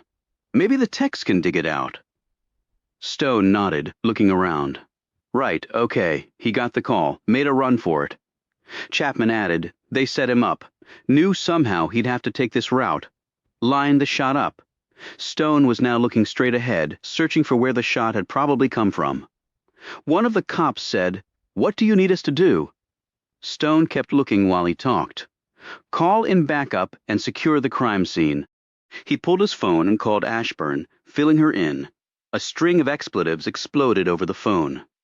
Having sufficiently vented, Ashburn said, "I'm sending reinforcements right now. We'll coordinate with DC Metro." Stone clicked off. "Cavalry's coming." "How do you want to break down the search?" Chapman asked. A woman who'd been standing on the sidewalk came running up to them. She was about 20, with kneeless jeans and an iPhone clutched in her right hand and a shopping bag in her left. "Sir? Ma'am?" They turned to her. She pointed to a building farther down the street. "I was looking up at that building as I was walking, and I saw a flash of light. Then I heard the car crash. I think that's where it came from," Stone said quickly. "Could you tell which floor?" The woman looked at the building, silently counting. "6th, at least, I think." They could hear other sirens coming as the backup flew toward them. Stone yelled to the 2 cops first on the scene to follow him and Chapman. As they ran toward the building, he pulled out his phone and let Ashburn know about this development, giving her the address. Stone put his gun away and ran as fast as he could, his gaze darting up to the 6th floor, waiting for another flash of light to appear. Chapter 70. "You don't think the shooter is still in the building, do you?" said Chapman as they reached the entrance and ripped the doors open. Stone had ordered 1 cop to guard the front of the building and the other the rear. Stone didn't answer. He held up his badge to the security guard who approached them. "You have a possible sniper in this building. Did you see anyone come in today who looked suspicious or who was carrying an unusually shaped bag?" The guard shook his head. No one like that. But I'd just finished making my rounds, so someone might have slipped in, then Stone said. The FBI is on the way. What other exits do you have here beside the lobby? This way. He led them to a door off the lobby. Down that hall and to the right takes you to the loading dock in the rear. As they started off, the man said, You want me to go with you? No, stay here. There's a police officer posted out front. Anything happens, you get to him? Okay, good luck. Stone and Chapman darted through the door and down the hall. They had only gone about 20 feet when she grabbed his arm. What? He said. That security guard? What about him? Do they normally wear gloves? Stone flinched, wheeled around, and sprinted back the way they had come. The door was locked now. Chapman shot the handle off and kicked it open. They rushed back into the lobby. There was no sign of the guard. Outside, the cop told them that the man had come out and headed into the alley. He said, You told him to help secure the rear of the building, and... Chapman and Stone ran off before he finished. They found the security guard's uniform next to a dumpster. Stone and Chapman peered around. He can't be more than a few seconds ahead of us, she whispered. Thanks to you, said Stone. If you hadn't figured out, she hit him hard, knocking him down an instant before the round slammed into the side of the dumpster at the spot where Stone's head had just been. Chapman rolled, took aim, and fired. Her shots chipped concrete off the side of the building, but the shooter was already gone. Stone had rolled over on his belly and had his gun aimed at the same spot. See anything? He hissed. She shook her head. He's gone. The cop from the front, obviously having heard the shots, came running. Stay down! Exclaimed Chapman, and the cop went to his knees and then scuttled forward until he was behind the dumpsters, too. Backup's here, he said. You guys okay? Stone sat up and looked at Chapman. Thanks to her, I am. Chapman shrugged. More luck than skill, really. I'll take it. That slug was going right for my head. The three of them made their way cautiously down the alley. They picked up their pace when they heard the car race off. By the time they got to the next intersection, there was no sign of a vehicle or the shooter. Stone and Chapman ran down the alley and then slowly jogged back. They both stopped when they reached the cop. He was squatting over his partner, who was lying behind some trash cans with his throat slit, his eyes staring blankly up as they knelt over the body. Chapman said, There must have been more than one guy. He wouldn't have had time to shoot at us and then do this. He had backup of his own, said Stone quietly, as the cop sat on his haunches wiping tears from his eyes over the death of his partner. These guys are unbelievably organized, said Chapman. I mean, who the hell are they? Stone put a hand on the shoulder of the cop. I'm sorry. The officer glanced up and nodded, and then returned to staring at his dead colleague. Stone straightened, turned, and walked back down the alley as the wail of sirens reached fever pitch. George Sykes, a D.C. police officer, and a security guard were dead. They'd found the real security guard in a storage room of the lobby with a single gunshot wound burned into his forehead. The sniper had disappeared. Stone had given descriptions of him to Ashburn, and a bolo had gone out, but none of them were holding out much hope. The consensus was that the killer was either laying low or already on private wings heading out of the country. Stone and Chapman were now in a car sitting outside the modest residence of George Sykes, located in Silver Spring, Maryland. It was in the middle of an ordinary neighborhood with kids on bikes, moms talking in front yards, and dads cutting the grass. Or it would have been if the street hadn't been evacuated and then shut down by the FBI. Agent Ashburn was in the front passenger seat, while another agent was at the wheel. What do we know about him? Stone asked. Wife died 3 years ago. Kids all grown and gone. Been with the National Park Service his entire career. No problems. And 6 grandchildren, said Stone. He glanced down at the man's file. He's not much older than me. He must have started early. Money problems? Chapman asked. Ashburn nodded. That was one of the first things we looked at. Didn't find anything there. But we dug a little deeper and shook out an account that was tied to Sykes. Recent deposit of 100 thou. So someone paid him off to play along. Stone said, What exactly did they pay him for? Ashburn answered, Bomb in the root ball. What if someone started to poke around there? He would steer them clear. Make sure wherever the bomb was in the dirt that no one got close to it. So he betrayed his country for $100,000, said Stone. A grandfather of 6? Ashburn shrugged. I've seen people do it for a lot less. And 6 grandchildren eat a lot, Chapman added. And that might have only been the first payment, right? Said Ashburn. And they made sure the only payment, Meo, is consistent. They're eliminating their team, closing up the tunnel, so no leads for us. The sniper took a risk by impersonating a guard, noted Stone. We saw his face, but like we concluded, the guy is long gone, and 6 months from now he'll have a new face. Lot of money behind this, said Chapman. That's clear. Ashburn hiked her eyebrows. Like a country's treasury at work. Russia, said Chapman. I've heard that theory floated around more and more, said Ashburn. Cartel and government may be working hand in hand? Tough competition? Stone nodded at Sykes' house. So what are we waiting for? We don't need a warrant. The guy was shot. We can go to his house to investigate. He was a federal employee, Ashburn said. That's true, but considering that these folks employ bombs, I've sent for a bomb detection dog to go in before we do. That's also why we've evacuated the neighborhood.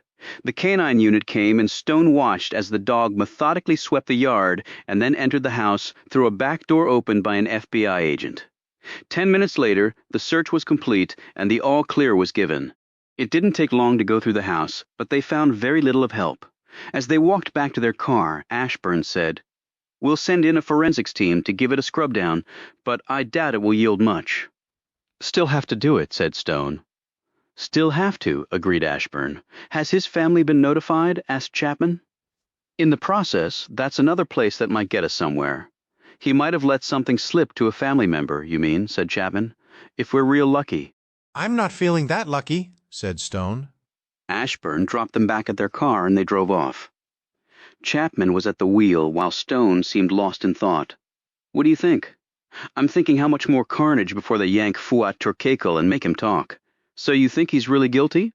"I don't have enough information to make that determination, but the status quo is not working for us. What's the alternative? I haven't thought of one yet." "So who might be the next target in the chain, if Turkakul is involved?" Stone glanced at her. Chapman said, "That's what I was thinking too. And I know she's your friend, but what about? Adelphia is not part of this. Are you really sure, by your admission, she's been out of your life for a while?" Stone gazed at her and then put a hand on her shoulder. "How do you feel about breaking a few rules?" "Until I met you, not too keen. But now I think I'm really getting good at it." "So we're going after Turkekel?" "No," said Stone. "Who then? I can feel the other side leading us around again. They expect us to go left. Instead, this time we're going to the right." Chapter 71. Stone made one stop to get some information he needed while Chapman waited in the car. When he climbed back in, he gave the directions to her. On the drive over, he said, they talked to one of Sykes' co-workers. They said when Sykes took the call, he got very pale and ran to his car. "What do you think happened?" "I don't know exactly, but I have a pretty good idea." They reached the address, a townhouse community in Chantilly, Virginia. Chapman parked where Stone told her to, but he didn't get out of the car. "We wait," he said. A half hour later, a truck pulled up to the front of a small town house 30 feet from where they were parked, and a woman got out. Chapman recognized her immediately. Yes, it is," said Stone as he opened the car door. They reached her front door an instant before she closed it. Stone stuck his foot in the gap. The woman turned around, startled. Stone had his badge out. "Remember us?" Judy Donahue, who was still dressed in her National Park Service uniform, looked from him to Chapman. Yes, I do. Are you here about poor Mr. Sykes?" "I heard about it. It was awful." "Can we come in?" Why? Just to ask a few more questions. But I told you all I know." In light of recent developments, other questions have come to mind. Stone pushed the door all the way open, and Donahue was forced to step back as Stone crossed the threshold. "Hey," she said angrily, "you can't do that." "I just did," said Stone. Chapman closed the door behind her, and Stone moved farther into the house. "This is illegal, isn't it?" said Donahue. Stone glanced at Chapman and then stared at Donahue. "I don't think so. But then again, I'm not a lawyer. I'd like you to leave." "Right now? Why? Do you have something to hide?" Donahue looked nervous and said, "Of course not. I found out you're leaving the Park Service. Why is that? I thought, being a girl from the big outdoors, that it would be the perfect career for you.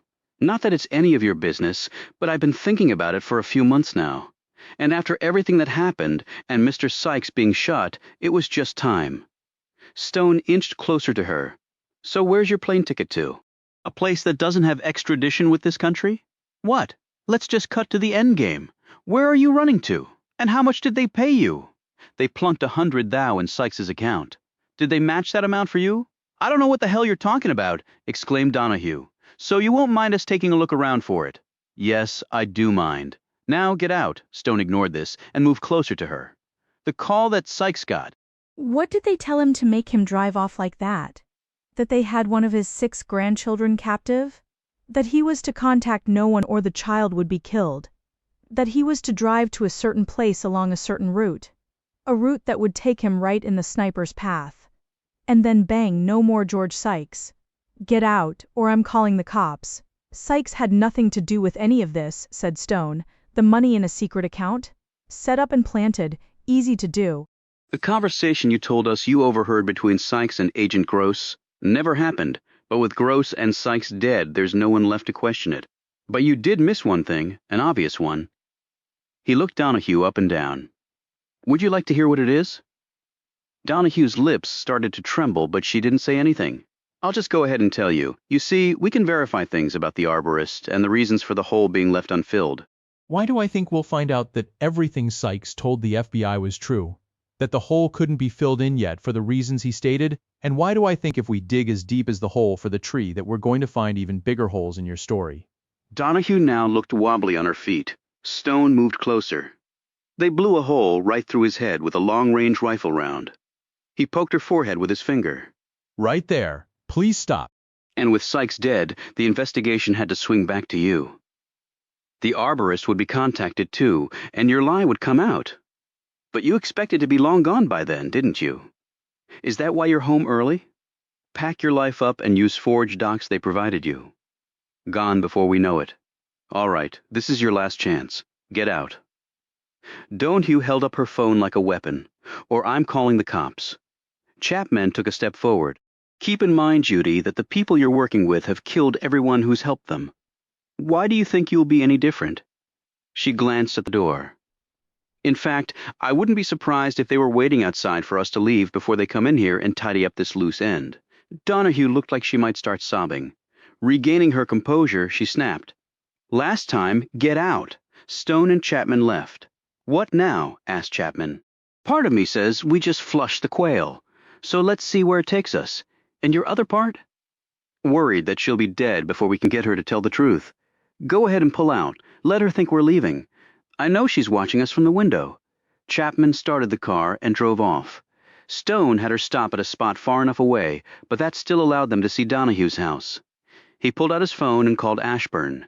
It took a couple of minutes of explanation, and Stone nodded his head. Make it as fast as you can. He clicked off and put the phone away. Well? Asked Chapman. She's getting the paperwork together to bring the lady in, if nothing else for her own protection. What if she leaves the house? We're to stop her and hold her until the bureau shows up. Chapman eased back in her seat but almost immediately jolted up. Stone had seen it too. Donahue had come out of her house. She was carrying a bag and she was in a hurry. Stone said, Quick, let's get her before someone else does. By the time Chapman put the car in gear, Donahue had opened her truck door. Block her in, ordered Stone. Got it. Chapman punched the gas. Their car was 25 feet from Donahue's when she started her truck. The explosion lifted her vehicle off the asphalt, and the concussive wave emanating from the blast knocked Chapman's car on its side. Both their heads bloodied from impacting with metal and glass from the car. Stone and Chapman lay unconscious, still strapped in their seatbelts. Chapter 72. Stone woke. His mind was fuzzy, but his reason was slowly returning. He tried to sit up, but a hand held him back. He saw Agent Ashburn staring down at him. What? He began. It's okay. Just take it easy, she said in a soothing voice. Stone looked around. He was in a hospital room again. He started to close his eyes when they snapped open as he remembered. Chapman, she's going to be okay? A few bumps and bruises, just like you. Donahue's dead, he said in a low voice. Yes. You saw the bomb detonate? Stone nodded. She was in the truck. Any idea where the bomb came from? He touched his head and grimaced. It was either already on her vehicle when she got home, or else someone put it on there while we were in the house with her. You saw no one? Stone shook his head slowly. Ashburn eased down into a chair next to the bed. I was surprised to get your phone call about Donahue. What pointed you in her direction? A hunch? About her? Not necessarily. About refusing to be led around by the nose this time. Meaning that's what you think is happening? Stone sat up in the bed. Meaning I think we're being manipulated, yeah? Any idea by whom? Maybe closer to home than we'd like. Remember what Agent Gross said? Someone was watching him, so what was Donahue's angle? Was she the one involved with the tree and the bomb and not George Sykes? I believe so. She tried to throw suspicion his way. Did you find anything at her place? No, but if she had travel docs with her in preparation for making a run, they're in the wreckage and we're still sifting through it. But paper is not something that's likely to survive something like that. But she had a bag. We certainly spooked her. I think she was making a run for it. Not disagreeing with you, Ashburn rose. You've had a busy day, almost shot by an imposter security guard sniper, and now nearly blown up. Does anyone know I'm here? You mean your friends? No, we thought it best to keep it on the QT, so Chapman is okay. No BS. No BS. Can I see her? I'll check. Be back in a minute. Less than a minute later, the door opened. It wasn't Ashburn. It was Chapman propelling herself into the room via a wheelchair. There was a strip of bandage across her right cheek and one on her forehead. Stone started and sat up more. His gaze darted to the wheelchair and then back at her. Not to worry. Chapman grinned. I can walk. Just hospital rules for patients having gotten themselves blown up. You Americans have so many bloody regulations. Stone sat back. Relief on his features. She stopped next to the bed. How about you? Everything working okay? Stone stretched his arms and neck. Far as I know, sore but functional. We almost caught them. Almost doesn't count in our business. What did Ashburn tell you? Basic stuff. No leads, he added with a smile. The most important thing she told me was that you were okay. Chapman smiled back. I'm glad to see you have your priorities right. You saved my life. That only means we're even. I guess that's true. But Donahue was the last straw. No one left to talk to. You're wrong. There's Fuat Trikekul, but he's off limits. After being blown up twice, nothing is off limits as far as I'm concerned. Later, when she walked in, Stone tried to hide his surprise, but really couldn't. Marisa Friedman was dressed in a white skirt, a blue silk blouse, and flats. Her makeup was immaculate.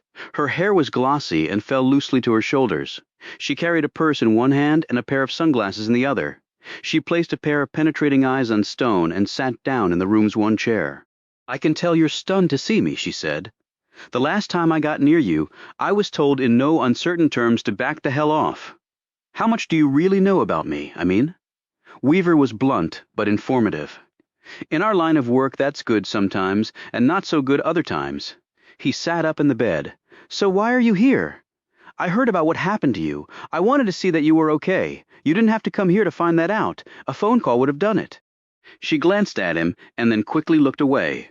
She rose and walked to the window. It's a pretty day. I guess it is. I hadn't really thought about it. She continued to gaze out. When I was a kid, I was fascinated with the weather. I thought I'd grow up to be a meteorologist. What happened? She turned to look at him. I'm not sure, actually. I did all the right things, went to all the right schools, then I detoured to Harvard Law. After graduating, I had the intention of taking a year off, traveling in Europe, and then settling down to a desk job at a firm in New York City. But on a whim, I attended a seminar about the CIA, and the next thing I know, all these years have gone by. She turned to look out the window again. I've seen a lot of weather. She glanced back at him. But not nearly as much as you, apparently. You've talked to Weaver about me? She walked to the side of the bed. John Carr, quite impressive. Stone shrugged resignedly. I hadn't heard that name in over 30 years, and now it seems like I hear it all the time. She scooted the chair closer to the bed and sat down. I was surprised that you had gotten on to me. I had no idea you were tailing me the night I was visiting Fuat until I got the message from Weaver's people. How did you do it? So that's why you're really here, to make sure there are no permanent holes in your cover. Wouldn't you do the same thing? Yes, I would, actually, he admitted. Well, process of elimination? You were at the park that night. Adelphia's story didn't hold up to scrutiny.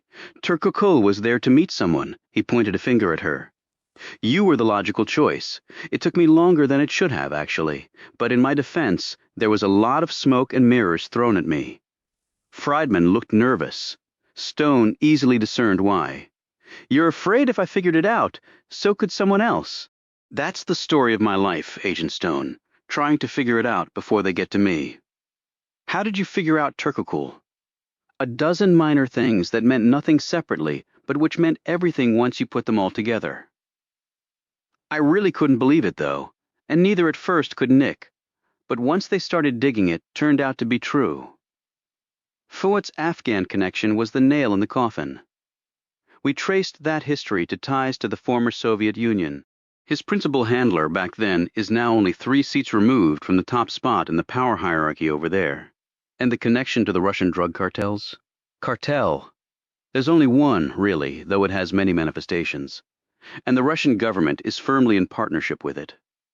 Not only is the cash flow enormous, the damage drug trafficking can do to an entire country is far more deadly than actually hitting it with one's military. In a war, soldiers die along with some civilians. Most people remain completely unaffected by it. In a drug war, everyone feels the pain one way or another. I can see that. Then the issue became what to do about Turkogul, and the solution was to give him rope to hang himself.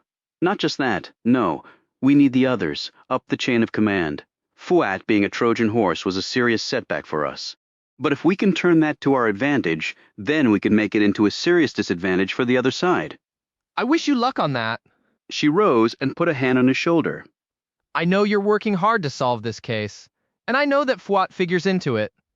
But you don't want me pushing too hard, so hard that it blows up what you're trying to do. Yes, I'll keep that in mind. You can go back and tell Weaver your mission was accomplished today. He doesn't know I'm here, right? There was a bite to Stone's words that surprised him. He doesn't, she said emphatically. So why are you really here? And it's not just to check your cover or see if I was okay. She looked at him curiously. A deduction based on what? Based on the fact that I have you pegged as a multitasker. She sighed. I just wanted to see you again. Make sure you really were okay, despite what I was told. You were blown up after all? And why is that important to you? It just is. I'm not getting this. She drew closer to him. Well, then let me be uncharacteristically frank. We're actually a lot alike, Don Carr. There aren't many people who do what we do. Her features softened, and she seemed to be looking past him. I've lived so many years of my life as someone I'm really not. She refocused on him. I know you've done that for an even longer period of time. I've never met anyone like me. That is, until I met you. She touched his arm. So that's why I'm here. I guess just to convince myself that I'm not alone. That there are others like me out there. I know that probably seems illogical to you. No, it actually doesn't. It makes a lot of sense, in fact. She drew closer to him. It's a lonely life. It can be, yes. I can tell you've been alone a long time. How? She slowly lifted her hand and touched it against his cheek. It's in the face. The face doesn't lie if you know how to look. She paused, and we both do know how to look, don't we? She removed her hand, and Stone looked away.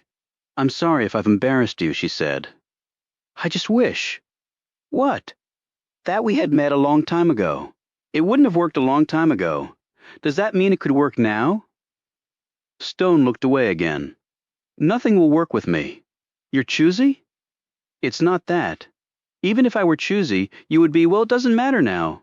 It can always matter, even for 2 old warriors like us. I'm old, you're not. In this business, we're all old. She paused. If we're still alive. She stood, slid a hand down his cheek, and then bussed her lips against his face. Take care of yourself, she said. A moment later, she was gone. Chapter 73. Stone and Chapman were discharged from the hospital the next day after being held for observation. Stone had to admit that he needed the extra rest. Being knocked unconscious twice within a short period of time would have done a number on a young man, much less someone his age. But he had motivation to get out of his bed and take up the hunt once more. Things were coming to a head. The big event was close to happening. He could feel it in every nerve he had. As Chapman drove off on a new ride provided by the FBI, Stone looked across at her. How many stitches? She touched the bandage across her forehead. 6 here and 2 more on the cheek. Doc said I'd be healed in plenty of time for holiday photos. She glanced over at him. How'd you get off without any? I distinctly remember seeing you all bloodied before passing out. They probably figured what's the use. And the major cut was on my scalp. There's a Band-Aid up there, but you can't see it. I guess we are very lucky. Luckier than Judy Donahue. So they roped her into this whole thing. How? Money. I would assume so, yes. Money they never really intended on paying. They were going to kill her all along, you mean? Clearly. The cover they built for her was flimsy at best. Only designed to hold us off a day or two. As soon as she talked to us at the church and said all those lies, she was a dead woman. So presumably the FBI will find a deposit to an offshore account somewhere in Donahue's name that has been rescinded. Funny, she didn't strike me as the type to conspire. What type? The one that doesn't like money? I've run into very few of those. But to participate in an attack against your own country? Don't be naive. And besides, no one got hurt in that attack, except for the unfortunate Alfredo Padilla. But when other people started dying, she had to notice that. Of course she did. But by that time it was too late. If she came to us to confess, she'd be admitting to being an accessory to murder, multiple murders. She probably decided the safer course was to follow through with the plan and run with what she thought was lots of money. And George Sykes gets a hole in the head for doing nothing wrong at all. Yes, that's why I don't feel too badly about Judy Donahue. Your theory on how they got Sykes to drive off in a panic like that was probably close to the truth. Threaten his family. They might have told him where to meet, a route that would take him right into the kill zone. It was meticulously set up, which is both informative and daunting. They could probably kill us anytime they wanted. They tried to kill me, and you stopped it. Score 1 for the good guys. And it proves they're not infallible. So does that mean the whole tree farm, root ball, National Park Service angle was another red herring? I think Kravitz was framed. I think Lloyd Wilder was totally innocent too. And the Latinos who were executed? Counterparts to Judy Donahue, they were partially in on the plot, but only partially. They played their roles, received their payoff, and then were eliminated. Okay, so we're back to Fuat Turkekel? How do you want to do this? Weaver will be all over our butts if we get caught messing around with Little Turk. Like I told you before, I got a wink from Sir James. So what? That is not going to protect you from Riley Weaver, and you know it. So we'll bypass Turkekel and take the path slightly less traveled, which is Adelphia. No, who then? He said nothing. Marisa Friedman is the only one left. Yes, she is. But the last time we tried to access her, we got nailed. That was last time. Now we are forewarned. And she came to see me. What? When? Yesterday. In the hospital. What did she want? I'm not really sure to tell you the truth. She's a lonely woman. Really? Chapman looked at him inquiringly. I guess we're all lonely in some way. All right, said Chapman uncertainly. So how are we going to do it? In answer, Stone pulled out his phone and punched in a number. Annabelle? I think it's time you and Caleb had your follow-up meeting with Miss Friedman, Chapter 74. It's good to see you again, said Friedman as she sat down at the restaurant table. Annabelle and Caleb were already seated across from her. We said we would be in touch, Annabelle said bluntly. Caleb said, we are very excited to move this forward with your help. Friedman slid her napkin into her lap and said, and I'm excited to get to work on this with you. I've made some preliminary inquiries, and the time is definitely ripe for your project model. They ate and discussed more points of business. As they left the restaurant, a Mercedes limo swung around the corner. We can give you a ride home, said Caleb. You don't have to do that, said Friedman. I live out in Virginia. He took her hand, kissed it. It is no trouble. In fact, it would be my pleasure. Annabelle held the door open. Friedman climbed in. Annabelle shut the door behind her, and the limo sped off. Friedman jerked around and tried the door handle. The door was locked. She noticed a presence to her left and whirled in that direction. A man was staring at her. What the hell is going on? Demanded Friedman. She stopped, caught her breath as she focused on him. Stone. Stone said, that's my partner up there, Mary Chapman. I'm sure you've been briefed on her too. He motioned to the driver. Chapman gave a small wave before turning onto the next street. You're kidnapping me. No, we're meeting with you. She frowned. People who want to meet with me usually make an appointment. We need your help, and we wanted to ask for it quietly. I thought you'd been forbidden by Director Weaver to come near me. That's why we're asking quietly. Friedman sat back, taking all of this in. There was no fear in her eyes. So Weaver knows nothing about this? Need to know. And right now, he doesn't need to know. Interesting theory, considering he runs the country's intelligence services. As you know, we have great interest in Turkekel. You're not alone in that regard. You told me you figured out he was a traitor, but when exactly did you learn he was a double agent? You know, you can tell me that Riley Weaver has filled you in, but that doesn't mean I have to believe it. People are dying at an alarming clip, he pointed out. She shrugged. It's a dangerous business. And we believe that Turkekel is at the epicenter of that business. Friedman hesitated. I wouldn't disagree with that assessment, but Chapman spoke up. And yet he just keeps walking along, no troubles. Friedman glanced at her and then at Stone. I follow orders. I might not agree with them all the time, but I follow them. All the time? Asked Stone. I wouldn't last long in this line of work if I didn't. Didn't you learn to exercise some independence in order to get the job done? Friedman crossed her legs and folded her arms over her chest. Any place in particular where we're going? Just seeing the city, having a nice chat? What do you have in mind? So you are concerned? She snapped. Who the hell wouldn't be concerned? A dozen people have died, at least by my count. Snipers, bombers, executions, all on American soil.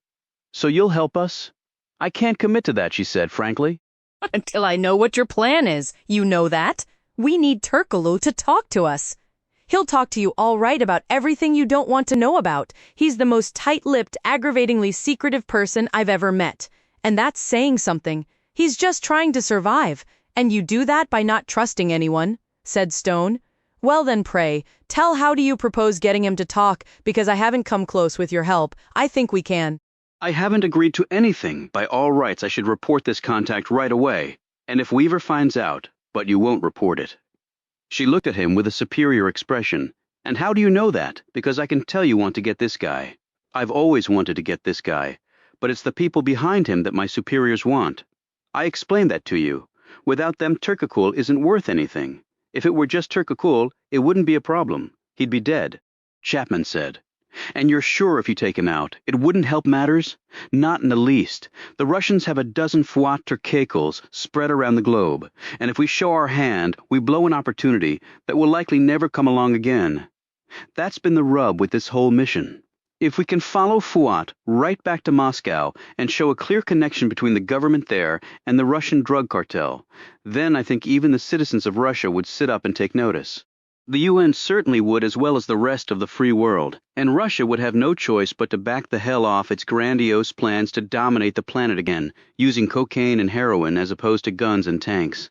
I can see his value more clearly now. You expressed the situation very well, said Stone. She glanced up and their gazes locked. Friedman said, Would you care to guess how old I am? Stone appraised her. 35, add 10 years to that. He looked surprised.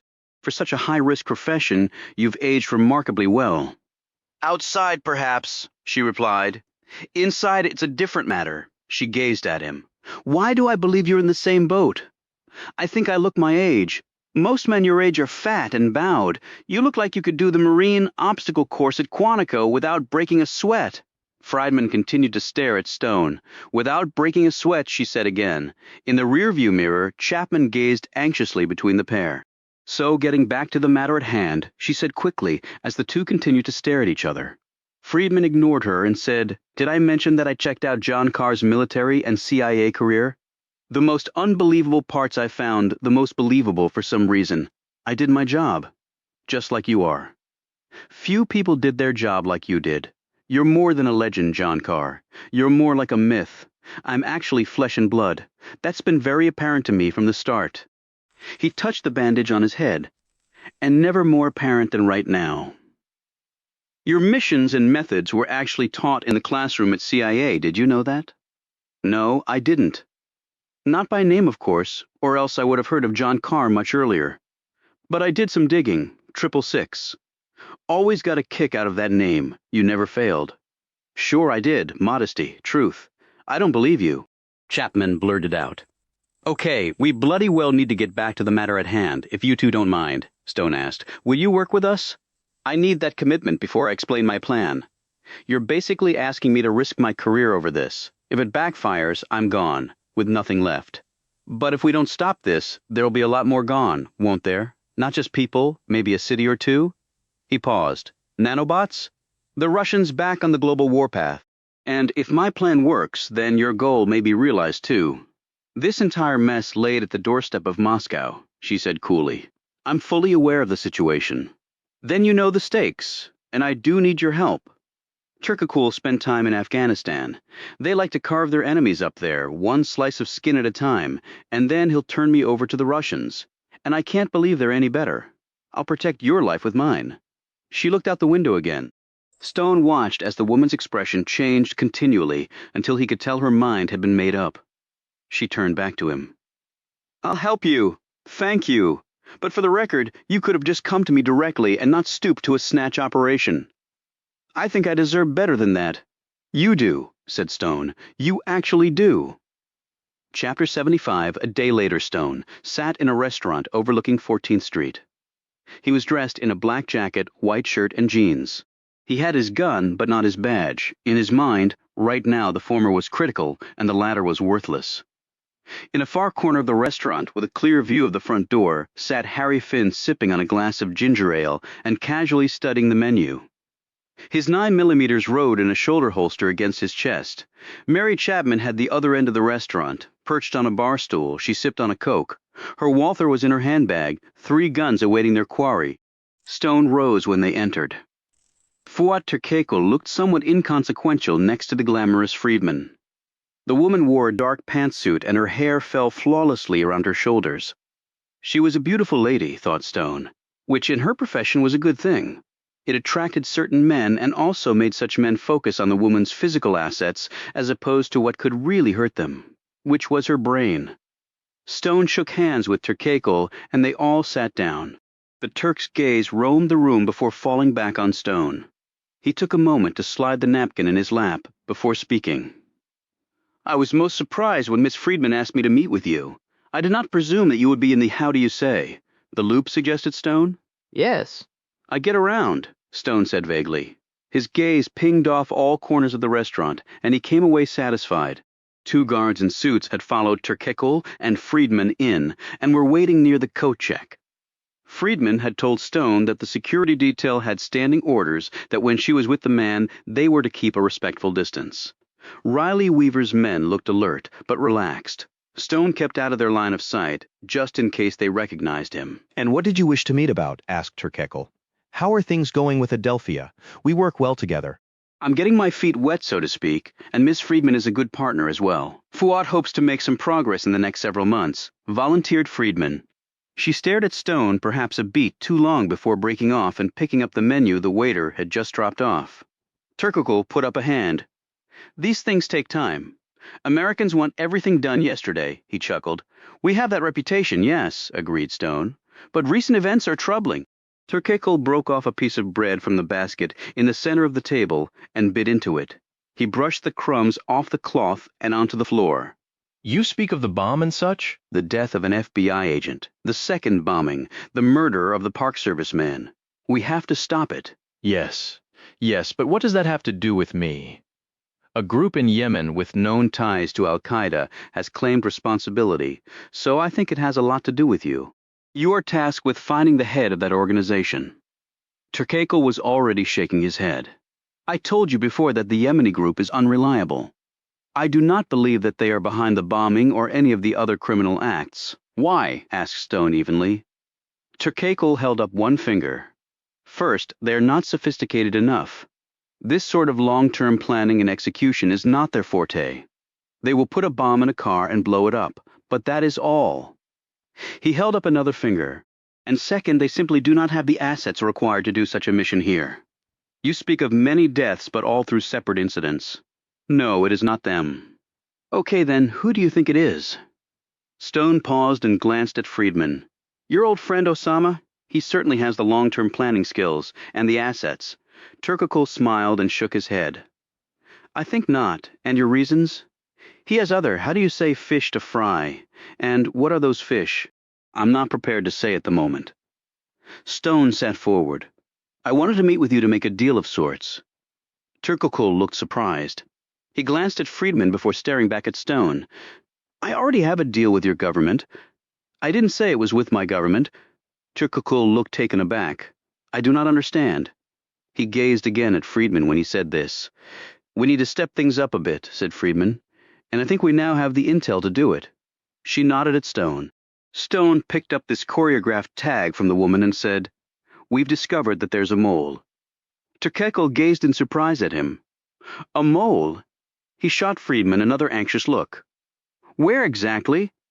Very close, answered Stone. We don't have the person's exact identity, but we do know that a significant event is being planned. But how can you do anything about it if you don't know the person's identity? Turkakul said with deliberate calm. That status is very near to changing, said Stone. For the last month, we've had a source that we have been in the process of flipping. That's principally why they brought me on, actually. And that's why I was so interested in your presence, Fuat. I can call you Fuat, can't I? Of course, but I don't understand why you would be interested in me in connection with this matter. Stone sat forward and dropped his voice. Do you mind if we carry on this conversation elsewhere? Somewhere more private? Turkakul again looked at Friedman, who nodded. You really need to hear this, Fuat. It's directly connected to you. The Turk glanced behind him in the direction of his guards. As Marisa knows, I do not travel alone. It can be arranged, said Stone. How? Turkakul asked nervously. It can be arranged, Stone said again. He motioned with his eyes in the direction of Chapman and Finn. Each nodded back when Turkakul glanced at them. Can't you tell me here? Turkakul asked. Stone sat back. You trust Marisa? And Marisa trusts me, or she wouldn't have brought you here. I do trust her. Then what is the problem? You obviously have never lived in the Middle East. On the contrary, I have. When Stone next spoke, it was in Pashto. Then he switched to Farsi. The effect on Turkakul was immediate. How do you know these languages? My hair is white. I've been in this business a long time. But you're referring to not trusting anyone because your friend is only a friend until he is your enemy. Precisely. Then I will chance being overheard and tell you why you need to be involved. Yes, a fatwa has been issued. A private one? A fatwa? Against whom? Against you. Turkakul looked stricken. Against me. I do not understand. Someone has found out you're assisting the Americans, Fuat. They want to eliminate that assistance. Turkakul's gaze swung between Stone and Friedman. A fatwa? But I am an academic. I am no threat to anyone. Someone has found out what you're really doing. That is clear. The mole I spoke of? His target, it seems, was you. They know of your treachery. This is preposterous.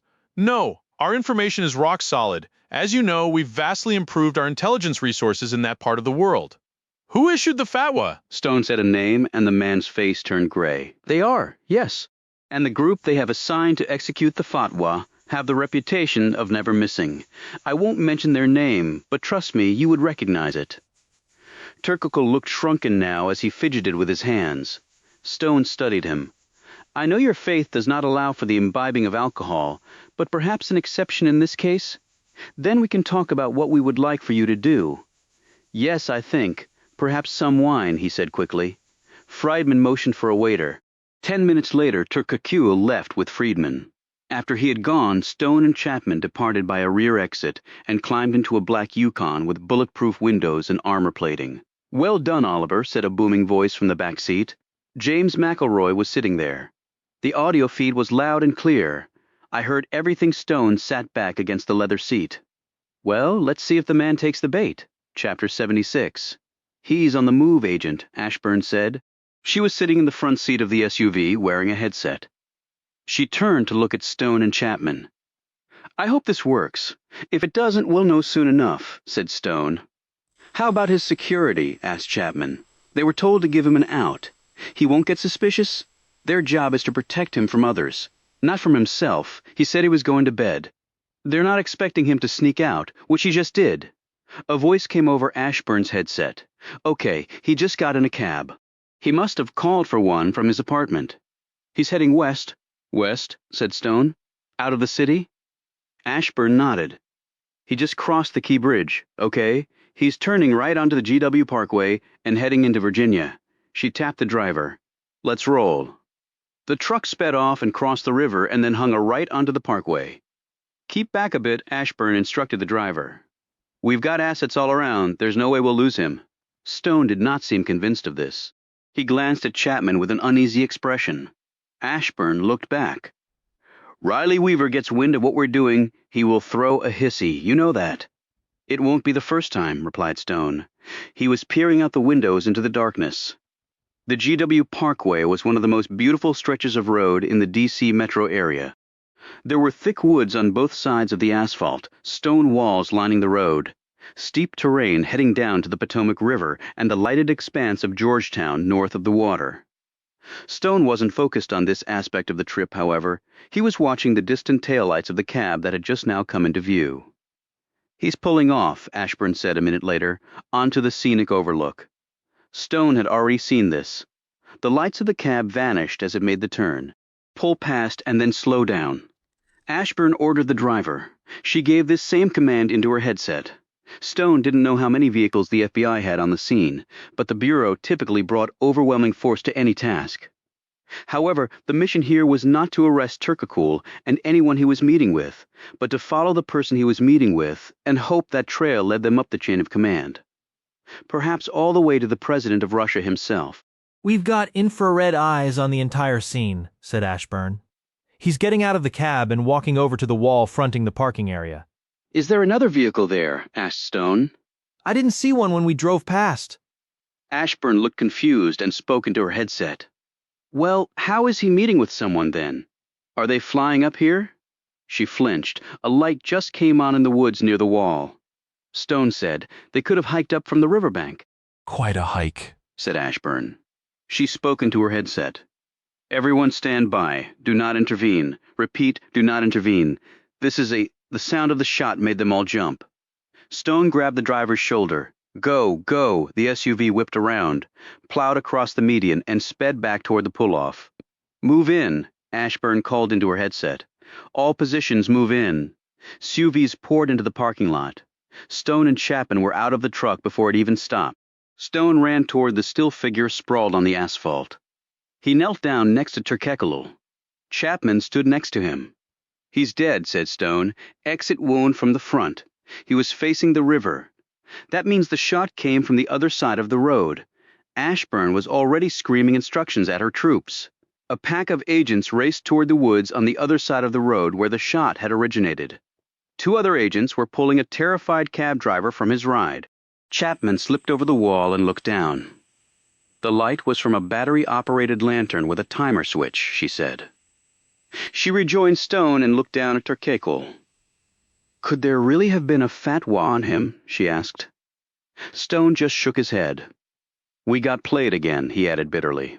What happens now? We're screwed, he muttered. That's what happens now. We're completely and totally screwed. Chapter 77.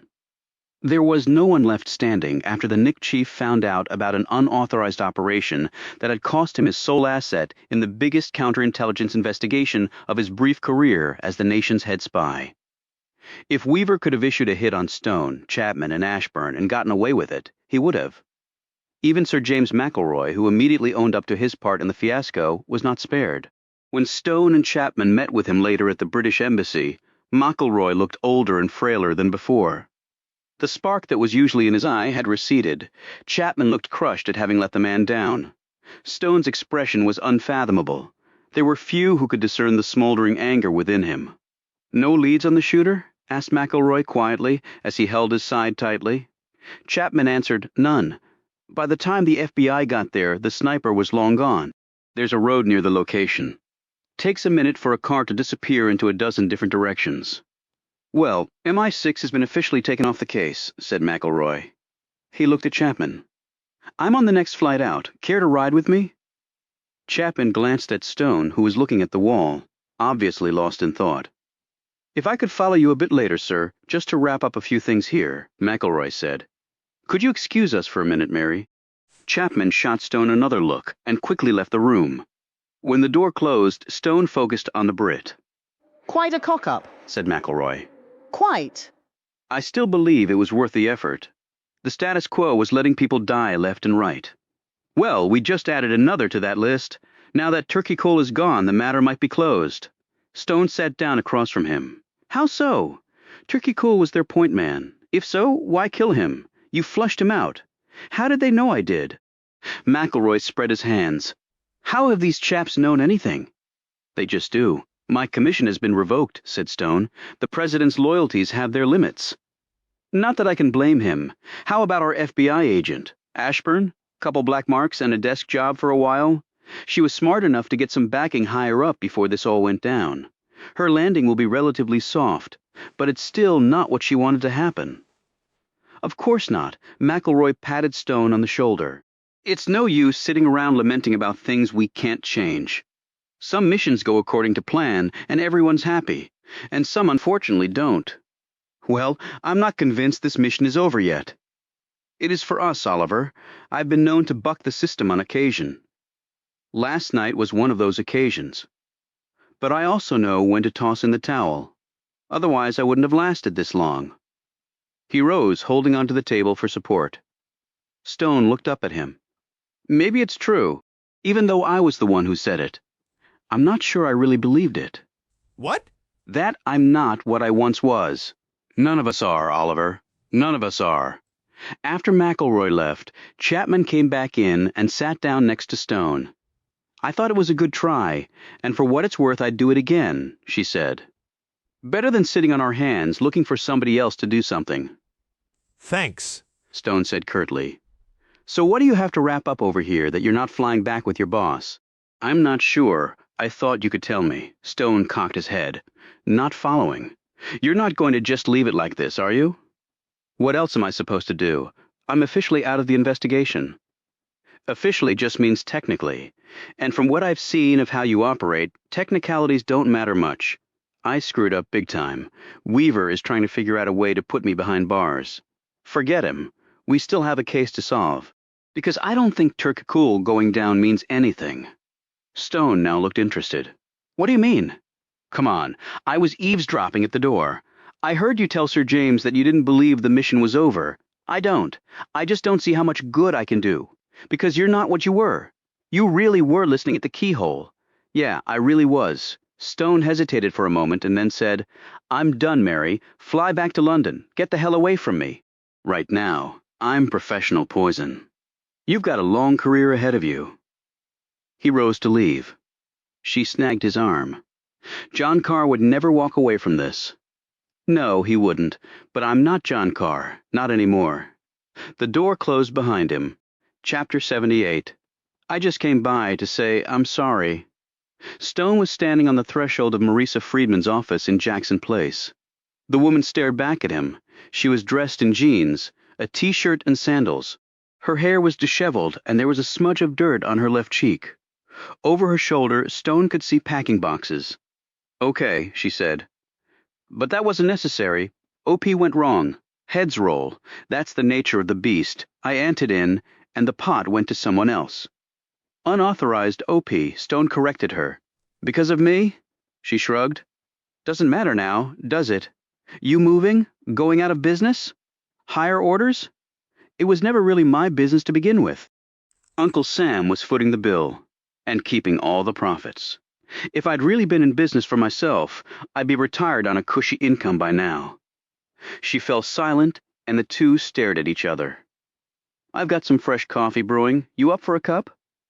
All right, but I'm a little surprised you're not pulling a gun on me instead. Believe me, I thought about it. They sat at her desk as Stone drank his coffee. He said, What now? What now? Good question. My ticket got pulled. Stone's mouth fell open. Not permanently? Yes, she said quietly. Fuat Turkakul was our only link to what my superiors referred to as the second coming of Stalin, and I lost him. No, I lost him, and I told Weaver that to his face. Doesn't matter. I let you take him, same difference, and I didn't get the necessary clearance, principally because it would never have been given. Stone looked around the office. What will you do now? Well, I'll spend about the next year of my life writing exit briefs and defending my indefensible actions to a top-secret government panel that will be doing its best to find a way to do more than fire me. What, prison? Why not? Stone put his cup down. You have any options in the private sector? She shook her head. Damaged goods. All the guys that are hiring people like me used to work on the government side. They need to stay in their good graces. I'm persona non grata. You have something else to worry about? Said Stone. She nodded.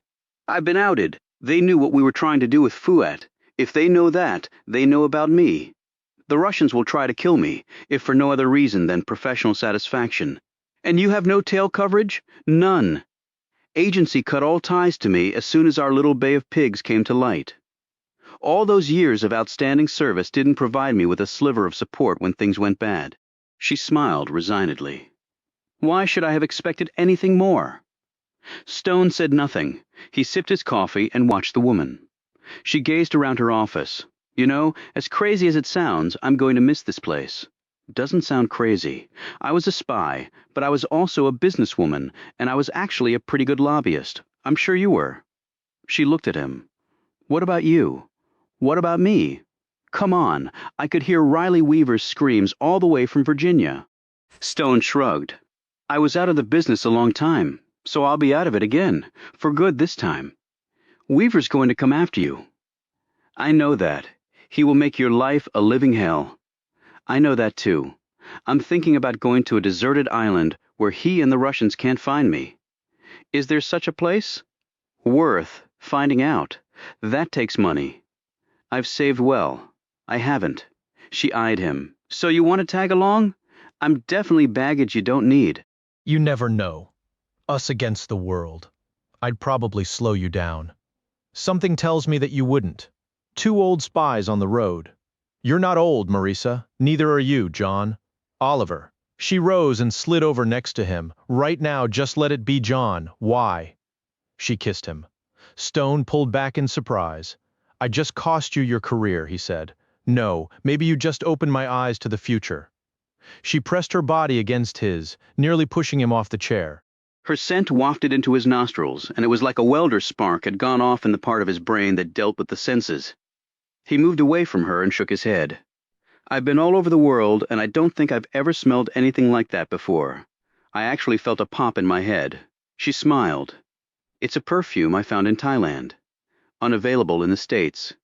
The English translation is roughly 2 hearts as one. It's supposed to have a visceral effect on men. And I'm not talking in the obvious place. More emotional, well, I can attest to that. She leaned closer. Don't dismiss my offer so lightly. I'm not, but frankly, it would be pretty crazy. Nothing is crazy if you want it badly enough. She sat back up. Don't you think you deserve a little happiness? A little peace after everything you've been through? Stone hesitated. I'll think about it. She touched his cheek. That's all I'm asking, John. I've waited a long time for someone like you. I've lost my career, but maybe I've found something else to replace it. You could have just about anyone you wanted. Why me? Because you're just like me. Chapter 79. Stone woke and looked around. He was in his cottage, lying in his old army cot. He checked his watch. 2 a.m. He got up, showered, scrubbing his skin and hair, especially hard for a reason he couldn't really fathom. He dried off and slipped on his pants, shirt and shoes. After leaving Marisa Friedman's office, and before coming home, he'd walked for hours, until his legs were sore from smacking into the concrete sidewalks. Then he'd come here, falling asleep almost right away simply because he was exhausted. He took some Advil, sat on the side of his cot, and waited for the dull ache in his head to subside.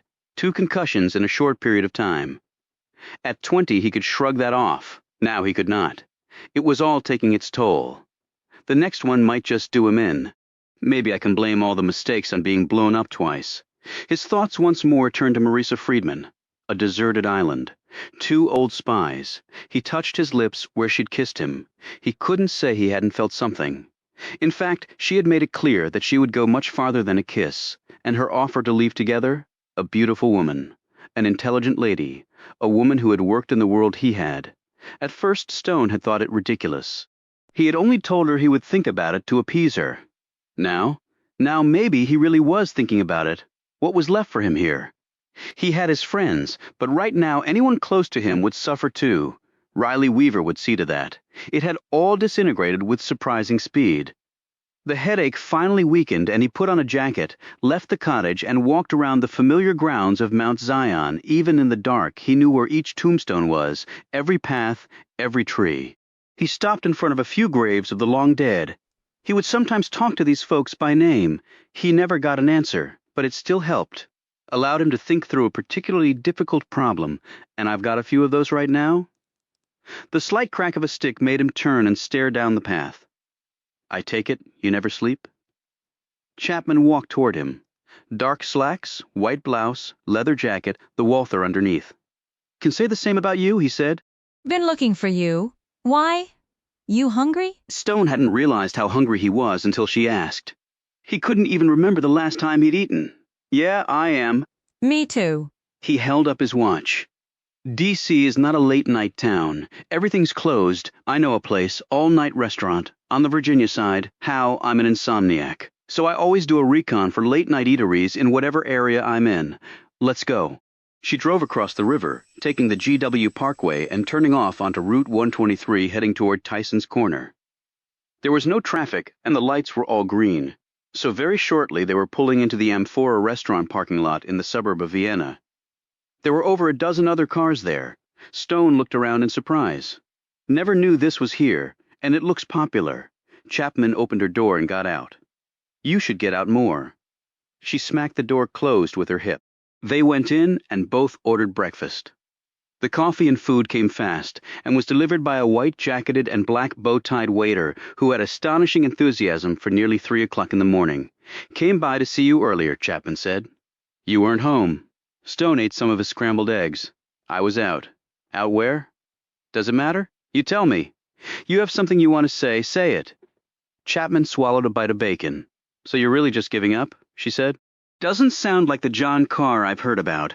I'm getting a little tired of people throwing the name John Carr around like I'm supposed to suddenly put on a cape and solve the world's problems. In case you hadn't noticed, that was a long time ago, and I have enough of my own problems to deal with. Chapman abruptly stood. Well, excuse me, I thought you still gave a shit. Stone clamped a hand around her wrist and pulled her back down into her seat.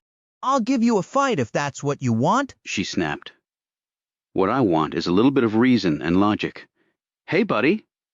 Stone turned to see a large, broad-shouldered man standing next to the table. The man said, If I were you, I'd leave the lady alone. He put a hand on Stone's shoulder. Chapman glanced quickly at Stone and saw the look in his eye, and then watched as his arms tensed to strike. It's okay. She opened her jacket to show her gun and then held up her badge. We were just arguing over who was going to pay the check. But thanks for coming to a lady's aid, love. You sure? Said the man. Stone ripped the man's hand off his shoulder. Yeah, she's sure, love. They finished their meal and drove back to Stone's cottage. Stone made no move to get out of the car. Chapman glanced over at him, but kept silent. Thanks for breakfast, he said. You're welcome.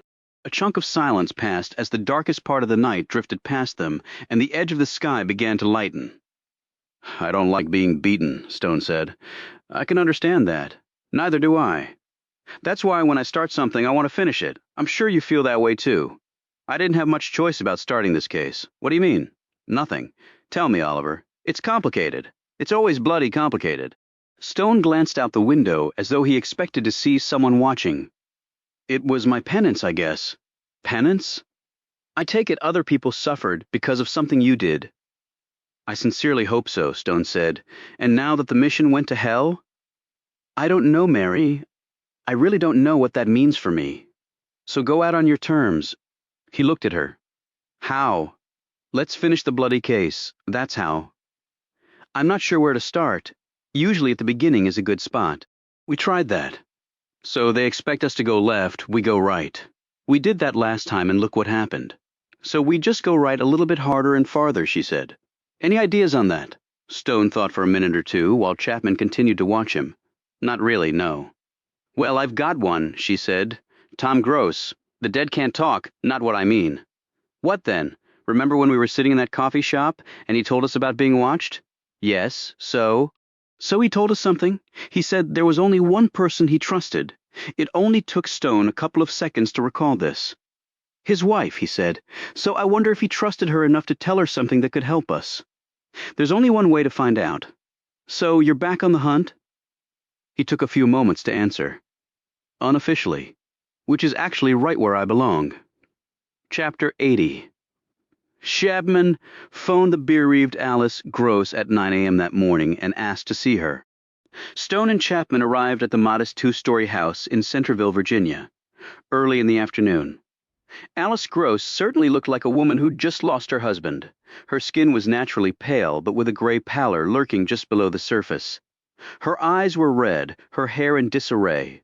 She held a crumpled tissue in one hand and a bottle of water in the other as she led them into her small living room. Stone saw a coloring book on the coffee table, a baseball bat, and some cleats in one corner. When his gaze lighted on a photo of the Gross family, showing the dead agent with his wife and 4 kids, ranging in age from 3 to 14, Stone grimaced and quickly looked away. He glanced at Chapman and saw that she'd had the same reaction. They sat on the couch while Alice Gross took a chair opposite. Stone said, "Your husband was a terrific agent, Mrs. Gross. We all feel his loss." "Thank you." You know they're holding a memorial service for Tom? "Yes, we heard about that. He certainly deserves it." He'd be embarrassed about it, though. He never liked to draw attention to himself. Just wasn't his way. He just did his job. Didn't care who ended up getting the credit. Stone had been concerned that Alice Gross had been briefed by the FBI on the exact circumstances of her husband's death, and the role Stone had played in it. But apparently they hadn't done that. "We're doing all we can to catch the people responsible," added Chapman. "I appreciate that," sniffled Gross. He really did care about his job. "He worked such long hours," Stone said. "He told me that he'd had some concerns about people watching him." Gross nodded. "His own people. They asked me about that, the Bureau, I mean." "And what did you tell them?" asked Stone. Gross looked confused. "Aren't you with the Bureau?" Stone hesitated. "We're working with them." Chapman said quickly, "I'm actually with MI6. Your husband might have mentioned that." "Oh yes, that's right. You're the Englishwoman. Tom talked about you. He thought you were very good." "I appreciate that." Gross drew a short breath. "Well, the Bureau was very upset about that. I mean, about Tom believing his own people were spying on him. I don't think they believed it." "Did you believe it?" asked Stone. "Tom believed it, and that was good enough for me," she said staunchly. Brilliant, said Chapman. "I think you're spot on with that." Stone leaned forward. "Tom told us something about you." "About me?" she said in surprise. "Yes. He said the only person he trusted was you."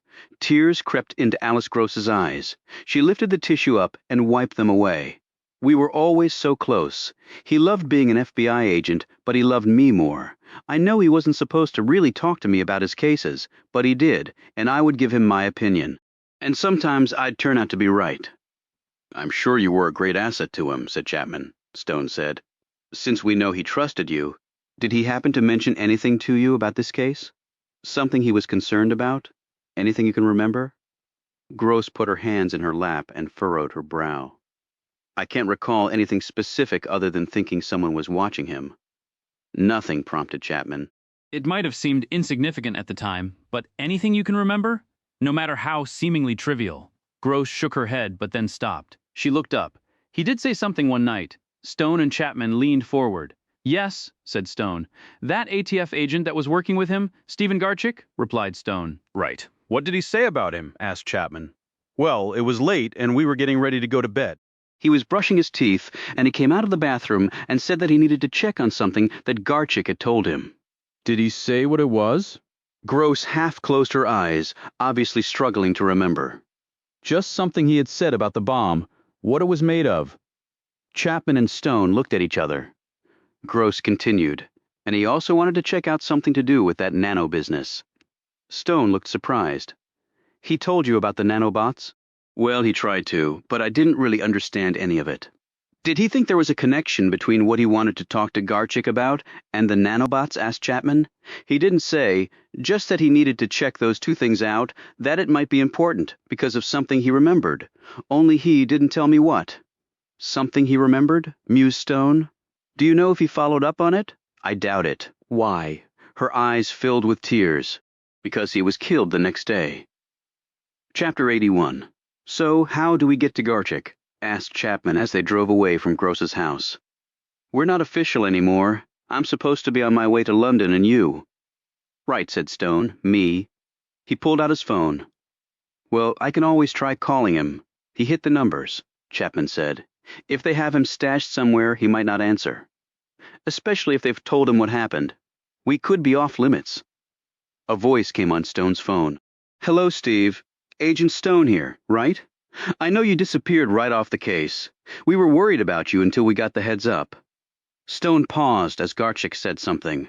Well, we'd like to meet with you if that's okay. Garchik said something else. I understand, but if I could just ask you about something Agent Gross was. Chapman cut the car to the right and nearly slammed into the curb. Stone was jerked sideways in his seat, and his head would have hit the window glass if it hadn't already been down. Stone looked in front and behind at the vehicles that had boxed them in. The men were already out of their SUVs and striding toward them. Not again! One of the men passed a paper through the window and into Stone's hands. What's this? Stone asked, in surprise. Congressional subpoena, courtesy of Director Weaver.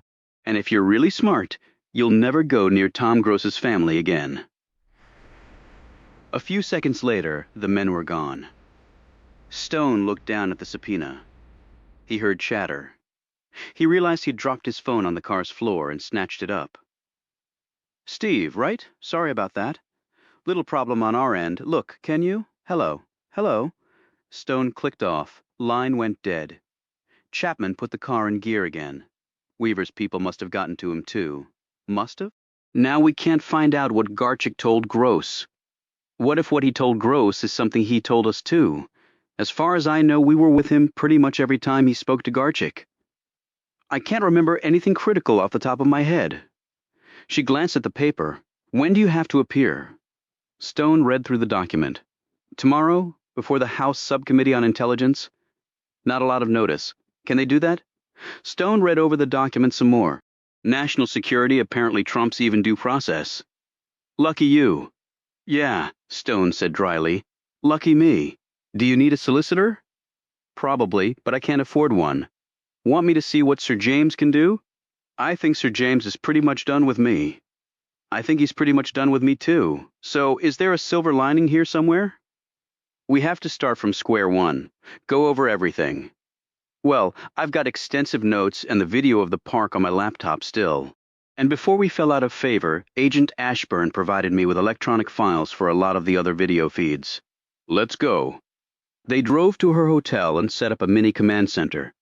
For the next several hours, they pored over the notes of the case and the video feeds from Chapman's laptop. Well, one thing's figured out, said Stone as he stared at the screen. Chapman joined him. What? The homeless woman who poured the bottle of water on the tree and killed it. He pointed at the screen, showing the image. What about it? That's one of the few things we can be reasonably sure about. Stone hit some keys and zoomed in on the image of the woman. I was puzzled that they'd bring someone in for such a minimal task.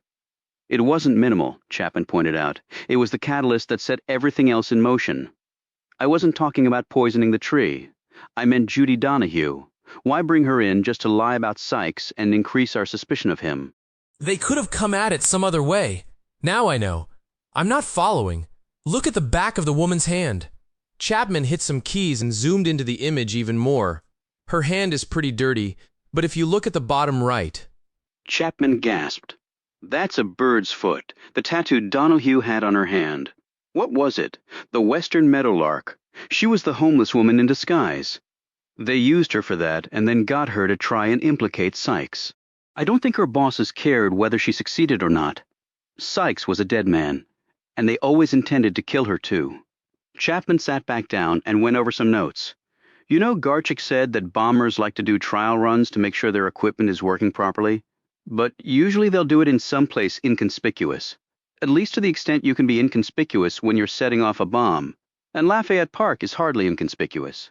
Which means it wasn't a trial run. It was the mission, albeit part of a larger one. Stone looked thoughtful. Right.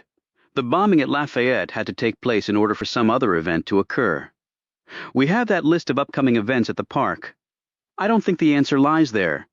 I agree, said Chapman. The bad guys won't know where the event is going to be, or if the event will even be held.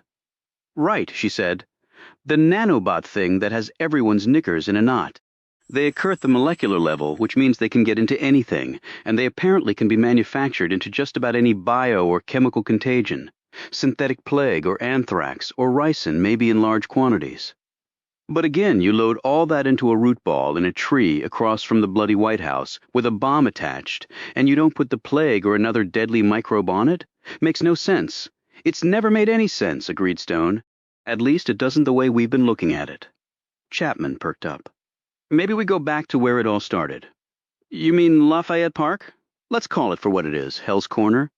In fact, I can't think of it any other way now, might have known. What do you mean?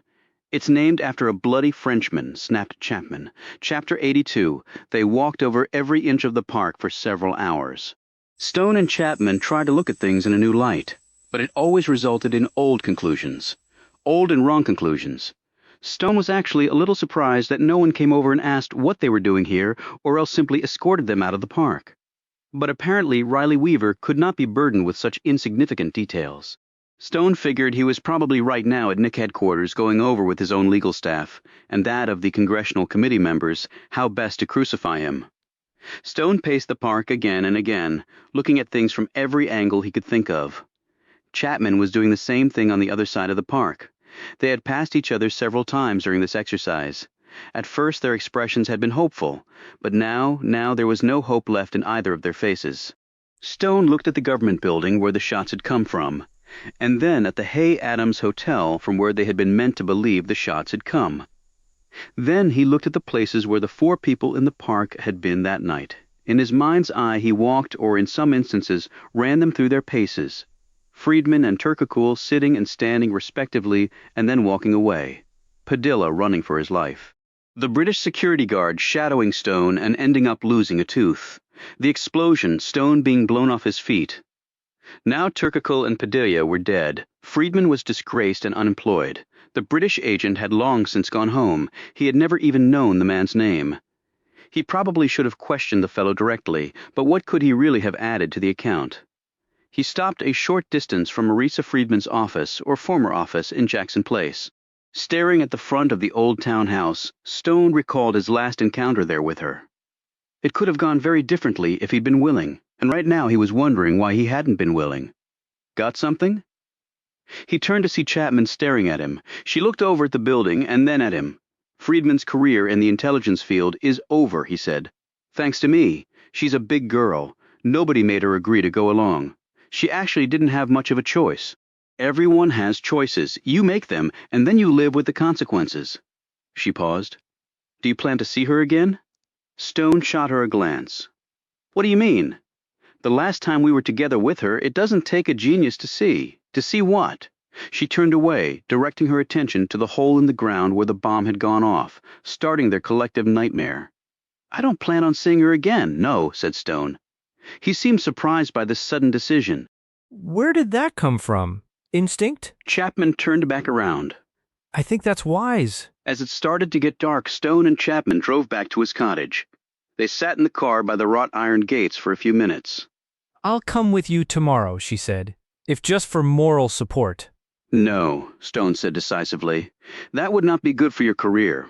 What career? He looked at her. What do you mean? Friedman wasn't the only one who lost her professional ride. I got a notice from the Home Office yesterday. I'm basically being ordered to resign from MI6. Stone looked anguished. I'm sorry, Mary, she shrugged. Probably time to try something else. After this cock-up, I figure things can only go up. Can't McElroy help you? No, he's taken his lumps too over this. It's out of his hands. She looked around. I no longer have access to the British Embassy, and my credit card has been revoked.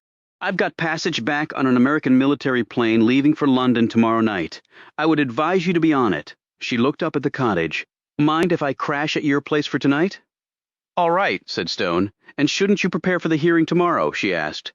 I can help. I just plan on telling the truth. If I try and prepare, it'll just make things more complicated. They're going to come after you with everything they have. I know. You think you'll come out okay? I doubt it. They rose the next morning early and took turns showering. Stone put on his only suit. Then they had breakfast at the same outlet, servicing the construction workers. Stone threw away his meal wrapper, finished off his coffee, and checked his watch. It's time, he said. I'm coming, replied Chapman. You're not on the subpoena. They won't let you in. Then I'll wait outside. You don't have to do this. Yes, I do, Oliver. I really do. The interrogation was to be conducted in the secure hearing room of the House Permanent Select Committee on Intelligence. It was in an underground room beneath the U.S. Capitol's rotunda and accessed by a secret elevator.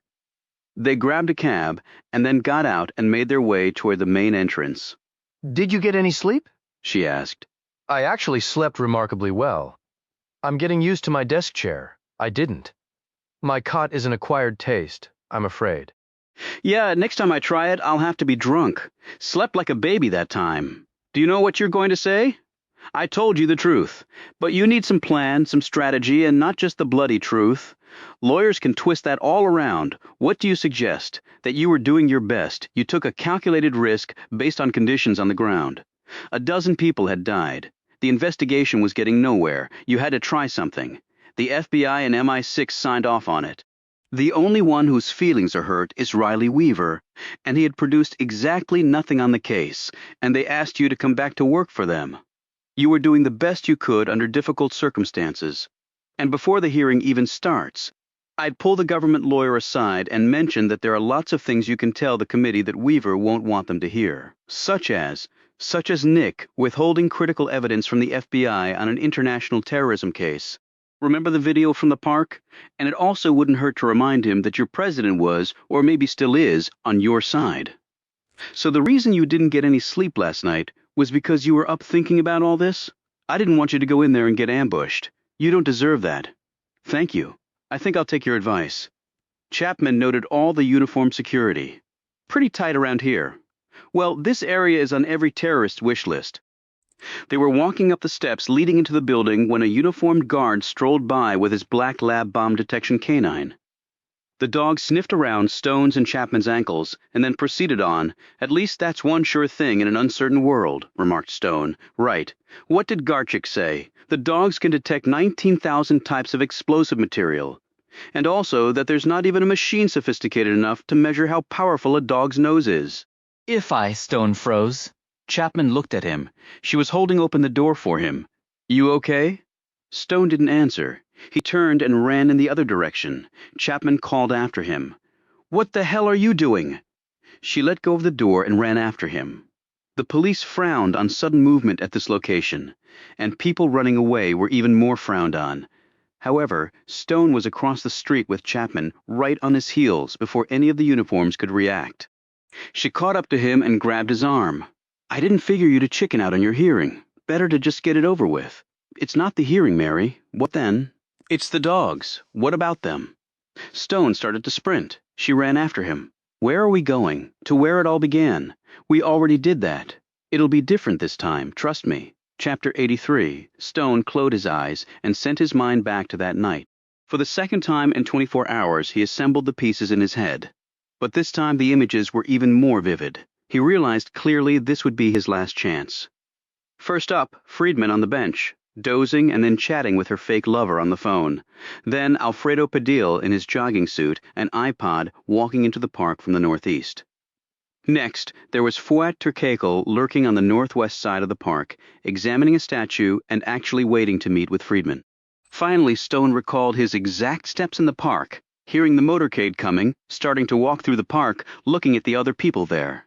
The British security agent in the cami jacket, and seemingly walking in quicksand. He was behind Stone when the gunfire started. Now Stone opened his eyes and stared north, toward the Hay Adams Hotel, and then beyond it. Up floor after floor until his gaze reached the location of the shooters' U.S. government building. Didn't know how they got in, but they did.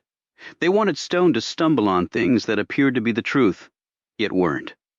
But they hadn't wanted him to find the U.S. government building connection. He'd unconsciously gone right instead of the left they had expected. That was why an attempt had been made to kill him and Chapman soon afterward, which also meant they were always watching. Now Stone closed his eyes again and envisioned the first bullet hitting several feet to his left. Then more rounds pounding the dirt, pings and zings everywhere. He dropped to his belly. The Brit behind him had done the same. Friedman and Turkekel were already gone from the park. Padilla began the slow zigzag run for his life and ended up in the tree hole. Boom. Stone opened his eyes again and looked over at Chapman, who'd been standing there staring at him the whole time, her arms folded over her chest. Can they arrest you for not showing up for the hearing? She asked. Probably, said Stone in a clearly uninterested tone. All the shots were on the western side of the park, he said. Right, you mentioned that all the white tents were on the left side, but didn't explain what you meant by it. That's because I didn't know what it meant. But why? Why were all the shots on that side? In response, Chapman pointed to the government building, just the location of the shooter. It was a clear field of fire from there. They could see over the trees. They could see over the trees on the right side, too. They could fire through the tree canopy, for that matter. Why did they need a clear field of fire? They obviously weren't aiming at anyone. Chapman started to say something and then stopped. But that's not the most important question, he said. Okay, what is the most important question, she asked. What was the test? She looked confused. What test? I think I know what Tom Gross was going to ask, Steve Garchik. Garchik said bombers like to test their equipment to make sure it works. I think Lafayette Park was the test. But what was tested? We originally thought the bomb was meant for another time, another event, but was accidentally triggered. Then we thought it might have been a test run. But those two hypotheses are incompatible. It's either one or the other, not both. Chapman started to say something again, but once more stopped. A test run? Like Garchik said, the bomb part always works. It's the connections that fail. But would you risk detonating in Lafayette Park just to test your connections? No, said Chapman automatically. They went to way too much trouble. That's right. Way too much trouble. So what then? You mentioned it was about the dogs. I'm assuming you meant the bomb sniffers. I did. Where's your laptop? Chapman pulled open her bag and slid it out. They walked over to a bench and sat down. Bring up the video from the night of the bombing, he instructed. She did so. Run the feed that happened before the gunfire started. Chapman pushed some keys and brought that image up. Hold it, right there. She hit the pause button. Stone rose and pointed to the northeast corner of the park. Padilla entered the park at that spot. Chapman glanced down at the screen and then at where he was pointing. That's right. Why that spot? Why not that spot? There are lots of places to enter the park. Remember Carmen Escalante said that her uncle was going to eat at a favorite restaurant on 16th Street. That's on the west side of the White House, not the east. If he were walking from 16th Street, he would have reached the west side of the park first, not the east. So why did he come in on the east side? Maybe he went somewhere else. We never followed up on the restaurant where he actually ate. Or maybe he did eat there and then went somewhere else for a drink that was on the east side of the park. Or maybe, said Stone as he pointed at the screen. Or maybe he had to enter the park on the east side because of that. Chapman looked where his finger was. Because that's where the police were stationed, you mean? No, because that's where the bomb dog was stationed. Run the video. Chapman hit the play button. Padilla walked within a foot of the dog. In fact, it seemed as though he went out of his way to walk near the dog. But why would that matter? The dog didn't do anything. You're a Brit. Ever read the Sherlock Holmes story entitled Silver Blaze? Sorry, never got around to those. Well, in that story, Holmes was able to make much of the fact of the curious incident of the dog in the nighttime. Why? What did the dog do? Absolutely nothing. And as Holmes pointed out, that was the curious incident. You're only making me more confused. The test, Mary, was to walk past that dog and not have it react. To have it do nothing, in fact. It took a moment, but the look on Chapman's face turned to astonishment. Are you saying that the bomb was on Padilla and not in the root ball? Yes. A couple of pounds of Semtex would have caused the damage that occurred. He could have easily had that on his person. But the leather bits from the basketball? There was never any basketball. He had the leather bits already in his pocket. The tree farm, George Sykes, the hoop, John Kravitz, all were misdirection. He added, carefully researched misdirection. When they discovered the tree was coming from Pennsylvania, they also learned of Kravitz's shady past. He looked to the office building where the shots had come from, and that explains why the gunfire was only on the west side. They couldn't chance hitting Padilla. If the dog were on the right side, Padilla would have walked past it and then made his way to the east side, because that's where the hole was, which was the other critical piece. Are you saying he threw himself in that hole and then blew himself up? The only plausible reason for him to run and throw himself in the hole in the first place was because it seemed that he was running for his life. The hole was in essence his foxhole. The gunfire was the catalyst. He would have no other reason to do it. That was why they needed to have the gunfire, to give him a reason to run and jump in that hole. Otherwise, if he simply detonated above ground, we would all know the source of the explosive. Diving in the tree hole made us all look at the maple as being the source. Donahue told them when the hole would be covered. They had that one night to do it. Then we discovered all the planted evidence. But hang on, Garchik said, that dogs could never be fooled. How could Padilla get past that dog with a bomb on his person? Garchik already told us. That was probably the other thing Gross wanted to ask him. What did Garchik tell us about smells? That you couldn't cover them up from a dog. And he also said that smells were molecular. That's the reason nothing can contain them. That's why dogs can sniff out things locked in steel containers, covered in smelly fish, and wrapped in miles of plastic. Right. And what did we learn about nanobots? That they're nasty buggers. She paused, her jaw slowly descending. And that they're molecular too. Exactly. They're molecular too. Are you saying that they use the nanobots to create a new type of explosive? The 19,000th and first, if you will? No. The ATF apparently found the usual type of explosive debris.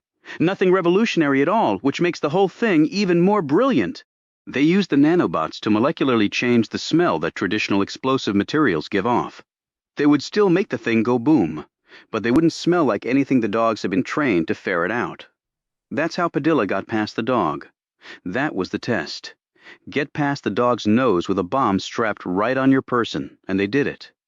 But why would he do it? He's not Russian. He's from Mexico. Mary, where was all the evidence we found pointing to the Russians? The gun and the funny language being spoken. And she stopped. It was all fabricated to make it look like the Russians were involved. Yes, but he blew himself up. Why? What reason would he have? You said it yourself. They penetrated the most guarded space on Earth for no reason. No, they did it for a reason. A very good one. Let's go. Where? To see Carmen Escalante. And let's get there before they kill her too. Chapter 84. No one answered the knocks at Carmen Escalante's home. Chapman backed away from the front door and eyed the windows. Do you think she's gone for good? Or someone's taken her? Stone peered through the window on the left side of the door. The place still looks lived in. She might have just gone somewhere. So Padilla blew himself up. Why? That's why I'm here. To ask Carmen if she might know why. So you think she's in on it? Stone didn't answer right away, principally because he didn't know how to answer. I don't think so, but there's no guarantee. But if she's not in on it, she won't be able to help us. Not necessarily. Stone moved around to the rear of the house and Chapman followed. What do you mean? She asked. Now we know, or at least strongly suspect, Padilla was the bomber. We can ask her questions we couldn't before. If she's involved, we'll know pretty quickly. Then we can take her into custody and question her officially. If she's not involved, she may be able to tell us something helpful. Something her uncle mentioned. Something she overheard. Visitors he might have had here. Stone tried the back door, but it was locked. Chapman put her face to the rear window and looked inside. Nothing, but she could be lying dead and out of sight. Do we break in? Stone already had 2 slender instruments out of his pocket. It's a deadbolt. It'll take a little time. Chapman put her elbow through the glass, reached through the broken pane, and turned the lock. My way's quicker. Stone slowly put away his lock-pick tools. You break and enter a lot in your line of work? Only when I'm bored. They passed through the door and into the small kitchen. Food in the fridge and dirty plates in the sink, said Chapman as she looked around. Stone looked at the dried food. Breakfast probably from today. Guns out. They moved into the hall and quickly searched the main level. Okay, no bodies on this floor, said Chapman. Let's try upstairs. A 2-minute search there turned up nothing. Chapman flicked through the clothes in the young woman's closet. Some nice things in here. Maybe she got paid off. That story about donations might have been bullshit. Stone pointed to the set of braces in the corner. How can she walk without those? Chapman examined them. These are her old ones. Remember she said she was getting a new pair? Stone looked around the room. Okay, Padilla was involved. We have the Latinos in Pennsylvania involved, and they're dead too. Whoever their employer is, he's not too loyal, or he simply demands the ultimate sacrifice from his people, replied Stone. They went back downstairs. Do we wait for her to come back? Asked Chapman. Stone shook his head. I've got a feeling this place is being watched, so they know we're interested in her again. So you're saying we might have just signed her death warrant, you mean? If we could only find out where she's gone? They went out the back door and walked around to the front. Stone looked up and down the street. Chapman said, It seems this might be a neighborhood where some nice old lady might be peering out her window to see what's going on. Good idea. You take this side of the street and I'll take the other. At the fourth house Chapman tried, a tiny black woman in her 70s with white hair answered the door. Saw you poking around, about to call the police, but then it struck me. You might be the police, she said matter-of-factly. Not too many folks look like you wandering around here. Chapman showed her badge and called Stone over. This is my partner, she told the older woman. We're trying to find out where Carmen Escalante is. She's the woman with the braces, whose uncle, the woman cut her off. I watched the news. I've seen Carmen around, but she's not home now. Any idea where she might be? Asked Stone. Left around 9 this morning, said the woman. They come for her in the big black truck. Stone and Chapman exchanged glances. Who came for her? Asked Chapman. Government folks, you know, in suits and such, with sunglasses. She's got some memorial service to go to today. She paused and eyed them suspiciously. Don't you two watch the news? Stone said. Do you know where the memorial service is being held? You don't know that. Maybe you ain't the police. We are the police, insisted Stone. Do you know where the memorial service is being held? He asked again, in a more urgent tone. Why don't you just call into headquarters or some such and find out? She closed the door in their faces. Stone pulled out his phone as they hustled back to the car. Oliver, what is going on? We talked about how the bomb going off would cause events to be moved elsewhere, away from the park. Right, but that got us nowhere. That's because it's not an event that was scheduled that they're going to hit. Chapman sucked in a breath and said, they created the event that they're going to hit. The bombing led to the memorial service, with the U.S. President and the President of Mexico in attendance. As Chapman drove Stone called everyone he could think of, no one's answering. Caller ID. They know it's you and aren't picking up. Should we just call the police? And tell them what? I'm Oliver Stone. I used to work for the government before I got sacked for screwing up. There's a bomb at the memorial service. Go get it. They'll hang up on me before I even finish. They stopped at a traffic light, and Chapman glanced to her left. Look, she exclaimed. They were next to a bar. Through the window, there was visible a TV hanging from the ceiling. It was turned to a news channel, and on the screen was the memorial service being broadcast live. Stone read the scroll line at the bottom. It's at Arlington National Cemetery. Point the way? Wait a minute, Stone snapped. He was staring at the TV screen as the camera panned the area. That's Alex, he exclaimed. Chapman turned to look. Sure enough, there was Alex Ford at the ceremony, obviously on protection duty for the president. Hold on, said Chapman. Even if you get through to him, you don't know where the bomb is located. I think I do know. Chapman punched the gas while Stone fingered in the number, praying that his friend would answer. Chapter 85. Alex Ford stoically surveyed the surroundings, even as he felt the buzzing in his pocket. He ignored it. No calls or emails on protection duty. They set the ringer to vibrate when around the president, and the texting function had been taken away from their phones altogether. He should have just turned his phone off. He eyed the guests coming through the magnetometer, but before they got there, they had to pass through a series of checkpoints and bomb-scanning machines. His gaze swiveled to the bomb detection canines that were examining every person coming to the event. After the explosion in Lafayette Park, the dogs were everywhere and constituted their best line of defense because they were mobile. His phone buzzed again. He ignored it again. If his boss saw him on the phone when he was supposed to have eyes on possible threats, it would not be a pleasant day for him. In fact, it would probably be his last day on protection detail. He eyed the president as he took his seat in the front row. The Mexican president sat down on his left. There were 2 chairs in between the leaders. Alex watched as Carmen Escalante was escorted down the aisle, her new braces making virtually no noise when they plunked against the soft earth. Alice Gross, dressed all in black with a veil covering her face, walked behind Escalante. Gross's 4 children were sitting in the row immediately behind the U.S. president. The 2 presidents rose as Escalante and Gross came down the row. Each man spoke a few words of condolence to the women, and then everyone took their seats. Alex said a small curse as his phone buzzed yet again. He could tell by the tone that this time an email had been posted to his account. He looked around, spotting each member of the protection detail. They were just like him. Impassive features, shades, earbuds, rigid, hands in front, staring, sweeping, trying to ferret out even the possibility of a threat before it could turn into something else, like a bullet or a bomb. His phone buzzed again. He cursed again, a bit more audibly. He looked around. He could manage it if he took his time. He edged his hand in his pants pocket, slid the phone slowly upward until just the screen appeared. He thumbed his email icon. Great, he muttered when he saw two new ones, delivered less than a minute apart.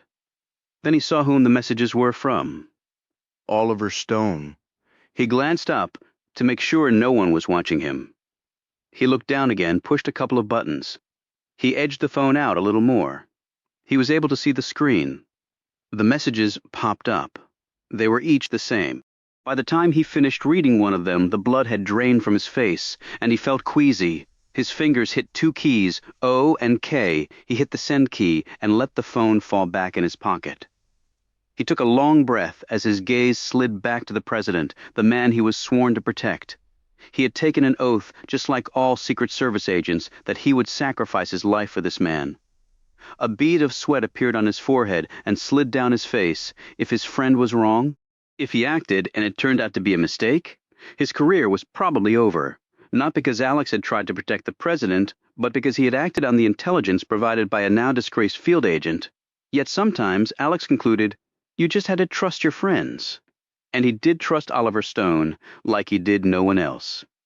He spoke into his radio, relaying word for word what he had just learned, leaving out only the source. Then he added the warning that Stone had provided in his text. It's probable that it will be a remote detonation. Any sudden moves on our part, and the bomb goes off. We need a distraction or some cover to do this. Otherwise, we have no chance to pull this off. His supervisor's voice came through his earbud. Ford, are you damn sure about this? Alex's gut clenched as he replied. Even if I were half sure, we can't take a risk, sir, can we? He heard the man let out a long, tortured breath. He was no doubt doing what Alex had just done, namely, contemplate what this might do to his career if it turned out to be wrong. God help us all, Ford, yes, sir. 1 minute later, the plan was sent across a secure line to every agent. Alex checked his watch. 60 seconds. He did his best to look calm and professional. Whoever was behind this could easily see where all the agents were. Any hint of something wrong and the bomb could go off. Since this had all been at Alex's initiation, he had been given the honor of performing the ultimate task. He steeled himself. A routine protection detail had just turned into something else, something all agents had to prepare for and hoped with all their hearts they would never have to face. Alex counted down the seconds, his gaze moving across the rows of guests, but always flitting back to the president. At the 30-second mark in the 1-minute countdown, he started to move. He made his way down the side of the seating areas, as though he were simply doing a perimeter patrol. To his left, a pair of agents walked down the other aisle. The plan had been put together on the fly, of course, and they all had to hope it was good enough. Alex eyed the large crypt immediately behind the temporary stage set up for the ceremony. He took another quick breath, trying to keep the adrenaline from ruining his motor skills. 20-second mark, Alex picked up his pace. He was nearing the row where the president was sitting, but his eyes weren't on the man. They were on someone else. At the 10-second mark, it happened. With a yell, a woman who had been walking down the aisle to her seat clutched her chest and fell to the ground. A crush of people immediately surrounded her. The spot of her collapse had been carefully planned. She was in fact a Secret Service agent held in reserve who had been hustled into duty just so she could collapse on cue right next to the president's row. The crowd of people gathered around her allowed the inner core protection detail to build a wall around the president, which was normal procedure and would arouse no suspicion. They could do nothing if the bomber decided to detonate at this point, but they didn't have much choice. There was one gap in this wall, and Alex ducked through it by prearrangement. Several agents glanced at him, their jaws locked in both concentration and concern, but Alex's focus was only on his target. Carmen Escalante looked frightened. That was a bit reassuring to Alex. If she wasn't the bomber, they might all survive. If she was the bomber, she would surely detonate in the next 2 seconds. Carmen screamed as he ripped the braces from her arms, but her screams were drowned by the agents yelling out instructions to each other while securing the president and the crowd reacting to this latest development. Like a rugby player exiting a scrum, Alex emerged from the wall of agents, the braces partly hidden under his jacket. He walked at first, and then, when fairly clear of the president's immediate area, he broke into a run. He bowled his way past people in his path, cleared the stage area, pulled the braces from underneath his jacket, wound up and threw them as hard as he could. His target was the area behind the large crypt, which was the best shield they had. Without looking behind him, he knew his colleagues were carrying the president as fast as possible in the opposite direction, running over people if necessary. Unfortunately, the braces never reached the area behind the crypt.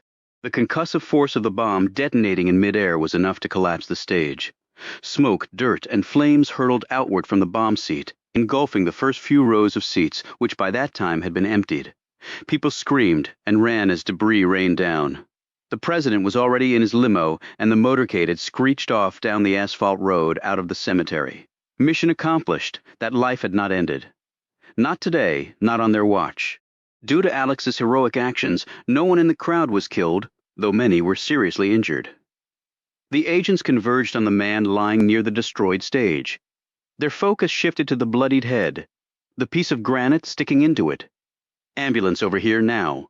One of them screamed. Alex Ford had done his duty. He had saved the life of the President of the United States, at perhaps the cost of his own. Chapter 86. Oliver Stone sat in the waiting room of the hospital. The other members of the Camel Club and Mary Chapman surrounding him. No one spoke. They all just stared off, contemplating the possible loss of another friend. Annabelle's eyes were a dull red, her face puffy, and a tissue clutched in her hand. Caleb and Reuben, his arm and leg bandaged, sat huddled together, heads bowed. Harry Finn leaned against the wall next to the door. He hadn't known Alex Ford as well as the others, but he had known him well enough to be deeply distressed by what had happened to the man. Alex was in intensive care after emergency surgery. The doctors said the head trauma had been severe, his skull fractured by the chunk of crypt, blasted off by the explosion. The hemorrhaging had nearly killed him. As it was, he was now in a coma, and not one of the doctors could tell them if he would ever come out of it. Stone went to each of his friends, speaking in a low voice, offering words of comfort. When he got to Annabelle, she rose and went outside. Stone started to follow her. Chapman snagged him by the arm. Maybe she needs some time alone. Right now, that's the last thing she needs, he answered, as he pulled the door open and left the waiting room. He caught up to Annabelle as she reached a window and looked out at the setting sun. I really can't believe this, Oliver, she said in a trembling voice. Wake me up and tell me this is not real. But he's still with us. He's tough. We just have to keep believing that he will come out of this. She sat down in a chair. Stone stood next to her. When she started to cry, he handed her a wad of tissues he'd grabbed before following her. When the sobs subsided, she looked up at him. The doctors didn't seem very optimistic. Doctors never do. Their job is to dampen hopes, not heighten expectations. Then if the patient comes out of it, they look more competent than they actually are. But they don't know Alex like we do. He's a hero, as brave as anyone I've ever met.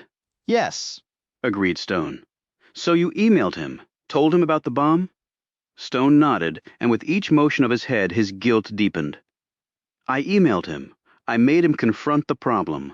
I'm the reason he's lying in that coma. He sat down next to her. I wasn't very forthcoming with Alex during this whole thing. He thought back to when he and Chapman were leaving Friedman's office that night. Alex had approached, obviously wanted to talk, and I basically blew him off. And now he's lying in a coma. While putting on a brave front to Annabelle, Stone had had a private chat with the doctors. They were not hopeful of recovery. Is there brain damage? Stone had asked. Too early to tell, replied one of them. We're just trying to keep him alive. Oliver? He turned to see Annabelle staring at him. What were you thinking just now? That I failed my friend, that he deserved better than me. If you hadn't gotten that message to him, the bomb would have gone off in the crowd. So many people would have died. The logical part of me realizes that. He touched his chest, but not this part. He paused. Milton? And now, Alex, it has to stop Annabelle. It has to. We all knew what we were getting into. No, I don't think anyone really knew, but it doesn't matter. I want to find who did this, Oliver. I want them to pay for what they did. They will, Annabelle. That I swear to you. She glanced sharply at him. You're going after them? It'll either be me or them who walks away. I owe Alex that. I at least owe him that. Stone looked off down the hallway. He seemed to sense it before it even happened. Annabelle noted this. What is it? They're coming. Who's coming? He helped her to her feet and hugged her. I promise you that I will find who did this. I promise you. You can't do it alone, Oliver. This time I have to. When he stepped back from her, there were tears in his eyes. They slid down his narrow cheeks. Annabelle looked stunned by this. She had never seen Oliver Stone cry before. Oliver? He kissed her on the forehead, turned and walked away just as the men in suits rounded the corner and headed toward him. Chapter 87. 2 minutes later, Stone and Chapman were in a government sedan heading downtown. From the car, they were escorted to a small conference room at the FBI's WFO. Stone was not surprised to see the FBI director there, or Agent Ashburn, or even Agent Garchik and the director of ATF, but he was surprised to see Riley Weaver walk in and sit down next to the FBI chief. "I've already given my report to Agent Ashburn," Stone said. "I'm aware that you and Agent Ford are friends," began the director, who had clearly picked up on Stone's uncooperative tone. "One of my best friends, actually," replied Stone. Ashburn interjected. "We just need to understand this better, Agent Stone. I'm no longer an agent." He glanced at Riley Weaver. "My commission was taken away." The FBI director cleared his throat. "Yes, well, that can be addressed later. Right now we need to focus on where we stand." Stone made no move to speak. He simply stared at Weaver until the man looked so uncomfortable that he eyed the door as though he wanted to flee. Finally, Chapman said, "I'll give it a go. If I miss something, I'm sure Agent Stone will fill it in." Over the next 20 minutes, she told them everything that had happened, from Stone's realization of the source of the bomb to their visit to Escalante's home to Stone's frantic messages to Alex Ford. "Nifty piece of investigation and deduction, Stone," said the FBI director as Ashburn nodded in agreement. The director added, "If you hadn't acted as you did, the nation would be mourning its president. You saved his life. You have Alex Ford to thank for that, not me." "We all realize that," said Weaver curtly. Stone eyed him. "Good, I'm glad we're all on the same page there." When the explanation turned to the nanobots being used to change the molecular makeup of the bomb's trace signature, both the ATF director and Agent Garchik looked like they might be sick. "If that's true, it changes everything," Garchik said. "Everything." He looked at his director, who was glumly nodding in agreement. Weaver looked at the FBI director. "And we're sure this is the case?" "Carmen Escalante passed by 2 bomb detection canines and a bomb scanner at the ceremony today," said Ashburn. "Neither animal nor machine reacted. And we checked the video feed on Padilla entering the park. Same thing. Walked within a foot of the dog and nothing," added the ATF director. "Whatever they did with this nano stuff, it worked, altered the scent and chem footprint." The FBI director cleared his throat again. "That will have to be dealt with, certainly. But right now we need to find out who is behind this," Chapman said. "You've interviewed Carmen Escalante?" "Interrogated her. More like it," replied Ashburn. "Unless she's a great actress, she was a total dupe. She knew nothing of the bomb in her braces." "Perfect place for it, actually," said the director. "Going through the magnetometer, they of course caused it to go off, but they're metal, and we didn't have her put them through the X-ray because, well, it would have looked pretty callous." "But Padilla was part of the bombing," said Chapman. "Even if Escalante is innocent. I can't believe the guy would show up at the park wearing a bomb, pass by the canine to see if it detected said bomb, and then jump in the hole when the gun started going off. He had to know he was going to die." "We've done a lot more digging on him," said Ashburn. "The accident on the bus that led to the deaths of Carmen's parents and her leg injuries? The bus was actually sabotaged. Now, we suspect that Carmen's father used to work for one of the Mexican drug cartels. He might have wanted out. They didn't like that, so they messed with the brakes on a bus. Willing to kill 100 people to get one. That explains the Latinos in Pennsylvania," said the FBI director. "This wasn't the Russians, which we were led to believe it was. It was probably the Mexican drug cartels, or more likely Carlos Montoya wanting to get back on top." Ashburn said, "So Montoya gets the U.S. and Mexican presidents in one shot." She looked at the director. "And you too, sir." The director nodded. "Makes sense. We thought Montoya was out of business or even dead. But maybe he fooled us all, and was looking to make a move to get back his empire, and have us blame the Russians. In the power vacuum that would inevitably come, the Mexican cartels would be back on top. And if Montoya is indeed behind this, that would mean he would be back on top too." "So the whole piece with Fuat Turkekul was a sham?" asked Ashburn. "He wasn't a traitor?" Chapman answered. "Probably not. It's likely he was sacrificed. And the tree farm, John Kravitz and George Sykes, said the FBI director. All innocent and all sacrificed too, said Chapman. To reinforce the Russian angle, but Judy Donahue was in on it, paid off, and then killed, Garchik said. But this technology, with the nanobots, are you saying drug cartels have the wherewithal to do this? Ashburn said. I talked to my counterpart at DEA. He gave me a down and dirty lesson on the current state of the drug business. Even though the Mexicans have been muscled out by the Russians, they still have billions of dollars in cash flow, and some of the best scientists in the business to do their drug lab work. And the experts they didn't have. They could easily have hired or forced them to work on this. This is not just about bombs. Like my friend at the DEA said, if they can change the scent of bombs, they can change the scent of drugs. They can walk shit right through all our defenses. It's a whole other paradigm at that point. A game changer. The Border Patrol, DEA, and the rest of us will be defenseless. And why didn't we know this before? Asked Riley Weaver, speaking for the first time. I mean about Escalante's father being in the cartel, Ashburn said. Padilla wasn't a person of interest. Well, at least not for very long.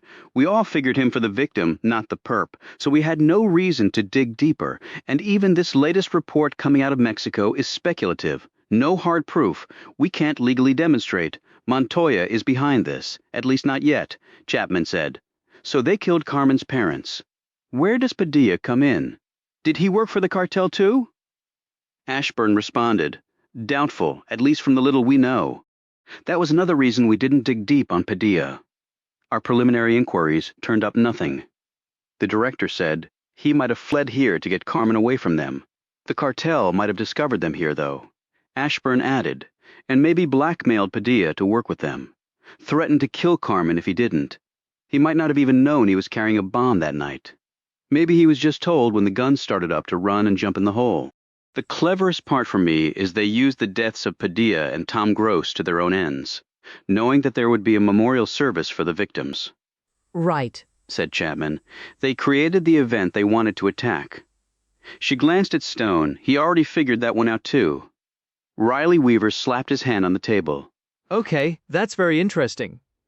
But we still don't know how the bomb was detonated, or who their source was in this country. Okay, so maybe it wasn't the Russians. Maybe it is Montoya and the Mexicans, but they had to have a link here. There is no way they got all this done without a traitor in the ranks. If it wasn't Turkakul, who was it? Finally, Stone stirred. He looked at Weaver. The traitor is pretty obvious at this point, don't you think, Director? He stared so hard at Weaver that the man finally turned red. You better not be accusing me of, Stone broke in. I take the simple answer when it presents itself. Meaning what? Asked the FBI director quietly. Meaning it's the only person left standing? The others in the room looked at him curiously. Chapman spoke up. Okay, you lot. The man means Marisa Friedman. The room became silent as each person stared first at Chapman and then at Stone.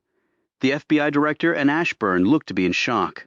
Riley Weaver appeared markedly pale. When Stone glanced at him, he turned sharply away. That is preposterous, he sputtered. Chapman said. Remember the government building used for the sniper's nest? When Stone and I discovered that we were very nearly killed, there were a number of red herrings they wanted us to find out to point the finger at the Russians. But the connection to the government building was not one of them. That was the one thing they didn't want us to connect to all this. Why? Because it had to be someone who knew about that building. It had to be someone who could gain access to that building. It had to be someone on the inside. Stone pointed at Weaver. On your side, someone like Friedman. Weaver started to say something, but then just sat there, glaring at Stone, and Friedman was at the park that night. She could have detonated the bomb using her cell phone after she left. She was on the east side of the park, away from the shooters. And she could have been the one to phone Turkekel and lure him out to be shot along the GW Parkway, while she was pretending to work with us to nail him and whoever he was working with. If you recall, it was Friedman who made the initial discoveries about Turkekel, which led to all of you suspecting him of being a mole and a traitor in the first place. And said Stone, looking at Weaver again, she was dismissed by the intelligence service because of her complicity in Turkekel's death, which gave her the perfect opportunity to retire from the field with no questions asked. She played all of us perfectly. You have no proof of that, growled Weaver. Ashburn spoke up. Director Weaver, have you tried to get in touch with Marisa Friedman lately? All gazes swiveled to the Nick chief. He said defensively, I had no reason to try and reach her. I would suggest that you now do have a reason, said the FBI director firmly. Weaver slowly pulled out his phone and drilled in a number with his thick index finger. 5, 10, 20 seconds went by. He left a message for her to call him. He put away his phone. Okay, she didn't answer her phone. That proves nothing. But if I'm right, said Stone, what do you think she's doing right now? Running like hell, said Chapman. If you're right, and it's a big if, replied Weaver. The FBI director said to Ashburn, we need to find Friedman right now. Yes, sir. Ashburn picked up her phone and left the room. Weaver shook his head and looked at the FBI director. We cannot simply accept this man's word for it. Friedman was one of the best field agents I've ever worked with. I think she's actually the best, said Stone. The only problem is she's not working for us anymore. Well, if you're right, then she's probably long gone, said Weaver. She would have her exit strategy down to the last detail. Stone turned to him. She would, except for one little thing. The man looked contemptuously at him. Really? And what's that? The presidents are still alive, which means she failed. I doubt her employer is too happy about that. But it also gives us a shot at getting to her. Chapter 88. Several hours later, they had a lead on Friedman. They were all still at the WFO when Ashburn came back into the conference room waving a piece of paper. Visual ID on Friedman getting on a train bound for Miami from Union Station in Washington. We checked the passenger manifest. She's traveling under an alias, obviously. No Friedman on the list. Guess that confirms her complicity. They all looked at Weaver, who sat sullen-faced in a corner of the room. Ashburn said, I take it she never called you back, sir. Weaver didn't even bother to answer, Ashburn said. Miami makes sense. She's presumably working for a Mexican cartel. She gets to Miami and hops on a private plane headed west to Mexico, and her taking the train was a smart move. She probably thought we'd expect her to use wings to get away fast. Stone looked at Ashburn. Visual ID? Did someone actually see her? We have surveillance cameras set up at all the airports and train stations. We programmed her features into the loop and got a hit at Union Station. Did you look at the video? He asked, to check to make sure it was her. I did. It wasn't a clear shot, and she was obviously in disguise. But the computer can pick up on factors the human eye can't. And the match came back. We're going to hold the train at the next stop, go through it, passenger by passenger, and take her. They all hurried out of the room. Weaver was the last to leave. He turned to Stone. I guess I owe you an apology. You don't owe me anything. It's complicated. I've been in the dark almost as long as everyone else. You saved the president's life, he added. Fair winds and following seas, I believe, are in your future permanently. Stone said nothing. He simply watched the man turn and go. Chapman was eyeing him closely. What was all that about? Ancient history. You keep saying that. I keep saying it because it's true. Okay, you're not buying the train theory, are you? Stone recalled the things Marisa Friedman had said to him. They were all lies, of course, but that was how spies survived. She said she wanted to go to a desert island, he said quietly. Chapman perked up. Really? When did she say that? When I went to her office to tell her I was sorry for destroying her career, he added. She said she wanted me to go with her, that we were so much alike. Chapman put a hand on his shoulder. For what it's worth, I don't think you two could be more different. She's a cold-blooded, ruthless bitch, just interested in the money, and you, well, you're obviously not that. She looked away, perhaps embarrassed at her words. A desert island, he said. Right, where she really wanted to go. She's a spy. She lies for a living. Chapman looked at him with renewed interest. So not a desert island, then? Facial recognition software, said Stone abruptly. I've heard the stuff is really very accurate. It's a machine doing it, so it's only as good as what's fed into the machine. Which makes me wonder something. What's that? I wonder what database they use to compare the picture to. You mean someone as obviously smart as Friedman would have thought of that? She would have known they'd use that measure against her? And if she got into the right databases and fed slightly different parameters into them, that would register a hit on someone else that she made sure was at the train station on the way to Miami. And the police stop the train and search it, but don't find Friedman, so that person isn't even questioned. Home free. Home free, said Stone. So where is Friedman? What's the opposite of a desert island? The opposite Chapman thought for a moment. A place with lots of people. A big city? Yes. And she didn't go south. She wouldn't go to Mexico. Why? She failed. Why would she go running to the likes of Carlos Montoya if she didn't get the job done? He'd just put a bullet in her head. Chapman sat back. That's right, he would. So her double headed south to lead us on a fruitless chase. Opposite of south is north. But why would she go to a big city at all? Best place to hide. Yes, you have lots of cops and cameras, but she's too smart to get tripped up by that. She'll lose herself among millions of people. She'll wait to see how it falls out. Once she gets a read on that, her options grow. So how do we catch her? We can't go running off to every big city that's north of here to look for the woman. Or maybe she's already out of the country. Maybe Canada. I don't think so. She runs too fast. She'll make a mistake even with a prearranged exit strategy. And remember, her exit plan was predicated on a successful ending to her mission. No, she'll take her time now. And if she is on the train to Miami and the feds bust her, then more power to them. But I really don't think that's going to happen. Okay, but where do we start looking? We need information. What sort? Stone thought about what Friedman had said, about the CIA keeping all the profits from her lucrative lobbying practice.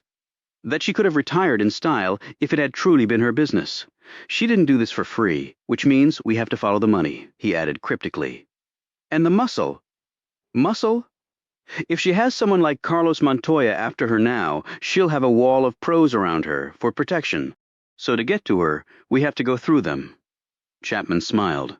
Now that's more my cup of tea.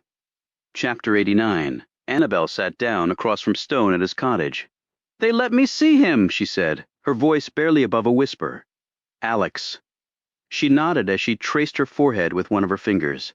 Piece of granite hit him right about here. An inch to the left it would have missed him, and he wouldn't be lying in that hospital bed in a coma. Is his condition the same? A bit worse, actually. She stifled a sob.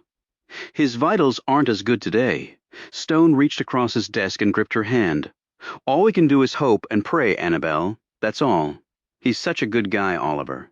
Solid as a rock, always there, even when I acted like a bitch to him. We all have regrets, probably me more than anyone, when it comes to Alex.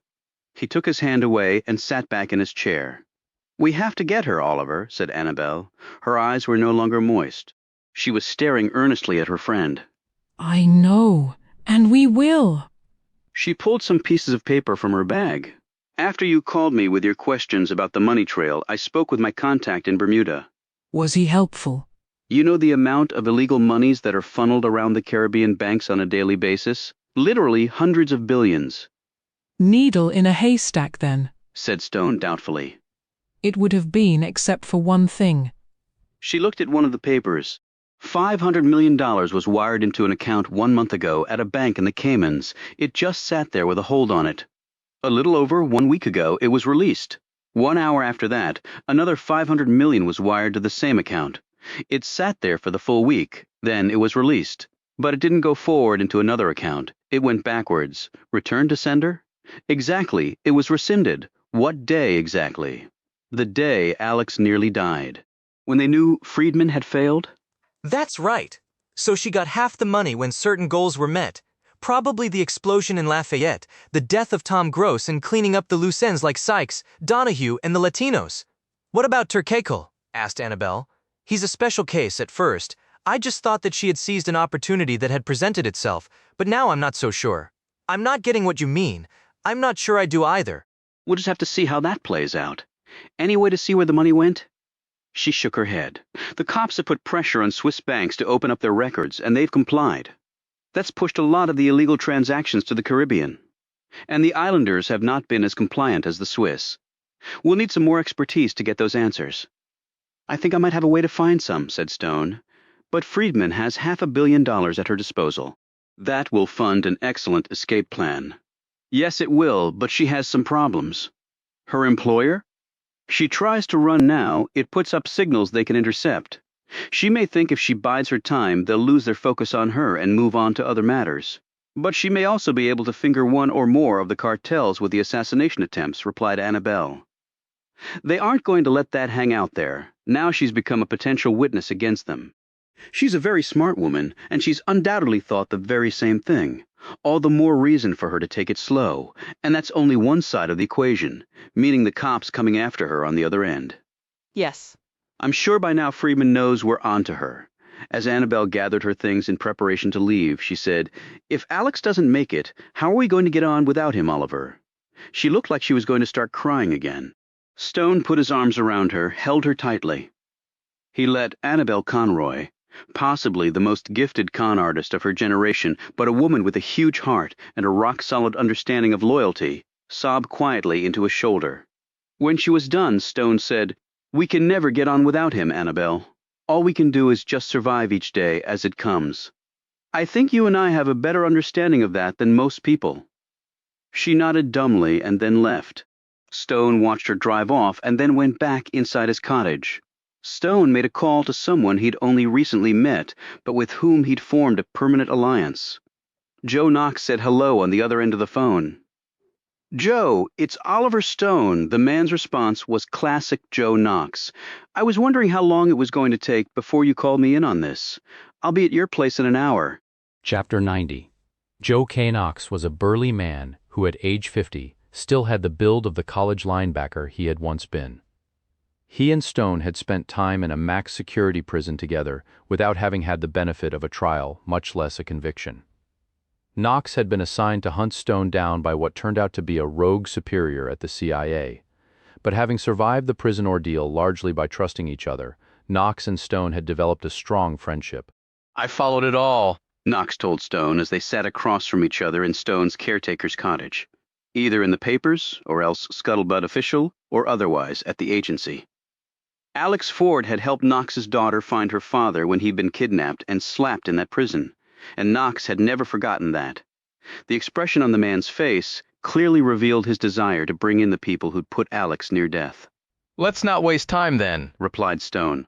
Which Mexican cartel has recently moved large amounts of money in the Caribbean bank chains and then rescinded a $500 million payment. It's not good, Oliver. Carlos Montoya? Knox nodded. When the Russians came in, they sliced up his mother and his wife and his 3 kids and left them in a ditch. So no love lost there. He's based on the outskirts of Mexico City, and even though his business has shrunk by about 90%, he still has muscle and reach all over the world. That's actually good for our purposes. Friedman will have to exercise maximum caution, which will slow her escape down. Knox thought about this. She also has another problem. She needs protection, obviously, but she won't get it from the Latinos. None of them will side with her against a man like Montoya, and American muscle will probably stay away from her. They don't like to get mixed up in presidential assassination attempts. The penalties are too stiff, and the feds coming after you are too many. She could go to the Eastern Europeans. The Russians don't give a damn who they take on, or else the Far East Asians maybe, which means we have to find out if, say, a half dozen of them or more have slipped into the country in the last few days. Think you can find that out? Even on a bad day, said Knox. He paused, studying his hands. So what's the prognosis on Alex? Not great, admitted Stone. He's a first-class agent and man.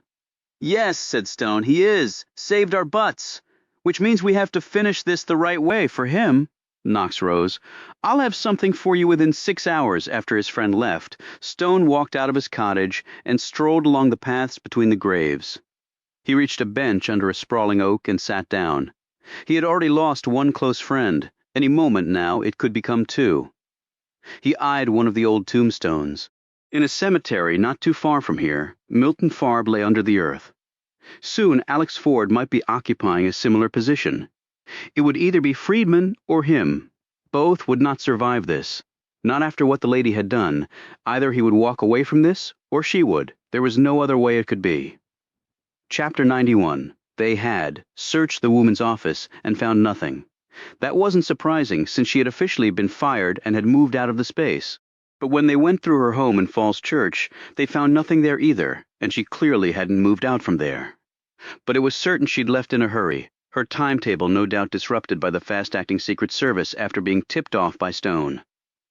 Stone and Chapman looked around one more time through the 3-level end-unit townhome that had been built in the early 1980s and where Marissa Friedman had lived since the year 2000. Ashburn gave me an inventory of what they took from here, and it was pretty minimal, said Stone to Chapman as the latter sat down in a chair and surveyed the room.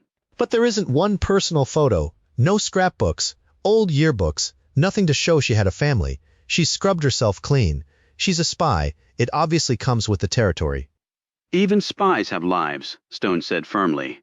Much of their history might be invented, but they usually have some personal items around. What do we know about her background? Asked Chapman. She was born in San Francisco, only child, parents both deceased. How? House fire. You don't think? She was only 4, so no, I don't think she killed them. Her parents had been wealthy, but the estate taxes took a real bite out of the money, and apparently the relatives who took her in weren't that generous.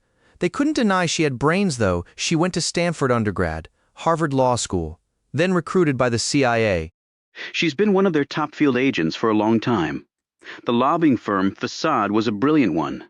It let her go to places all over the world collecting intel, and no one gave it a second thought. Apparently none of your blokes gave it a second thought that she had been turned either. Weaver looked ready to piss in his pants. Stone looked around the modest confines of the town home. Not exactly a mansion.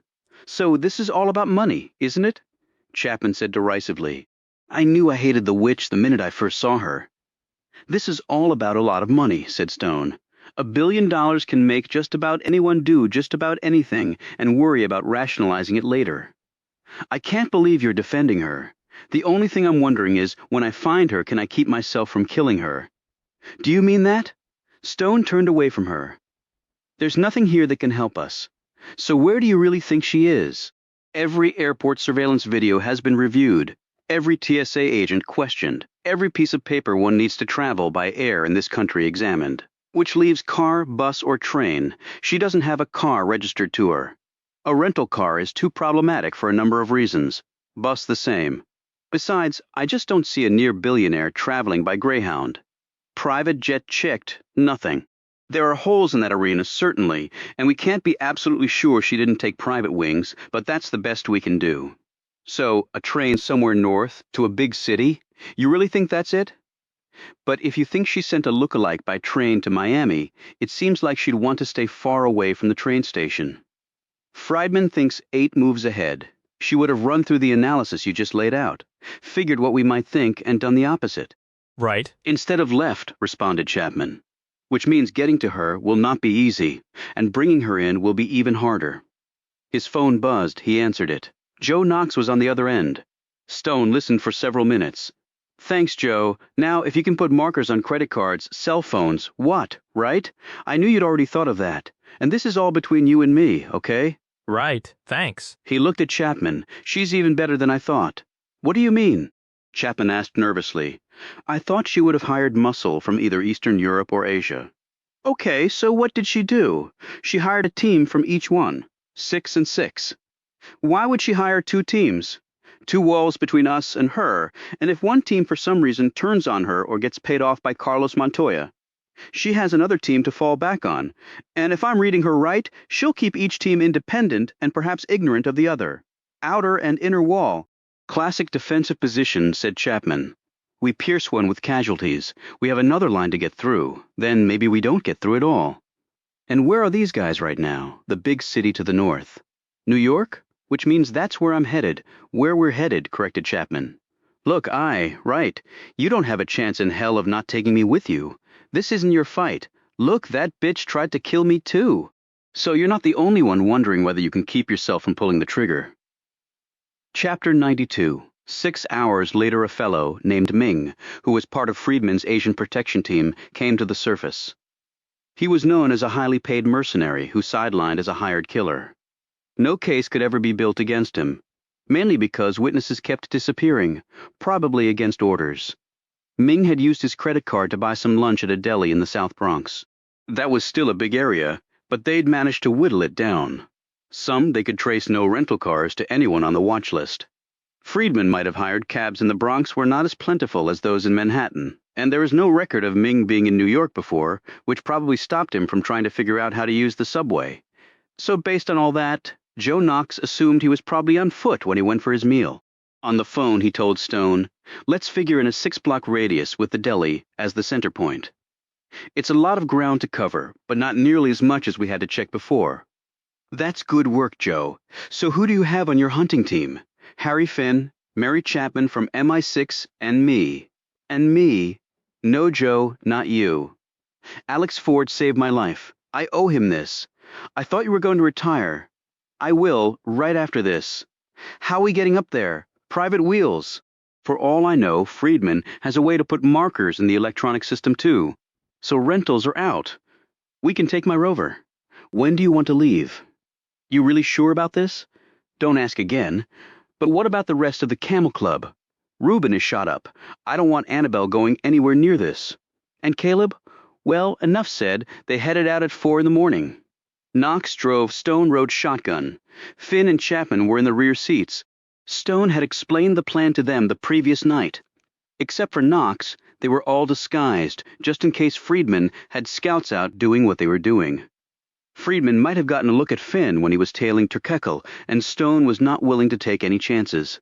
They each had a photo of Ming, and Knox also had one of Friedman, although it was doubtful the woman looked anything remotely like she had before. 6-block radius, Stone repeated to them as they reached the Big Apple, which was fully awake by now as millions set off to work. Knox was going to roam in his wheels after he dropped the other 3 off in different locations around the South Bronx. The area they were in wasn't exactly Park Avenue, but they were all armed and well capable of taking care of themselves. Stone walked his route inward toward the deli. He had no need to look at Ming's photo again. He'd memorized each of the man's distinctive features, the most prominent of which was a pair of blank eyes. Stone knew if he weren't a hired killer, Ming would have simply become a sociopath and done the same thing for free. But even sociopaths made mistakes. Ming's error had been using his credit card for a pastrami sandwich, a can of Sapporo, and an order of fries, while there were many gentrified areas of flourishing neighborhoods and retail strips. The South Bronx also contained over half of the borough's public housing projects, and despite the presence of the new billion-dollar Yankee Stadium, about 50% of the population lived below the poverty line.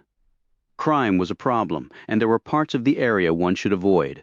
Stone and company were in precisely one of those areas. However, Stone was less worried about domestic criminals than about a team of imported killers. His gaze kept moving, but as the sun rose high overhead and sweat began to trickle down his neck, he understood quite clearly that it would take a minor miracle to find them. He was only hours away from getting one. Chapman reported the sighting. She gave the address where she was. He's headed west, just crossing the street. The others moved in while Chapman relayed updates via texts. She texted one last time, and then called Stone. He just went into what looks like a machine shop on Hang On? East 149th Street is what the sign says. What's the cross street? Stone asked, and Chapman told him. He said, now get some cover. They might be watching the street. She crossed over and entered an alley. She looked back at the 4-story brick building. It looks abandoned, she said into her cell phone. Stay put and keep watch, said Stone. I'll be there in 10 minutes. In 9 minutes, Stone joined her in the alley. I've got Knox and Finn approaching from the other side, he told her. He glanced at the building. Seen anything else? Figure at a window on the 3rd floor.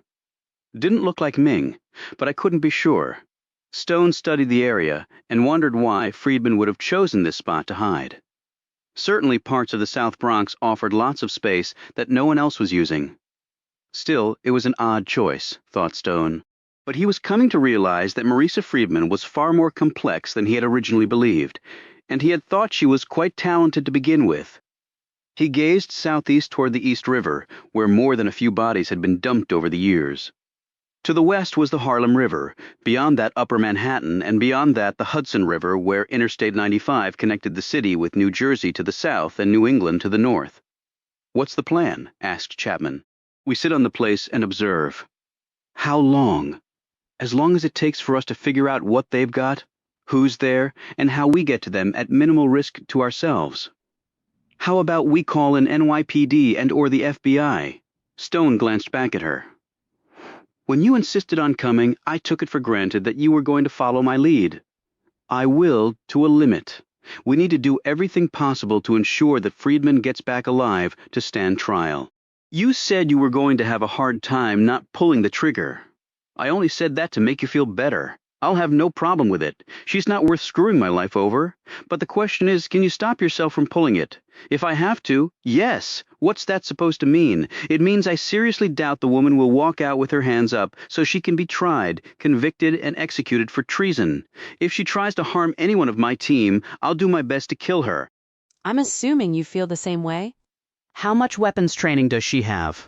I checked her file. She's got plenty, and all top of the grade performance-wise, close quarters and long range. And here I was thinking she was just a pretty face. Stone snagged her shoulder. This is serious stuff, Chapman. No time for anything but your best game face, so cut out the wisecracks. She pulled herself free from his grip. I'll let my performance speak for itself. How about that? Stone looked away and took up surveillance on the building again. A few minutes later, he received a call from Finn. In position? No activity back here. 2 entry points. 1 center and 1 east of center. Appears to be locked and would assume watched. They might have a portable surveillance system in place too. At least I would if I were them, and had picked an area like this to hole up in. I agree with that, Harry, said Stone. Is Knox there? Affirmative. What do you want us to do? Let's sit on the place and see what we can see. When we hit it, I want it to be as clean as possible. Any chance on getting the interior plan for this building? Already downloaded it onto my phone? How so fast? Asked a surprised Stone. Got a buddy in the city planning office? We served together in the Navy. Give me the layout. Finn did so. Lot of problem areas, noted Stone. Agreed. Once we gain entry, that'll be the hard part. Unobserved, I mean. Keep watching. Report back every 30. Stone ended the call and turned his gaze back to the old brick structure. Chapman stirred behind him. What if someone notices us in this alley? Then we move. I've never been to New York before. It's not as glamorous as I heard. That's Manhattan, to the west over there. That's the land of the rich and famous. The Bronx is a different experience. Some cool places and some not so cool places. So I take it, you've been here before? Stone nodded. Business or pleasure? I've never traveled for pleasure. So what'd you do when you were up here last? Stone didn't even attempt to answer her query. And from her look, it was clear Chapman didn't really expect a response. Yet in his mind's eye, it was decades ago, and Stone pulled the trigger on his custom sniper rifle, ending the life of another enemy of the United States as he walked across the street with his mistress toward the luxury hotel where they were going to have sex. His downfall had been ordering the execution of 2 CIA personnel in Poland. Stone had put a shot through the right eyeball at the stroke of 11 p.m. from a distance of 900 yards on elevated ground with a breeze from the north that had given him a few anxious moments. The mistress hadn't even known what happened until her dead lover hit the pavement. The NYPD and local FBI, tipped off to what was going down, had never attempted to solve the case. That's just how it was done back then. Hell, thought Stone. Maybe that was how it was still done. He refocused on the brick building even as his index finger curved around an imaginary trigger. Chapter 93, 6 hours, later Stone, and Chapman had moved to an empty building across the street. Filthy mattresses and dirty syringes signaled this for a prick palace for addicts, although it didn't look like anyone had been there in a while. They'd entered through a rear door and settled themselves in for however long this would take. Stone opened his rucksack and handed Chapman a bottle of water, an apple, and a hunk of hard bread. You know how to show a girl a good time, I'll give you that, was her only comment as she started in on her meal. A bit later, Stone's attention was engaged when the front door of the building opposite them opened, and Ming and another man came out, walked down the street, and turned left. He immediately relayed this to Finn. You want me to follow them? Finn asked. No, at this hour of the night, they're probably going for something to eat. They've been in there all day. You think you can get a peek inside one of the windows? If our intel is right, there should be 10 others in there, plus Friedman. But I'd like to get a more accurate head count. The place is mostly dark, but I've got a Gen 4 NV scope with me. Be careful, Harry. These guys know what they're doing. Roger that. 20 minutes later, Finn reported back. Got 2 sentries on the first floor, southwest corner, assuming cocked and locked, though no visible weapons. The others must be on the upper floors. That's the best I can do with the scope. Knox got on the phone. Hey, Oliver, what would you say if I could get my hands on a TI? A thermal imager? How? I know people here. Hell, I should have brought one with me. How fast can you get it? 1 hour. Do it. Within 1 hour, 2 things happened. Knox returned with his thermal imager, and Ming and his colleague came back and went inside the building. They were carrying large bags of what looked to be fast food. 2 minutes later, Knox buzzed Stone. Knox said, "Okay, I just hit the building as best I could. This device is rated for penetration of most construction materials, so brick, rebar, and concrete block are no problem. How many are you seeing?" I've got 6 images, all with SBAs, said Knox, referring to soft body armor. It blocks the thermal signal so it stands out pretty prominently. Stone looked perplexed. Just 6, you're sure? Wait a sec. Okay, now I see it. 3rd floor I've got a thermal with no SBA. Gender, from the silhouette, looks to be female. Friedman, probably, but I've never met the lady. No way to do a positive ID from the TI anyway. Thanks, Joe, you and Harry sit tight. He looked at Chapman. She said, "Okay, we have the players lined up, site locked down. Do we go in shooting, or do we call in official reinforcements? Some reason you keep harping on that theme? I could say I was concerned we'll all get shot. Well, I'm concerned about that, but I'm more worried that some of us will be tempted to do things that we might officially regret later." "Well, I'm worried that one of us will be tempted." She looked at him expectantly. "You can leave right now. No one's stopping you." It wasn't an ultimatum on my part, merely a passive comment. "I don't get you sometimes. Just sometimes, I'm disappointed. How many weapons do you have?" "My Walther and a Glock." 4 extra clips. You? Enough. A shotgun MP5 or TEC9 would be nice in close quarters combat. Let's hope the other guys don't think that way. You know they'll be loaded? Maybe, maybe not. You can't exactly walk through the city with an arsenal without getting some attention from the NYPD. Maybe they stashed it there earlier. Maybe they did. We can still call in backup. We don't even know if Friedman is in there for certain, but at least 6 bad guys are in a building they're not supposed to be in. Well, for all we know, they lease the space and have every right to be there. And in case you've forgotten, we're not supposed to be here either. Joe and Harry are doing me a favor, and I'm unofficial. You're the only one with a badge, and it has the Queen on it. It would take about 6 months to explain it all to the boys in blue, and we'd probably stay in lockup that whole time. Well, the Queen has revoked my authority, but I see your dilemma. So what do we do now? I expect they believe a zig is coming, so we zag. We zag. Stone picked up his phone. "Get ready," he told Knox. "We go in 1 hour." The zag did not exactly go according to plan. In fact, it did not come close to going according to plan. The first indication was that neither the front nor rear doors were locked. Finn and Knox collapsed the rear entry, and Stone and Chapman the front entrance at 2 a.m. precisely. The guards stationed there were asleep. Guns pointed at their heads woke them, but they took their time about it. By the time Stone's team hit the top floors, the 4 other men were up and stretching. The second indication of their plan being unsuccessful was that none of the men even had their guns in their hands. The last clue was that the woman on the 3rd floor wasn't Friedman. She was older by about 20 years and appeared to be drunk. At least they couldn't wake her. She snored on, thoroughly frustrated. Stone let his anger get the better of him. He grabbed Ming by the neck and slammed him up against the wall. "Care to tell me where Friedman is?" Ming's smile was both deliberate and superior. He replied coolly, "She anticipated your visit." Stone slowly released the man. Ming looked around at the other 3. Their guns pointed at him and his team. The woman snored loudly in the corner on an old cot. She anticipated me? Me specifically? Ming nodded. "John Carr," he said. He pointed at Stone. "That is you. She gave us your picture, even though you are disguised. The eyes give you away." Stone glanced at Finn, then Knox, and finally Chapman before bringing his gaze back to Ming. "Why all this?" asked Stone. She pays us big to come here. Stay in an old building, walk around, be seen, no fighting, easiest gig I've ever been on. Stone swore under his breath. He'd been played again. Ming interpreted his look and his smile deepened. "She tells me you're smart, that you will not believe she has gone on the train to Miami." He paused and added, "A desert island?" "Opposite," said Stone. "Right," replied Ming. "When we go on a job, it is usually with more cover." "This job I buy lunch with my own credit card because she tells me to." Another red flag that I missed because I wanted her so badly. She used every instinct I had against myself. "To what purpose?" said Stone. A distraction, Stone thought. 2 teams, Asian and Russian.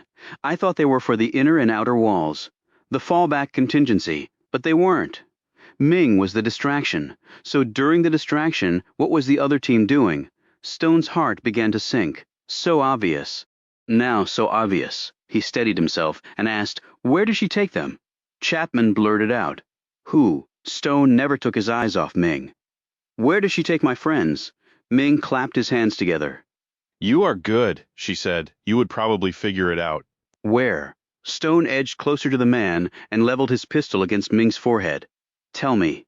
Now." Ming's smile was still there, but behind it was a small trace of concern. "Do you have the guts to pull that trigger? In front of all these people?" Stone slowly pulled the hammer back on his weapon. "You'll find out in 3 seconds." When 2 seconds had passed, his finger began to descend to the trigger. "When I touch it, there's no going back." "You're dead," Ming blurted out. "She says to where it all began for you and the 666, and that is where it will end. That's all she says. She says you will know what it means." Chapman exclaimed, "Oliver, do you know what he's talking about?" Stone slowly removed the muzzle from Ming's forehead. "Yes, unfortunately I do. Murder Mountain, to where it all began for me. And now where it will all end." Chapter 94. With Agent Ashburn at his heel, Stone strode down the hall at WFO like a plane gathering power to lift off the ground. He didn't stop to knock on the door. He slammed it open and walked in. The FBI director looked up at him, stunned. Across the conference table from him was seated Riley Weaver. The director said, "What the hell is going on?"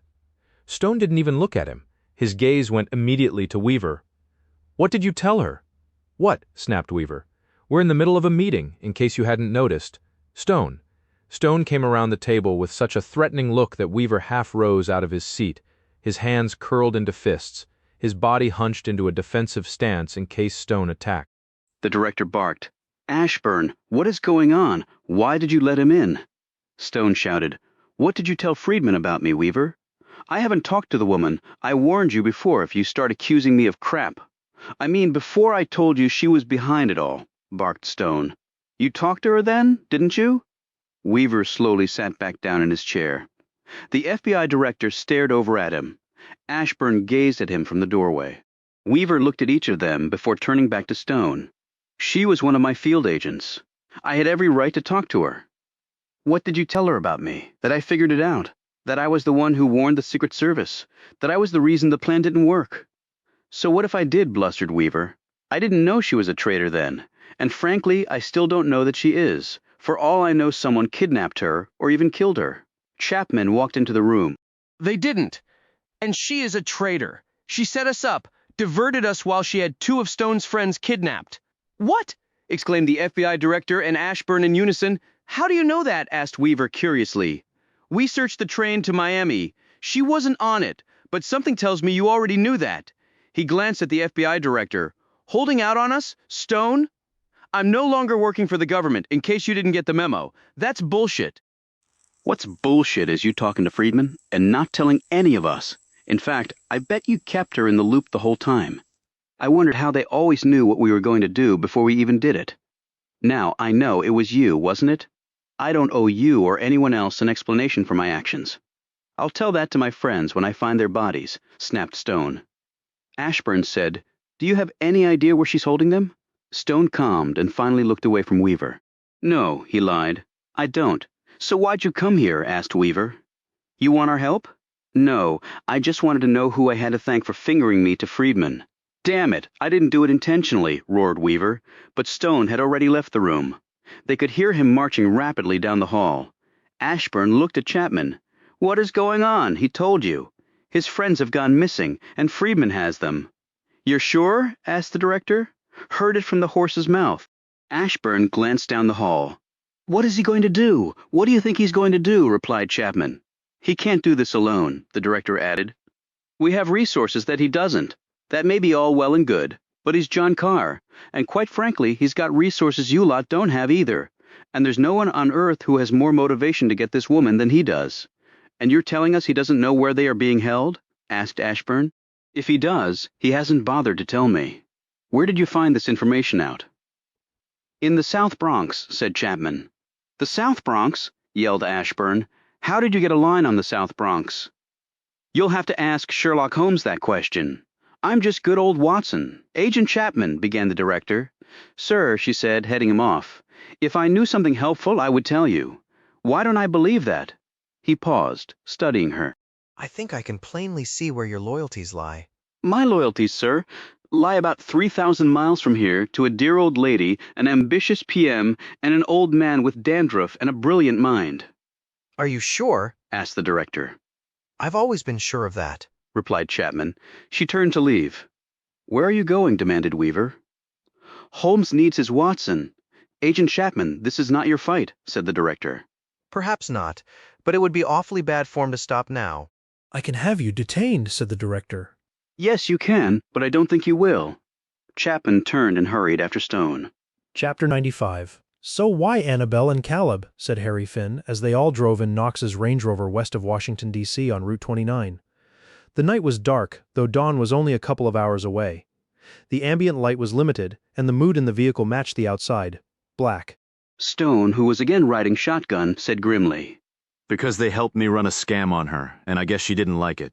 And I let her decoy me with a tactic a rookie should have seen through. And I fell for it like the damn fool I am. But there was something else nagging at Stone. Mere revenge didn't seem enough motivation for someone as intelligent and ambitious as Marisa Friedman. There had to be something more. He just didn't know what that was. And if he was afraid of anything, it was the unknown. They'd quickly confirmed that both Annabelle and Caleb were missing, and that no one had seen them for at least 24 hours. Stone had taken a few minutes to visit Alex Ford in the ICU. His condition hadn't changed, but it hadn't gotten worse either, which Stone took as a rare bit of good news. As he stared down at his friend lying on the hospital bed with thick bandages wound round his head, Stone had gripped his hand and squeezed it. Alex, if you can hear me, it's going to be okay. I promise that everything will be okay. He paused, drawing a long breath that seemed to take forever to leave his body. You're a hero, Alex. The president is okay. No one was hurt. You're a hero. Stone looked down at his hand. He thought he had felt the other man squeeze it, but when he looked back up at the unconscious agent, he knew that was just wishful thinking. Stone let go and walked to the doorway. Something made him look back. As he stared at his friend lying in the bed and fighting for his life, he felt a measure of guilt so powerful his knees started to buckle. He's lying there because of me, and now Caleb and Annabelle are probably dead. Again because of me. Stone had made one other stop, at a rare bookstore in Old Town Alexandria. The owner had been helped by Stone and Caleb, and in return had allowed Stone to keep certain items there in a secret room underneath the old building. Those items were now in the back of the Rover. Murder Mountain, said Chapman. You mentioned it, but didn't really explain it. Knox answered when it didn't appear Stone was going to. Old CIA training facility, shut down before my time. Hell of a place, from what I've heard. The way the agency used to do things during the Cold War, I thought they demolished it. No, they haven't, said Stone. Knox eyed him curiously. Have you been back recently? Yes, pretty recently. Why? Asked Chapman.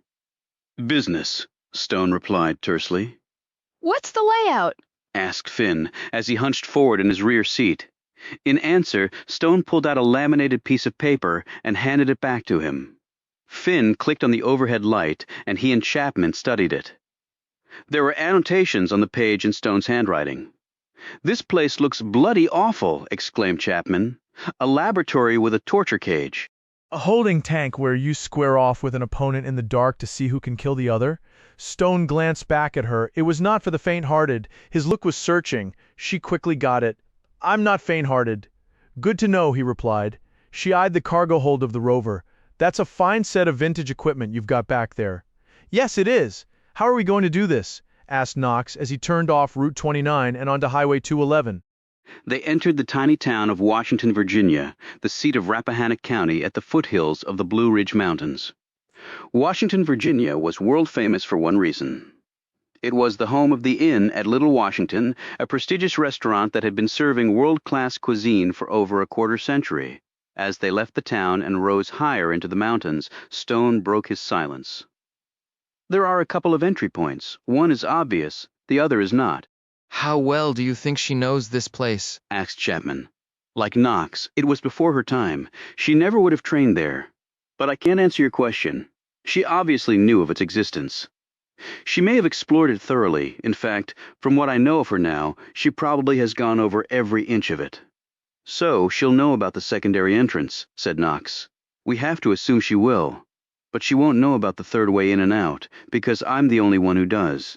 Stone had discovered it in his 4th month at Murder Mountain, when he just needed to get outside the place for a few moments alone, just to catch his breath, collect his wits.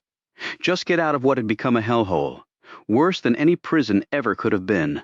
That was the principal reason Stone had been able to weather the max prison he and Knox had ended up in. Because I endured something far worse a year at Murder Mountain. Chapman said, "What I don't get is why she would have set up shop at this place, kidnapped Caleb and Annabelle, and then basically dared you to come get her. She'll never be able to escape now?"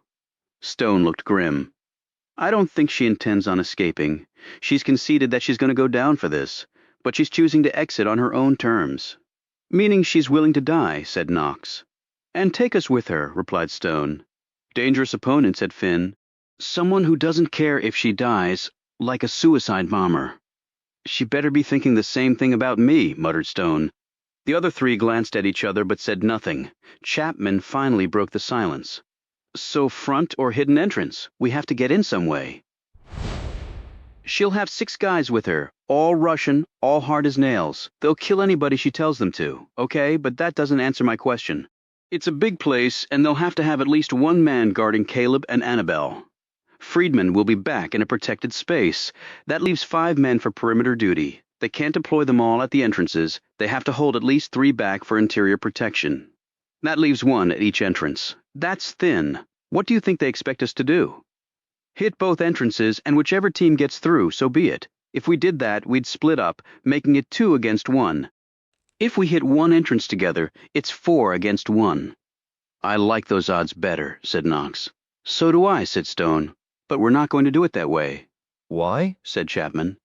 You'll see why. Chapter 96. Stone was alone. He slipped among bulky rocks and narrow crevices as he made his way toward the secondary entrance into Murder Mountain. As a raw recruit to the CIA's fabled 666 Division, Stone had spent a full year of his life here learning new ways to hunt, new ways to kill, and new ways to be something both more and less than human. He had become a magnificently skilled predator with all ordinary emotions, such as compassion and empathy, burned out of him. Murder Mountain had turned out the best killers ever to walk the planet, and John Carr was universally acknowledged as the best of the best. The training became so intense that Stone and some of his fellow trainees had looked for and discovered a way out of the facility. They had done so not to run to the rural town about 20 miles distant to get drunk or bed a few farmers' daughters, but simply to sit under the stars, look at the moon, feel the breeze, see the green of the trees, feel the earth under their feet. Stone had just wanted assurance that there was still a world going on outside Murder Mountain. Assignment to 666 was technically voluntary, but in all the important ways it was not. Stone still remembered clearly the day the man from the CIA had visited him in his military barracks. Stone and his company had just returned from Vietnam. Stone had performed so heroically in one firefight that there was talk of his being awarded the Medal of Honor. But that had not happened, largely because of a jealous superior officer who fudged the paperwork. If Stone had been awarded the medal, his life might have turned out differently. Medal of Honor winners were rare. The Army might have sent him on a publicity tour, even though by then the war was waning nearly as fast as the country's interest in waging it, so the man in the suit had come. He had made a proposal: come join another agency, another unit dedicated to fighting your country's enemies. That was how he had phrased it. Your country's enemies. Stone had been told little else. He looked to his commander for advice, but it was clear that the decision had already been made.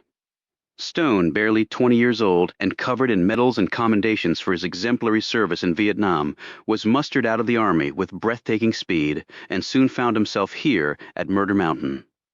The light was poor along this trail, but he had no trouble traversing it. It was all mental memory at this point. When he'd come back to this place not all that long ago, it had been the same way. He had remembered it all as if he had never been away, as if the memory of it had been lurking in a set of brain cells, sequestered from the rest and not degraded in any way, like a cancerous tumor lying dormant until it started its fatal spread. Then nothing else was safe.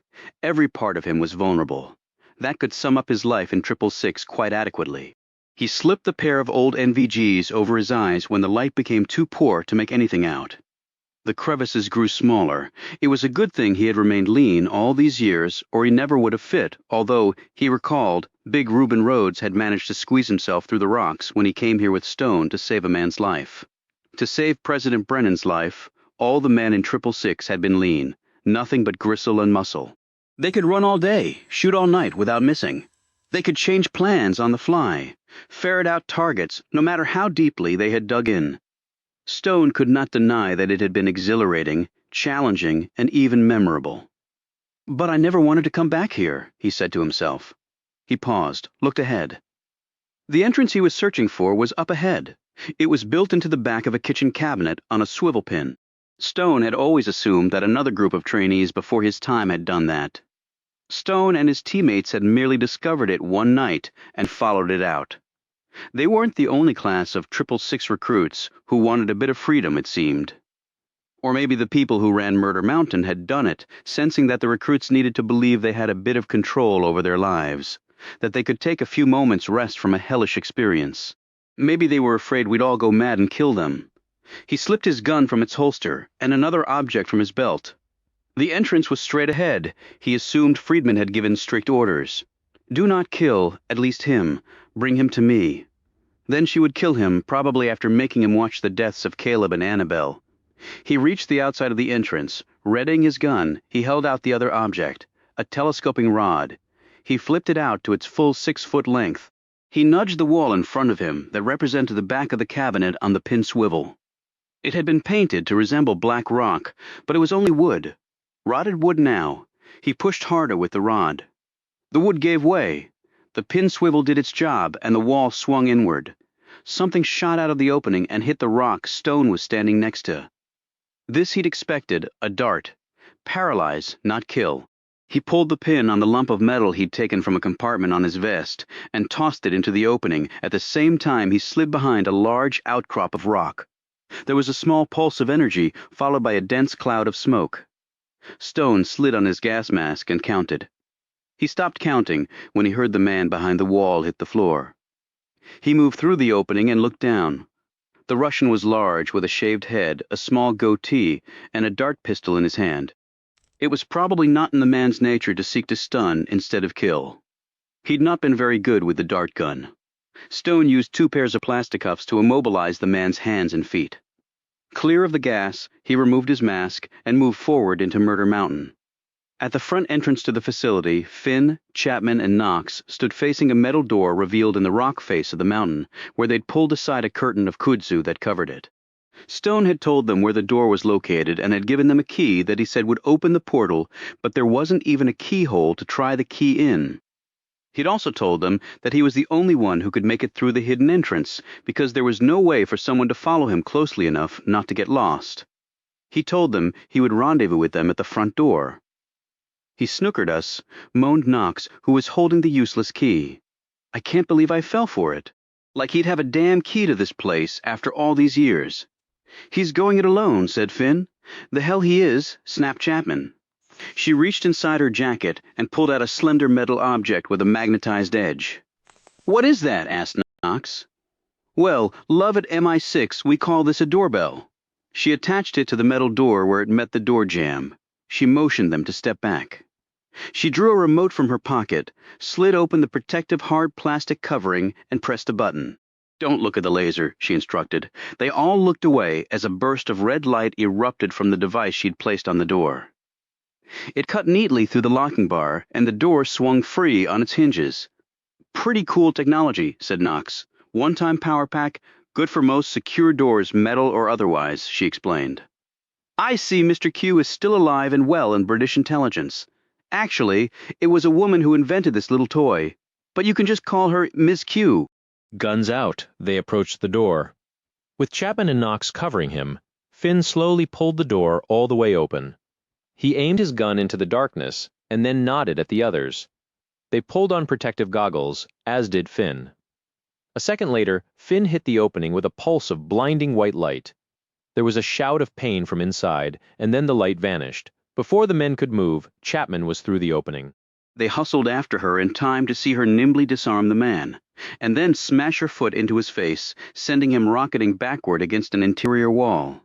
The man, partially blinded by the light, ricocheted off the wall and came at Chapman, big arms swinging like pistons. Finn moved to step between the attacker and Chapman, but the MI6 agent had already launched off the ground. With her left foot, she hit the man with a crushing blow to his right knee. They all heard the bone in his leg snap. He crumpled downward. At the same time, she delivered a kick to his chin, flipping him heels over ass. When he tried to rise, his gut pushing in and out with painful breaths, Chapman laid him down for good with an elbow strike to the base of his neck. She rose and placed the muzzle of her Walther against the unconscious man's temple. "Wait a minute," snapped Knox. "What?" she asked. "You're just going to shoot him in cold blood?" asked Knox. "Do we want to leave witnesses?" she asked calmly. "Witnesses to what? To whatever's going to happen here tonight. Like me killing Stone for him playing us for fools. We're not killing anyone unless they're in a position to kill us," Knox said firmly. Chapman deftly cuffed the unconscious man. "Suit yourself," Finn said. "Where'd you learn moves like that? Maybe you blokes think otherwise, but MI6 is not a bloody girls' school. Now let's get going." She turned on a flashlight and headed down the corridor. Finn and Knox looked at each other and then quickly followed the woman. Chapter 97. Though the entire facility itself was quite large, with barracks, kitchens, an infirmary, a library, offices, classrooms, and other specific free spaces, the most intensive training areas of Murder Mountain were set up in the form of a pair of large steel cylinders divided into parallel sections and separated by a main hall. Once you entered the first section, you had to continue on until the last section in that cylinder. The massive entry doors locked behind you and did not allow passage back, and one couldn't simply block the door open, because if one did, the next door would not open. It was a way to keep reluctant recruits focused and on mission, and always moving forward. Stone's plan was simple. He was going to take the section on the right and follow it through. If he didn't find his quarry there, he would exit the cylinder, walk back down the main hall, and enter the other cylinder. Stone made his way slowly down the hall to the first door. One man was down, and there were 5 more to go, plus Friedman, whom Stone considered probably the most skilled of the bunch. He felt no guilt about tricking his friends. If anyone was going to die trying to rescue Caleb and Annabelle, it was going to be him. This ultimately was his fight, not theirs. He'd lost enough friends. He was determined not to lose any more tonight. He ran off the order of the training sections in his head. Shooting range first, where he had fired off hundreds of thousands of rounds in the year he had been here. They threw every imaginable distraction at you while you were aiming at the targets. It had been good training because out in the real world, a perfect field of fire with accompanying idyllic conditions was impossible to find. After the shooting range was a room outfitted like the famed Hogan's Alley at the FBI Academy. Here Stone and his teammates had practiced what they'd learned in the classroom. After that room was the lab. It was there where the psychological testing took place, really glorified torture to determine what your breaking point was. Stone had seen hard-as-steel men weep in that room, as the technicians played numbing games with their minds which would never be as strong as their physical side, no matter how much they trained. There were proven exercises that would enlarge and strengthen muscle. The mind, on the other hand, was not so easily quantifiable, and the recruits all carried hidden mental elements with them here that would jump out at unexpected times and cause them to falter, to fail, to scream in rage. Stone had felt all those emotions. No place on earth had ever humbled him like the lab at Murder Mountain. After the lab was a series of rooms that served as holding cells. Stone never knew what persons might have been held here, and he didn't want to know. If Caleb and Annabelle were not down this way, he would start through the other cylinder where there were only 2 sections. The first was a tank full of foul liquid. One would fall into this muck if one did not know where to step on a catwalk that constituted the top of the tank. Once inside the tank, it became a fight to the death. After the tank came a maze that Stone thankfully had the answer for, or at least he thought he did. He now wondered if Friedman had built some surprise for him. Of course she has. She's enjoying this. I ruined her plans. She has $500 million she can't spend. She's going to take it all out on me. At least, she's going to try to. But again, something tugged at the back of Stone's mind, telling him there had to be more to it than that. He listened as the flap of wings evidenced that birds had gotten into Murder Mountain. That had happened when the place was operational. Stone had even made a pet of one bird that had built a nest near where he slept. It was the only tie to the outside world he'd had. The place had been built in the 1960s, and the design reflected the era. There were even ashtrays built into metal consoles. Everywhere he looked, he saw something hopelessly out of date. But when it was new, Murder Mountain was a state-of-the-art facility. The government funds to build it, Stone had been told once, had been buried in a huge spending bill that included subsidies for hog farmers and the textile industries.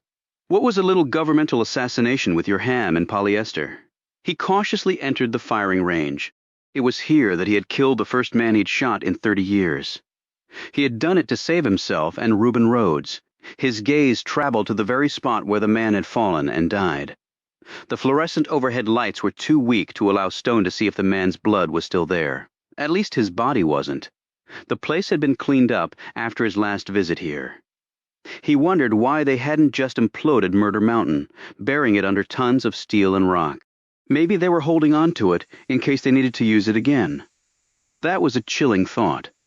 The lights were on, though, however, feebly, which meant Friedman had figured out how to use the old generator system to create a bit of power.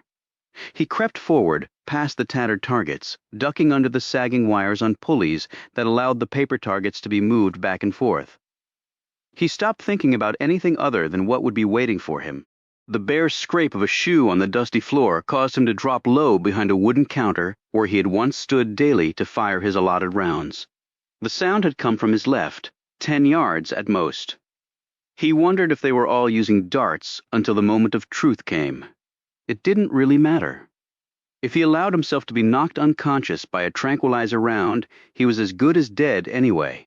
Crouching down, he circled backward, his gun covering both front and rear flanks in alternating swivels. This tactic must have confused his opponent, who probably thought Stone was moving forward and not backward with every creak of boards. When the man emerged from his hiding place to fire at a target that wasn't where it was supposed to be, Stone placed one round in the man's arm, disabling him. As he clutched for his wounded limb, Stone fired the kill shot into his neck, neatly bypassing his body armor. The man dropped on the spot, his carotid severed. Stone studied the door, did the math in his head. It was probable that the man he'd just killed was a ruse to flush him. Sacrifice one to accomplish the mission. The landing at Normandy in 1944 had followed this same strategy, only the number of lives sacrificed had been in the thousands. On the other side of that door were probably at least 2 shooters waiting to take him. So he waited. He counted off the seconds in his head. Patience. He had spent years learning that trait. There were few men who could outwait him. 10 minutes passed, and the only part of Stone that moved was his chest, with each shallow breath. The only problem was that Friedman, and thus her men, knew that one could not go back in these sections. One had to go forward. How long were they willing to wait? How long was Stone willing to wait? We're all going to find out. Chapter 98. Wait a minute. How'd you know to bring that laser thing? Knox asked Chapman as they crouched in the darkness. Like your Boy Scouts, it's the mission of MI6 to always be prepared, meaning you didn't believe Stone? The key, Chapman scoffed. Of course I didn't believe him. Reading his psychological profile was fairly easy. He wasn't going to endanger us, too. He let us go to New York with him, Finn pointed out. I guess he believed the South Bronx was safer than this place, pointed out Knox. Murder Mountain, said Chapman. Made for interesting reading. Both men looked at her. I researched it, of course, she said. Didn't you? Knox cleared his throat. How did you know what to research? Stone didn't mention the place until we were on the way here. The place where it all began, remember? That's what Ming said back in New York. So I did some digging, got my folks back in the UK doing the same. I knew that Stone started out his career in 666. What I didn't know was that it began with a year's worth of training right here. Got a file emailed to me 2 hours before we left. Like I said, interesting reading.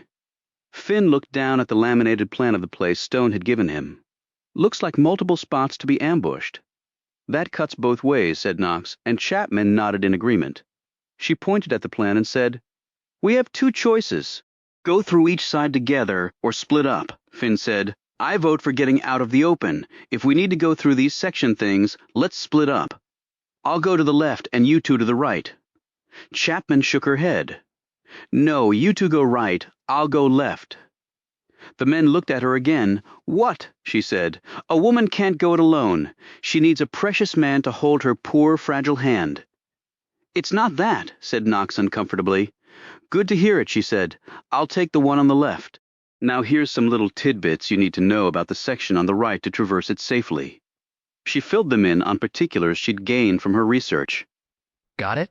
she said, looking at them. "You've given this a lot of thought," said Knox. "Why wouldn't I?" Shot back Chapman. "It's my job." "Good luck," said Finn. "Cheers." She left the two men standing there staring after her until she disappeared into the darkness. Stone was still waiting in the firing range room. He considered his options. It didn't take long, since there weren't many. He could stay here until he starved to death, or he could go through the door, or he got up, grabbed the wire that the targets rode on, and pulled it free. He wound one end of it around the door handle and over the existing pulleys. Then he crouched down behind the counter and wound the remainder of the wire around his hand. He counted to 5 and aimed his pistol at the door opening. He slowly pulled on the wire. The door handle lifted. He tugged harder. The door started to open. As soon as it was open halfway, a barrage of bullets poured through, clanging off metal surfaces in the firing range room. Okay, probably against orders. The Russians are done playing around with stun darts. He tugged on the door some more until it opened all the way, then tied off the wire onto a hook to keep the door open. He sidled along the counter and slid down the pair of NVGs he had brought. They were older and had a major drawback if the other side had night vision equipment too. He edged closer to the opening, but keeping something solid between him and the doorway at the same time. Then he did something unusual, at least to the untrained eye. He took off his goggles, but still kept them powered. He placed them on top of the counter, facing the doorway. Then he scuttled away, aimed his gun, and waited for what he was pretty certain was coming. The shots came. He counted 4 of them. Stone couldn't see the rounds, but he was sure they had passed an inch above the red dot, revealed by his goggles to someone looking at them with NV eyewear too. That was the drawback to the old generation goggles. While on infrared power, they painted a red dot basically on your forehead, allowing a sniper to draw a fatal bead.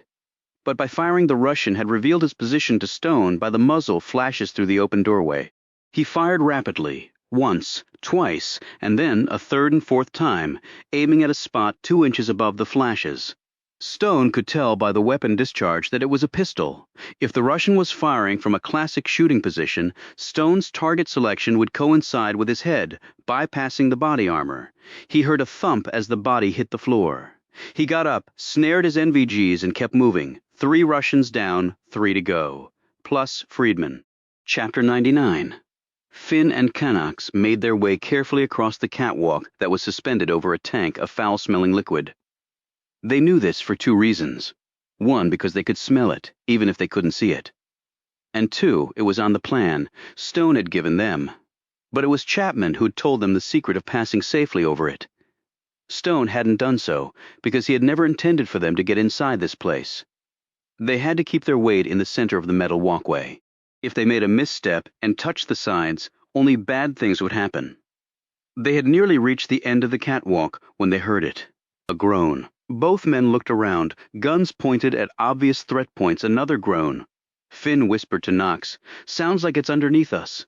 "Thinking the same thing," replied Knox. "I recognized it." The groan? Finn nodded.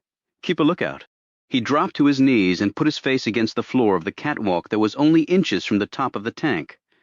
"Caleb?" he said softly. Another groan. "Caleb?" he said in a louder voice as Knox gazed anxiously around. Another groan, and then, "Harry?" The voice was weak. The mind obviously muddled drugged, was Finn's first thought. He looked up at Knox. "Remember what Chapman told us?" Knox nodded and glanced around. "Got an idea." Keeping to the center of the walk, he headed back the way he had come. He couldn't go back out, the door they had come in. It had locked behind them, and it was thick and made of stainless steel. But there was an old packing crate set against the wall. He slipped his gun in its holster, hefted the box, which weighed about 50 pounds, and carried it back over to where Finn was, again keeping to the center of the catwalk.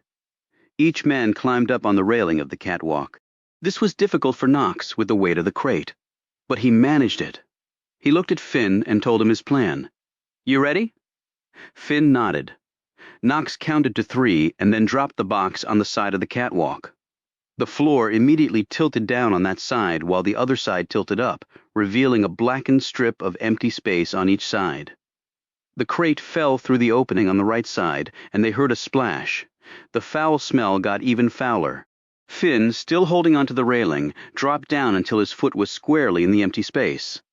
As the floor tilted back up and into place, he jammed his foot against it, holding it open. Knox reached into the rucksack he carried on his back and slid out a length of rope. He tied one end to the railing and let the other drop through the opening. Knox switched places with Finn and held the floor open with his foot. Finn grabbed the rope and lowered himself through. He landed in knee-deep muck. "Caleb? Harry?" The voice said groggily. "Are you alone?" "Yes, at least I think I am." Finn switched on his flashlight and quickly found Caleb trussed up and sitting in the muck, which was up to his chest. Finn cut him loose and helped him through the opening and up to the catwalk. "You okay?" Finn asked, as the 3 men proceeded on into the next room. Caleb slowly nodded. "Just a little woozy. They gave me a shot, made me fuzzy, and the stench down there. I don't think my sense of smell will ever be the same." His face paled as his mind cleared. "Annabelle? Is she all right? We're still looking for her. Any idea where she might be?" Caleb shook his head. "I just want to get out of this place. All of us." "That's the plan," said Knox. "Where's Oliver?" asked Caleb. "In here somewhere," replied Finn. Stone passed into the next section. It had a mock street building facades, a rotting 1960s-era sedan, and mannequins filling in for real people. The mannequins all had bullet holes in their heads. He cleared this space and kept going. The next room was the last one on this section. The lab. Stone cautiously pushed open the door and went inside. No lights here.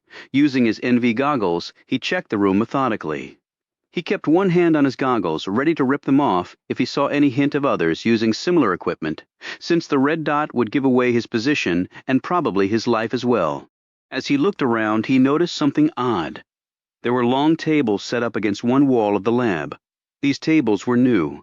Various pieces of sophisticated-looking equipment were set up on these surfaces. Glistening metal contraptions with power cords trailing off to the floor, and test tubes in racks lining the walls. Elaborate microscopes and other equipment were centered on another table. On the floor in one corner was a metal cylinder about 6 feet in length. It had a digital readout screen and a square of glass in the center. None of this was here the last time Stone had visited Murder Mountain. He had no idea what it represented or who had placed it here, and right now he didn't have time to explore the issue. Next, his gaze went to the cage that normally hung from the ceiling, but now was on the floor. The cage had fallen due entirely to Stone's marksmanship when he'd last been here, and an enemy who had been trying to kill him had died when the 2-ton cage had fallen on him. But Stone had another recollection of that cage. When he'd been training here all those years ago, he and 3 men had been placed in the cage together. A flame had been ignited under the cage, and every 10 seconds was increased so that it grew nearer and nearer the metal. The goal was for the men to get out before the heat became unbearable. Added to the problem was that Stone and his colleagues had seen the other team that had come before them. They had failed the test, and 2 men had suffered crippling burns, while the other men in his group had started to panic as the metal grew too hot to touch. Stone had focused all his energies. Why 4 men in the cage at the same time? Why not 3 or 5 or 6? 4 men. 4 sides to the cage. He'd barked out his orders. Each man was to take off his shirt, wrap it around his hands, and simultaneously apply pressure against his side of the cage. They did so. The cage door had sprung open. His leadership actions had earned Stone the praise of his instructors. At the same time, he had wanted to kill them. But this recollection stayed with Stone for only a moment. He could hardly believe what he was seeing. Annabelle? She was inside the cage, gagged and tied up. He moved forward, checking the room again for threats, but seeing none. The cage door wasn't locked. Stone swung it open. Annabelle's eyes were closed, and for one terrible moment Stone wasn't sure if she was alive or not. But you didn't gag and tie up a dead person.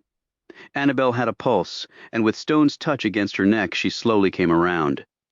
He untied her, took off the gag, and helped her out of the cage. "God, is it good to see you," she said drunkenly. "They drugged you?" "I think so." "But it's wearing off. Can you walk?" I'll crawl, if it means we can get out of here. He smiled as her feistiness returned. Are you alone, she asked. Yes. Any sign of Caleb? Not yet. Have you seen Marisa Friedman? Annabelle shook her head. Let's keep moving, said Stone. Oliver cried out Annabelle as the buzz of fluorescent lights came on. Stone ripped off his goggles, turned, but was too late. The Russian was by the door leading out of the lab. Somehow Stone had not seen him hiding. His gun was aimed right at Stone's head. Stone pushed Annabelle to the floor and pulled his weapon. The shot rang out, catching the surprised Russian in the forehead, tattooing his skin with a small black dot. He dropped. The lights went out. Stone looked down at his weapon. His unfired weapon. Where the hell had that shot come from? He grabbed Annabelle's arm and pulled her along beside him.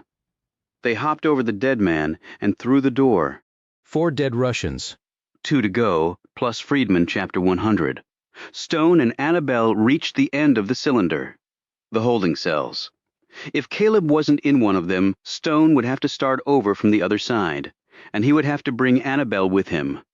The first thing he saw brought astonishment and then relief. Knox and Finn and Caleb were waiting for them. Weak light allowed everyone to see the others. How did you get in here? Stone asked as they huddled in one corner, and Annabelle hugged Caleb despite his foul clothes and smell. Chapman's doing, said Knox, as he filled Stone in on what had happened to them so far. She told us how to get through the maze, too, said she researched it. Stone looked behind him. So she went to the left? That's right.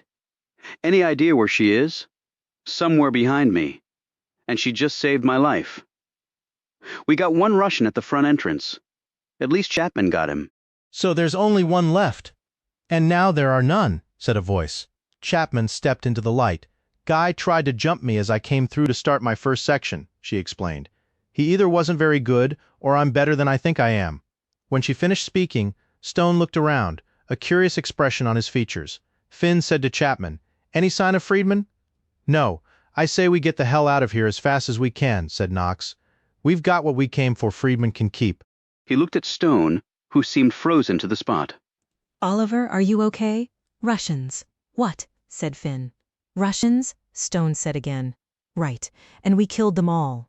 Not very good Russians, said Stone. You would have thought they would have been better. They all looked at him. He stared back. We went through them very easily. Too easily. They weren't very good, and I think that was intentional. Why would Friedman hire not very good security? Because she didn't need the A-team. The B-team was good enough. Good enough for what? Asked Chapman. To draw us here? To get us to this spot, in fact, they were expendable. She didn't care if they died or not. No, I take that back. She wanted them to die, Knox said.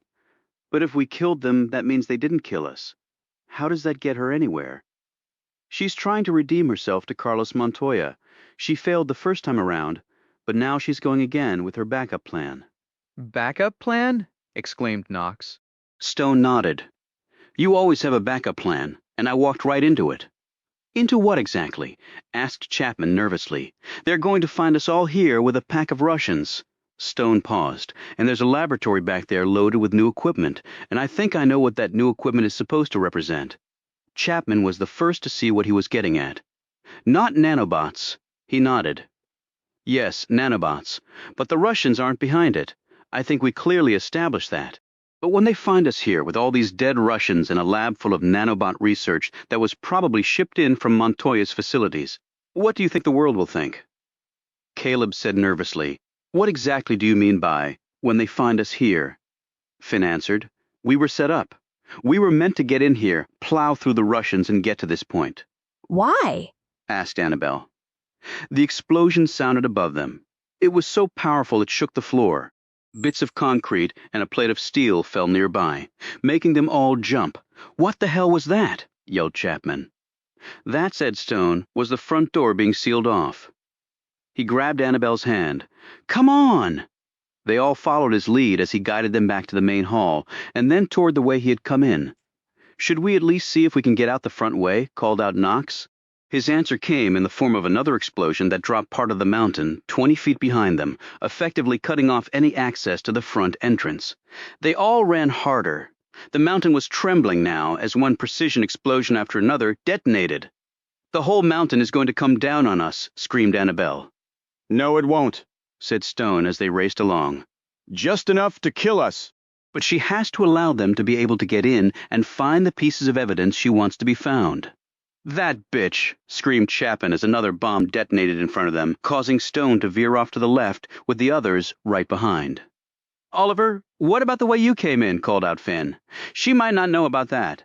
She does know about it, but we've got no choice, Stone replied. A section of wall toppled over, nearly crushing Caleb. However, Finn and Knox pulled him to safety with a second to spare. But Caleb moaned and clutched his shoulder where a chunk of rock had struck. Finn pulled open his shirt and shone a light on him. Collarbones cracked? But you're okay?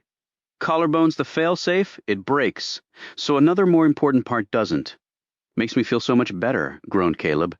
When Stone reached the kitchen area, he stopped and stared helplessly at what was in front of him. Friedman had been ahead of him on this too. She'd collapsed the entrance to the back of the kitchen with a thick wall of debris that had cascaded down from a charge no doubt having been placed in a perfect spot to accomplish this. And even if they dug through that, Stone knew they would just confront another, even thicker wall of rubble. Friedman would have seen to that. She did her homework. He briefly wondered how long ago she had Murder Mountain ready to go. And was she somewhere nearby, detonating these charges? Was she somehow watching them, knowing exactly when to set off each one? And then he had no more time to wonder, as everyone looked at him. What now? Said Chapman breathlessly, her face, like all the others, caked with grime from the dust and smoke. Stone looked upward as another charge detonated, though not nearby. But more of the facility collapsed, and the mountain gave another shudder. Then the lights went completely out, plunging them into darkness. Stone, Finn, and Knox immediately powered up their NV goggles. Stone took Annabelle's hand, Knox took Caleb's, and Finn clamped his hand around Chapman's wrist. "Follow me," said Stone. There was one more way out of here, and as far as Stone knew, he was the only person who had ever discovered it. This was their last chance. He was very conscious of the fact that he had no idea where the next charge Friedman had placed would detonate. She had no reason to allow them to leave here alive, where they could tell people the truth. Each step they took could truly be there. Annabelle screamed. Chapter 101. Joe Knox disappeared under a pile of rubble as a charge detonating 50 feet away collapsed the section of wall next to him. The others instantly began digging the man out. Stone was on his knees pitching chunks of debris off his friend. His fingers and arms bloodied, the sweat stinging his eyes, he frantically worked in the dark to free Knox. Finally, his fingers touched flesh. In 2 more minutes they had uncovered the man completely. Knox was breathing but unconscious. Stone started to lift him up, but Finn said, "Let me do that." He hoisted the 200-pound Knox over his shoulder. "The only other way out is up, Harry," said Stone. Finn nodded, a grim look on his face. Just led the way. Stone took the length of rope from Knox's knapsack that the man had used to help rescue Caleb from the tank of sludge. Each person looped the rope around their middle and then passed it on. "Let's move," said Stone. He prayed that Friedman had not figured out the third exit from Murder Mountain, as he had done all those years ago. He led the group across the main hall and down to the other end. Stopping in front of what looked like a sheer wall of metal, he ran his fingers up and down its surface. It was cold to the touch, still strong, seemingly impenetrable. Rivets ran up one side of the panel and down the other. Another explosion shook the building. Dirt and dust tumbled down on them from the weakening ceiling. He pressed on one spot, and the wall gave way. He slid the metal out of the way, and a set of crude rock stairs was revealed. They went through the opening and headed up. Stone wondered how long it would take for the authorities to realize what was happening. Some local would report the explosions. This would be relayed to the sheriff's department or whatever police was up here. They would send someone, probably a single officer, and that person would have no idea what they were faced with. Calls would be made. At some point, after a lengthy interval, the CIA would hear of it. They would send a team up here, helter-skelter. But what would they find? They would find exactly what Friedman wanted them to find. Dead Russian muscle, possibly tied to the drug cartels, and a nanobot research facility where long ago the CIA had trained its assassins. That would hit the national and global news pipelines like a nuclear warhead. And they will find us, thought Stone. They'll find us dead. But how would she accomplish that last part? The explosions might seal them in here, but they could conceivably survive until rescuers arrived. They had some food, some water, There might be supplies here they could use. She would have thought of that. There has to be something else.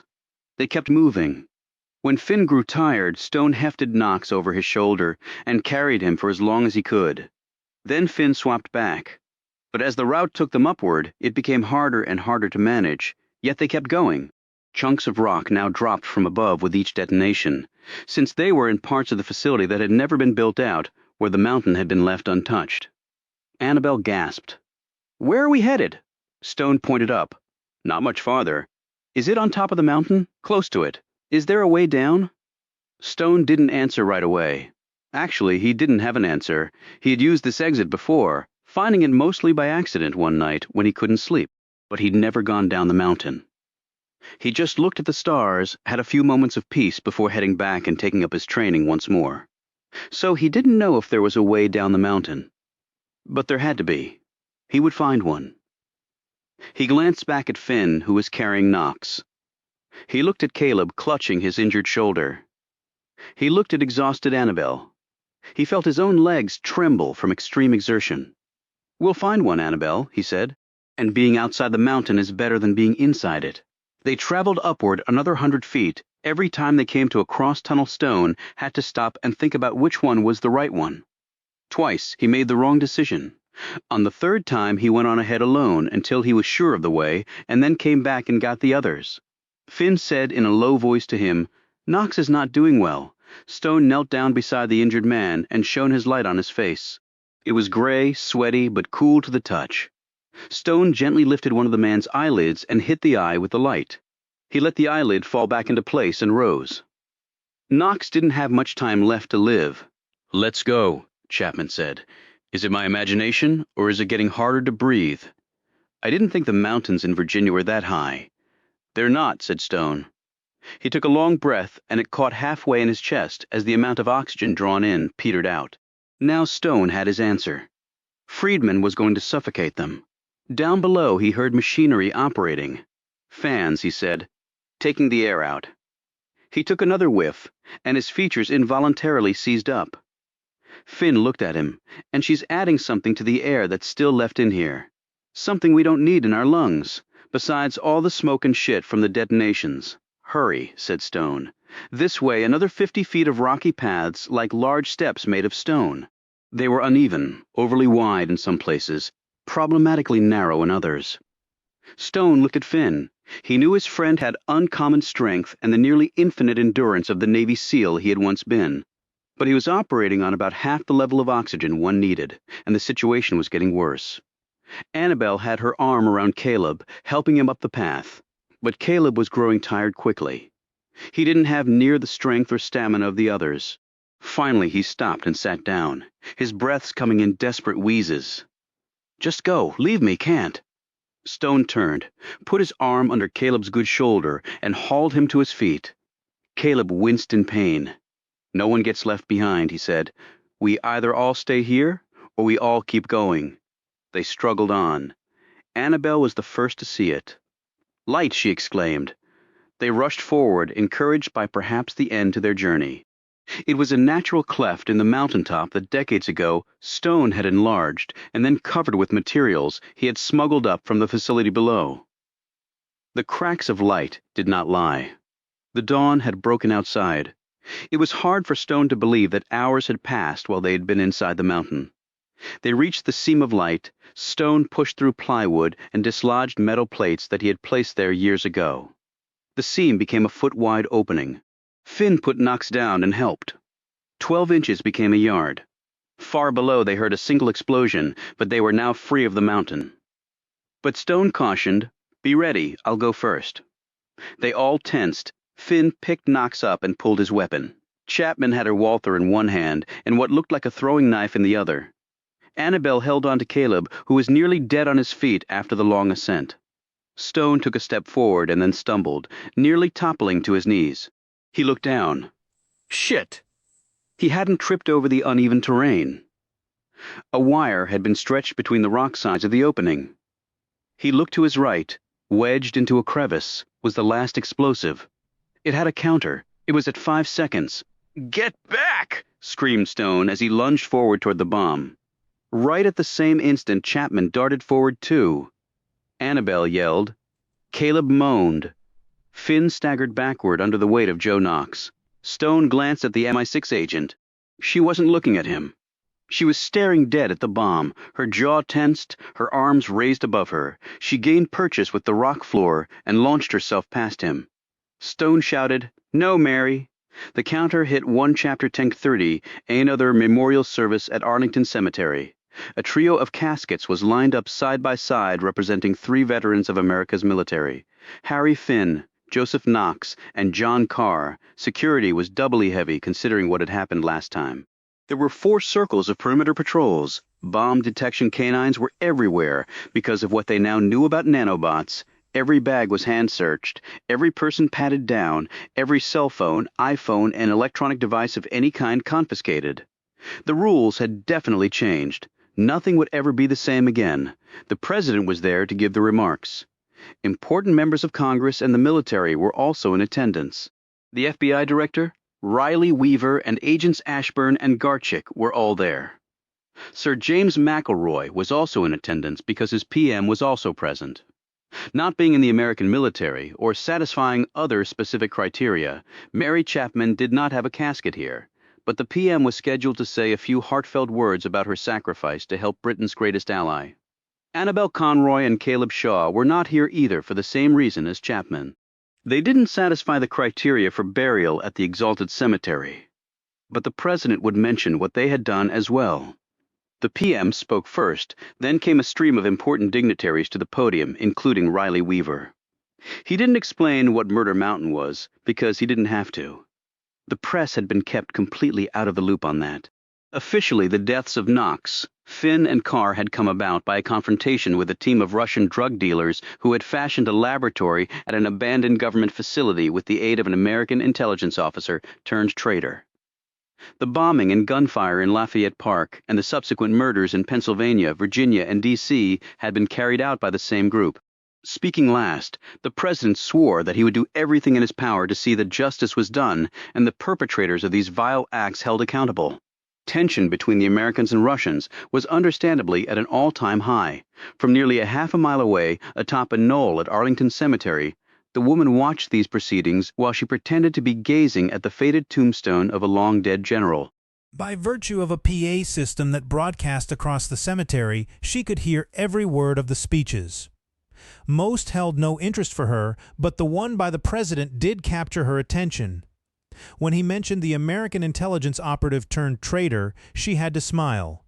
She knew that the proceedings here were being carried live on all the major network and cable stations. She also knew that Carlos Montoya was watching, because she had communicated with him and told him to. The plan had worked, even if the president of the U.S. and his counterpart in Mexico had survived. The Russians were being blamed. Her mission, against all odds, had been successful. Her cell phone chirped. She looked at the message that had just come across the screen. Buen trabajo. Good work indeed. And then the rest of the message came through. It lifted her spirits even more. The remainder of the money was being sent to her account. Carlos Montoya wished her well. She typed her reply. Hasta luego. But she didn't really mean it. She was done. This was it. How could she ever top this, anyway? Marisa Friedman swiped at her new hairdo, cut exceedingly short and dyed dark brown. She had used time-tested techniques to change her facial features to the extent that not even her closest friends would know who she was. She could freely walk these grounds without worry of being recognized. She turned away from the ceremony. If she had any regrets, it was that John Carr had not taken her up on her offer. Yet she couldn't have expected that he would. Once he found out she had been behind it all, and he was the sort that she would have had to kill him anyway. Yet they could have had a little time together. For someone like Friedman, alone most of her life, that would have been enough. $1 billion in her bank account and the rest of her life to do as she pleased. She sighed contentedly. It wasn't every day that one pulled off one of the most intricate and earth-shattering operations of all time. Her new papers were in order. A ride on private wings awaited her at Dulles Airport. She had actually purchased an island through a strawman transaction. And now she intended to do absolutely nothing for the next year, except lie on the beach, read, sip a cool drink, and decide what would be next. She passed a number of bomb detection canines. None registered on her. She hid her smile as she passed the wall of security on her way out of the cemetery. Nanobots, Montoya had spent years and $2 billion engineering the transformation of smells and chemical signatures detectable by machines at the molecular level, using this microscopic army of programmable soldiers. Now drugs and anything else that would normally be detected could flow freely around the globe. But mostly into America.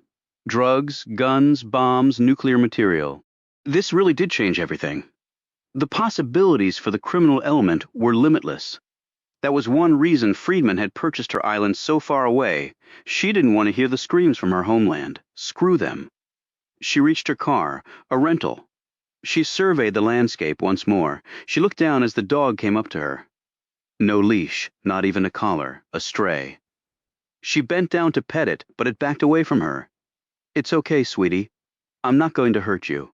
The dog drew nearer, as though to check her intent. But when she put her hand out, it backed away once more, sat on its haunches, and commenced howling. A bit unnerved, Friedman put her key in the car door. Her head whipped around when the men converged on her.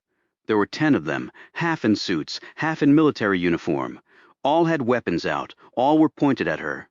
"What's going on?" she demanded. She slipped her sunglasses up to her forehead. "What is going on?" she said again. One of the suits said, "Step away from the vehicle and place both hands on your head, fingers interlocked. Now." Friedman did as he instructed. "Is this your dog? If so, it's made a very big mistake. You can search me. I have no bombs or drugs or anything like."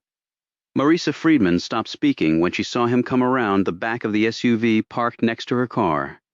Oliver Stone slipped his sunglasses into the pocket of his windbreaker. Behind him, Mary Chapman kept her aviators on.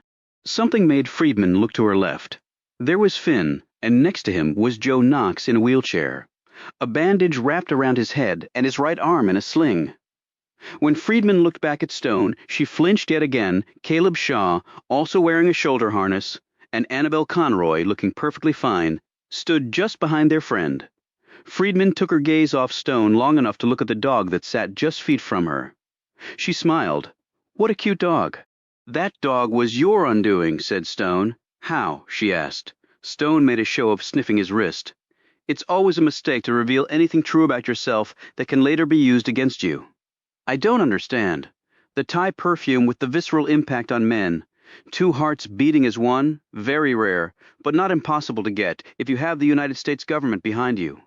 He looked down at the dog, and a very distinctive smell. "1 sniff is all this little guy needed to track you down in a place as big as Arlington." "How did you know I'd even be here?" "How could you not be here?" replied Stone. "Would you have come if the positions had been reversed?" "No." "Why?" "I never gloated over killing anyone." She stopped smiling. "I wasn't gloating. I prefer to think of it as paying my respects to a worthy opponent. We also just intercepted Montoya's email to you and your reply back. Hasta luego? Nice touch." $1 billion is a good payday. And best of all, it provided a direct link from you to him. His days are quite numbered now, too. She looked around at all the armed men. "Doesn't look like I'll be able to spend that $1 billion. She paused. "I have to commend you on figuring out the nanobots and the sense. I really thought I had that one well covered. You did. It was more luck than reasoning. I doubt that. No one is that lucky." When Montoya saw the president walk away from the bombing, he was not a happy man. "Hence your comeback plan?" She nodded. "You always have a plan B because plan A doesn't always work. Most people would have simply cut and run by then. I only had half the $1 billion. I wanted it all, and I wanted to see the plan through. If I could, the best ones do, point of pride.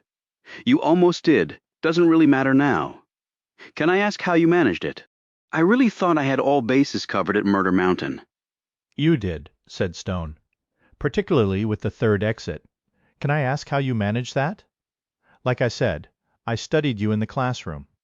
"Okay, enough of this crap," came a loud voice, and Riley Weaver made an appearance with the FBI director and Agent Ashburn right behind. "How did you get so totally screwed up?" Friedman barked Weaver, pointing a stubby finger at her. She didn't even bother responding to him. She kept her gaze on Stone and smiled. "A man like you goes his own way. I found 2 other 666ers who knew of the exit through the kitchen. So I knew you'd have found another way? One that only you would know." "Why?" asked Stone. Because you didn't trust anyone other than yourself. Not even your fellow assassins. Not really. What made you think that? Because I never trusted anyone either, other than myself. How'd you find it? She looked at the men holding the guns. Do you mind if I lower my arms? I'm getting a little stiff. You can see that I'm not armed, and even if I were, I'm a bit outgunned. Just keep your hands where we can see them, said one of the agents. Holding her hands in front of her, she turned back to Stone and continued. Once I knew I'd use Murder Mountain, I went over every inch of the place. The front door was to the west. The back door was to the east. One couldn't go down, so I went up, and there it was, much like how you left it. Now, I answered your question. How about mine? Stone looked at Chapman. Friedman swiveled her gaze to the woman. The MI6 agent shrugged. Seen a bomb like that twice before in Northern Ireland. Once it was the blue wire, once it was the red wire. My favorite color was blue, so that's the one I snipped. Cut it pretty bloody close, though. Second to spare. Not much else we could do, but we're here, that's what counts. Once we got safely away, we detonated the bomb, explained Stone. Just in case you had someone in the area watching. After that, it was a phone call, and the rest was arranged. We were all carted away in body bags. The rest of the plan you saw today. Figured it was the only way we'd have a shot at getting to you, making you believe your plan had worked. President Brennan worked it all out with the Russian government. Neatly done, Stone drew closer to her. Was it really just about the money? Partly. But it was also about the thrill, to see if I could pull it off. It was quite the challenge, even you have to admit that. When Montoya came to me, tried to recruit me, at first I pushed back, but then I thought, why the hell not? I think even you would have been tempted. She reached out to touch his arm, but he drew back. She looked disappointed, but said, I know that's what motivated you. The thrill all those years at 666. You certainly didn't do it for the money. No, I didn't. Why then? And don't lie and say you were merely serving your country. Riley Weaver snapped. I said enough of this. He strode forward. You're going to prison, but just for a short while. Then you're going to be executed for treason, Riley. You really are so tiresome, said Friedman as she shook her head. You take the fun out of everything. The former Marine looked apoplectic. Fun. You call what you did fun. You are a complete psycho. She turned back to Stone. Why? Why did you do it? I had a woman I loved. I had a daughter I cherished. I wanted to go home to them. Friedman didn't say anything for a long moment. Well, I didn't have any of that, she finally said. Okay, said Weaver. Cuff her and read the lady her rights. Let's do this by the book. No mistakes. She's not missing out on her date with a lethal injection. In fact, I think I'll hit the trigger myself. She looked at him disdainfully. I'm not going to prison, and I'm certainly not being executed by you. Weaver smiled maliciously. Well, lady, I'd sure as hell like to know how you're going to avoid it. I already did. She staggered a bit as she said this. She reached out and steadied herself by placing a hand against the door of her rental. Stone was the first to realize what had happened. He rushed forward and seized her left hand. He saw the pinprick of blood on the inside of her left wrist, right in the middle of a blood vessel. He grabbed her right hand and twisted it upward. The stone on the ring she wore there was gone. In its place was a short, thin needle sticking upward. I would be careful around that, if I were you, Friedman said. Nasty, extremely fast-acting stuff. Leaves old cyanide in the dust on the toxicity ladder. Her voice was slow and her words a bit garbled. She staggered again. Stone held her up and then let her slide back against the car and descend to the ground. They all stood looking down at her. Weaver's face was a mask of fury. How? He demanded. Friedman smiled. As soon as I saw him, she pointed at Stone. I knew it was over, so I took care of business, Riley. A good spy to the last, and all good spies go out on their own terms, not anyone else's. She looked back at Stone and drew a long, painful breath. I bought the island. He said nothing. Her chest started to heave. I think we could have been happy there. Everyone looked at Stone, and then back at Friedman. She said, I think we could have been. Tell me we could have been. Stone remained silent, looking at her. Her body clenched and then relaxed. Stone thought she had passed at that moment. But she managed to say, We're more alike than you'll ever be willing to admit, John Carr.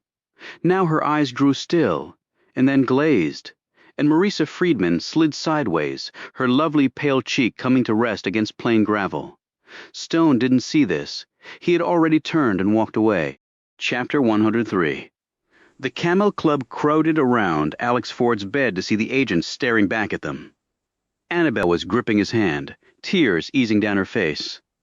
Reuben and Caleb exchanged smiles. Reuben whispered to Caleb, "Remember, no flowers for the man?" Stone moved closer to the bed and looked down at his friend.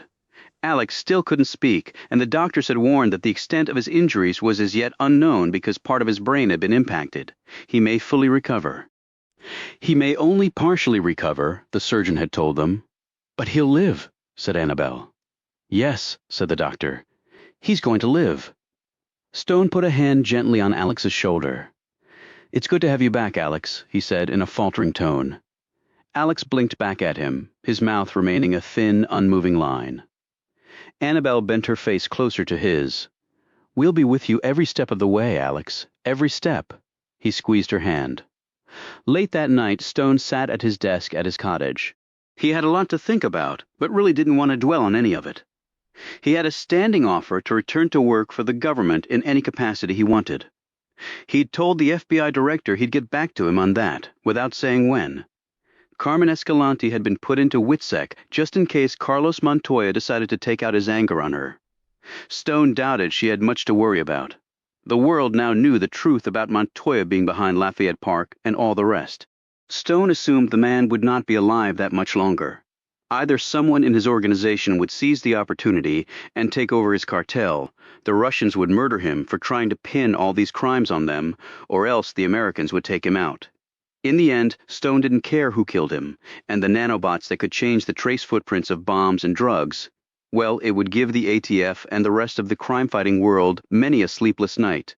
Finally, despite not wanting to do so, his thoughts turned to Marisa Friedman, a desert island she'd bought for them. We're more alike than you'll ever be willing to admit, John Carr. She was wrong about that. They were not alike at all, or are we? As he gazed at his desktop, his mind reeling with the implications of these sudden doubts. He saw the little red dot skitter across the old, scarred wood like a gnat ablaze. It continued to skip across the wood until it reached him. He looked down and watched it climb his chest, scurry across his face, and then stop, he presumed, in the middle of his forehead. He said calmly into the darkness, I was actually expecting you earlier. Chapman appeared in front of him, her Walther with attached laser sight pointed at him. Sorry, I'm usually punctual. When did you figure it out? I know that MI6 does not have the luxury of their best agent loitering abroad for no good reason. You should have been reassigned a long time ago and gone home. The fact that you weren't told me you had another assignment. And it wasn't just keeping an eye on me. There are plenty of others here who could do that. Well done, but I also hung around to help you solve the case and keep you from harm. Wasn't that Watson's role with Holmes? To carry the gun and shoot the occasional shady character and offer up oohs and ahs over the master's deductions. You said you hadn't read the stories. I lied. I actually love them. But I do have to tell you, in all sincerity, I enjoyed playing Watson to your Holmes. Who assigned you to kill me, McElroy? Sir James genuinely likes you. He believed I was simply watching you. I have to keep some things even from my godfather.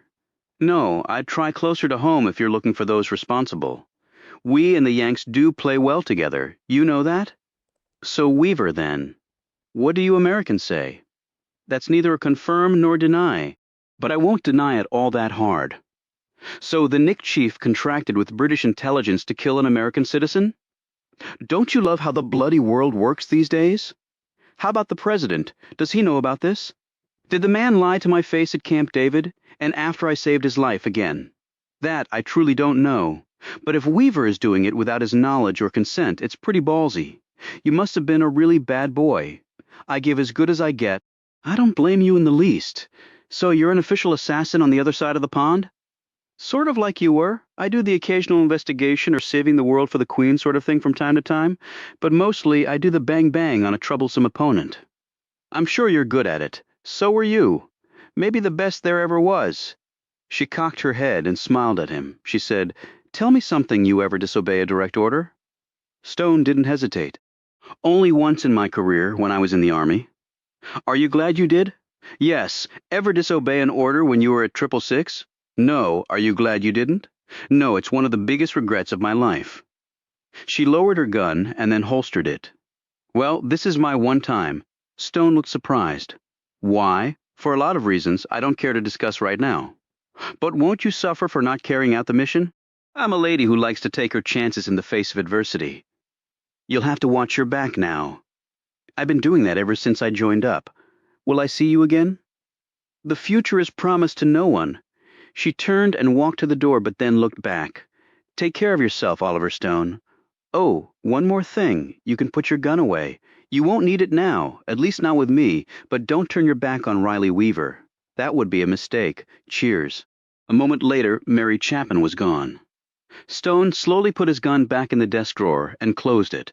As soon as he'd seen the dot on his desk, he'd aimed his gun toward the knee hole. He was glad he hadn't had to fire. Chances were very good. They each would have killed the other. He was not tired, though. The hour was very late. He didn't need as much sleep as he used to. Age, he supposed, did that to you? He waited a bit and then got up and walked. He walked so far that he reached the spot where it all began. Not Murder Mountain. That's where it all began for John Carr. He looked around the confines of Lafayette Park. This is where it all began for Oliver Stone, and for many reasons he knew this was also where he belonged. He looked across at the White House, where the president was no doubt sleeping soundly even after narrowly avoiding an assassination attempt.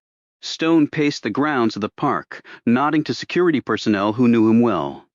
He wondered if Alex Ford would ever be standing out here again on protection duty. He would now be a revered legend at the service, a hero to his president and his country. Stone would have preferred simply having his friend whole again. His thoughts next turned to Chapman, who would finally be returning to her little island. Maybe he would make a trip across the pond to see her. Just maybe. He sat down at the same bench where Marisa Friedman had perched that night when an explosion rocked Lafayette, that had started everything in motion. Now it was calm once more. Stone looked over at the maple tree freshly planted in its new home. It looked like it had always belonged here, just like some people, just like me. Oliver Stone sat back, drew a long breath, and continued to admire the view. Acknowledgements to Mitch Hoffman, who knew hell could be so much fun. To David Young, Jamie Rabb, Emmy Battaglia, Jennifer Romanello, Tom Maciag, Martha Otis, Anthony Goff, Kim Hoffman, Bob Castillo, Roland Ottewell, and all at Grand Central Publishing, who support me every day. To Aaron and Arlene Priest, Lucy Childs Baker, Lisa Erbach Vance, Nicole James, Francis Jallett Miller, and John Richmond for keeping me straight and true. A special shout out to Maja Thomas for taking my digital world to a whole new level, to Maria Raitt, Tricia Jackson, and Katie James at Pan Macmillan for helping me rock across the pond, to Grace McQuaid and Lynn Goldberg for superb publicity, to Donna, to whom I owe the title, to Scott, thanks for the assist, to Neil Schiff for all your help on bureau procedures, to Bob Schul for your eagle eye and lobbying insight, to Frank Verastro and John Hamry for the D. See details. To Marisa Friedman, Stephen Garchik, the family of Dr. Fuad Turkakul and Tom Gross. Hope you enjoyed your roles and the various charities you contributed to certainly benefited. To Lynette, Deborah, and Natasha, and you know why. Sean King and Michelle Maxwell return in another action-packed thriller. Please turn this page for a preview of The Sixth Man, available now, then enjoy the beginning of David Baldacci's page-turning tale of a family learning to love again after heartbreak and loss one summer. Available now, prologue, Make It Stop.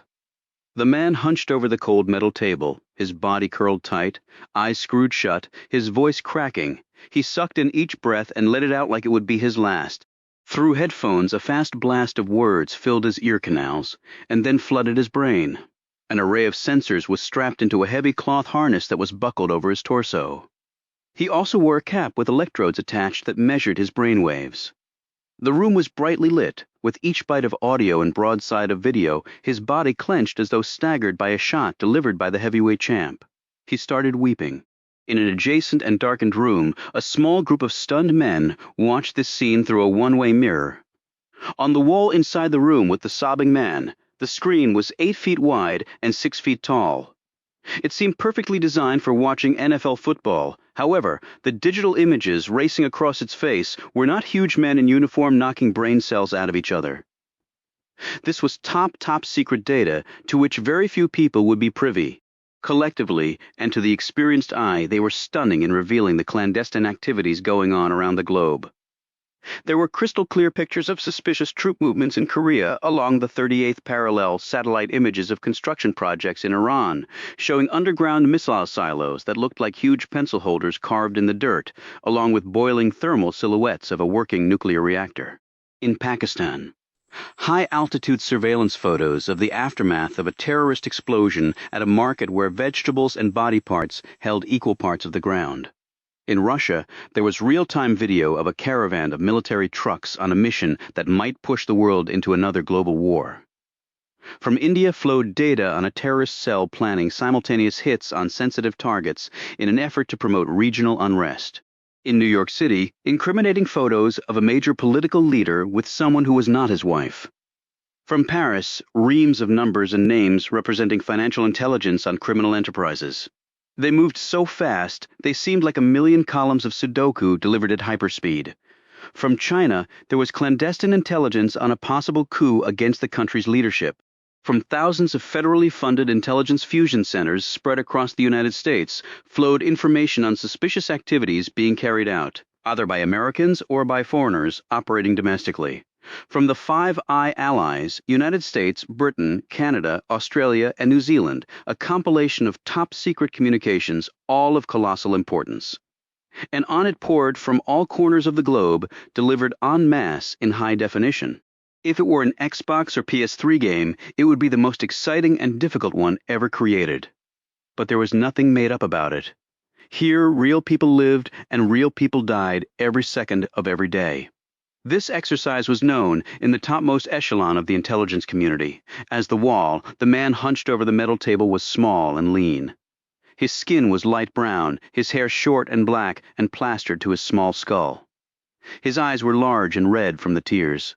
He was 31 years old, but looked like he had aged 10 years in the last 4 hours. Please, make it stop. I can't take this. I can't do this. At this comment, the tallest man behind the mirror stirred. His name was Peter Bunting.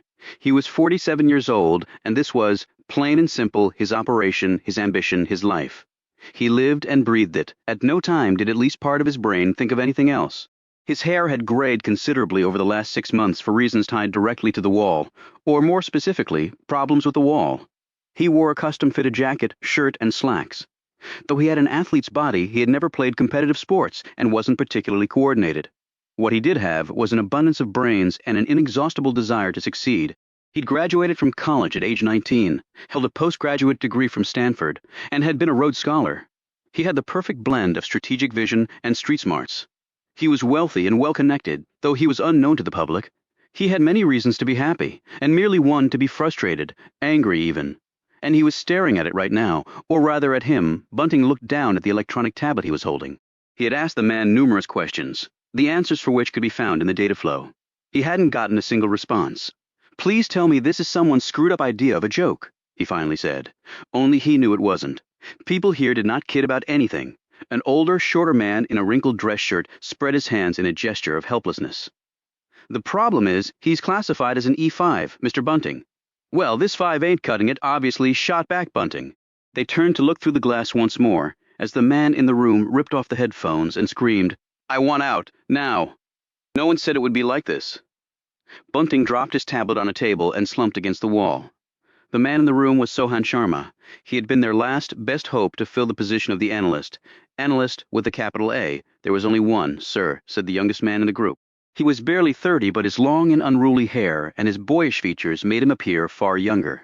His Adam's apple skittered nervously up and down like an elevator stuck shuttling between floors. Bunting rubbed his temples.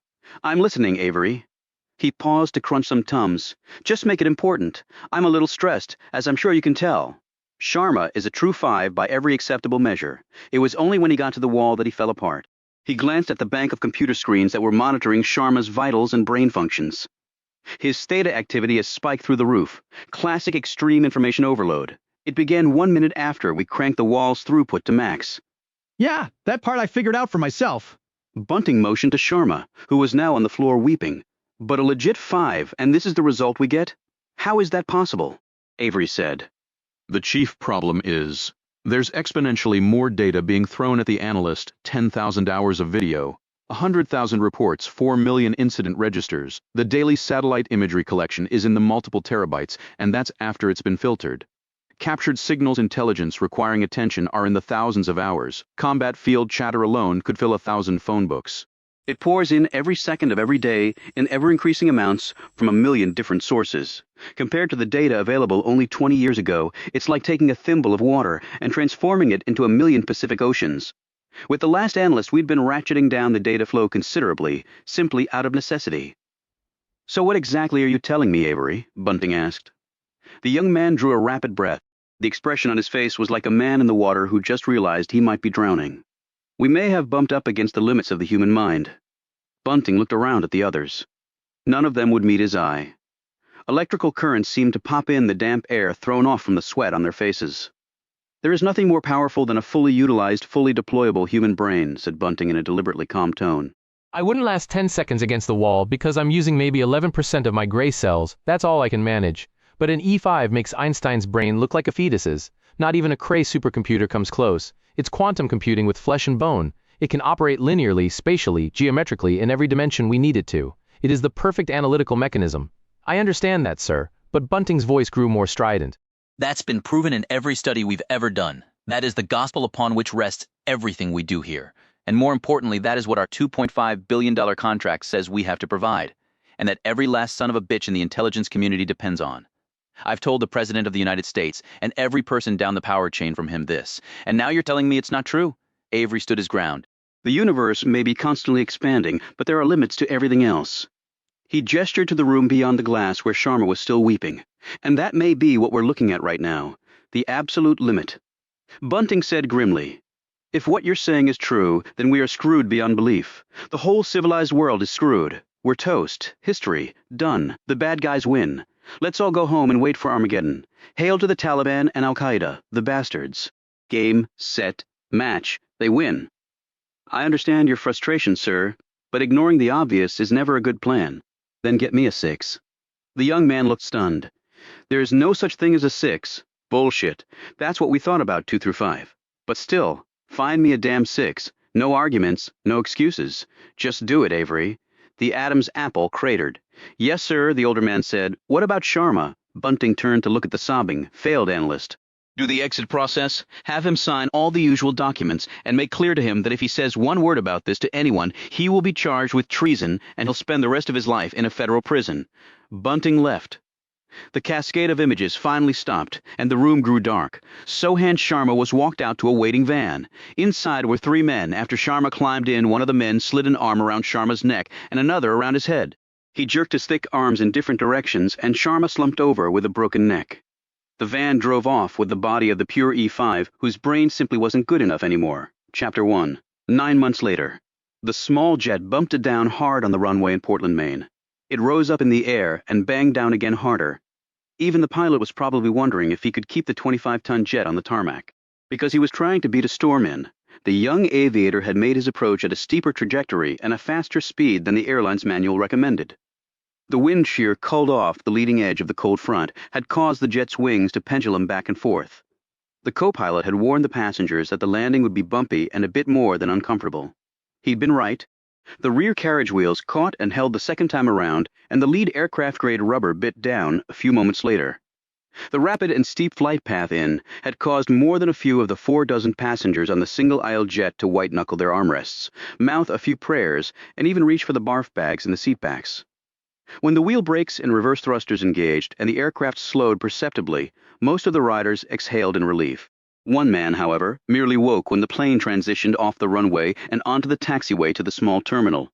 The tall, dark-haired woman sitting next to him idly stared out the window, completely unfazed by the turbulent approach and bouncy touchdown. After they'd arrived at the gate and the pilot shut down the twin GE turbofans, Sean King and Michelle Maxwell rose and grabbed their bags from the overhead.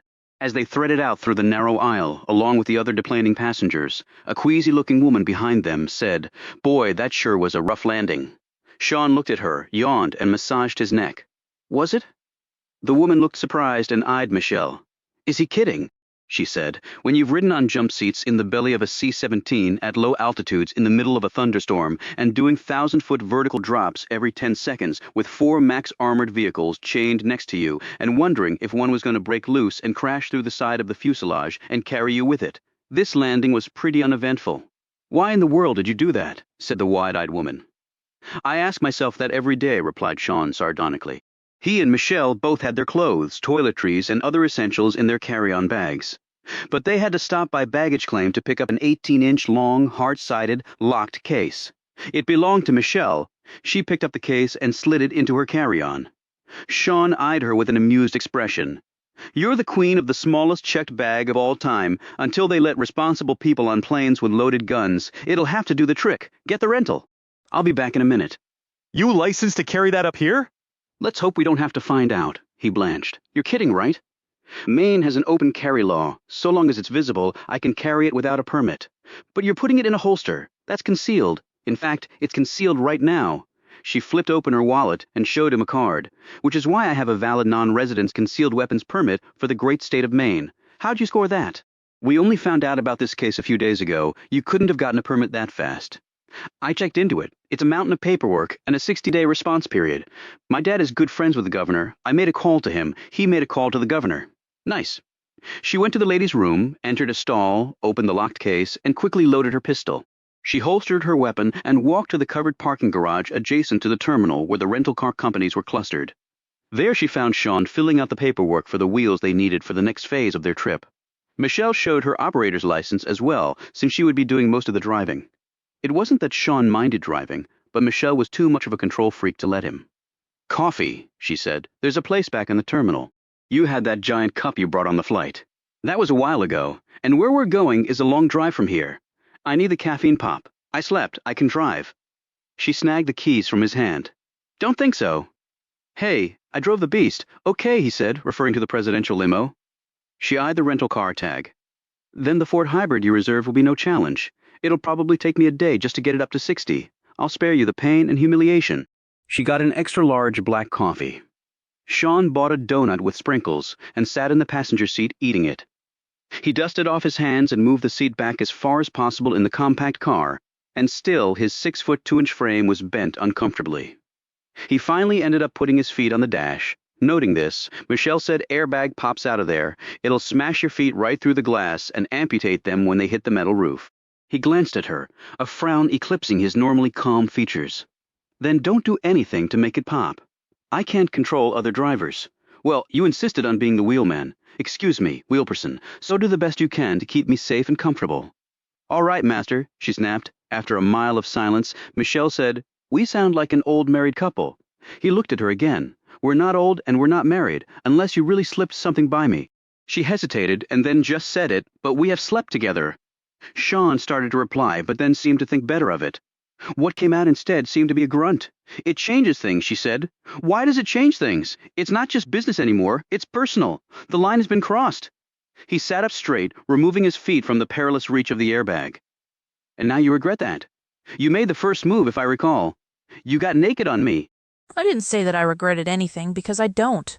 Neither do I. It happened because we obviously both wanted it to happen. Okay, so where does that leave us? He sat back against his seat and stared out the window. I'm not sure. Great, just what I wanted to hear. He looked across at her, noted the tense line of muscle and bone around her jaw. Just because I'm unsure of where to go with all this doesn't lessen or trivialize what happened between us. It's complicated. Right, complicated. That's always the case for the guy. Okay, if it's so simple for the ladies, tell me what you think we should do. When she didn't answer, he said, Should we run off and find a preacher and make it official? She shot him a glance, and the front end of the Ford swerved slightly. Are you serious? Is that what you want? I'm just throwing out ideas, since you don't seem to have any. Do you want to get married? Do you? That would really change things. Yeah, it would. Maybe we should take it slow. Maybe we should. She tapped the steering wheel. Sorry for jumping on you about this. Forget it. And we just got Gabriel squared away with a great family. That was a big change, too. Slow is good right now. We go too fast. Maybe we make a big mistake. Gabriel was an 11-year-old boy from Alabama that Sean and Michelle had taken temporary custody of after his mother was killed. He was currently living with a family whose dad was an FBI agent they knew. The couple was in the process of formally adopting Gabriel. Okay, she replied, and now we have a job to do. Let's focus on that. So that's your priority list? Business trumps personal? Not necessarily, but like you said, it's a long drive. And I want to think about why we're heading to the only federal maximum security institution for the criminally insane in the country to meet with a guy whose life is definitely on the line. We're going because you and his lawyer go way back. That part I get. Did you read up on Edgar Roy? Michelle nodded. Government employee that lived alone in rural Virginia, his life was pretty average until the police discovered the remains of 6 people buried in his barn. Then his life became anything but average. The evidence seems pretty overwhelming, Sean nodded. Roy was found in his barn, shovel in hand, dirt on his pants, with the remains of 6 bodies buried in a hole he was apparently putting the finishing touches to. A little tough to dance around that in court, said Michelle. Too bad Roy's not a politician. Why? Sean smiled. If he were a politician, he could spin that story to say he was actually digging them out of the hole in order to save them, but was too late. They were already dead. And now he's being persecuted for being a good Samaritan. So he was arrested but failed a competency hearing. He was sent to Cutter's Rock. She paused. But why Maine, Virginia didn't have the facilities for him? It was a federal case for some reason that got the FBI involved. When the competency remand comes, it's wherever the feds decide to send you. Some Fed max prison facilities have psych wards, but it was decided that Roy needed something more than that. St. Elizabeth's in D.C. was moved to make way for a new Homeland Security HQ, and its new location was not deemed secure enough, so Cutter's Rock was the only game in town. Why the weird name? It's rocky, and a cutter is a type of ship. Maine is a seafaring state, after all. I forgot you were a nautical guy. She turned on the radio and the heater and shivered. God, it's cold for not being winter yet, she said grumpily. This is Maine. It can be cold any time of the year. Check the latitude. The things one learns in enclosed spaces over long periods of time. Now we do sound like an old married couple. He turned his vent on full blast, zipped up his windbreaker, and closed his eyes. Chapter 2. With Missile's Foot. Typically heavy on the gas. The Ford raced along Interstate 95, past the towns of Yarmouth and Brunswick, and on toward the state capital in Augusta. Once past Augusta, with the next big town coming up being Bangor, Michelle began eyeing the surroundings. There were dense evergreen trees on either side of the highway. A full moon gave the forest a silvery veneer that made Michelle think of wax paper over salad greens. They passed a warning sign for moose crossing the highway. Moose, she said, glancing at Sean. He didn't open his eyes. Maine state animal. You don't want to hit one. They weigh more than this Ford, and they have nasty tempers, kill you in a heartbeat. How do you know? Have you ever encountered one? No, but I'm a big fan of Animal Planet. They drove on for another hour. Michelle continually scanned the area, left to right and back the other way, like human radar. It was a habit so drilled into her that even after being out of the Secret Service, all this time she couldn't shake it. But as a private investigator, maybe she didn't want to shake it. Observations made you forewarned. And being forewarned was never a bad thing, particularly if someone was trying to kill you, which people often seem to want to do to her and Sean. There's something missing here, she said. Sean opened his eyes. Like what, he asked, doing his own quick scan. We're on Interstate 95. Runs from Florida to Maine, long stretch of asphalt, big travel route, pipeline of East Coast vacationers. Right? So we're the only freaking car on it in either direction, and have been for at least a half hour. What? Was there a nuclear war and no one told us? Her finger hit the scan button on the radio. I need news. I need civilization. I need to know we're not the only ones left alive. Will you chill? It's just isolated up here. Interstate or not.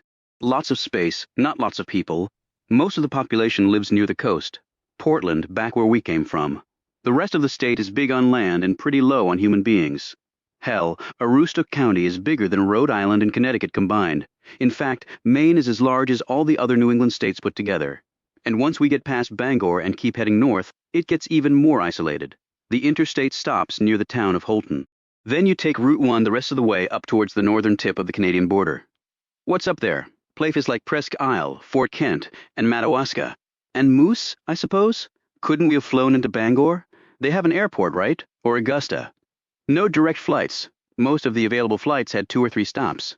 One took us all the way south to Orlando before heading north. We could have flown out of Baltimore, but we'd have to connect through LaGuardia, and that's always dicey, and we would have still had to drive to Baltimore, and 95 can be a nightmare. It's faster and more certain this way. You're just a fountain of useful facts. You've been to Maine much. One of the former presidents I protected has a summer place up here. Bush 41 at Walker's Point. You got it. But that's southern coastal Maine. Kennebunkport. We flew over it going into Portland. Beautiful area. We'd follow Bush in our chase boat. Could never keep up with him. Guy's fearless, has over 2,000 HP, spread over 3 Honda outboards on a 32-footer named the Fidelity. 3-man loved to go full throttle in the open Atlantic in pretty heavy chop. I rode in the tailboat trying to keep up with him. Only time I've ever puked on duty. But that area is not as isolated as this, said Michelle. No, lot more humanity down there. He looked at his watch. And it's late. Most people up here probably rise at dawn to go to work. That means they're probably already in bed, he yawned. Like I wish I was. Michelle checked the GPS. Around Bangor, we get off the interstate and head east to the coast. He nodded. In between the towns of Machias and Eastport, right on the water. Lot of back roads. Not easy to get to, which makes sense because then it's not easy to get away from if a homicidal maniac has managed to escape. Has anyone ever escaped from Cutter's Rock? Not to my knowledge. And if they ever did, they'd have 2 options, the wilderness or the chilly waters of the Gulf of Maine. Neither one is too palatable, and Mainers are hardy folk. Probably not even homicidal maniacs would want to cross them. So we're hooking up with Bergen tonight? Yep, at the inn where we're staying. Sean checked his watch. In about 40 minutes, then we see Roy at 10 tomorrow morning. So how do you know Bergen again? He was my law professor at UVA. Great guy. Was in private practice before he started teaching. Few years after I graduated, he hung his shingle back out. Defense lawyer obviously has an office in Charlottesville. How'd he end up repping a psycho like Edgar Roy? He specializes in hopeless cases, I guess. But he's a first-rate attorney. I don't know what his connection is to Roy. I'm assuming he'll fill us in on that, too. And you never did elaborate on why Bergen engaged us? I didn't elaborate because I'm not quite sure. He called, said he was making headway in Roy's case and needed some investigation done by people he could trust in preparation for taking the case to trial. What sort of headway? From my reading of the case, they're only waiting for him to get his mind back so they can convict him and then execute him. I don't profess to understand what Bergen's theory is. He didn't want to discuss it on the phone. Michelle shrugged. I guess we'll find out soon enough. They left the interstate, and Michelle steered the Ford east along increasingly poor and windy surface roads. As they neared the ocean waters, the briny smell invaded the car. Fishy, my favorite, she said sarcastically. Get used to that smell. It'll be everywhere up here. She calculated they were about 30 minutes from their destination, along a particularly lonely patch of road when the silvery night was broken by another set of car lights. Only they weren't on the road. They were on the shoulder. Michelle automatically slowed as Sean rolled down his window for a better look. Flashers, he said.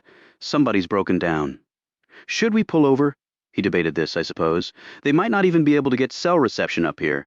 He poked his head out for a better look. Looks like a Buick. I doubt someone would use a Buick to lure unsuspecting motorists into a trap. Michelle touched the gun in its holster. I doubt we qualify as unsuspecting motorists. She slowed the Ford and pulled in behind the other car. The hazard lights blinked off and on, off and on. In the vastness of coastal Maine, it looked like a small conflagration in the limbo of fits and starts. Somebody's in the driver's seat, noted Michelle as she put the Ford in park. Only person I can see. Then they might be worried about us. I'll get out and put them at ease. I've got your back in case someone's hiding in the floorboard and they don't want to be put at ease. He swung his long legs out and approached the car slowly from the passenger side. His feet crunched over the sparse shoulder gravel. His breath came out as puffs of smoke in the chilled air. From somewhere among the trees, he heard an animal's call and briefly wondered if it was a moose. Animal Planet hadn't been clear on what a moose actually sounded like. And Sean had no interest in finding out for himself. He called out, "Do you need any help?" Blink, blink of the hazard lights. No response. He looked down at his cell phone clutched in his hand. He had reception bars. "Are you broken down? Do you want us to call a tow truck for you?" Nothing. He reached the car, tapped on the side window. "Hello, you okay?" He saw the silhouette of the driver through the window. "It was a man, sir. You okay?" The guy didn't budge. Sean's next thought was a medical emergency, maybe a heart attack. A marine haze had covered the moonlight. It was so dark inside the car, he couldn't make out many details. He heard a car door open and turned back to see Michelle climb out of their ride, her hand on the butt of her weapon. She glanced at him for communication. "I think the guy's in medical distress." She nodded and moved forward, her boots making clicks on the asphalt. Sean eased around to the driver's side and tapped on the window. In the darkness, all he could see was the man's outline. The red light from the flashers lit the interior of the car, casting the surroundings into a bright crimson before going dark again, like the car was heating up 1 second and going cool the next. But it didn't help Sean see inside the car. It only made it more difficult. He tapped on the glass once more. "Sir, are you all right?" He tried the door. It was unlocked. He opened it. The man slumped sideways, held in the car, only by his seat harness. Sean grabbed the man's shoulder and righted him as Michelle rushed forward. "Heart attack?" she said. Sean looked at the man's face. "No," he said firmly. "How do you know?" He used the light from his cell phone to illuminate the single gunshot wound between the man's pupils. There was blood and grayish brain matter all over the car's interior. Michelle drew closer and said, "Contact wound. You can see the gun's muzzle and sight mark burned onto his skin. Don't think a moose did that." Sean said nothing. Check his wallet for some ID. "Don't have to." "Why not?" she asked. "Because I know him," replied Sean. "What? Who is he?" "Ted Bergen, my old professor and Edgar Roy's lawyer, one summer." Chapter 1. Jack Armstrong sat up in the second-hand hospital bed that had been wedged into a corner of the den in his home in Cleveland. A father at 19, he and his wife, Lizzie, had conceived their second child when he'd been home on leave from the Army. Jack had been in the military for 5 years when the war in the Middle East started. He'd survived his first tour in Afghanistan and earned a Purple Heart for taking one in the arm. After that, he'd weathered several tours of duty in Iraq, one of which included the destruction of his Humvee while he was still inside. That injury had won him his second Purple, and he had a Bronze Star on top of that for rescuing 3 ambushed grunts from his unit and nearly getting killed in the process. After all that, here he was dying fast in his cheaply paneled den in Ohio's Rust Belt. His goal was simple, just hang on until Christmas. He sucked greedily on the oxygen coming from the line in his nose. The converter that stayed in the corner of the adjacent living room was on maximum production. And Jack knew one day soon it would be turned off because he'd be dead. Before Thanksgiving, he was certain he could last another month. Now, Jack was not sure he could make another day, but he would. I have to. In high school, the 6'2", good-looking Jack had varsity, lettered in 3 sports, quarterbacked the football team, and had his pick of the ladies. But from the first time he'd seen Elizabeth Lizzie O'Toole, it was all over for him in the falling in love department. His heart had been won perhaps even before he quite realized it. His mouth curled into a smile at the memory of seeing her for the first time. Her family had come from South Carolina. Jack had often wondered why the O'Tooles had moved to Cleveland, where there was no ocean, a lot less sun, a lot more snow and ice, and not a palm tree in sight. Later he'd learned it was because of a job change for Lizzie's father. She'd come into class that first day, tall, with long auburn hair and vibrant green eyes, her face filled out and lovely. They had started going together in high school and had never been separated since, except long enough for Jack to fight in 2 wars. "Jack! Jack, honey!" Lizzie was crouched down in front of him. In her hand was a syringe. She was still beautiful, though her looks had taken on a fragile edge. There were dark circles under her eyes and recently stamped worry lines on her face. The glow had gone from her skin, and her body was harder, less supple than it had been. Jack was the one dying, but in a way she was too. "It's time for your pain meds." He nodded, and she shot the drugs directly into an access line cut right below his collarbone. That way, the medicine flowed directly into his bloodstream and started working faster. Fast was good when the pain felt like every nerve in his body was being incinerated. After she finished, Lizzie sat and hugged him. The doctors had a long name for what was wrong with him, one that Jack could still not pronounce or even spell. It was rare, they had said, 1 in a million. When he'd asked about his odds of survival, the docs had looked at each other before one finally answered. "There's really nothing we can do. I'm sorry. Do the things you've always wanted to do?" Another had advised him, but never had the chance. "I have 3 kids and a mortgage." Jack had shot back, still reeling from this sudden death sentence. "I don't have the luxury of filling out some end-of-life bucket list. How long?"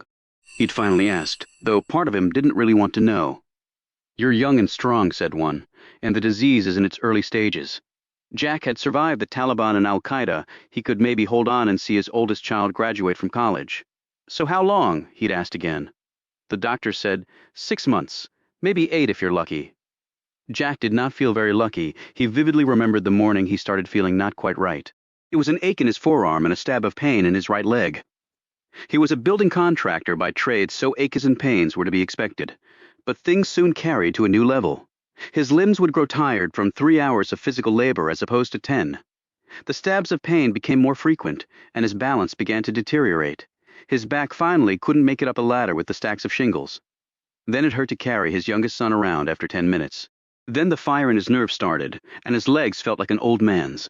And one morning, he woke up and his lungs were like balloons filled with water. Everything had accelerated after that, as though his body had just given way to whatever was invading it. His youngest child, Jack Jr., whom everyone called Jackie, toddled in and climbed on his dad's lap, resting his head against his father's sunken chest. Jackie's hair was long and inky black, curled up at the ends. His eyes were the color of toast, his thick eyebrows nearly met in the middle, like a burly woolen thread. Jackie had been their little surprise. Their two other kids were much older. Jack slowly slid his arm around his 2-year-old son.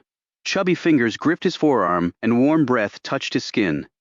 It felt like the pierce of needles, but Jack simply gritted his teeth and didn't move his arm because there wouldn't be many more of these embraces.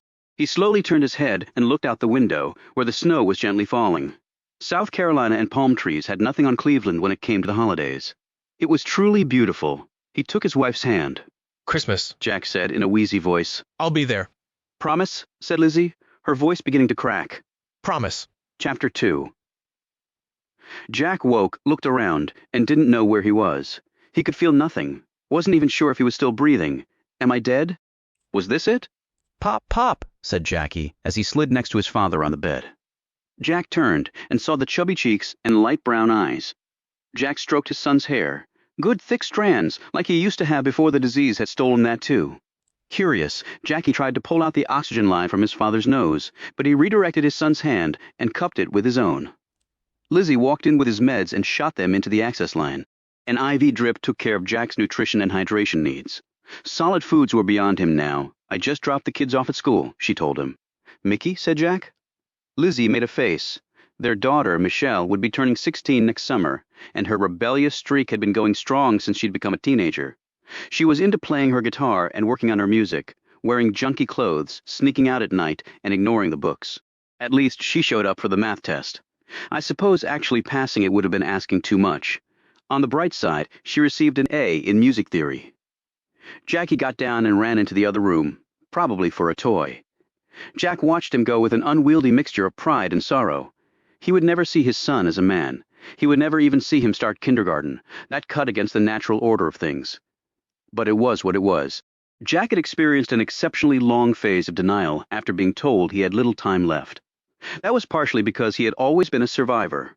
A rocky childhood and 2 wars had not done him in, so he had initially felt confident that despite the doctor's fatal verdict, his disease was beatable. As time went by, however, and his body continued to fail, it had become clear that this battle was not winnable.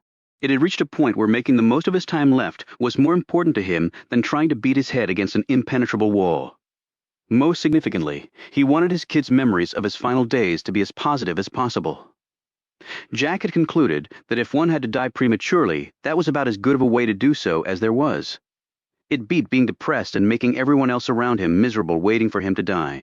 Before he'd gotten sick, Jack had talked to his daughter many times about making good life choices, about the importance of school, but nothing seemed to make a difference to the young woman. There was a clear disconnect now between father and daughter. When she'd been a little girl, Mickey had unconditionally loved her dad, wanted to be around him all the time. Now he rarely saw her. To her, it seemed to Jack, he might as well have been already dead. Mickey seems a little lost around me, he said slowly. Lizzie sat next to him, held his hand. She's scared and confused, honey. Some of it has to do with her age. Most of it has to do with me. Jack couldn't look at her when he made this admission. She and I have talked about it. Well, I talked and she didn't say much. She's a smart kid, but she really doesn't understand why this is happening, Jack, and her defense mechanism is to just detach herself from it. It's not the healthiest way to cope with things, though. But I can understand it, said Jack. She looked at him. Because of your dad? He nodded and rubbed her hand with his fingers, his eyes moistening as he remembered his father's painful death. He took several long pulls on the oxygen. If I could change things, I would, Lizzie. You know that. She rested her body next to his, wrapped her arms around his shoulders, and kissed him. When she spoke, her voice was husky and seemed right on the edge of breaking. Jack, this is hard on everyone, but it's hardest on you. You have been so brave, no one could have handled. She couldn't continue. Lizzie laid her head next to his and wept softly. Jack held her with what little strength he had left. I love you, Lizzie. No matter what happens, no disease will ever change that. He'd been sleeping in the hospital bed because he couldn't make it up the stairs to their bedroom even with assistance. He'd fought against that the hardest, because as his life dwindled away, he had desperately wanted to feel Lizzie's warm body against his. It was another piece of his life taken away, like he was being dismantled brick by brick. And I am, brick by brick. After a few minutes, she composed herself and wiped her eyes. Corey is playing the Grinch in the class play at the school on Christmas Eve, remember? Jack nodded. I remember. I'll film it for you. Corey was the middle child, 12 years old, and the ham in the family. Jack smiled and said, Grinch. Lizzie smiled, then said, I've got a conference call in an hour, and then I'll be in the kitchen working after I give Jackie his breakfast. She'd become a telecommuter when Jack had become ill. When she had to go out, a neighbor would come over, or Lizzie's parents would stop by to help. After Lizzie left, Jack sat up, slowly reached under the pillow, and pulled out the calendar and pen. He looked at the dates in December, all of which had been crossed out up to December 20th. Over 3 decades of life, marriage, fatherhood, defending his country, and working hard. It had come down to him marking off the few days left. He looked out the window and to the street beyond. The snow had stopped, but he'd heard on the news that another wintry blast was expected, with more ice than snow. There was a knock at the door, and a few moments later Sammy Duval appeared. He was in his early 60s with longish salt and pepper hair and a trim beard. Sammy was as tall as Jack, but leaner though, his arms and shoulders bulged with muscles from all the manual labor he'd done. He was far stronger than most men half his age and tougher than anyone Jack had ever met. He'd spent 20 years in the military and fought in Vietnam and done some things after that around the world that he never talked about. A first-rate, self-taught carpenter and all-around handyman. Sammy was the reason Jack had joined the service. After Jack left the Army, he and Sammy had started the contracting business.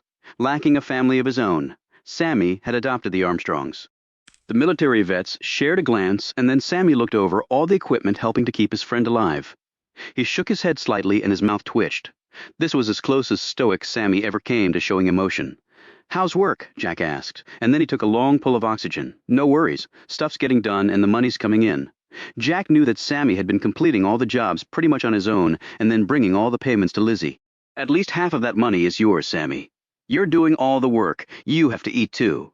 I got my Uncle Sam pension, and it's more than I need. That changes. I'll let you know. Sammy lived in a converted one-car garage with his enormous Bernese mountain dog, Sam Jr. His needs were simple, his wants apparently non-existent. Sammy combed Jack's hair and even gave him a shave. Then the friends talked for a while. At least Sammy said a few words and Jack listened.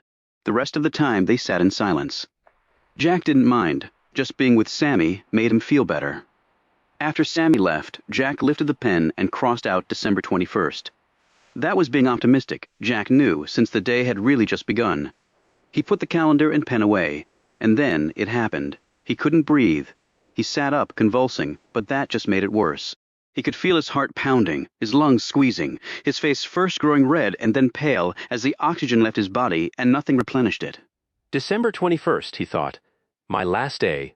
Pop, pop. Jack looked up to see his son holding the end of the oxygen line that attached to the converter. He held it up higher, as though he were giving it back to his dad. Jackie! A horrified Lizzie appeared in the doorway, snatched the line from her son's hand, and rushed out to reattach the oxygen line to the converter. A few moments later, the oxygen started to flow into the line, and Jack fell back on the bed, breathing hard, trying to fill his lungs. Lizzie raced back in the room and was by his side in an instant. Oh my God, Jack! Oh my God, her whole body was trembling. He held up his hand to show he was okay. Lizzie whirled around and snapped. That was bad, Jackie! Bad! Jackie's face crumbled, and he started to bawl. She snatched up Jackie and carried him out. The little boy was struggling to free himself, staring at Jack over her shoulder, reaching his arms out to his father. His son's look was pleading. Pop, pop, wailed Jackie. The tears trickled down Jack's face as his son's cries faded away. But then Jack heard Lizzie sobbing and pictured her crying her heart out and wondering what the hell she'd done to deserve all this. Sometimes, Jack thought, living was far harder than dying. Chapter 3. Jack awoke from a nap. Late the next day in time to see his daughter opening the front door, guitar case in hand.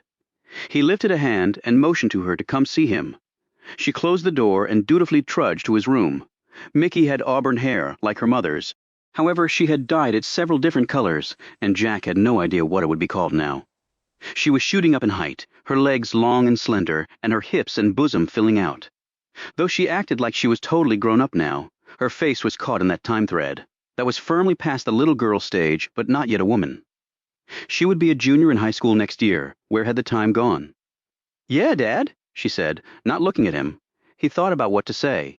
In truth, they didn't have much to talk about. Even when he'd been healthy, their lives had taken separate paths.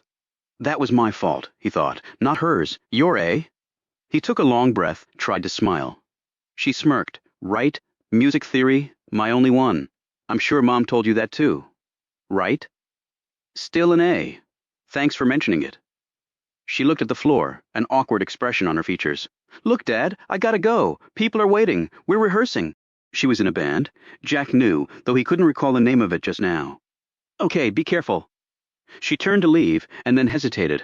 Her fingers fiddled with the guitar case handle. She glanced back, but still didn't meet his gaze. Just so you know, I duct-taped your oxygen line onto the converter so it can't be pulled off again. Jackie didn't know what he was doing. Mom didn't have to give him such a hard time. Jack gathered more oxygen and said thanks. A part of him wanted her to look at him, and another part of him didn't. He didn't want to see pity in her eyes.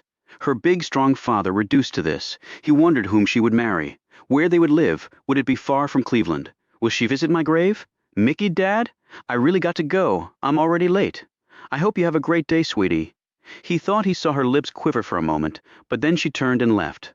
A few moments later, the front door closed behind her. He peered out the window. She hopped across the snow and climbed into a car that one of her guy friends was driving. Jack had never felt more disconnected from life. After dinner that night, Corey, in full costume, performed his Grinch role for his father. Corey was a chunky 12-year-old, though his long feet and lanky limbs promised height later. His hair was a mop of brown cowlicks, the same look Jack had had at that age. Lizzie's parents had come over for dinner and to watch the show, and had brought Lizzie's grandmother. Cecilia was a stylish lady in her 80s who used a walker and had her own portable oxygen tank. She'd grown up and lived most of her life in South Carolina. She'd come to live with her daughter in Cleveland after her husband died and her health started failing. Her laugh was infectious and her speech was mellifluous, like water trickling over smooth rocks. Cecilia joked that Jack and she should start their own oxygen business since they had so much of the stuff. She was dying too, only not quite as fast as Jack. This probably would also be her last Christmas, but she had lived a good long life and had apparently made peace with her fate. She was uniformly upbeat, talking about her life in the South, the tea parties and the debutante balls, sneaking smokes and drinking hooch behind the local Baptist church at night. Yet every once in a while Jack would catch her staring at him, and he could sense the sadness the old lady held in her heart for his plight. After Corey finished his performance, Cecilia leaned down and whispered into Jack's ear. It's Christmas, the time of miracles. This was not the first time she'd said this. Yet for some reason Jack's spirits sparked for a moment, but then the doctor's pronouncement sobered this feeling. 6 months, 8, if you're lucky. Science, it seemed, always trumped hope. At 11 o'clock he heard the front door open, and Mickey slipped in. Jack thought he saw her glance his way, but she didn't come into the den. When Jack was healthy, they had kept a strict watch over her comings and goings, and for months after he'd become ill, Lizzie had kept up that vigil. Now she barely had time to shower or snatch a meal, and Mickey had taken advantage of this lack of oversight to do as she pleased. When everyone was asleep, Jack reached under his pillow and took out his pen. This time he wasn't crossing off dates on a calendar. He took out the piece of paper and carefully unfolded it. He spread it out on a book he kept next to the bed. Pen poised over the paper, he began to write. It took him a long time, at least an hour to write less than 1 page. His handwriting was poor because he was so weak, but his thoughts were clear. Eventually there would be 7 of these letters, 1 for each day of the last week of his life, the date neatly printed at the top of the page, or as neatly as Jack's trembling hand could manage. Each letter began with Dear Lizzie and ended with Love, Jack. In the body of the letter he did his best to convey to his wife all that he felt for her, that though he would no longer be alive, he would always be there for her. These letters, he'd come to realize, were the most important thing he would ever do in his life, and he labored to make sure every word was the right one. Finished, he put the letter in an envelope, marked it with a number, and slipped it in the nightstand next to his bed. He would write the 7th and last letter on Christmas Eve, after everyone had gone to bed. Jack turned his head and looked out the window. Even in the darkness he could see the snow coming down hard. He now knew how a condemned man felt, though he had committed no crime. The time left to him was precious. He did not intend to waste a second of it. Chapter 4. Jack. Marked off December 24th on his calendar. He had 1 letter left to write. It would go into the drawer with the number 7 written on the envelope. After he was gone, Lizzie would read them, and Jack hoped they would provide some comfort to her. Indeed, writing them had provided some comfort for Jack. It made him focus on what was actually important in life. Jack's mother-in-law, Bonnie, had stayed with him while the rest of the family went to see Corey in the school play. Lizzie had put her foot down and made Mickey go as well. Bonnie had made a cup of tea and had settled herself down with a book, while Jack was perched in a chair by the window waiting for the van to pull up with Lizzie and the others. Sammy came by, stomping snow off his boots and tugging off his knit cap to let his long, shaggy hair fall out. He sat next to Jack and handed him a gift. When Jack opened it, he looked up in surprise. It was 5 passes to Disney World, good for the upcoming year. Sammy gripped Jack by the shoulder. "I expect you and the family to get there." Jack glanced over to see Bonnie shaking her head in mild reproach. Bonnie O'Toole was not a woman who believed in miracles, yet Jack knew the man well enough to realize that Sammy fully believed he would use those tickets. He patted Sammy on the arm, smiled, and nodded. After Sammy left, Jack glanced at the tickets. He appreciated his friend's confidence, but Jack was the only one who knew how close he was to the end. He had fought as hard as he could. He didn't want to die and leave his family, but he couldn't live like this either. His mind focused totally on the last letter he would ever compose. He knew when his pen had finished writing the words and the paper was safely in the envelope, he could go peacefully.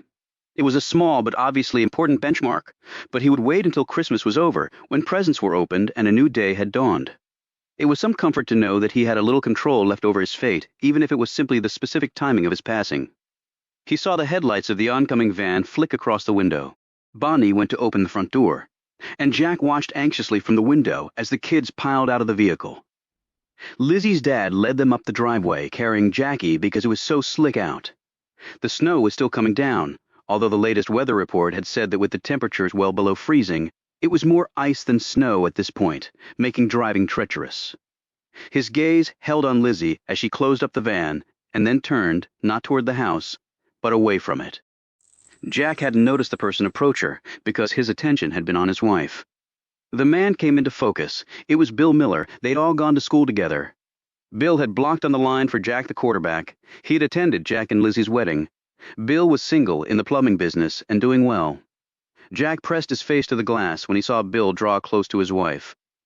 Lizzie slipped her purse over her shoulder and swiped the hair out of her eyes. They were so close to one another, Jack couldn't find even a sliver of darkness between them. His breath was fogging the glass. He was so near it, he watched Bill lean in toward Lizzie. He saw his wife rise up on tiptoe, and then Bill staggered back as Lizzie slapped him across the face. Though he was weak, Jack reared up in his chair as though he wanted to go and defend his wife's honor. Yet there was no need. Bill Miller stumbled off into the darkness as Lizzie turned away and marched toward the house. A minute later he heard Lizzie come in, knocking snow off her boots. Lizzie strode into the den, first pulling off her scarf and then rubbing her hands together because of the cold. Her face was flushed, and she didn't look at him like she normally did. "Time for the presents, then Mom and Dad are going to take off. They'll be back tomorrow, okay, sweetie? It'll be a great day. How's your hand?" She glanced at him. "What?" He pointed to the window. "I think Bill's lucky. He's still conscious. He was also drunk, or I don't think he would have tried that. Idiot." Jack started to say something, but then stopped and looked away. Lizzie quickly picked up on this and sat next to him. "Jack, you don't think that Bill and I—" He gripped her hand. "Of course not. Don't be crazy." He kissed her cheek. "So what then? Something's bothering you. You're young and you have 3 kids. That I get. She attempted a smile that flickered out when she saw the earnest look on his face. You need somebody in your life? I don't want to talk about this. She tried to rise, but he held her back. "Lizzie, look at me. Look at me." She turned to face him, her eyes glimmering with tears. "You will find someone else." "No, you will. I've got a full life. I've got no room for—" "Yes, you do. Do we have to talk about this now? It's Christmas Eve." "I can't be picky about timing, Lizzie," he said, a little out of breath, her face flushed. "I didn't mean that. You look better tonight. Maybe the doctors?" "No, Lizzie." "No," he said firmly. "That can't happen. We're past that stage, honey." He sucked on his air, his gaze resolutely on her. She put a hand to her eyes. "If I think about things like that, then it means I don't want to. You might." He held her. "Things will work out all right. Just take it slow, and be happy." He made her look at him, and he brushed the tears from her eyes. He took a long pull on his oxygen, and managed a grin. "And for God's sake, don't pick Bill." She laughed, and then it turned into a sob as he held her. When they pulled away a few moments later, Lizzie wiped her nose with a tissue and said, "I was actually thinking about next summer, and I wanted to talk to you about it." Jack's heart was buoyed by the fact that she still sought out his opinion. What about it? You'll probably think it's silly. Tell me. I was thinking I would take the kids to the palace. The palace, you haven't been back there since? I know. I just think it's time. It's in bad shape from what I heard. I know it needs a lot of work, but just for one summer it should be fine. I know how hard that was for you. She reached in her pocket and pulled out a photo. She showed it to Jack. Haven't looked at that in years. Do you remember me showing it to you? It was a photo of the O'Tooles when the kids were all little. That's Tilly, next to you, your twin sister. Mom said she never could tell us apart. Jack had to sit back against his pillow and drew several long breaths on his line while Lizzie patiently waited. Finally, he said, "She was 5 when she died?" Almost 6. Meningitis? Nothing the doctors could do. She glanced briefly at Jack and then looked away. Her unspoken thought could have been, just like you. I remember my parents telling me that Tilly had gone to heaven. She smiled at the same time a couple of tears slid down her cheeks.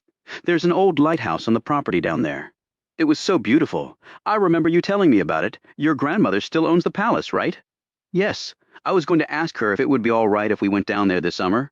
The O'Tooles exchanging the sunny ocean for cold Cleveland. He coughed several times, and Lizzie went to adjust his air level. When she got back, he was breathing easier. She said, "Well, I think leaving the palace was because of me." "What do you mean? I never really told you about this before, and maybe I'd forgotten it myself, but I've been thinking about Tilly lately," she faltered. "Lizzie, please tell me." She turned to face him. "When my parents told me my sister had gone to heaven, I wanted to find her. I didn't really understand that she was dead. I knew that heaven was in the sky, so I started looking for heaven to find Tilly. You were just a little kid. I would go up in the lighthouse, back then it still worked, and I'd look for heaven, for Tilly really, with the help of the light." She paused and let out a little sob. "Never found either one." Jack held her. "It's okay, Lizzie, it's okay," he said softly. She wiped her eyes on his shirt and said, "It became a sort of obsession, I guess. I don't know why. But every day that went by and I couldn't find her, it just hurt so bad, and when I got older, my parents told me that Tilly was dead. Well, it didn't help much." She paused. "I can't believe I never told you all this before, but I guess I was a little ashamed." His wife's distress was taking a toll on Jack. He breathed deeply for several seconds before saying, "You lost your twin? You were just a little kid. By the time we moved to Ohio, I knew I would never find her by looking at the sky. I knew she was gone, and the lighthouse wasn't working anymore anyway. But I think my parents, my mom especially, wanted to get me away from the place. She didn't think it was good for me, but it was just silly. It was what you were feeling, Lizzie." He touched his chest. "Here. I know, so I thought I'd go back there. See the place? Let the kids experience how I grew up." She looked at him. "Great idea," Jack gasped. She rubbed his shoulder. "You might enjoy it too. You could really fix the place up. Even make the lighthouse work again." It was so evident she desperately wanted to believe this could actually happen.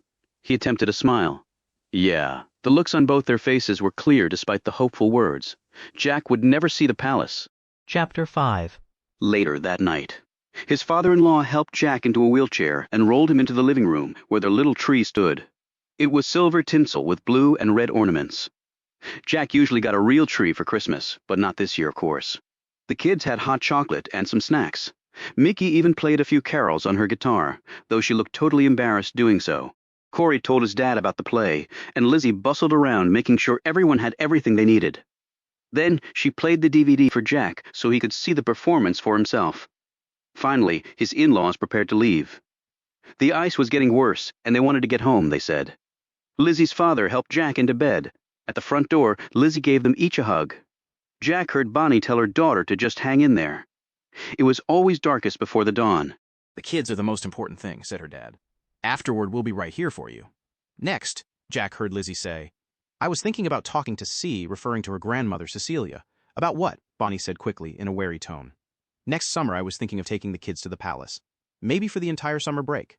I wanted to make sure C would be okay with that." There were a few moments of silence, then Bonnie said, "The palace?"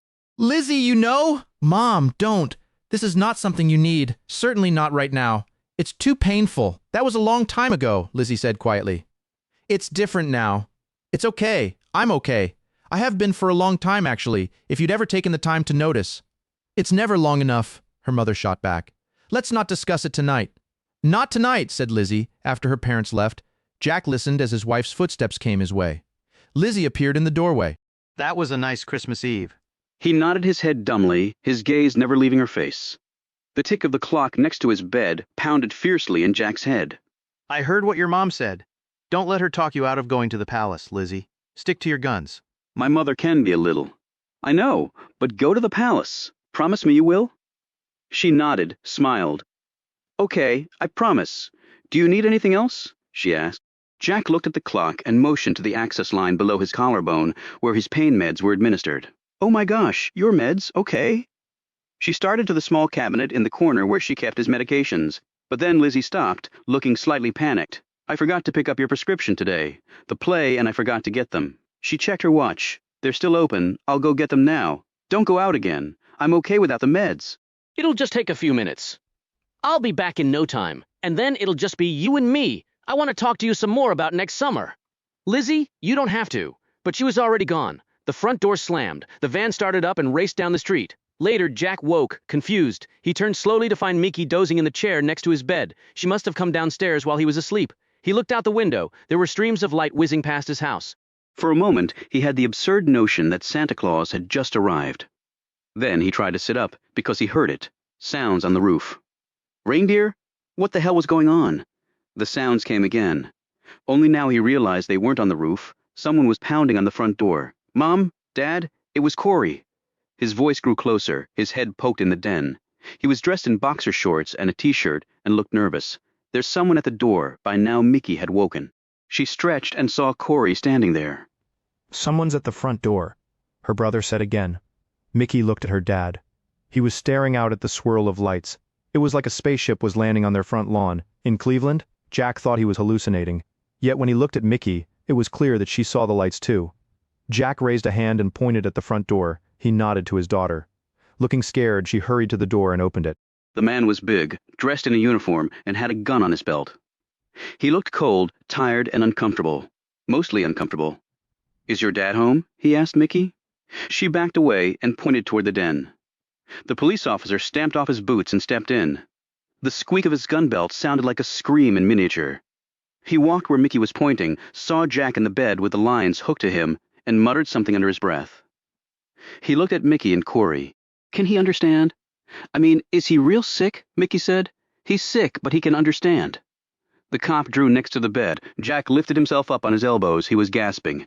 In his anxiety, his withered lungs were demanding so much air the converter couldn't keep up. The officer swallowed hard. Mr. Armstrong? He paused as Jack stared up at him. I'm afraid there's been an accident involving your wife.